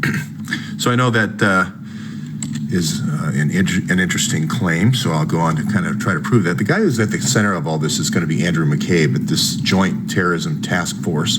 This basically allows, it's a hammer that allows you to go up and into a state law enforcement organization or a federal organization, a federal agency, or a local, and kind of break it apart and create your own task force. So you could have people from Department of Homeland Security, you could have people from IRS, people from Immigration and Customs, however you want to do it. You just want to attack a certain couple of individuals in law enforcement organizations all across the country. You're not looking at getting everybody, you're just looking at infiltration. So that's what JTTF does. Well, if you look here, David Petraeus, that's a key fundamental of infiltration. That's a key CIA idea and a key idea of counterinsurgency. He wrote the book on it. Well, in the Army, there's a lot of Army intelligence is now based on counterinsurgency that David Petraeus wrote. And one of his pet pupils you're going to find is going to be Paula Broadwell, knowing him way before the sex scandal, way before, like 2003, 2004. She goes to work at this school in Denver, which is kind of, as I said before, Madeleine Albright set up as kind of a spy school, and then Hillary kind of co-opted it when she became kind of the shadow Secretary of State in 1996. She's going to go to this spy school in 2003 and 2004, taking these kind of concepts, these military concepts. The idea here is shift to more entrapment, shift to entrapment strategies, and shift to asset forfeiture. You're going to find out, like, one of the professors here is an ex-CIA guy. He's also a federal prosecutor, and he specializes in asset forfeiture. He also works for Dynacorp, the same company that bought Jeffrey Epstein his helicopter. And you're going to find that Jeffrey Epstein is one of these entrapment agencies. It's an entrapment operation. It's a brownstone, just like the NATO operations were entrapments. So you got law enforcement spending years, literally, with kids like 17, the case here in Portland, to coach them along to try to build them a bomb and so forth. The kid in Portland never even saw the parts to the bomb. They built the bomb for him, for instance, over a 3-year period. I mean, one of the informants was the kid's roommate in the Muhammad case, fall 2010. So this isn't real crime. It's kind of like fake crime, fake terrorism. But it does, every time one of these things happens, it increases the number of agents for the counterterrorism division. And we saw those quid pro quos that he did with the State Department to get more agents. So it's a risky business. As I said before, here's the big Brzezinski, kind of giving singers to the rebels in Afghanistan. And I mentioned before, Hillary's kind of just turned that up with 23 or 32 countries now with the Muslim Brotherhood with stingers and sarin gas. And then there's the guy who runs it again is Chris Hill, and that was kind of Hillary's man in Kosovo for that overthrow. So I just wanted to show you that that's why I keep going back to this presidential decision directive of 1998. This is where we decide that we're going to have the CIA infiltration of the FBI is going to be through the counterterrorism division, and it's going to be through JTTF. Now, JTTF goes back to 1980 in New York, but it really doesn't gain steam until this project right here. So they try to kind of gloss over when it really started, as well as counterterrorism division, but it really picked up like 93, 94. So a lot of the Waco and Oklahoma City, the World Trade Center bombing is bringing along this idea of counterterrorism division. This is more important than the old traditional FBI work, as far as white collar crime or what have you. So, and this is disruption. It says right here, CIA will meet with FBI to figure out ways of using CIA techniques for the FBI. And these techniques these counterinsurgency techniques that Petraeus works on are going to be a lot more home invasion, a lot more lack of paperwork, and kind of going around the rules, getting the Patriot Act passed so they don't have to worry about opening up, going for warrants as often. The wireless wiretap comes from this as well with the Snowden stuff, James Risen article, the AT&T wiretapping. So where does that lead us? What's the results? Well, you fast forward 15 or 20 years now, and you end up with situations like this where we're still, this goes back to December 2012, we're still trying to get these 650,000 emails almost 5 years later. Counterterrorism division's blocking everything. They've got this red stop sign, they're blocking everything. We've got an active diffuse and disrupt program, not aimed at terrorists, but aimed at people. I'm going to supply the white papers. White supremacy, white supremacy, white supremacy, white supremacy, all this white supremacy stuff. And really, if you look around, you don't see people out protesting as white supremacists. So and then you get these blocks here, the 5 years, and you get all these skirting of the issues, and giving immunity to the people that are conspirators. So it's kind of like their theory is, well, if you have to create crimes to fight crime, well, that's good. It's just one of the things we do. But now you're starting to get into exploiting children as bait for these operations and so forth. And that's where this leads to this kind of fake crime. We know that about half of Hillary's emails to Huma were classified. So I'm just going based on the percentages. I would say about 375,000 of the emails are going to be classified. So they should at least publish the 375 unclassified, because they should have been handed over 5 years ago. So, I questioned this morning if Comey was going to give Trump an update on that. And here's another situation where if you create this counterterrorism division, it's almost like a secret police. You can bust up agencies like this Secret Service and create these prowler teams, and now you can use those resources of other federal agencies. IRS has an investigative division now, the Forest Service. I mean, all these agencies have their own, machine guns and bulletproof vests and tear gas and so forth. And, IRS, really? So, and then you get this situation where you got 50 agents. Anybody mentions anything, the Chaffetz says, hey, you guys shouldn't have been drunk and you should have called the police when they put the bomb at the front gate of the White House. And then he's 650 in the meeting while he's being questioned, 650 agents on his personnel record.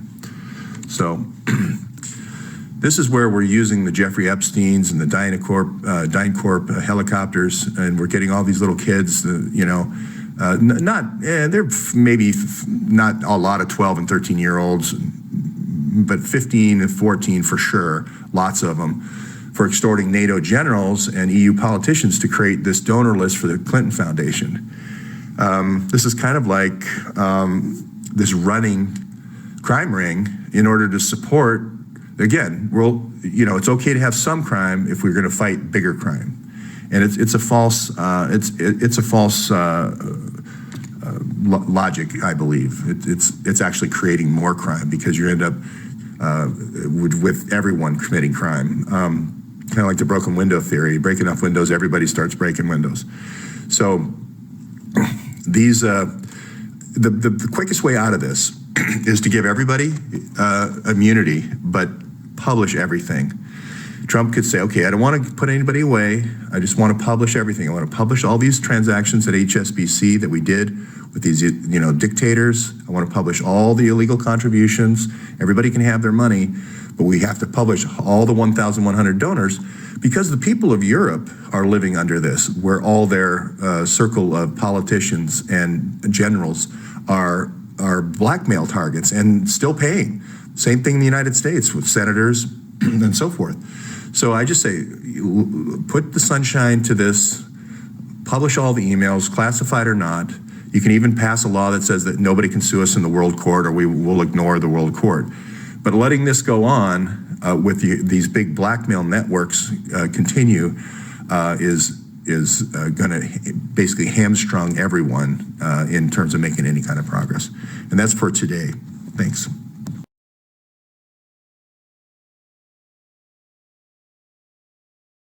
Okay, day 76, still no Eric Braverman. The Fort Lauderdale shooter, I think, has taken a lot of the news cycle, and it seems like immediately CNN jumped to the fact that the FBI doesn't have enough police powers to hold people past 3 days, and they need a judge, go to a judge to hold them beyond 3 days. And again, I just asked the question, why didn't they just stop the guy when he got off the plane? If there's enough commotion that you can have 8 or 9 people filming it on the plane, why would they let him go get his bag, wait 20 minutes, get his bag, and then go build a gun in the bathroom? I just don't understand why the airport police couldn't have handled that.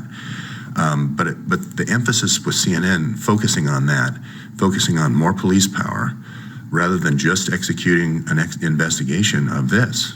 Here we have an independent organization, the Clinton Foundation, contracting with Delta Force, a set of mercenaries, and training the Muslim Brotherhood with stingers and sarin gas.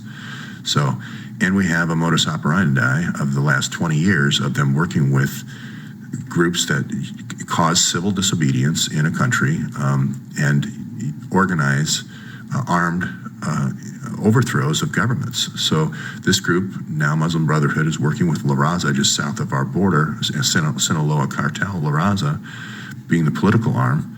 And I'm supposed to worry about an FBI agent in Alaska.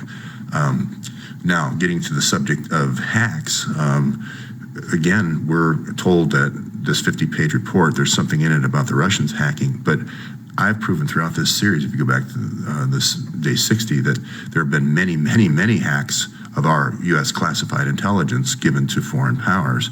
So, and the use of extortion, of political officials and military officials to funnel money through this Haiti funnel, as well as micro loan sharking and so forth. So I think the big question is, was Eric Braverman involved? He went to the press. He seemed like he was doing the right thing. Isn't it time to subpoena him and have him talk about the Clinton Foundation right next to Comey? If they want to talk about the Russian hack, let's talk about all the other hacks that the Clinton Foundation did at the same time. It just seems to be more efficient. As I said before, at this school, the University of Denver has a pretty storied history of kind of producing like State Department folks that also could be, spies, work for the CIA in a covert manner. So you can, we have a history of that with Paula Broadwell and creating, General Petraeus kind of creating this joint terrorism task force, okay? So this is all about the military trying to reduce, trying to increase police powers for the FBI again.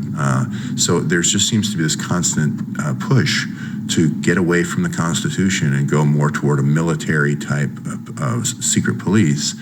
And I've shown that through this shift away from policing and follow-up, lead follow-up to more of this entrapment. And this is not just entrapment with, drug entrapment or gun buy entrapment. We're talking about using little kids. We're talking about human trafficking, using little kids as bait to extort and get convictions. And that may be, morally questionable, and there may be a discussion there.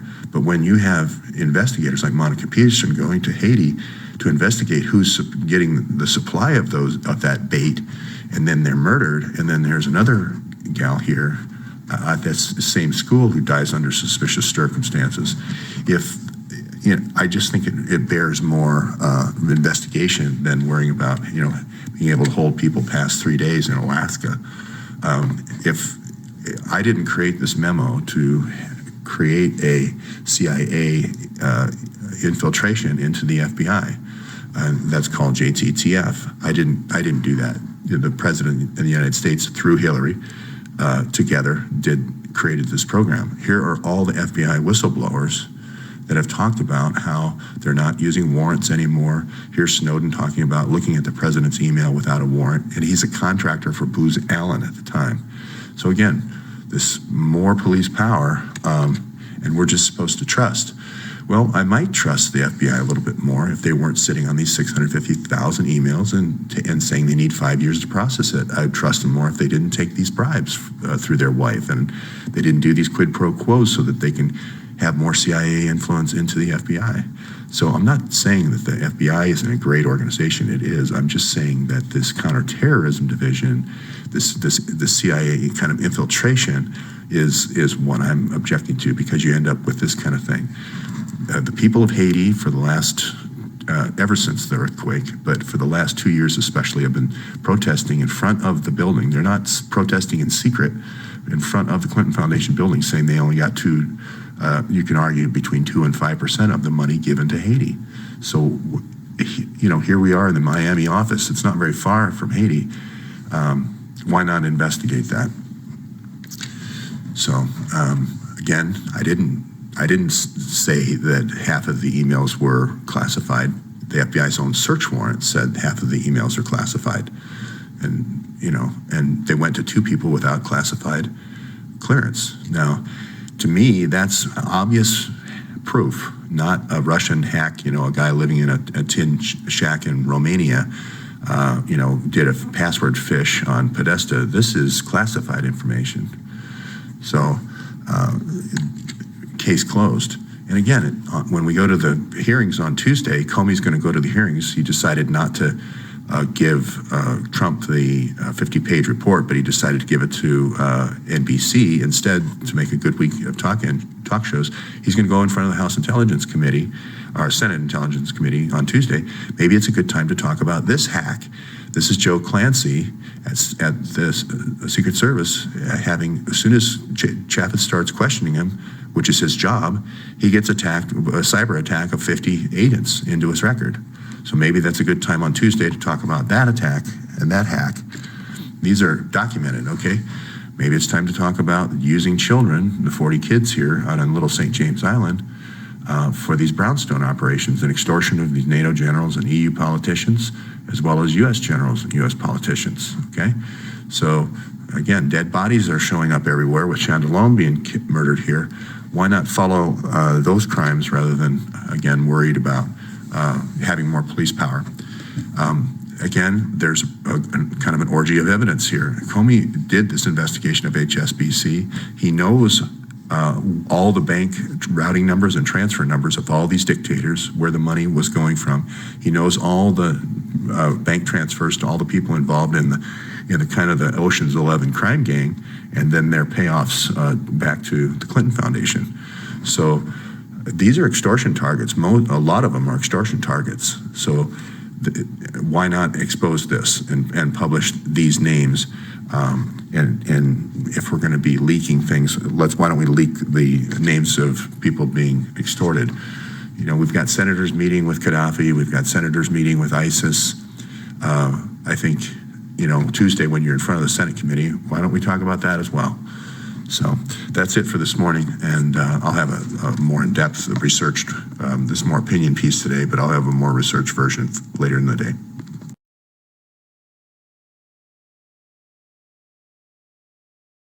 Okay, day 76, this is part 2, no Eric Braverman. I mentioned in this morning's video that sometimes the government tells us stories to gain more police powers, and I showed how David Petraeus kind of wrote the plan for the infiltration of the FBI by the CIA, called JTFF. You're going to find out that's going to be true, and I'll show you the links on how he did that. But I just, you might notice that I've featured this school in Denver called the Joseph Corbel School. That was Madeleine Albright's father, who was a spy, and Madeleine Albright also had some time as a spy. And Hillary always liked Madeleine Albright for that reason. And here's another spy that was from that school, Paula Broadwell. If you remember her, she was involved in the JTTF program, 2003, 2004.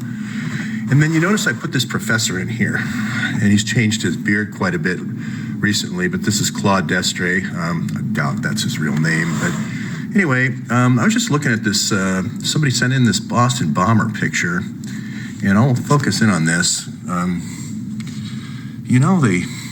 They kind of looked similar. What the heck would he be doing? Now, he said he's has a torture seminar there. You see it? Worked for DynCorp. Yeah, that's a CIA front. We know that. He runs the human trafficking clinic. His student, Monica Peterson, was killed. Let's see, there was another student here that died oddly at the Corbel School a couple years ago. Now, I don't know. I don't know if that's the same person or not. So we'll move on, but this is what I'm trying to get to, is these cover stories, always asking for more police powers, creating these uprisings all around the world and uprisings in the United States to gain more police powers, always more police powers. So here's the program again, May 22nd, 1998. You're going to find that this starts with Hillary executing the Petraeus plan. Waco, OKC, 1995 crime bill, 1996, 100,000 community police, quote unquote community police. That's going to be your beginnings of your spy organization, informant organization, all the way up through this, 1998. If you listen to Sibel Edmonds, you'll see how they were doing wiretaps from the DC office. You're going to find that that's going to be McCabe. And this is going to go all the way through the production of the Patriot Act, which is going to have the sneak peek invasions. And everyone along the way, you're going to find Pippa and SOPA involved in this. You're going to find that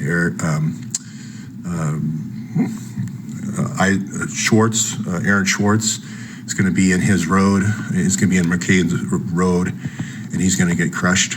So I'm just letting everybody know how this is going to play out. He's the guy at the center of it all. This explains, why the bribes. This explains why you wall off the Haiti investigation with the Miami office. This explains the quid pro quos. It explains the destruction of evidence. It explains the feet dragging on processing the 650,000 emails. The destruction of evidence, not giving Jason Chaffetz the 302 summary emails, not giving Jason Chaffetz the full FBI files, no grand jury, no subpoenas, no court orders, immunity to all the conspirators, letting all the conspirators in on the interview, not making Hillary testify under oath, not recording it in video. FBI does none of these things ever. And of course, to top it all off, we're going to ask for more police powers along the way. So I'm going to leave it there, other than the fact that it's not me saying this. It's the FBI's own search warrant saying half of the emails on HIMA's server are classified. That's a violation of the Federal Records Act. It's also a violation of it's treason under the, I forget the name, it's the Espionage Act. So, okay, that's it for today.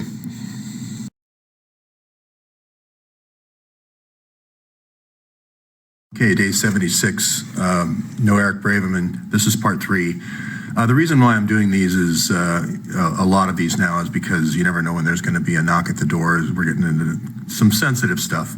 So I think you see from the last video about the Denver school that there has been it's basically the CIA wanting to undo the Church Commission reforms of 1976. So there's a period where a lot doesn't get done in the Carter administration. Then starting in 1981 with Reagan, you really see this plan come to shape, and it's really the CIA infiltrating the FBI through what's known as the Counterterrorism Division. So I'm not going to go into that. You watch previous episodes if you want to see how that's done. But I wanted to say, Hillary has used this surveillance power. Then Hillary goes back with this project to 1984 with the Mena Airport. But Hillary has used these surveillance powers since 1993, since she got in the White House, in the West Wing, to extort money, to get dirt on people, extort money. If they didn't pay the extortion, then she outed them and they got hammered. And so you're going to find that this is a 23-year history ever since she's been in the West Wing. Now, there's also people in Arkansas that got destroyed, but it wasn't as formal of a plan. The Clinton Foundation has been a extortion operation, mainly through wiretaps initially. Then it went to intercepting cell phone calls, and then it went into intercepting texts, and the whole NSA thing. That whole rise up has been a extortion operation. And I showed that in previous episodes. I won't show that today. Anybody who's gotten in the way of that projection and trajectory also I can show has been killed. Now, with Braverman, he went under surveillance as soon as he went to the press in March of 2015, last year. But he really didn't get nervous. He's been under surveillance that whole time, 7x24 surveillance. But he really didn't get nervous until the WikiLeaks people started dying and the DNC leaks. So I'll show a quick chart of that. These are the folks that are associated more with the DNC leaks, that Sean Lucas and Seth Rich, everybody knows those. But John Ash here and Victor Thorne are more, this is the more hacks. These are the more China hacks. You're going to find out that this is going to be a lot of hacks that I'll show later. The OPM hack, they're still doing hacks for Hillary, the 5 guys in China. And this guy is going to be, I'll end up like one of these guys. I'll be a Hillary detractor that they, normally they don't bother, but, at some point. Anyway, and here's the WikiLeaks guys. So this is all happening within 1 month in May, June. But these are kind of the 3 musketeers of WikiLeaks, and they all have died since May. First Ratner goes through kind of a cancer thing, and then Jones, he's the U.S. lawyer who founded it with McFadden, and Jim Jones is the U.K. lawyer, so he gets pushed in front of a train in August, and then McFadden dies in October 22nd of last year. So you can see how close all of them were to Julian Assange. The reason why Julian Assange is not dead is because it just becomes obvious then at that point. I mean, even where kids in grade school, say, who killed Julian Assange, and they all raise their hand. So that's kind of where Braverman goes. This is when Braverman goes to the Russian embassy, and then he gets told to come back a week later. The Russian embassy can't figure out what to do, but they tell him, tell him to come back a week later. Then that's when he gets intercepted. So I am sure that he got intercepted, and he is resting comfortably in a mental health facility. And he's probably released now, but I'm sure they told his mother that he was suicidal, and he did that, 6 weeks thing with the drugs. Watch the last episode to just kind of look and see how the stories government tells us sometimes aren't true. And the reason they do that is because they want more police powers. This has been a 23-year, very carefully planned, piece by piece knockdown of the U.S. Constitution. Basically take the Bill of Rights, and it's an attack directly on everyone. And the last one's the Second Amendment. I've never owned a gun. I'm not a gun person, gun fan, or anything like that, so I don't have a chip on my shoulder about the Second Amendment. But basically the strategy was take out the First Amendment, take out the Fourth Amendment, illegal search and seizure, take out the Third Amendment, standing armies, because this group of informants from the crime bill in 1995, you'll find the links down below if you go to my slides, created this 100,000 person community policing organization. It was very good when it started, then up till 9/11. And then 9/11 was kind of like the go time for all this stuff to come in. They needed a catalyzing event for all this police powers stuff to come in. So anyway, you're going to have attack on the First Amendment, Third Amendment, standing army, Fourth Amendment, illegal search and seizure, Sixth Amendment with right to testify and have family members testifying and so forth, all the way down. States' rights, I can't remember which one that is. So in habeas corpus now, with the new Fort Lauderdale shooting, they're going after habeas corpus with, they want more than a 72-hour hold. So this is a very calculated progression. I am going to just say probably with these kinds of information, things coming out, obviously McCabe is probably believing me now that I am being helped by not only retired FBI, but I am also being helped by active FBI who believe their country is under a coup. And I'm going to just say it right out, and believe me or not. So Monica Peterson is going to be the one who unwinds this whole Haiti thing, believe it or not. So that's coming. This whole microfinancing thing, you're going to find out that she is actually the one who unwinds the whole thing. And I can't prove that yet, but a lot of this is bridge building. And what I mean by that is when you build a bridge, you have to go out a little bit further and suspend out a little bit further. It's hanging from cables, and then the workers come in and buttress, support what the bridge, let's call this the bridge here. And it's the same thing with this open source project. I swing out a little more bridge, it's hanging by a thread, hanging by cables, and then you fantastic contributors come in with all these fantastic sources and citations.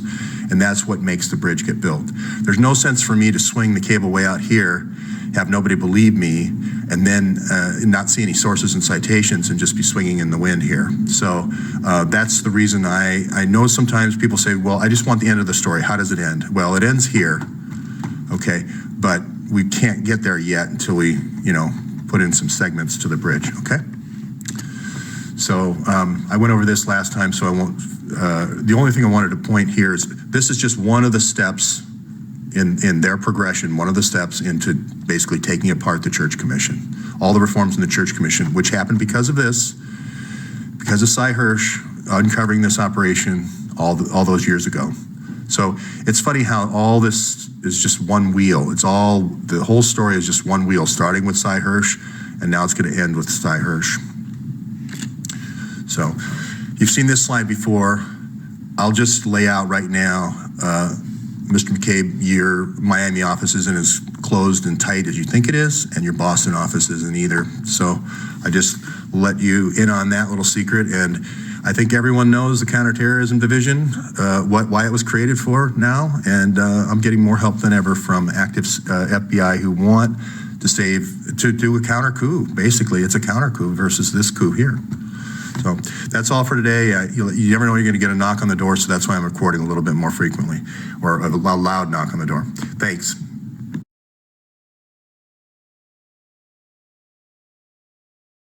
Okay, day 76. This is part 4. Still no Braverman, no Brown. I'm in a position now to go a little one layer down in detail of who Eric Braverman said follow the money. And I added arms and oil, and then researchers added kids. I'm ready to go one layer deeper. Several researchers have mentioned there's 1,100 hidden donors to the Clinton Foundation. I'm prepared to say what the modus operandi is now for those 1,100 people. And these are basically people that are being extorted through something known as a brownstone operation, which is filming them with low light cameras having sex with somebody they shouldn't have, so you can extort money from them. So I'm going to just say right now, it's going to be the president of every country that has oil. It's going to be the director of intelligence. The top director of intelligence is also going to be one of those people. And many countries, the minister of oil is also the president. Countries like Nigeria, those types of countries. But for countries that have a separate minister of oil or oil and gas resources, those are going to be the big 3 in every country. So you're going to have all the NATO countries. I'm making a prediction right now. All the NATO countries you're going to have that have oil presence, if they're, or a mineral presence. Director of National Resources is going to be the target. This includes the U.S. So for the U.S., this is going to be even more so, all the members of the Senate Armed Services Committee and all the members of the Senate Foreign Relations Committee are going to have been targeted in some way with the brownstone operation. I'm not saying they all fell for it, but I'm going to just say they've all been targeted. And this is something that people find unbelievable, but if you read the CIA manuals, they tell you how to go into a country with $10,000 and end up 10 years later controlling the government. And I can explain how that's done through the brownstone operations, but believe me, it's all been written down and it's all been tried before. This is all old news as far as CIA techniques, sources, and methods. So going back to the 90s, here's Valerie Plame, and here was her boss, Tyler Drumheller at the CIA. Sid Blumenthal was the key guy that ran the operation for the NATO generals. And he's the key guy who ran the operation for the presidents, like a Tony Blair, David Cameron, and also key resources people in the UK, as well as several European countries. So I'm going to just go ahead and say that there's going to be some of the people that are involved. David Cameron is going to be one of them, and Tony Blair is going to be another one. You're also going to have Prince Andrew. So everyone probably already knows Prince Andrew is one of the people that was blackmailed here at Little St. James Island by Jeffrey Epstein. But Epstein's going to be your U.S. and South American, Central America brownstone operation for the extortion campaign. I'm not saying he was involved in the NATO operations. That's going to be more Chandalone up here, and we're going to have more data coming out about that. But the key person that recruited these folks and got them to the parties, and then there were other people that got them going to the after parties, is going to be Valerie Plame, and it's going to be the NATO generals, the key armed forces folks in the military, and as new people come on, they're going to be targeted as well. So a lot of people ask, Bill Clinton had the donor information on the Clinton Foundation servers, and Hillary had the people being extorted. Those are really, with Hillary, those are the same thing. No one's really giving money to the Clinton Foundation. They're routing it through celebrities to make it look like people are giving money, so normal people will give money, but most of these big donors are extortions.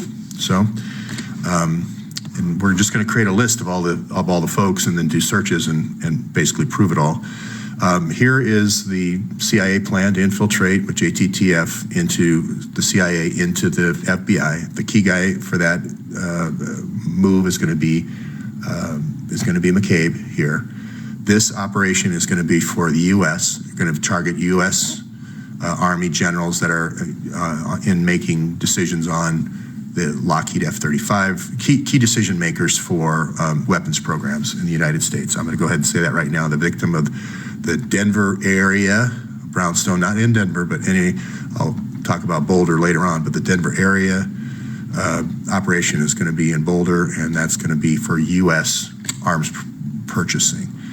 For Africa, it's all these nations here, these 1,000 donors are going to be, like I said, the premier or the president of the country, the oil minister, resources minister, and the foreign intelligence minister. And if it's a country like the Congo, that's going to be the guy in charge of uranium. Whatever the most valuable resource is, that those are going to be the people who are targeted with the Brownstone operation. It's all going to be coordinated through the HSBC records. Okay, I've said this for a long time, in these presentations, but I'm now saying exactly who it's going to be.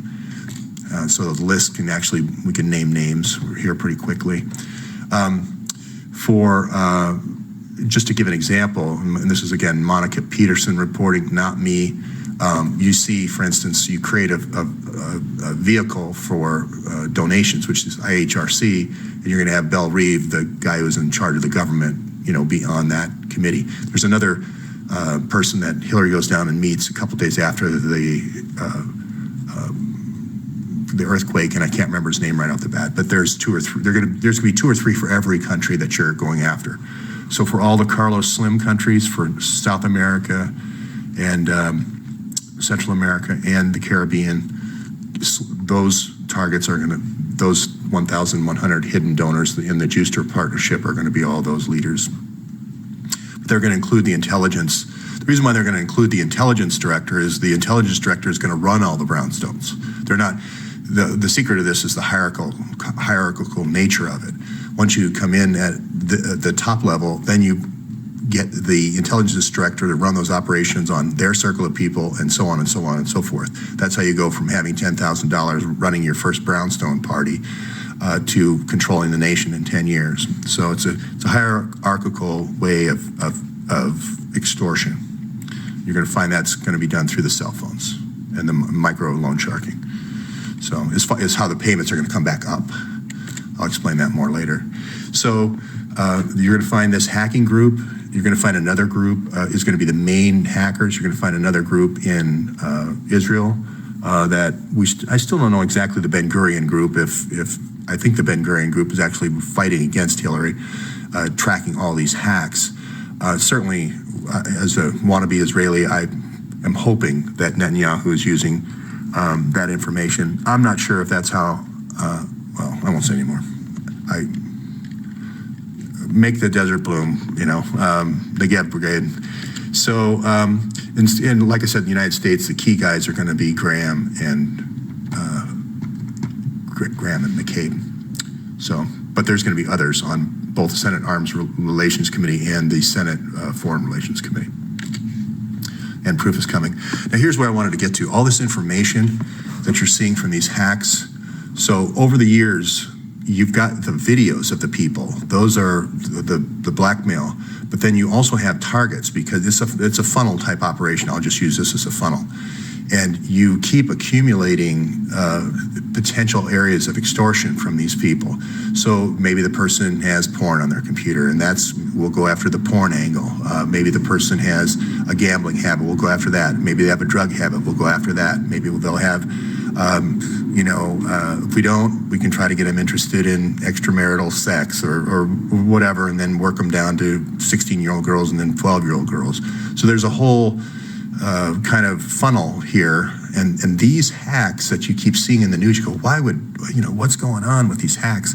These hacks are not being done by, like for instance, I don't have the Crackers with Attitude hack here of the FBI and the CIA, but they're not being done by 2 13-year-olds. They're being done by Joe Clancy over at Secret Service, or they're being done by the FBI hackers or CIA hackers. But the reason why they're going in for these things is they're looking for things like where you may have a conversation in Yahoo about, kid porn or something, or you may have kid porn in those emails.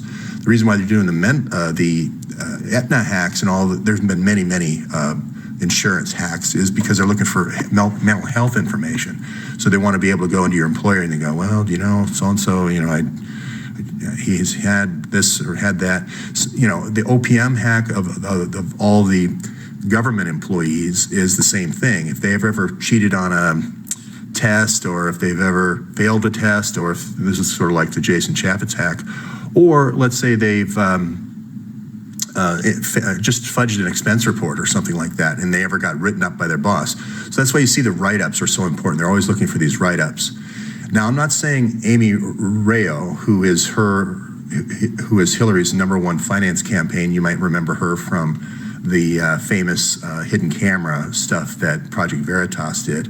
I'm not saying she knows what's on her servers, but I am saying that this Black Book information is on the Integrated Archive Solutions servers in California. She's based in Palo Alto, okay? And I think it's pretty clear that if the ATF gun information, all that type of stuff, again, I'm not a gun owner, but all that stuff is on these servers as well. So this is where the deplorables comes in. This is an active program to disintegrate or diffuse and disturb folks and work them down the funnel until you get them to a point where you can extort money from them in some way, or just get rid of them, take their assets. I'll go through how they can process assets from a person in a later video, but the idea is literally like a CIA agent going into a new country with $10,000. 10 years later, you end up with all the money by a series of these extortions, and there's several ways to get the money out of from an individual that I can talk about later. But it all goes back to the CIA manual. So that's it for today. Thanks.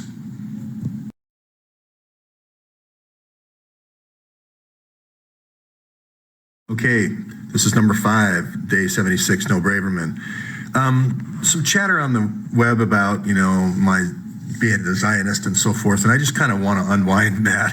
I try not to see this as defensive, but there's more than enough blame for everybody to go around here. As I've said, this goes back to 1982 when the Department of Defense set up the Iran-Contra deal, and Ollie North and George Bush set that deal up. And Hillary was administrating it from the Rose Law Firm point of view. So, like I said before, Mark Rich wrote all about this in his book. He wrote that he took the cartel money, the Nicaraguan cartel money, he bought the Gaddafi oil to launder it, and he put it into BCCI. And if you go back to day 20, or I've been saying BCCI until I just got tired of saying BCCI, because basically when BCCI got busted, they changed it to HSBC. So, and if you go back to those early days, like, day 20, you'll see that I said that in 1983, Rudy Giuliani busted him for 65 counts of tax evasion, Mark Rich.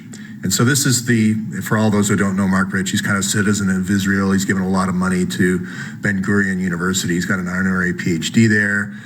It's kind of close to our heart, the Israeli wannabes, because he made the desert bloom. He had the secret pipeline going through Beersheba. The Beersheba was the Negev brigade that saved, us from the Israeli army, et cetera, et cetera. So you really have to be, Zionist to live in the desert. This isn't Tel Aviv where all the girls are in bikinis. This is like out in the middle of nowhere. So that's the whole Zionist piece here. So anyway, Comey's still in law school in '83, but Mark Rich, Clinton is getting, they're taking planes, they're flying planes, Barry Seal in 1982 is flying planes from Mena, Arkansas with weapons down to Nicaragua to support the Contras, and then on the way back, they're flying with empty nose cones in these planes, in Barry's planes, the cocaine, okay? And so that was a good business, and it was to the point they were making $100 million of business, and I'll provide Larry Nichols with testimony who'll show you all this is true. And that's a tremendous amount of money for the state of Arkansas at that time. And they had to figure out, how do we launder this money, because it's in these accounts. Well, what they do is they use the state agency, and so because any personal account with $100 million would look funny, and it would climb. This is what Larry Nichols said in his testimony. And they would zero it out at the end of the month. They'd cash it out, and they would send it to two banks. One was in Florida, the other one was in Georgia, and then they would launder the funds. And then a lot of the funds were laundered through Citicorp in New York, and then they would go to international banks. So that's how they were laundering $100 million a month. So yes, the Jewish guy here is the bad guy. He's kind of like the Shylock figure. He's the one laundering the money. But you've got, the Arkansas folks flying guns one way and flying cocaine the other way. So, and then you've got Podesta here with the Citibank and so forth, and that whole kind of Vatican connection, laundering the funds that way. He starts in '93 or so. So you got Catholics here too. I don't know. I think Clinton may be a Methodist. So it's not like there isn't blame to go around. Now, the interesting thing is Comey comes out of law school.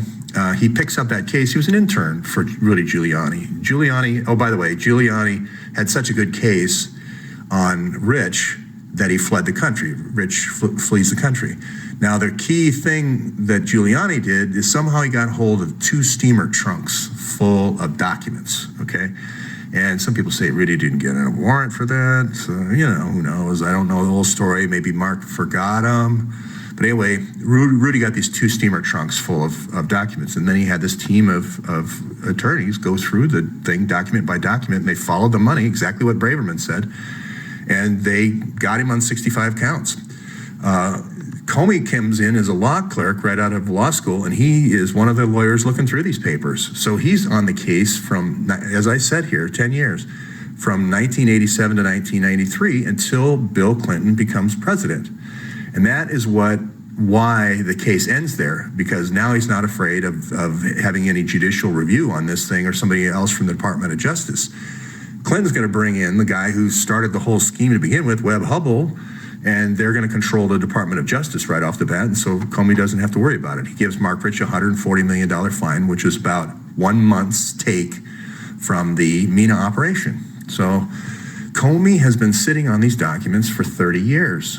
So he's some kind of, he went to William and Mary and believes the Protestant saved England and all that. So, again, I think the religious thing is a red herring here. Since that day, since 30 years ago, since 1993 when he walked in, they've been doing these trades with Patrick Kennedy for more agents, quid pro quo 7 times. I've showed that. Also, when they do the fines, the money goes back through the Department of Treasury, and then Treasury sends out the money to the whatever law agencies that he's at the time. So if you look at how this $140 million got doled out, it went to the Southern District of New York, where he's a district attorney. When he did the HSBC settlement for $2 billion, you look at that, a quarter of it goes back into supporting law enforcement agencies around New York, which is like $500 million. So this is just a repeating pattern. And since nobody, I guess, calls them on it, they just keep doing it. Here you go with a quid pro quo in writing to Patrick Kennedy, and somehow McCabe thinks he can get away with redacting the names. You don't redact the names to public emails written, you're a servant of the public. You can't redact the name of the FBI. You have to give that to Chavez. You can't redact the name of the FBI agent that negotiated the quid pro quo. So that's where I sometimes get a little bit edgy on the whole religion thing. So now the prostitution thing. Okay, so I'm not, again, I'm going to keep on this riff a little bit. I'm not the one who had bowls full of cocaine for 14-year-old girls, getting them high, and then a lot of them go on to become prostitutes. And if you look at the original cases in Arkansas, you can see a lot of these girls that got the cocaine at these parties, being so young, ended up becoming prostitutes, and their lives ended early. They OD'd at some point and then died. And again, Monica Lewinsky, Monica Peterson's all over this. I mean, it hasn't, you're going to see that she's all over it. There's going to be papers coming out. So, she was training, I believe, as a spy at the CIA school, and she was kind of the spy who had I'm not going to say spy, I don't mean that. I mean an investigator who, like Braverman, has this moral fiber that says this is, wow, there's that aha moment where I'm in the middle of this incredibly wide conspiracy. I think everybody watching this series has that at some point or another. This moment of, oh my gosh, this is really a worldwide conspiracy. And she had that pang of ethics just like Eric Braverman. So you're going to find out Carlos Slim with the microfinancing, the micro loan sharking on the cell phones is a huge prostitution ring. And they're bringing the girls through Dominican Republic. They're just the way it is. So anyway, like I said, Comey's known about this money. He's had the Mark Rich documents for 30 years at least. 30 years. He knows who the hidden donors are. He's got the bank routing numbers for all this stuff. So, all I say is, Mr. Comey, I really respect you as I almost went to his school, and we're both basketball players, both the same height, 6'8". I really respect Jim Comey, but I think it's the wrong time to go to Congress on Tuesday and start lecturing about the Russia hack, about Vladimir Putin putting in yard signs for Trump. Because it just isn't true. There's no proof there. If you look at the evidence that's presented, he basically said Putin runs RT. Well, I could have told him that. Yes, Putin does run RT. Just like Clinton's run CNN. So So finally on this thing about the, Amy Rayo's integrated archive solutions, I'm not saying she's involved, but I'm saying that all these hacks of these different hacks that have happened while Hillary was Secretary of State and after is information going into this archive to build up this blackmail ledger against everyone who has ever worked for the government. The OPM hack, this 1995 hack here, is 21 million people who've ever worked for the government. And then it was proven that China did it. It's Hillary's 5 hackers. But you notice what I've been saying about the Joint Strike Fighter? That goes all the way back to when it turned into the F-35 program. And that was the original hack. That was where they got the plans for the F-35, as I've been saying on another slide. You're going to see a Department of Energy hack, so they could go in. I can't remember the Secretary of Energy's name, but they basically unhooked all of the deals that were about ready to go down. I don't know if Cylinder was before this, I think. But then they put in there basically friends of Bill. They got an alternative friend of Bill, and they put them in to all these bids. Postal Service hack is the Postal Service has an ability to photograph all your mail and so forth, and open packages and that sort of thing. So this is more of a clandestine hack. The atmospheric stuff is going to be the ships moving. The ships are moving, and so you're going to geolocation of ships and satellite data. The White House hack is just to figure out if anybody is in on it. State Department hack is for the same reason, that the same information she was out of office, so she just needed to do another. For this is the daily briefings. Department of Defense. These are all going to be arms deals. They're all going to be arms proposals, and they're going to be inserting themselves in the arms proposals. IRS is just a straight blackmail attack on business, and it's all gonna. You just read it like this, and you can figure out every attack she's going to do, and it's all going to end up right here in Archive Solutions. Now, the good part about this is, again, I talk about the golden thread. You pick the right golden thread to pull, and the whole garment comes apart. One of the biggest problems when you try to go after this information is they pull what they call the state secrets defense. Oh, it's national security. Mina Airport, they're going to say, oh, it's national security that we did the narco terrorism. We can't do anything about it.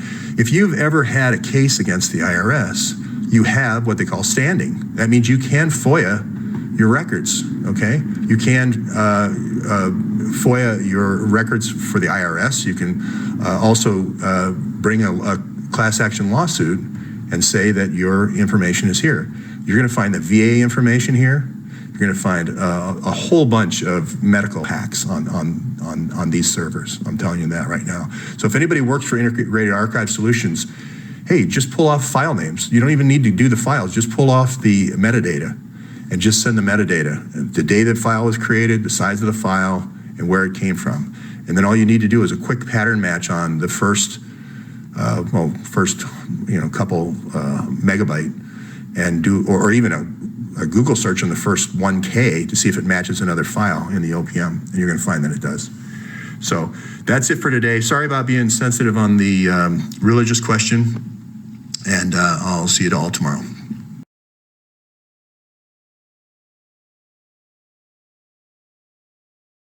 Okay, part 6. I'm going to do this because I just don't want to write a lot of video descriptions and a lot of great comments. Of course, there's still no Braverman. Couple of things. One is transition planning.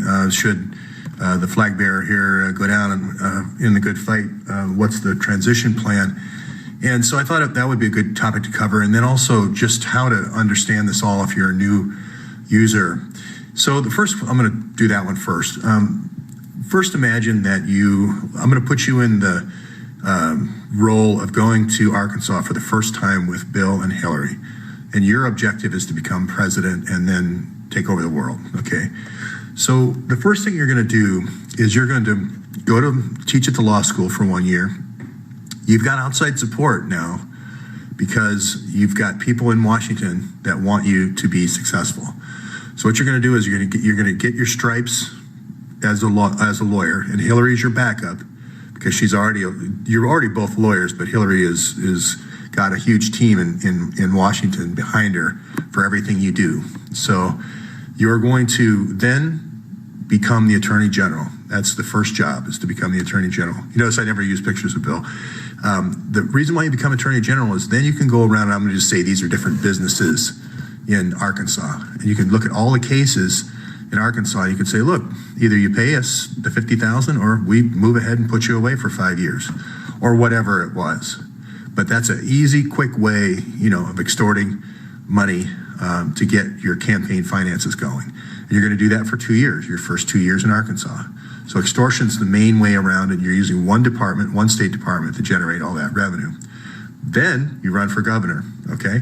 And you make a bunch of promises to a bunch of people. And now let's just say all these are, constituents. What you're going to do now is in Arkansas is you're going to issue bonds. And they did. There was Arkansas Development Foundation or Federation or whatever agency, development agency. Anyway, it was supposed to be a thing that lent money to schools and hospitals. Well, you go to Wall Street, you sell a whole bunch of bonds, hundreds of millions of dollars worth of bonds. Okay, the money comes into your account. Now you say, if you want $1 million loan, let's say David Petraeus is living in Arkansas. If you want $1 million loan, send Rose Law Firm a $50,000 filing fee and we'll send you the $1 million. And guess what? You never have to make a payment on the loan.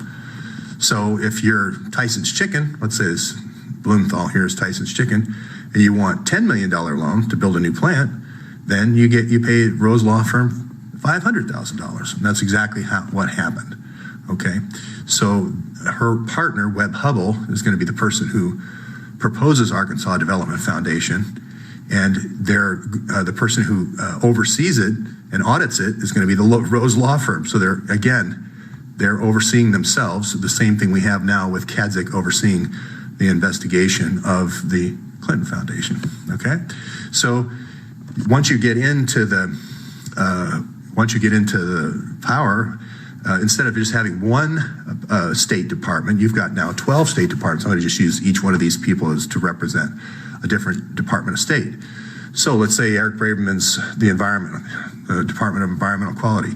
You go out to all the different businesses that are using hazardous waste and so forth. You say, look, we'll either shut you down or we get a $50,000 donation. Same thing for, forestry. You go out and say, you got bad practices. We're going to cut off funding the roads if we don't get a foundation donation. So you just basically go around from every department and say, here's your quota, bring it back in, and then that's pretty much it. If that isn't enough money for your ambitions, remember you're gonna win 6 times in a row, so you're gonna be 12 years in a row in Arkansas. You can say, well, hey, we got some state land out here. Why don't we sell that to a diamond mine? And we'll make some money on that. Give us $500,000. We've got an airport down south that could fly in drugs. Why don't we work? Let's say this is Oliver North. Why don't we work with Oliver North and George H.W. Bush in 1982, and we'll have planes land out there and bring in the drugs, and we'll fly the planes back, leaving with arms. We'll get a commission on everything coming and going. So that's where she kind of started making money in arms sales and started making money with the drug sales. So you just then have to take that money, because it's going to be stacking up every month. $100 million is going to be coming in. Where are you going to put that money? To money laundering people, $100 million going through the state of Arkansas is going to be like an elephant going through a python. It's going to be obvious to watch it go through. So you have to put it into a state account that gets a lot of money, like the Arkansas Development Foundation or Federation or whatever they call it, ADFA, I think. And then you're going to clean it out at the end of the month. They're going to zero it out. You're going to clean it out. You're going to send it to a couple of different banks in Georgia and Florida to launder the money. So that's the basic cycle here. And then prepare for the next election. You're going to use your friends, like the Attorney General, let's say. If anybody pipes up and starts talking, you're going to threaten to sue them, put them in jail. Or if anybody starts getting too uppity, then you'd send out the Arkansas State Police to crack down on, break some legs or kill them. And all those things happen. So when the Clintons go to Washington, they basically take this whole cast of characters from the state departments to Washington. And I'm not kidding. I mean, all the same characters. So the same enforcement characters, the same people that are beating people up and killing people, the same Attorney General, Webb is going to go and go to the Department of Justice. You're going to work with lawyers like Jack Quinn to get in some new cast of characters. Some positions you're going to upgrade, okay, like Eric Holder at Attorney General and so forth. But that's basically the strategy. Is now it just plays out on a world scale. You just use every department of the U.S. government to do the same thing, only on a 50-state scale for the domestic departments. And for things like the State Department, each country is also like a state. So instead of just 50 states, instead of just 50 countries, I mean, there's 120 countries.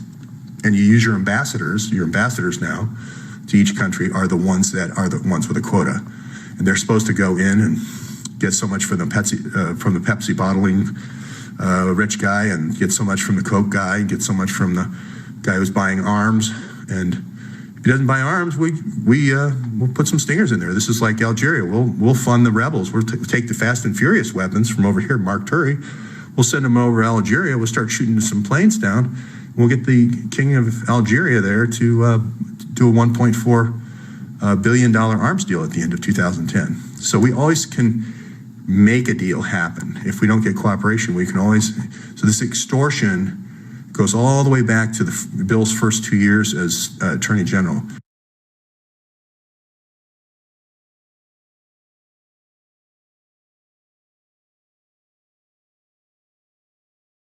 Okay, day 77, still no Braverman and no Neil Brown. Everyone's asking me about Steve Pieczenik and this whole, is Hillary doing a coup thing? And and Steve Pieczenik is saying the FBI is leading kind of a counter coup. For all those who don't know, Steve Pieczenik is a psychologist, a writer.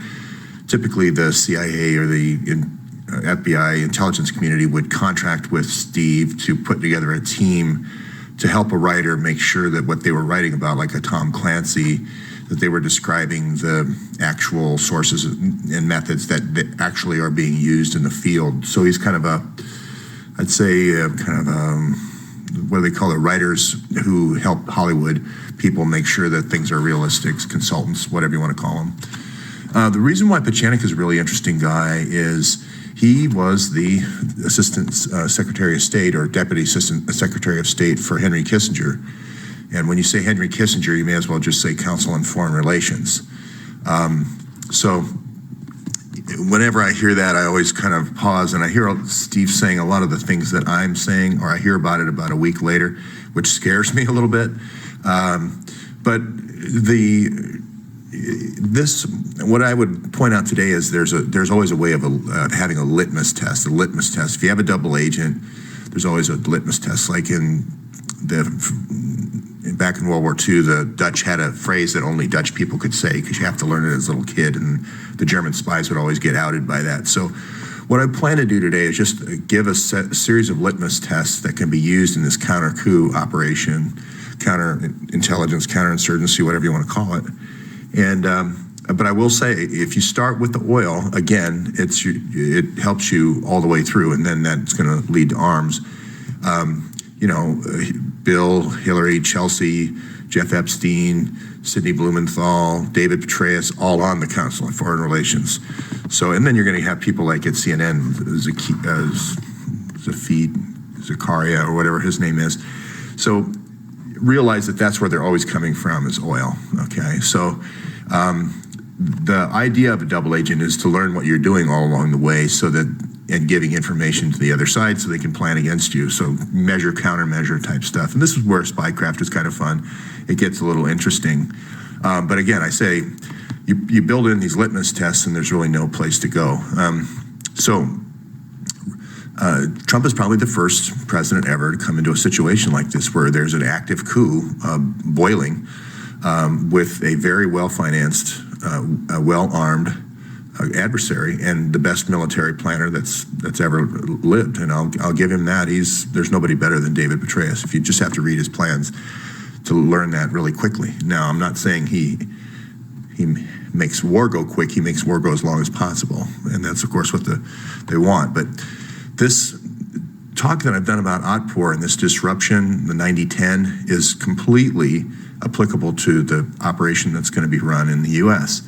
90% supposedly peaceful folks are going to be La Raza. They're going to be in the major, all over the country. They're going to have organization and activities protests against Trump. But you're also going to see these gladiators, these 10%, these kind of Sinaloa warriors. They're going to be located in your sanctuary cities.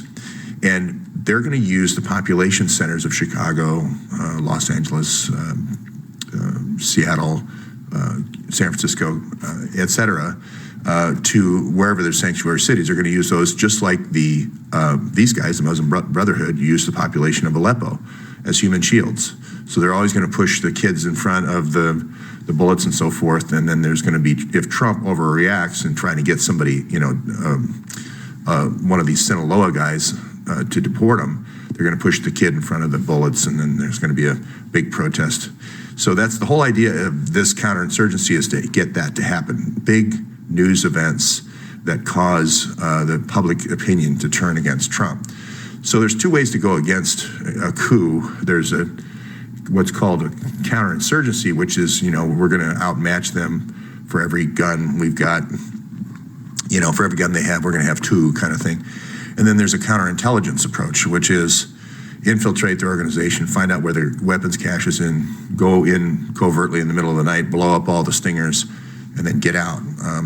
Now, Trump may or may not be aware that that capability exists by using kind of advanced techniques, because Hillary has already infiltrated the FBI, as I've shown in previous slides and previous presentations. So she can have the FBI, I'll go to the next slide. Here she is. She can have the FBI say, well, no, Mr. Trump, you need to get a search warrant for that, and it's going to take 3 weeks, and we'll have to get a federal judge to look at that. So all of the advantages from the Joint Terrorism Task Force that the FBI used in their operations, don't get a warrant, use a lot of paid volunteers, informants, don't have to worry about the Constitution with sworn officers. That's going to be used against Trump now. Now the FBI is going to be saying, oh, we got to dot our I's and, cross our T's here. So plus you have this covert group that can do operations all over the country as well. So this is a really kind of a tricky situation. And again, I want to point out that if you have to understand that Hillary was the shadow Secretary of State. So she was the shadow Attorney General with Janet Reno. So, they were picked.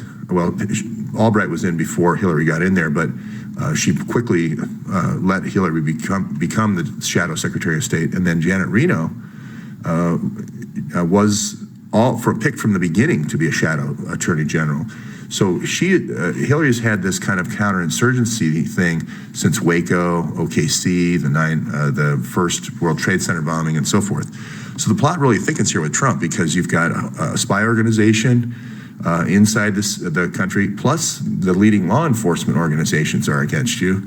Plus, you've got a foreign policy school, basically, that's taught people how to use stingers against a government, Air Force and so forth, helicopters, for about 35 years or 37 years now.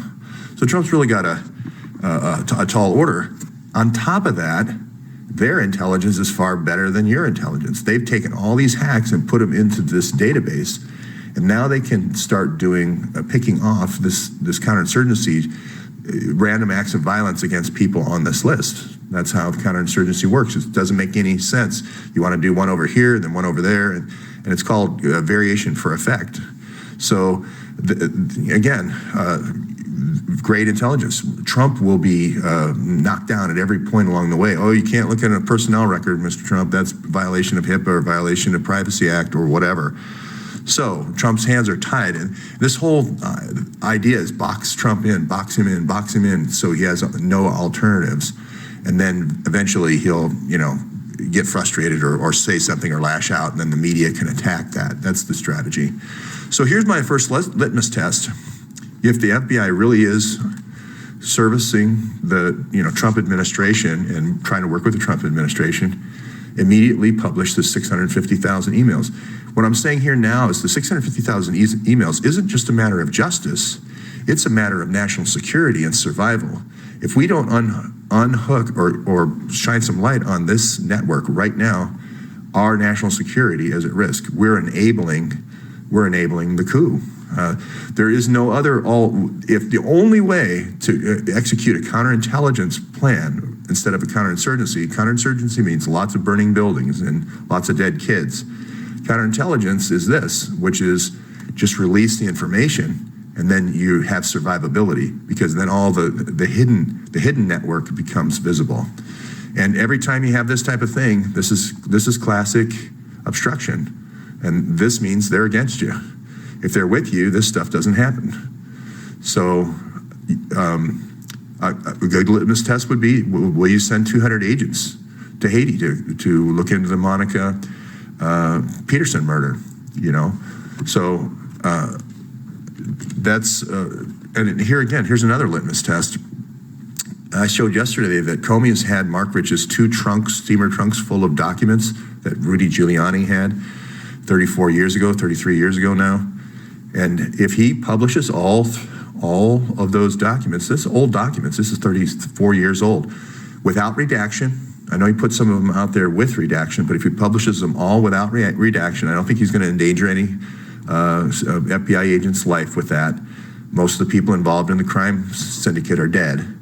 That's a litmus test. If he doesn't, that means, oops, he's not pronouncing the Dutch phrase right. Oops, that's the German spy. So I'm offering 2 very simple litmus tests. If this quid pro quo comes back redacted, and we don't know who the FBI agent that was doing the quid pro quos going all the way back to Mark Rich, then that's another litmus test of, hey, something's going on here. We've got a coup going here. If he recuses himself from the Huma case and the Hillary case, that's a good sign. If Kadzik is removed from doing the Huma and Hillary server, and we publish all the Fast and Furious and IRS documents that are sealed, as well as the Petraeus case, then that's a good sign. These are litmus tests. So I'm just offering some simple litmus tests that we can see if our intelligence community is on our side or not, or on the side of the coup. So this is coup, counter coup, really. Again, do we go back and look at all the hacking records and expose this Chinese hacking team and what they've been doing? We're all worried about what Russia did with the Putin putting yard signs in for Trump. But let's go back and actually look at what these guys got, the information. Let's publish what they received. If they got the F-35, it's better that everyone knows that right now. If they got some kind of missile defense system, it's better that everyone knows that. I'm not saying publish the plans to the F-35. I'm just saying the metadata. What did they get? What were the files? So here again, Trump needs to know about this disruption campaign, because if Trump doesn't know about PDD 62, they're going to use PDD 62 against that enemies list. So for instance, the way you would do this is you'd go to a teachers union and say, you know what, we're going to fight the hate. We're going to have a fight the hate program. So we're going to have the teachers, we're going to send out these syllabuses, and we're going to say, here's ways that you could fight the hate in your neighborhood. And we're going to say, well, you should say Trump's a racist or whatever, some kind of sign. It's usually like a very calm thing, sign thing. And then we're going to march through the neighborhood. That's another thing to kind of get the, disruption going. March through the neighborhood and start yelling. We'll put a few people in there, start yelling, you're racist, you're racist. And then somebody will throw a bottle. And then you want this to escalate and get on film and get on CNN. So Trump needs to know about this disruption campaign, okay? He needs to know. So, again, another litmus test. You send 200 FBI agents down to investigate this, down to investigate where the 6 or 7.1 billion went, investigate this microfinancing situation, investigate the child trafficking, then I'm with you. Now, I don't care if you slow-footed, at least show some effort, toward trying to actually do the job of the FBI. So, and here, I'll just say this last one. Just publish the account numbers and publish the amounts and publish the of money transfers to this HSBC for all the hidden donors, okay? You don't get to be, if you're a Clinton Foundation donor, you don't get to move money around and trade with dictators and tyrants and drug dealers, and you get anonymity. That's not how it works. In a real investigation where you're actually trying to expose a crime ring, you publish people like this. This is what you do.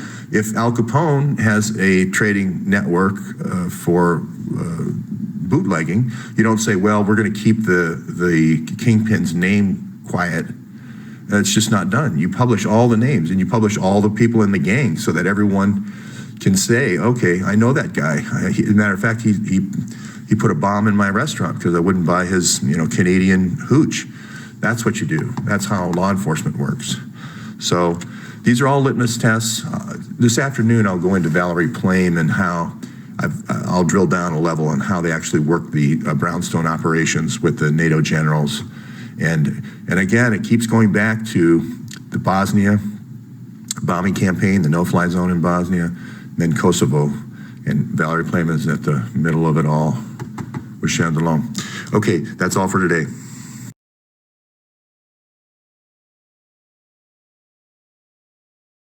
Okay, day 77, part 2. No Braverman, no Neil Brown. Okay, so buckle up for this one. Everybody's asking about Valerie Plame and why do I keep mentioning that? And why do I keep mentioning the Council on Foreign Relations? You're going to see if you go to the document, all the people that I've been talking about are members of CFR. And where this all comes down to, as I've said many times before, if you follow the money, arms, and oil, the pipelines are going to tell you where you need to do the air campaign, the bombing, like over here in Libya. Same thing in Syria, same thing in Kosovo, same thing in Bosnia, Croatia, Herzegovina, wherever. But you're going to need to have people on the ground. You're going to need to have intelligence people on the ground lining up. All along the pipeline, you're going to need to have people line up in every country and get intelligence. Who's bidding on the projects? Who are the key ministers? Usually the foreign minister. Who's all involved in the projects, and get that information back to the Council on Foreign Relations. Why is that important? Because you're going to sell. It's basically just this simple. Follow the money. They're going to be oil partnerships. So a lot of the Frank Juster partnerships are going to be people that have been compromised in some kind of Blackstone operation, but a lot of them are also going to be the foreign ministers who are going along with the project. And if they just go along with the project, then you don't need to blackmail them. But if they resist and say, no, this is our nation's oil, and we're going to have nationalized oil, then you have to destroy them with the brownstone. It's just that simple. So this thing I've been saying ever since day 7 of follow the money. These are going to be the oil partnerships. Follow the arms, follow the oil, and the oil partnerships are going to be basically sold at the Council on Foreign Relations. So this is going to be a key person here. He is going to be like Valerie Plame. He's actually going to be called what's called a non-official covert officer. Now, this is a CIA position where you get the total, it's called a NOC, total identity makeover. So I was born in Iowa, the spaceship came down, it did a big furrow, I found out I had a cape, 2 people found me, nursed me, I was in wrestling in Iowa, etc. The whole thing. It's a completely fabricated life that is created. Total identity makeover. Now, Valerie Plame had this same thing happen to her after Bill Clinton won in 1992. She was brought back from, doing the oil scouting and had a complete makeover as well. And you're going to find this to be true. So it's called a NOC. I know that's outlandish. I couldn't say that before today, and I can't really explain why that is, but I'll drill down a little bit deeper.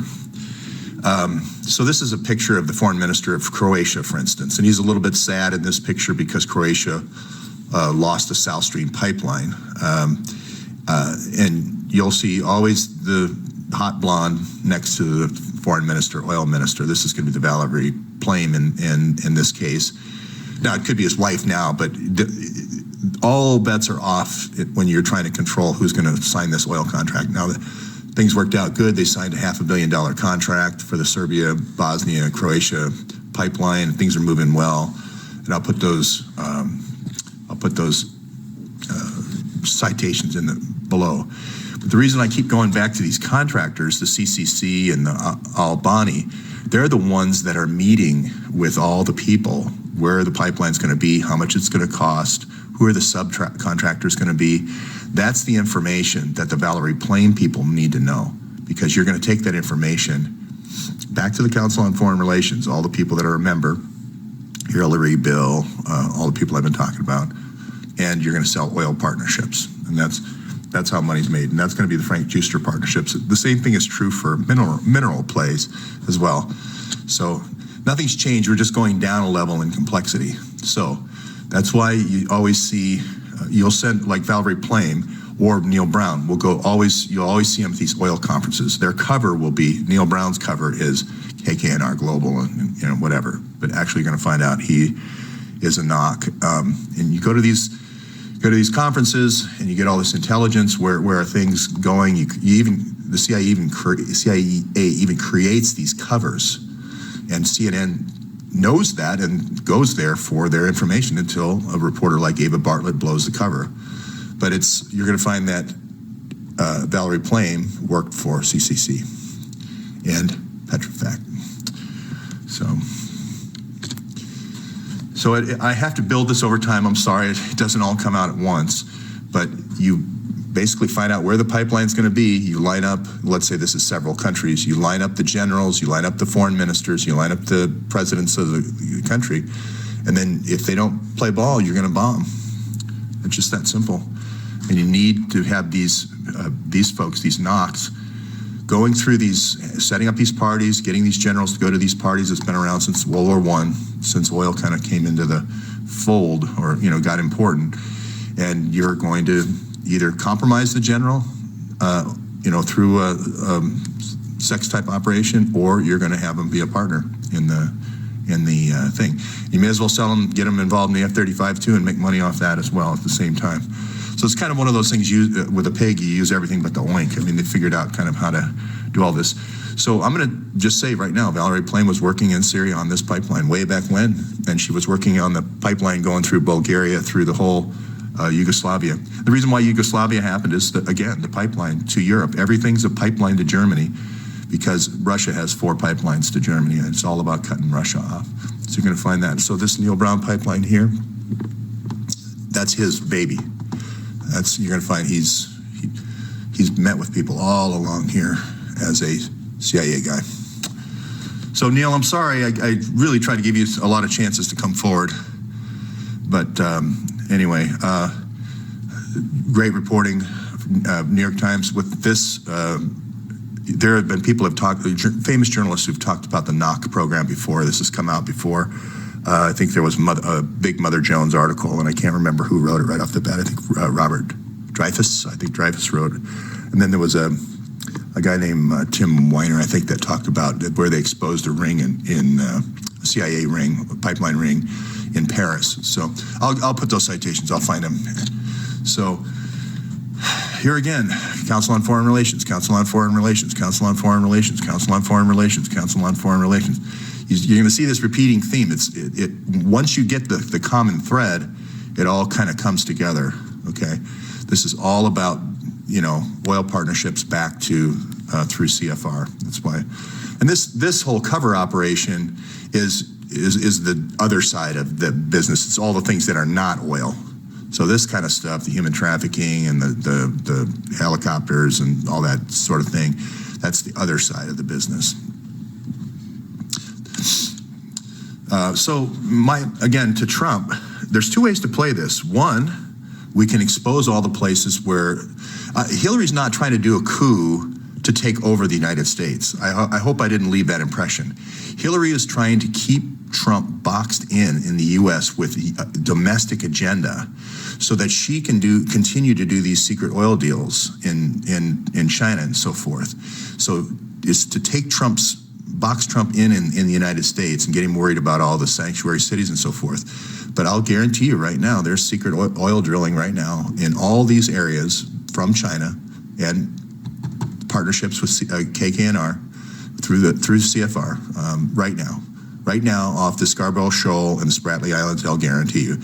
And the reason why I'm saying this is these Navy drones and so forth should be patrolling for Trump and the U.S. people, not for Kissinger. So it was obviously just in the wrong spot, and it was seeing something it shouldn't have seen. That's why they pulled it. They don't pull these things out and create international incidents for fun. So there is this going on. And if you've ever studied the history of Kissinger, it's secret pipeline after secret pipeline after secret pipeline. So wherever you see a handshake, start looking beneath the water for a secret pipeline. So here again, Trump needs to just go right into this partnership here and go, hey, what's going on with this drilling underneath the Gulf here? Now, Tillerson knows all this stuff. So Trump's smart to go with Tillerson. Now, the only thing is, will he tell Trump? I don't know. But you're going to find the same thing as well for the secret drilling off the eastern seaboard of the U.S. And I didn't put the Arctic slide in here, but this is the same thing. But here's where Trump has the leverage: is if Trump does the Arctic deal with the Russians and he drills in our Arctic and our eastern seaboard, there's no leverage left for the Middle East. So anyway, I just wanted to go back to this pipeline here in Haiti and so forth. This is another going to be secret drilling all the way out to Little St. James. So that's another thing that Trump needs to get those Navy drones looking for. Again, it's not like the person who did the secret drilling and secret pipelines isn't telling you everything. He's laying it out for you. Here's exactly where I put the money. I shipped the drugs from Dominican Republic to Spain. I bought the Gaddafi oil and I put it in HSBC. So again, the only way to really know the litmus test to know if the FBI is on the side of Trump is to publish all the emails. And I'm talking about all the old Mark Rich documents without redaction, the quid pro quos without redaction, and all the emails, Hillary emails without redaction, and Fast and Furious and IRS. It's the only way. Otherwise, you have a secret organization or a shadow government. This is Beacon Global.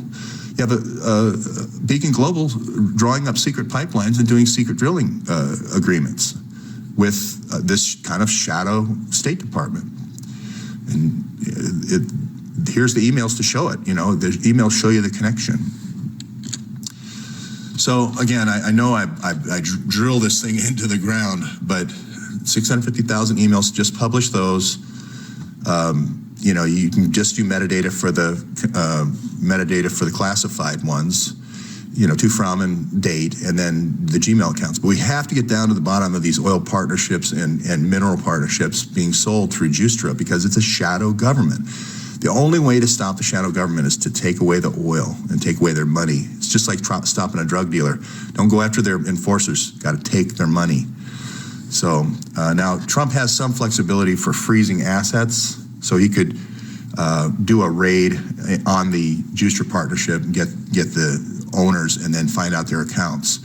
But the problem with that is the FBI has already put Planeteer software. Planeteer's software is the best money laundering software available.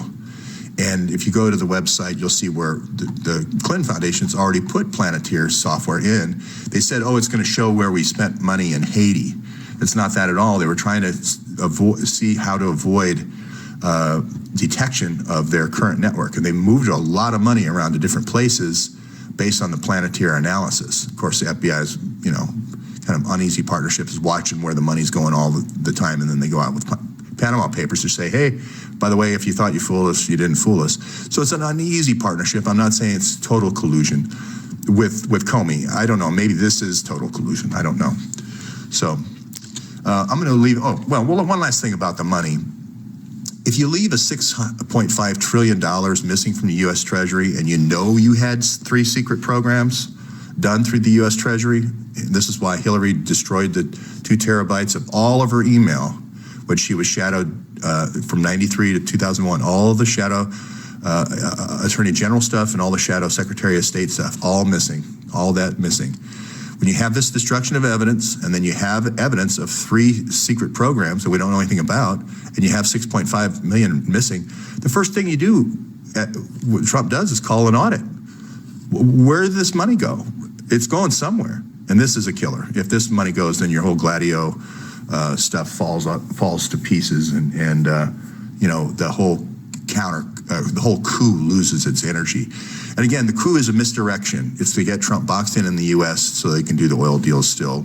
Kissinger can do the oil deals with Hillary overseas with secret drilling. So that's it for today. Thanks.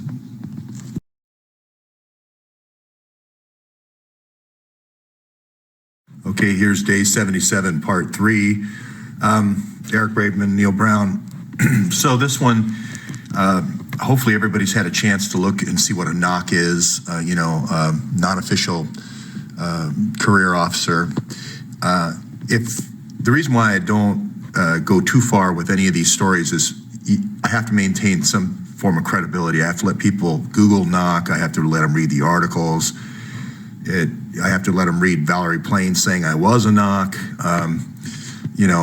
They need to know that the CIA invests a tremendous amount of money teaching you about oil, teaching you about world banking, teaching you about all sorts of, considerations in getting, natural gas from one point to another. What kind of infrastructure do you need, and all those things, hydrology reports and mineralogy reports and seismic testing and all these things that go into.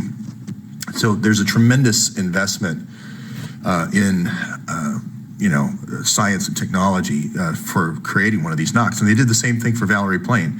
So the amount of money they spent, I think, is like $3-4 million per NOC. So there's not a lot of them running around. Now, what those are, if you hadn't seen the previous versions, they're basically economic spies. They go around the Middle East, meeting with different people along the pipeline, and they identify who the key people. Let's just say these are the 3 key people in a given country. And let's say that Hillary's the president, and then Sid is the foreign minister for resources, foreign minister, or some kind of resources position. And let's say this guy over here is the head of the Army and the intelligence services. You're gonna need all 3 of those guys to get the pipeline through the country. And like I said before, it goes all the way back to David Rockefeller. Either you're with me or you're against me. If you want to join in and be a partner in the oil project, and this is exactly going back to Rockefeller all the way, get in on sell your company out to me, and I'll trade you shares. If not, stinger time, or sarin gas time. It's just that simple. It's an either or proposition.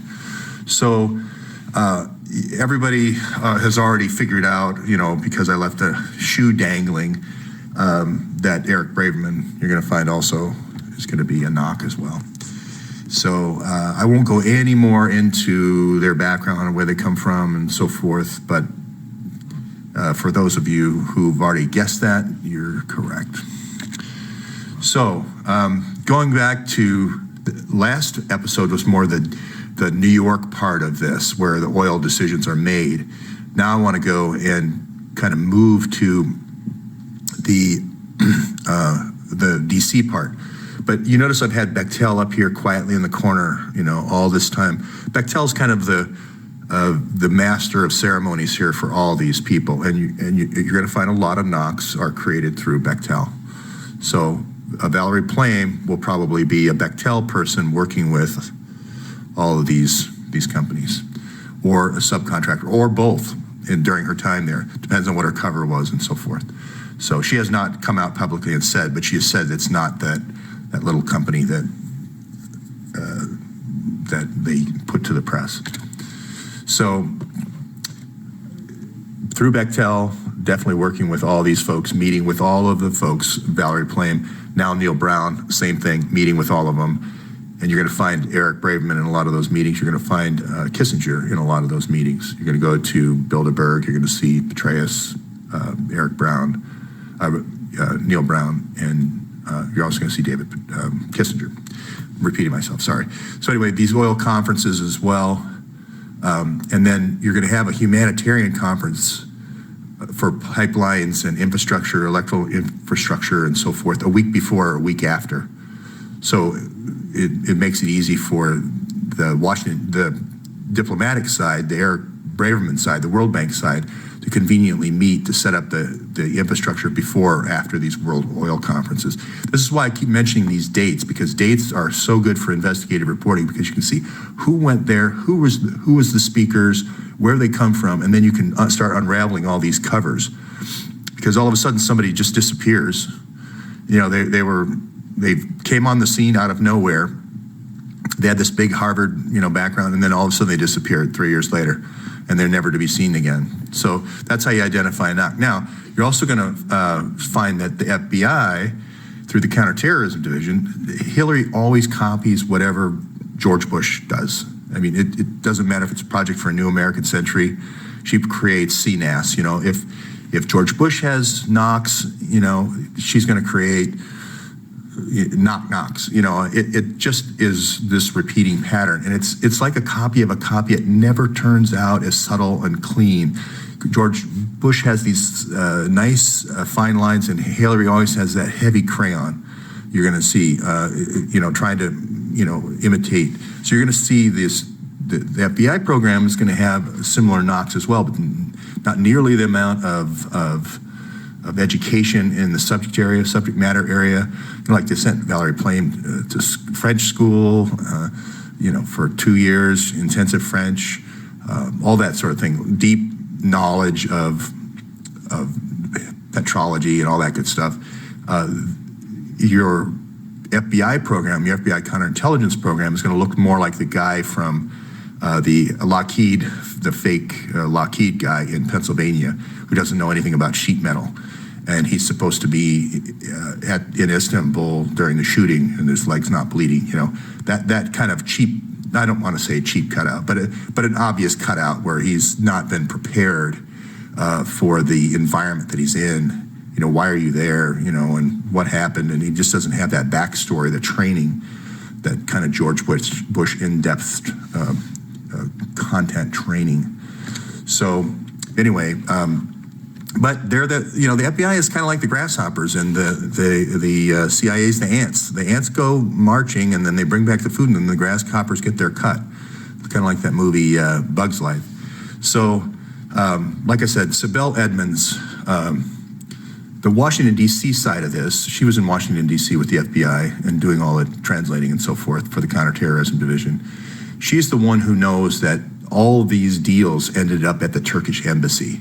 So you kind of formulate what the pipelines are going to be, and then you get the package, and then you take it to Washington, D.C., and at the Turkish embassy, it's kind of your gateway to the Middle East for signing off the deal. And you're going to have the World Bank plan sitting right underneath the pipeline plan.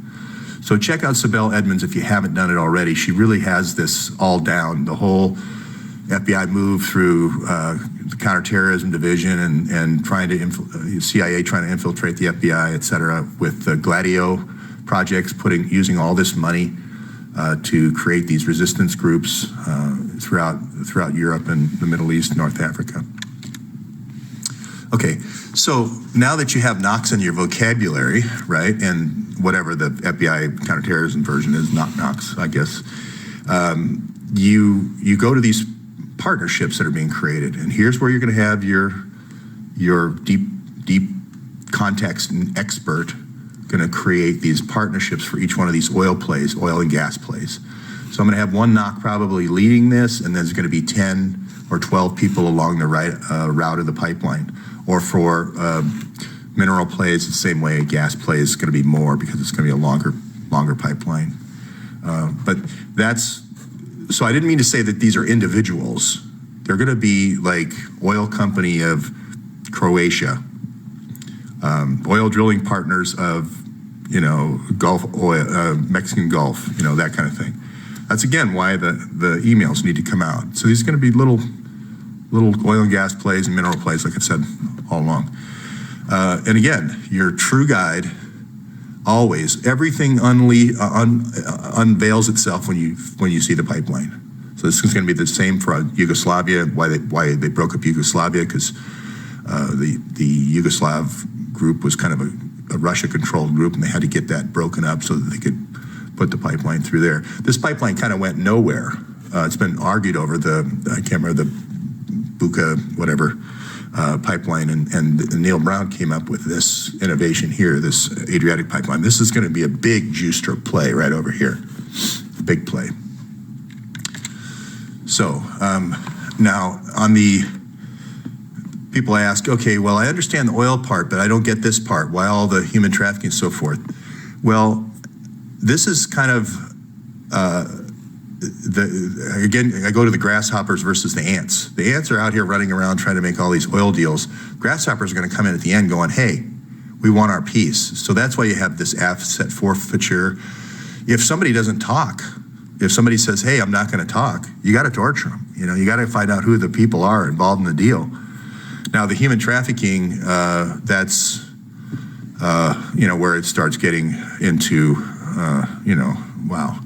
So just follow the, for this side of the business, follow the bodies.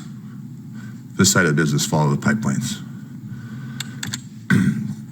So I talked about the drilling and so forth. Somebody said the Trump administration was watching the videos now. That's good, because they're going to learn real quick. And Trump, as soon as Trump figures something out like this, that something secret drilling is going on and secret pipelines are going on, he's on it like a shot. He's going to cross-reference it 3 different ways and have 3 different sources. It's the same thing he's done on the border. He's going to have the border guard, but he's also going to have Eric Prince as a private kind of secondary check, and he might even triangulate on it. He might even have a 3rd check on the border. The border situation, there's 2 big holes in it, one in Las Cruces and the other one in El Paso. He knows Perry's in on it. He knows Martinez is in on it. So he just puts extra surveillance in those 2 crossing points. So it's one of those things where he's got the power now to spend the money to do the triple checking. Of course, Mexico wants to buy the wall, pay for the wall now, because they want to keep the tunnels. That's easy. They changed overnight when they knew Trump was going to win. So again, Spratlys, look up the Spratlys. You're going to find that Trump. If Trump just publishes the papers, that's all he needs to do. Just publish the papers for Fast and Furious, the seal records. I guarantee all this will unwind. It'll become obvious. Same thing for Haiti.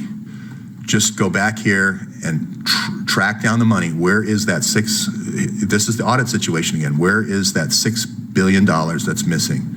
Follow that money and you're going to unwind the whole USAID. What she did basically went around the world is, again, this is the Rockefeller thing again. You come into the country, let's say it's Kenya. You have a whole bunch of USAID workers that say, I'm not playing ball here. And you had an ambassador who didn't play ball. Okay, I'm going to destroy the ambassador, which she did, and I'm going to blow up the embassy. It's just a convincer. Either you work with me or I'm coming through. And that's exactly what happened in Kenya. Wherever you find an embassy bombing, it's where the USAID people didn't play ball. Nigeria, people didn't play ball. She blew it up. She's hardball. So, and also follow the World Bank. That's going to tell you, that's going to be your signal of where the next pipelines are going in. So I go back to this chart because I know I keep saying the same thing. Rarely do you get a deal where the mastermind tells you the answers to the test. So again, Hillary's emails need to be produced. Huma's emails need to be produced. Recusal, full disclosure on all the Mark Rich papers, full disclosure on all the quid pro quos over the years. Got to happen. Otherwise, you have shadow government, and I'll just leave it there. Somebody said Mike Morrell was on Face the Nation this morning saying, Trump should take us seriously. And the person watching called him a weasel, and I said, you might want to draft an apology to weasels. So I'll end it there.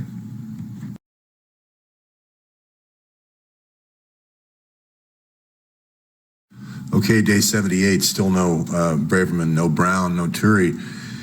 Today I just wanted to kind of, the WikiLeaks press conference is coming up, so I think we might learn some new things, also some new information. The FBI released a lot of interview information to their vault. You can see the Daily Mail came out with a story on that. Again, I think it's one of those limited hangouts to say, oh, there's really nothing here, folks. And what they really need to do is come up with these 2302s. I think everybody's probably figured out those 2302s, those interview summaries are these two guys. So anyway, I said yesterday about the Lebanese situation, Namur. It was more of a private reach out to Bibi Netanyahu.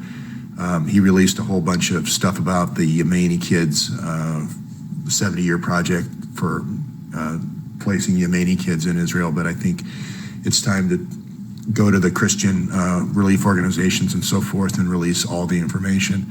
I think it's just in the best interest, and here's why. I think we've kind of lost our moral compass a little bit, and this is a term from Max Egan, an interview I did. The things we did in Israel for survival 70 years ago, because we were completely surrounded with no population, have started a whole chain of events that are spiraling out of control, and it has nothing to do with Israel anymore. And I'll point that out in just a series of things. We started out with Zbig Brzezinski giving stingers in 1979 to try to take down Russia. Now we have Hillary with the Muslim Brotherhood, huge organization. I think it's now 39 countries. And then we're in sarin gas now to clear oil pipelines. And we're into child abduction. We started out Council of Foreign Relations, University of Beirut. Maybe there was a few children that were adopted that were from war dead. Now that's turned into a child trafficking thing with Chaguri. And then Carlos Slim's father now with the whole child trafficking in South America and Central America. We originally were trying to just find dates, quote unquote, for these Middle Eastern contractors were trying to find dates for all the people who came to the world, all these oil sheikhs that came to the Council on Foreign Relations. And what that's led to is when the Sun then takes over that company, now we're into the white helmets with the child trafficking. So it starts out just getting dates, and that's kind of fun. And then when the prostitutes or when just the girls that get drugged at the parties start complaining, then we have the LISK situation. Now we're full blown 70 years later, University of Beirut all the way to here, where we're arranging children for people at oil conferences. So I'm just thinking now's the time that we really kind of need to examine our moral compass. We start a school kind of in the image of University of Beirut, kind of a spy school or et cetera, which is all for the right reasons. Train these women to go and, catalog these kids, try to get donations for these kids. Then we come up and we overlay the infiltration plan to get into our FBI and ruin our FBI. And then we start getting into these other wacky things, all these operations, all these covert operations. So again, starts with giving the rebels the stingers, and then it spirals out of control. Then we end up with situations like this, where we have well-meaning girls from that school on the page before, Monica Peterson, going down to 80, setting up a school there, doing all this stuff, great stuff with kids. But then we have this underlayer here of people taking those pictures of those kids and figuring out how to marshal them to parts unknown, out to Jeffreys Island in Little St. James out here, all the way to Africa, for African princes and so forth. So this is a gateway. We start here with a good spy, I think I would call her. She's trying to set up and compromise the folks in NATO so that we control NATO. If that's the course of the U.S. government, that's great. We start a spy program. This is Sibel Edmonds. We start a listening program for that, for national security. That sounds great. We compromise a few generals who we think might be risks to the Russians. Okay, that's great. But what does it turn into? It turns into this economic spying where we're all just trying to line our own pockets by becoming subcontractors.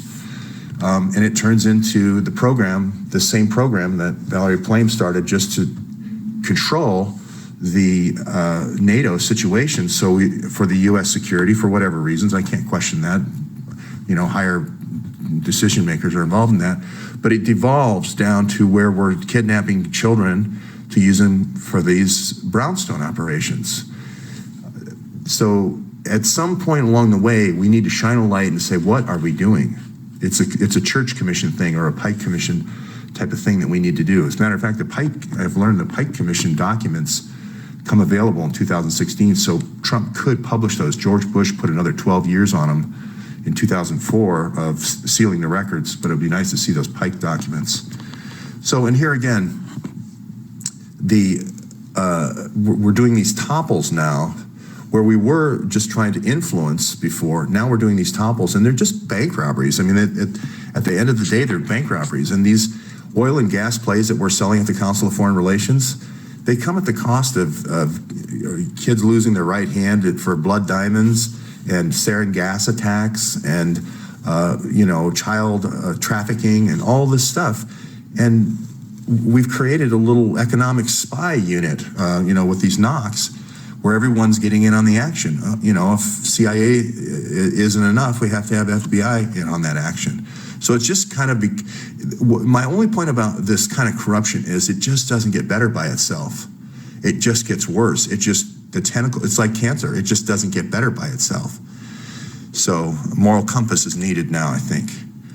Look at this situation. 33 years ago, he was 1 year, Mark Rich was 1 year into money laundering, and Rudy got the 2 trunks of documents and had him on 65 counts of tax evasion.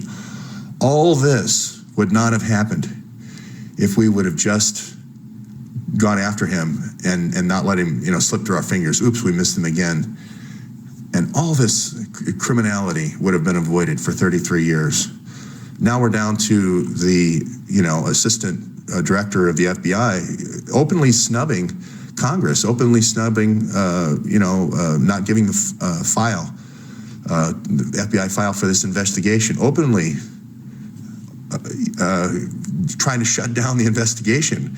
Not only Hillary, not only Huma email server, but then the IRS and the Fast and Furious. This is just completely out of control. There's no checks and balances here anymore at all. And we have the information. We have the information. We know where all the transactions are. We have all the routing numbers. Now, just putting out a few little documents in the FBI vault is not going to be good enough. And this doesn't stop here. It doesn't placate until these routing numbers show up with dates and times and account numbers that we can link to these donors, and these donors are exposed. This isn't going to get any better. It's like putting a Band-Aid on cancer. The FBI announcing today was a superficial, there's going to be a few documents, but it's Band-Aid on cancer, and the cancer is just going to get worse. Look at where we are here. We start out with a pipeline. This is a great idea. I mean, we were going to go this way, and that's why we broke up Yugoslavia, but now that didn't work out, so we're going to go this way. Neil Brown comes up with a great idea. But look at how it devolved with the Mike Morrell involved. Gas attacks here. These people of Aleppo being used as human shields, 250,000 people murdered. Another huge gas attack in Damascus. Now, because nobody decided to, make it public. 52 gas attacks that we know of. This is Eric Schmidt, Pulitzer goes to Eric Schmidt for this. And probably hundreds of gas attacks now. So here's another program. This was just going to be a disruption program for Hillary's enemies. So she had an enemies program to get rid of all the enemies from Arkansas, which was a lot. She used ATF to get rid of them. She took a lot of her Arkansas State Police and put them in ATF. Then she infiltrates FBI to do that. But now, no, let's go international. Let's bring in these CIA techniques of torture, night invasion, gas attacks, all this stuff, into a domestic program to go after her domestic enemies. This is Sibel Edmonds again, if you don't believe any of this. And here's the proof, Hersh. They just changed the name of the program. They just changed the name, going after. So what does it turn into? It turns into an open attack by the director of the CIA with 50 agents attacking the head of the House Oversight Committee during testimony, not even bothering to wait until the evening in the middle of the night. During testimony, all he asked was a simple question. There was a bomb put at the gate of the White House, and a car knocked over pylons, and the person was obviously drunk and threw out a bomb. And you didn't recall the police for 28 minutes or 29 minutes. And when you did catch the person, you let him go. That's all he asked. It was just simple oversight. That's when the attack occurred. So here's how we've come. We've come to where we have all these quid pro quos, and you get promoted if you don't do your job. And if you really don't do your job, get promoted twice to be the assistant of the FBI. If you try to shut down the investigation and wall off the Haiti investigation, you get promoted again. And then you get to order attacks on people who are supposed to be doing oversights. So we're completely out of control. This starts out in the Lincoln bedroom. You're selling off the Lincoln bedroom to the Chinese, okay? It ends up 2009 with the F-35 hack. Does that get better? No. We didn't stop the F-35 hack in 2009, so we went ahead and just kept doing them. Now, all this information is in Hillary's hate archive here. She's got all the money, and she's going to continue to pursue this hate archive unless we get those emails. Three programs started in 1993 when Hillary was shadow attorney general to go after her enemies, ends up into a gigantic $6.5 trillion program. Now we're 23 years later. With the paying these informants, it just gets piling on more and more. And she destroys all the evidence. It doesn't get better. And good people are affected and have to do these cover-ups. That's the tragedy in all this. The Obamas have to do these cover-ups because they find out stuff after the fact. These folks have to go in and make apologies after the fact. These are good people. The thousands and thousands, I'm not just talking about all the murdered people. I'm talking about all the good people that have been dragged down this drain. And I'm sorry, I'm a little bit too emotional here, so I'll settle down. This is the sign. This is the cancer metastasizing to the face, and where it started to come out into a grotesque growth, where the tumor is bigger than the face now.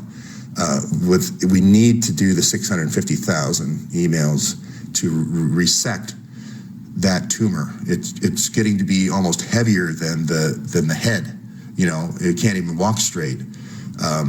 This 5-year thing for the analysis of this is ridiculous. I'm telling you right now that the 650,000 emails are out there, so they can either come out in plain text, or the FBI has a chance here of not going down with the ship and announce the classified material by publishing the metadata and publishing the Gmail accounts that are not classified in plain text.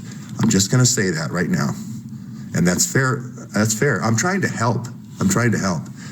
So I'll let everybody enjoy the WikiLeaks press conference, and I'll come back to you later today.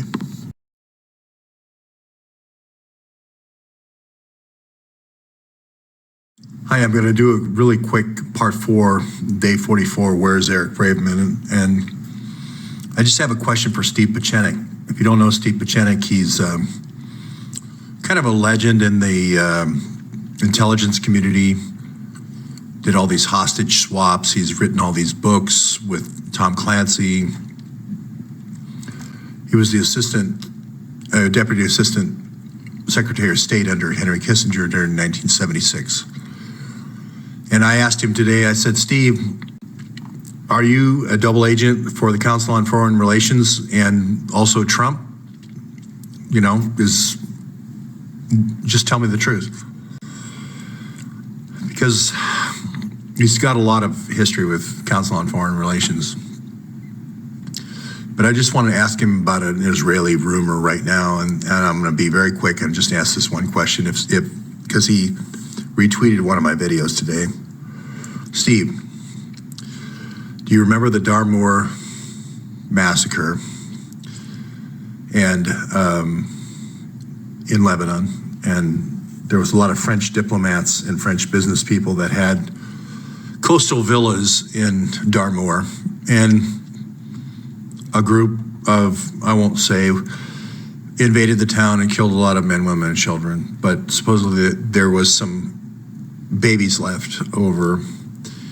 So Steve, just very quick question. This is Israeli folklore. Did you airlift the babies from Darmour after the Darmour massacre to the United States? And did you place the kids with Israeli families? So that's a question. It's a very simple question. And do you know if Eric Braverman and Neil Brown are two of those kids? That's it for today. Thank you very much, Steve.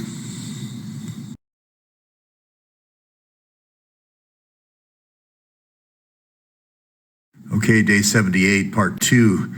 I think a lot of people want to know why I started this series and when I started the series. I started it about day 8, and I'll show you what actually led me to kind of putting all this stuff together.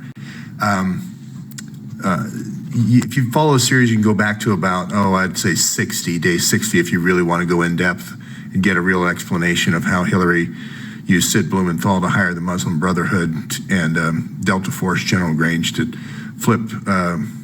get all the money in Libya and all the money in Syria.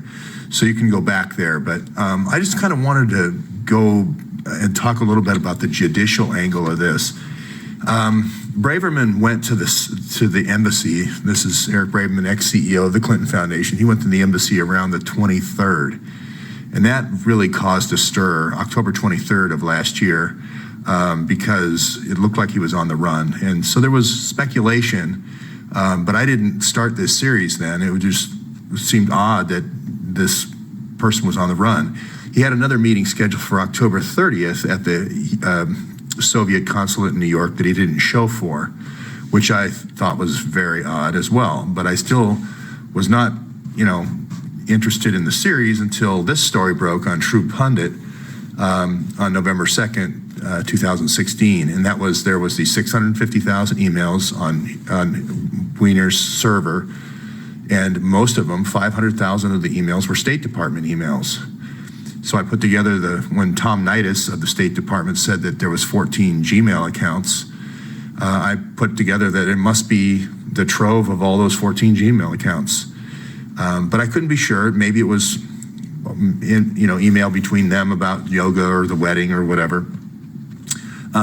Also in this story, it said that both the FBI, the NYPD, and the District Attorney's Office, this is Preet Bharara, the District Attorney of the Southern District of New York, said all three of them had subpoenaed the phone records of both Huma and Anthony Weiner. And it had said that they were particularly interested in their trips to the Bahamas, British Virgin Islands, and this is where Jeffrey Epstein's island is, and another undisclosed location. And I thought, well, Haiti, Eric Braverman established this IHRC, which was this funding funnel, this kind of bribe funnel for Haiti. So, and the article stated that there was these 6 trips that Hillary made to Epstein's Island, and there was 20 made by Bill. So, there was 3 different law enforcement agencies that, 2 law enforcement agencies, NYPD and FBI, on this case. And then there was also the Southern District of New York. And Preet Bharara has got this reputation of, he's a guy who really goes after Wall Street, who's on the cover of Time. And sometimes people say he's the district attorney of the Southern District of everywhere, because he like Andrew McCabe of the FBI, seems to be able to go anywhere because of Wall Street. If you traded one stock, he can go to India to get somebody. Well, they quote a police chief in here, and there's 5 or 6, there's maybe 8 chiefs that report to the commissioner, but this is the chief of detectives for a chief of detectives. So I figured the chief that they're quoting in here, although they don't use his name, is Robert Boyce. And Robert Boyce says, if they don't go, if the FBI doesn't follow through this, I'm sending my information to WikiLeaks. He says it right in the article. So interesting, there's a report of this crackdown at the NYPD. They threatened to end a whole bunch of people's careers and so forth, but I don't have a citation in this presentation. But I do want to link something back here. When Jim Comey is going through these HSBC funding for all this money laundering, for all these dictators that put their money in HSBC, and all these Clinton Foundation people who put their money in HSBC, as well as all these hidden donors that put this money in HSBC, as well as these cartels that put the money in HSBC, he comes out with a $2 billion settlement. $500 million goes back to the Southern District of New York, or law enforcement in the Southern District of New York. Now, through the Department of Treasury, through Jack Lew, who is also the guy who blocked all of Chris Stevens' calls from Benghazi. So this is just, this is like the policing the police, or not policing the police, I guess. So here's where I just figured they're going to be all over the case. They're going to publish this information. We're going to find out all about it. But nothing happened. So I started the series, and every day that's gone by, more and more and more has come out. Not by week, every day. So I just want to say to the folks, the longer you wait, the longer this tangle waits, and the longer it takes you to publish the 650,000 emails, the more people get drugged down this drain. I don't want to go after Preet Bharara, right? And he thinks, okay, he's the Southern District, he's not worried. I guarantee it's not me. It's the public. It's the public research effort, the open source research effort that's going to take you down. It's truth that's going to take you down. So get away from this. Well, all I can say is get away from this. Get out there, bust this. Don't be busting people on Wall Street like Comey did, for changing a message on an hour message and putting Martha Stewart away for 7 months so that she can get bribes from everybody else on Wall Street. Get out of that business. There's no reason to be in this business for generating bribes/donations for Hillary. Cut the cord now.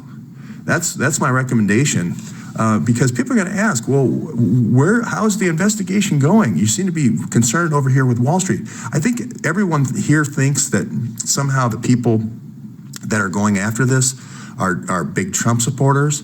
And I voted for Obama twice. You think I'm a guy out in Arkansas? I'm not. I'm a Zionist. So the mild, moderate Zionist. But I think you have the wrong impression that we think Hillary needs to be put in jail because she's a Democrat, or because of she's associated with Obama. It has nothing to do with that. It has to do with child trafficking. It has all the things listed here: child trafficking, perjury, extortion, money laundering, pay to play, obstruction of justice. It has to do with this.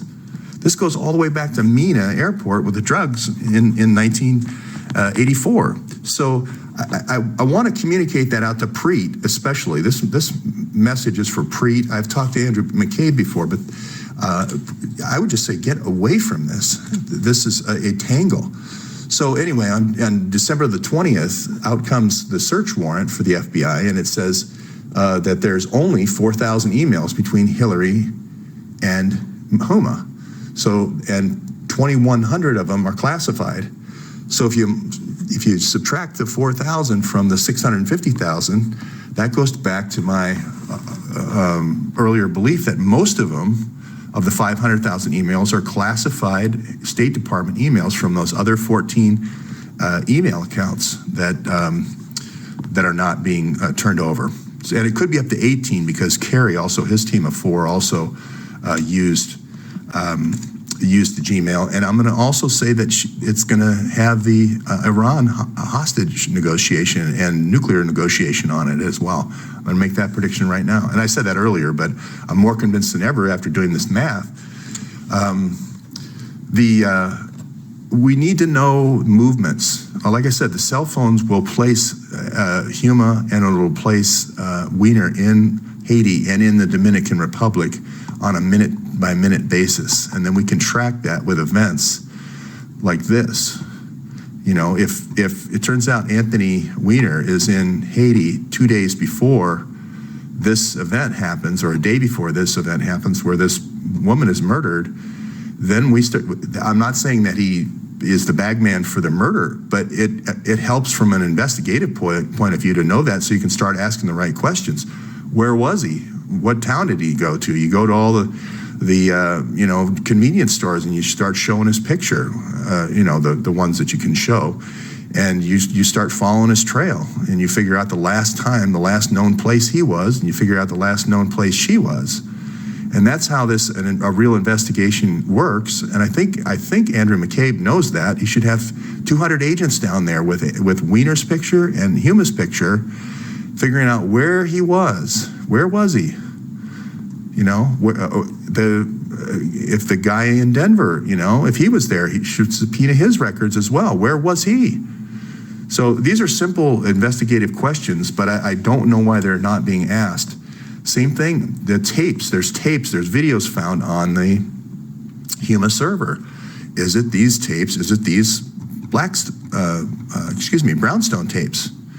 The chief of detectives, going back a couple of slides, said there was a file called XXX with the sex tapes. So it's not me talking, it's the chief of police of New York. So here again, I'm going to end on this slide. Publish the 650,000 emails. Forget about this 5 years to process. At least publish the metadata immediately to have any credibility left over. Recuse yourself on this. Return the $675,000 to the Clinton Foundation. We'll forget all about that. Open the Miami office's files up for the Haiti investigation. Remove the redactions from all the quid pro quos over the last 20 years with the State Department, and come up with the evidence. Turn over the evidence that you have, the thumb drives and the laptop. And we could forget about all this stuff. So I'll end it right there.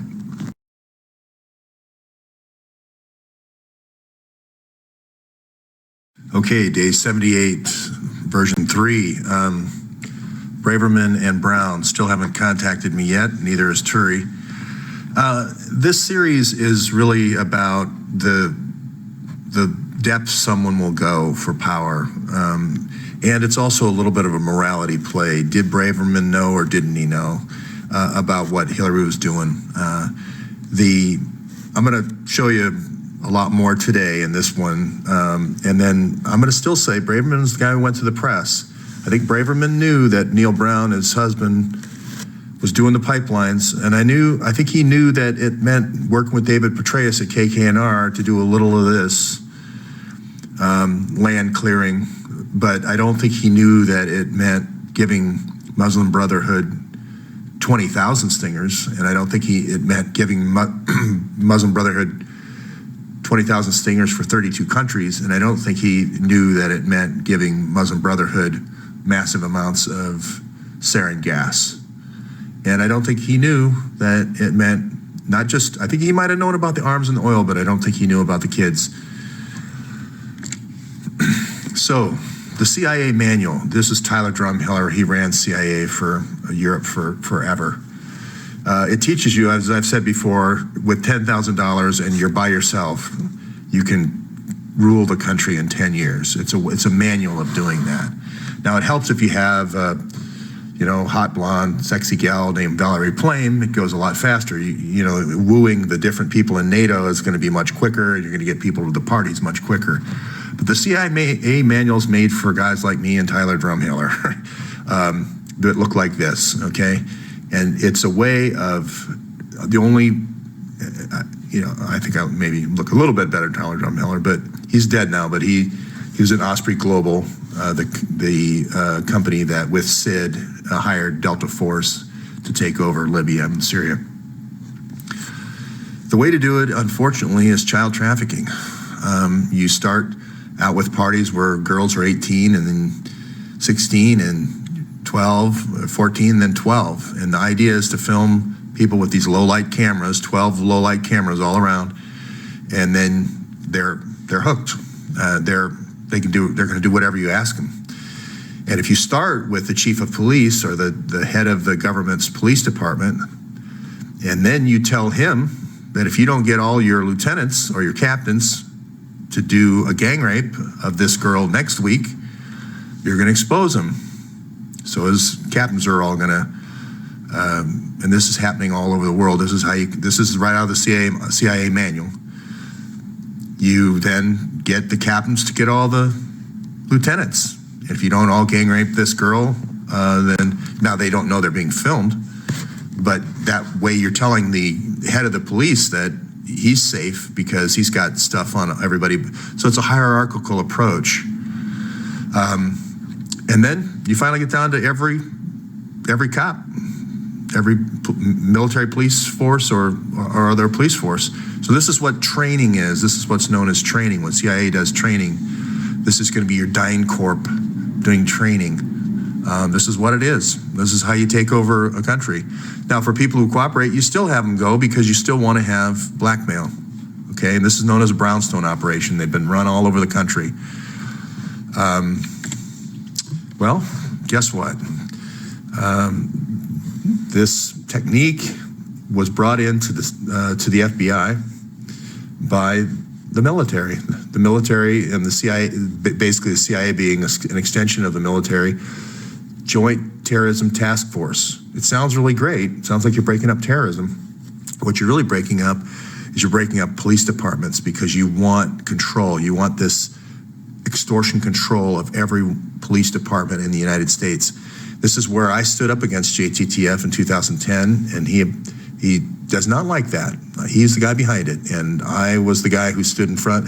And it was for a Muslim kid, by the way, 17-year-old Muslim kid. So you might have heard my previous tapes about my feelings about the middle of Israel, but I stood up for a Muslim kid, 17-year-old, that he used 3 different informants. One of them was his college roommate to try to get him to build a bomb. He never saw the bomb parts. They built the bomb for him, and all he did was press a cell phone. He's doing 30 years right now. This is also an interesting case because it was the first time the Snowden's warrantless PRISM was used, and it was upheld by the judge, unfortunately. But that was challenged. But if you use this system of control, JTTF, it's a control mechanism. It's a way of breaking up, and you basically infiltrate the whole police department, just like I said, then you're in control. Anything that happens, you basically pick up the phone and say, hey, Chief, I got a tape right here. And you put it all in an archive, and you can now control the United States. And this is, as I said before, many videos before, this is the control mechanism of local law enforcement, state law enforcement as well as other federal enforcement agencies, JTTF. So do I have any proof of that? Well, here's a gal, Jessa Dillow Crisp, okay? Sex trafficking survivor. This is Denver again, at this school, near the school. Police were among hundreds of abusers, okay? She also says, if you watch the link below, that she watched a friend of hers, she's a very beautiful young lady, she watched a friend of hers be killed right in front of her eyes. Don't know if it's going to be Lauren Johnson or not. or some other girl. But anyway, if you watch this tape, you'll know this girl isn't lying. This girl was in 2 sex rings. They let her out after the Vancouver Olympics, and then she was brought back in a second time. Now, she's being raped by gangs of police officers. Now, what would make a police officer do that? How could you make a police officer rape this girl? There's only one way. It's if your captain says, if you don't do it, you're out. And your 12 other guys in your squad say the same thing. That's the only way you could make that sort of thing happen. And you know what? Before it's all said and done, we're going to get around to lacrosse players too. Just letting that, they can do video depositions too. So anyway, that's just a little fun fact for everybody to think about. That can happen in Denver. It can happen in Duke. It happen all over. So when people turn up dead, that's where you have to investigate, Mr. McCabe. You need to send 200 agents to Haiti. You don't need to send 200 agents to Iraq. Okay, so she's dead. We've got Anthony Weiner down there in Haiti. We've got Huma down there in Haiti, Dominican Republic. We've got Hillary down there in Punta Cana. We've got Kissinger down there in Punta Cana. Time to investigate, time to collect evidence, time to get cell phones and cell phone records and figure out exactly where everybody was, and hotel records, and figure where they stayed the night, who they talked to. Okay, and start, Mississippi burning, they sent down 200 agents, okay, to fill a theater. That's what we need now. Microfinancing, Carlos Slim, the Lebanese connection, bringing over the girls for the prostitution, trafficking. This is a system. This system right here, they're going to say, well, it was for national security. The reason why we taught all these different countries in South America how to blackmail the police departments is the CIA needed control. Okay, this is an unethical methodology of trying of gaining human capital, using human bait to gain control of countries. And it's not, it has to be stopped. This is not the United States of America. We're better than this. So, you must publish the emails, 650,000 emails. I said in an earlier one today video that there's 500,000 state emails. There's probably more like 645,000 because there's only 4,000 Huma to Hillary emails. But I'm guessing somewhere in there. And yoga could be a code word. Yoga could be, she might have not been lying that yoga is a way of saying, very violent sex where people are engaged so violently that it's like yoga, right? Marriage, Chelsea's marriage, it's all about marriage planning. Well, that could be child trafficking, getting these kids from up in Syria down to the oil sheikhs in the Middle East. It could be getting the Haiti kids over to African princes. So she might be right. It might all be about yoga and marriage. It's just yoga and marriage mean two different things. My advice to Preet is, your Southern District of New York, it's a very storied position. There's a lot of responsibility. People are going to be looking to you to do the right thing. They're going to be looking to you for justice. They're not looking to you for, somebody making, an insider trade and made, $1,000. They're looking for you to do this. They're looking for you to break up crime rings that are worldwide crime rings. So, I know I always end on this slide, but if you just remind yourself of the practices that have gone on, no grand juries, no subpoenas, no court orders, immunity for the conspirators, letting the conspirators all interview together, and I'll add no videotape, no interviewing under oath, no follow-up. For instance, I'll give you an example of no follow-up. Huma says, oh yeah, I sent these emails to Anthony Weiner, and then they didn't even do a follow-up with Anthony Weiner.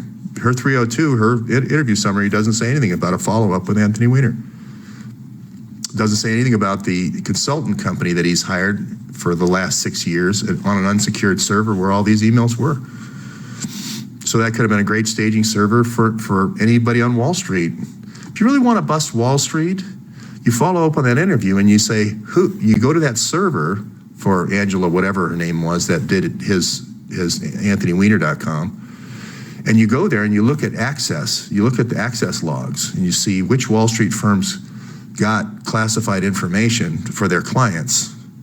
That's what you do if you're running an investigation, okay? So I'm gonna just leave it at that.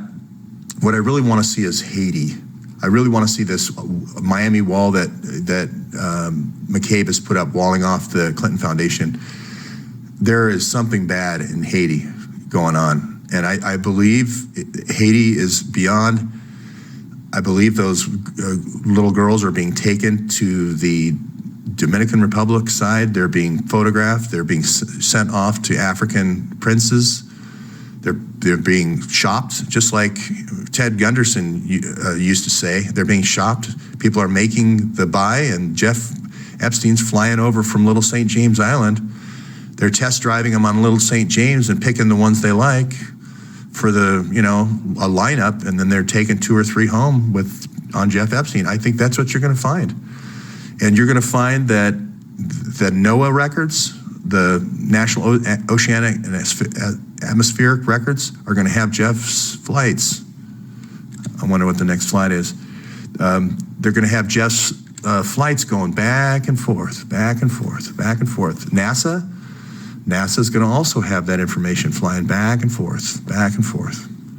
And by chasing his tail number, you're going to know where all the girls went. All of them.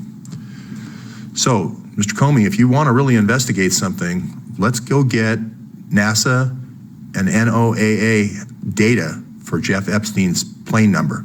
We already know there's a case in Florida where there's 40 plaintiffs, 40 women that we know of. So it's a criminal. It's not a fishing expedition. There's a smoking gun. It's not a smoking gun. He's convicted.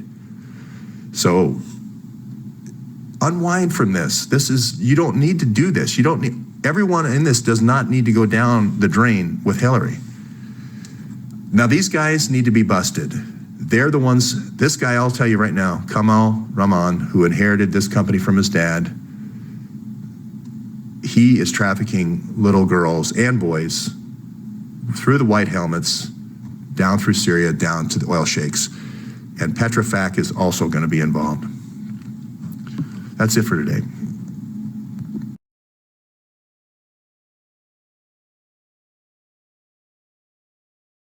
Okay, day 79, no Braverman. There is a little bit of messaging from Brown. I was able to talk to a friend of his and see some text messages from him. And as well as he posted something on his Facebook about a weapons of mass destruction thing that Richard Lugar did 25 years ago, of all things. So Brown, being on the Senate Foreign Relations Committee, is very up on all kinds of activities in the Senate around armed action, especially armed action around pipelines, as I've always said. So, and that's been ever since he had met Eric Braverman all the way back to 2010. So Neil Brown alive, he hasn't said anything about Eric Braverman yet. So we're on that story. If you want to hear a radio version of that and just kind of to catch up to speed, I did Richie Allen's show yesterday. He's a well-known in England with David Icke. They're kind of partners on this radio show, and that's in the, you'll find that in the notes. It's a good introduction to all this. The key question goes again, is when Braverman said follow the money, he knew about the arms and the oil because he's married to Neil Brown, and he's in the Senate every day. But did he know about the kids? That's the key question. We asked before if he knew about the stingers and he knew about the sarin gas. I could see him not knowing about those things. And it all comes down to these hidden donors, these 1,100 hidden donors. Did he know that the arms and oil deals were the hidden donors? And did he know the kids deals were the hidden donors? So that's the question. I want to say something about brownstone operations. You've heard me mention this before. This is the CIA chief, Drumheller in Europe. Valerie Plame worked for him and kind of set up this kind of network of brownstone operations in Europe for Tyler Drumheller. So this is something that's been a part of CIA operations since 1947, since they started the CIA. Now, he also was a member of Osprey Global that Sid Blumenthal used and hired David Grange, General Grange, who runs Delta Force, that toppled Gaddafi. So it's all linked. This is all linked through Libya and so forth. So I mentioned that Jeffrey Epstein was that guy who was running their brownstone operations in the North America, Central America type region. So you got Drumheller doing it in Europe, you've got Jeffrey Epstein doing it over here, and Little St. James Island off of Puerto Rico. Now, this lady here, young lady, Conchita Sarnoff, a very good author, excellent author actually, has spent an incredible amount of time researching this case. It's an 11-year case that he's been involved in, this federal case. And she's also a reporter in the sense that she's following these two Florida cases. They're still active cases against Jeffrey Epstein. One is for the 40 girls. They're all under 16. And then there's one in New York. Now, I mentioned before that there was, I thought, over 100 kids, not just 40, but 40 were in the plaintiff when they sued again, when they find out how light of a sentence he got. And it turned out that one of the gals who bring in the case is Jane Doe 102. So usually, they number Jane Does 1, 2, 3, and so I believe there was up to 100 Jane Does in that case.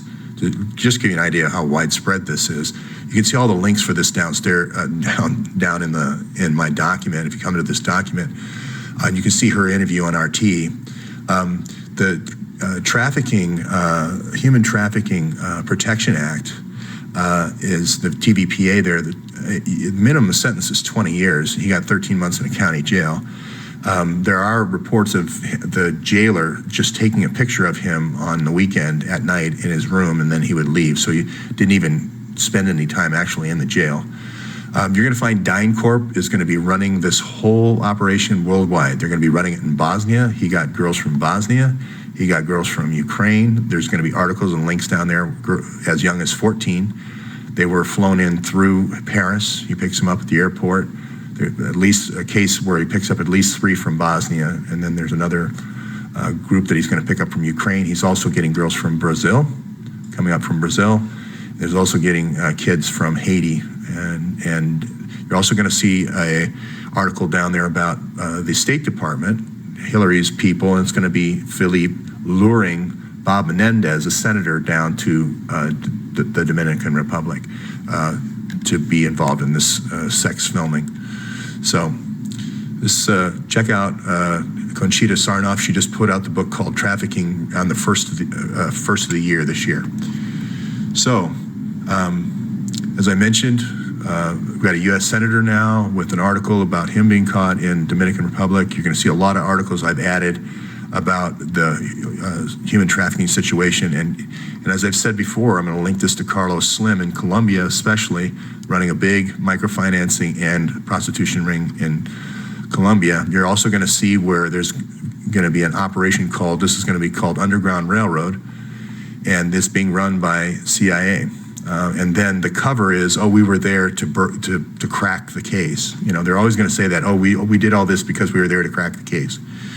So, and again, Monica Peterson, all over the case, great researcher from the University of Denver. As I've said many times in the past, but I'll say it again, this Philippe Reines is going to be the guy who sets up these parties for Epstein. And he's also going to be the guy at the NATO C3 parties and the CENTCOM parties he's going to be setting up all these parties for Epstein. And as I mentioned before, he's in this group called Beacon Global.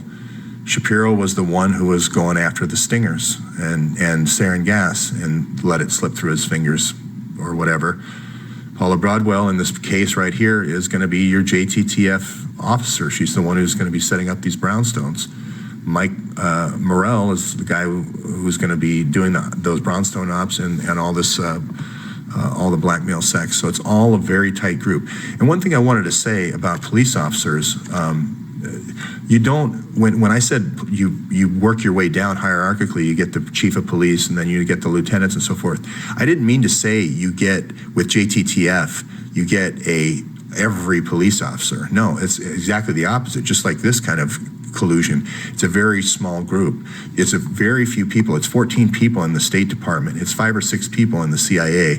It's 2 or 3 guys who are willing to fly drugs in on their helicopters. This is the flight log of where Jeffrey Epstein crashed his helicopter, and that's a DynCorp helicopter. So when I said this about JTTF and this school here that's training people how to set up these brownstones and so forth, I wasn't saying that every police officer in America is part of a gang rape. You only need a team of about 8 people on any given major police force. They meet after hours in plain clothes. They do the operations. They mainly watch informants. And they're there just in case something goes wrong. So, as I said, the federal government has shifted from it. It's not really the federal government that shifted to entrapment and asset forfeiture. It's the CIA through the JTTF infiltrating into the FBI, and then the FBI infiltrating that same. You can find everybody's going to be counterterrorism. Everybody in this group, counterterrorism, and every signed 302 interview, every affidavit, it's always going to be a counterterrorism guy. You go, what is this sex operation? It's counterterrorism? How is that? That's what you're going to find. I'll tell you that right now. Anyway, this is Operation Underground Railroad, and you're going to find these guys, now that the heat's coming on, these guys are going to be saying, oh, we were there to try to break up the ring. So, well, you ran the ring for 20 years. Yeah, we really wanted to get a lot of evidence. So that's a story that's coming, believe it or not. It's called Operation Underground Railroad. So again, I say to Preet Bharara, who's the Southern District Attorney of New York, who has a reputation for busting people on Wall Street. Actually, I think these are going to be donations back to Hillary. But don't ignore these 650,000 emails. If 500,000 of them are classified, and she does have a folder like this police chief said that said XXX, and all of Jeffrey Epstein's brownstone operations are in that file of XXX, you don't really want to be defending her. You don't want to be getting in the way of that and defending Anthony Weiner and looking over at Wall Street people who've done, a $10,000 trade, and their brother called them and said, I think this is a good buy. You really do want to spend your time over here because, as I said before, you've got money laundering, you've got child exploitation, you've got sex crimes, you've got pay to play, and you've got obstruction of justice over here. We have the emails. It says she did 6 trips to Epstein's Island. We have the flight logs, of the U.S. Secret Service, and we have the flight logs that said Bill went 20 times. Plus, we have the call records of them being in the Bahamas, Haiti, Dominican Republic, and British Virgin Islands. So we can place the criminal at the scene of the crime. So again, Preet, I think you really need to consider what you're doing. Again, this situation, I always end on this, now there's 18 Gmail accounts. Just publish the 650,000 emails, or at least the unclassified ones, and publish metadata for the classified emails. The 18 accounts now, because Kerry's negotiation team, which I think you're going to see includes Neil Brown, Kerry's negotiation team includes 4 more Gmail accounts, so we're up to 18. Again, this doesn't get any better. It just gets worse. There's more destruction of evidence, more quid pro quo, more bribes, more walling off the Haiti investigation. No grand jury, no subpoenas, no court orders, immunity to all the co-conspirators all in on an initial interview, things the FBI never does. That's the assistant director of the FBI saying that, not me. So that's all for this morning. I'll have more on the developing news later today.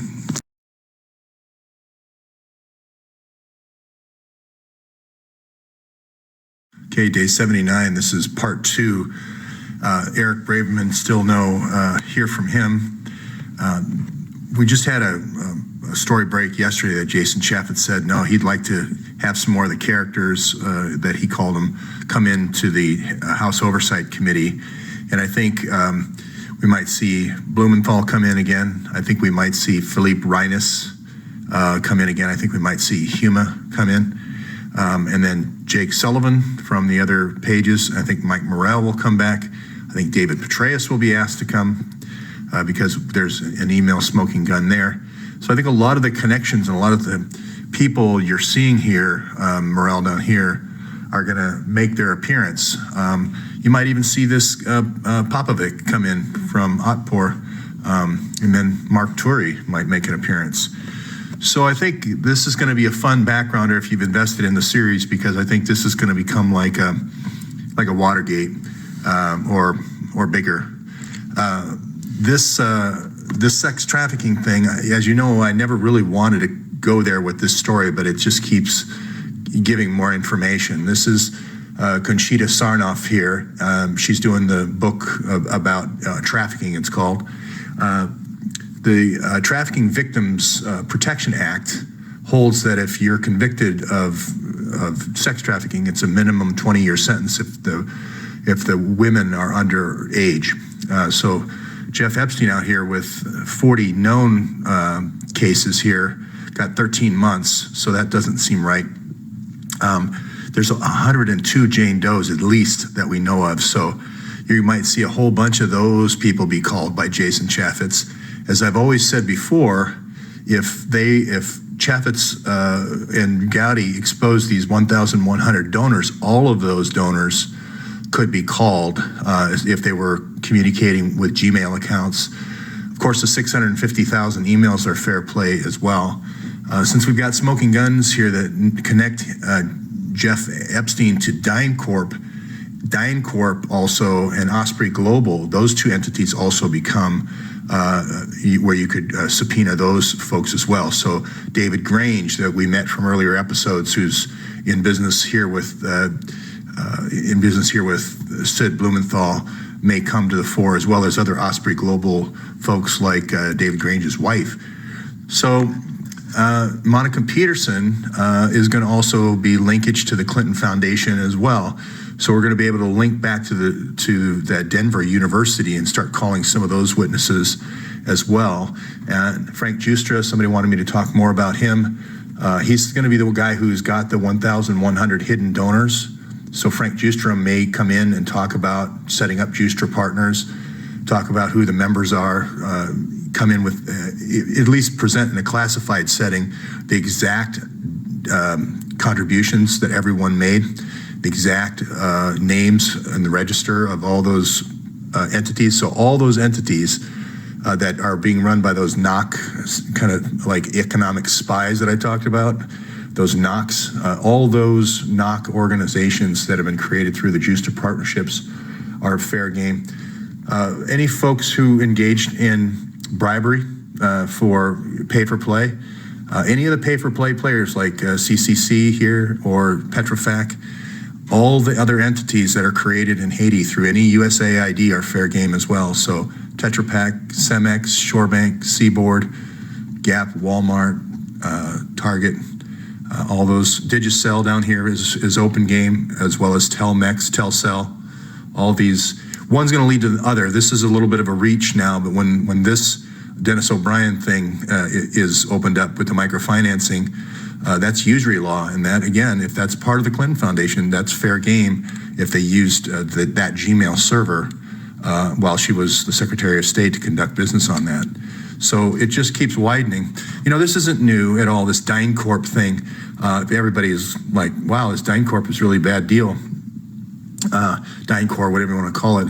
I was just on the Richie Allen show here, but Richie Allen had Cynthia McKinney on about a year ago, and she was in Africa, and she's really an absolutely wonderful person. The first, I think, black representative in Georgia. She's the first Green Party candidate, woman Green Party candidate, and she really talks the talk. She went to Africa. She did all these great things, but back in 2003, as a very brave rep, she asked the Secretary of Defense, Donald Rumsfeld, hey, if DynCorp, or DynCorp, however you want to say it, was caught sex trafficking, why are we still giving them all these government contracts for vaccines? They're the ones that are doing the vaccines.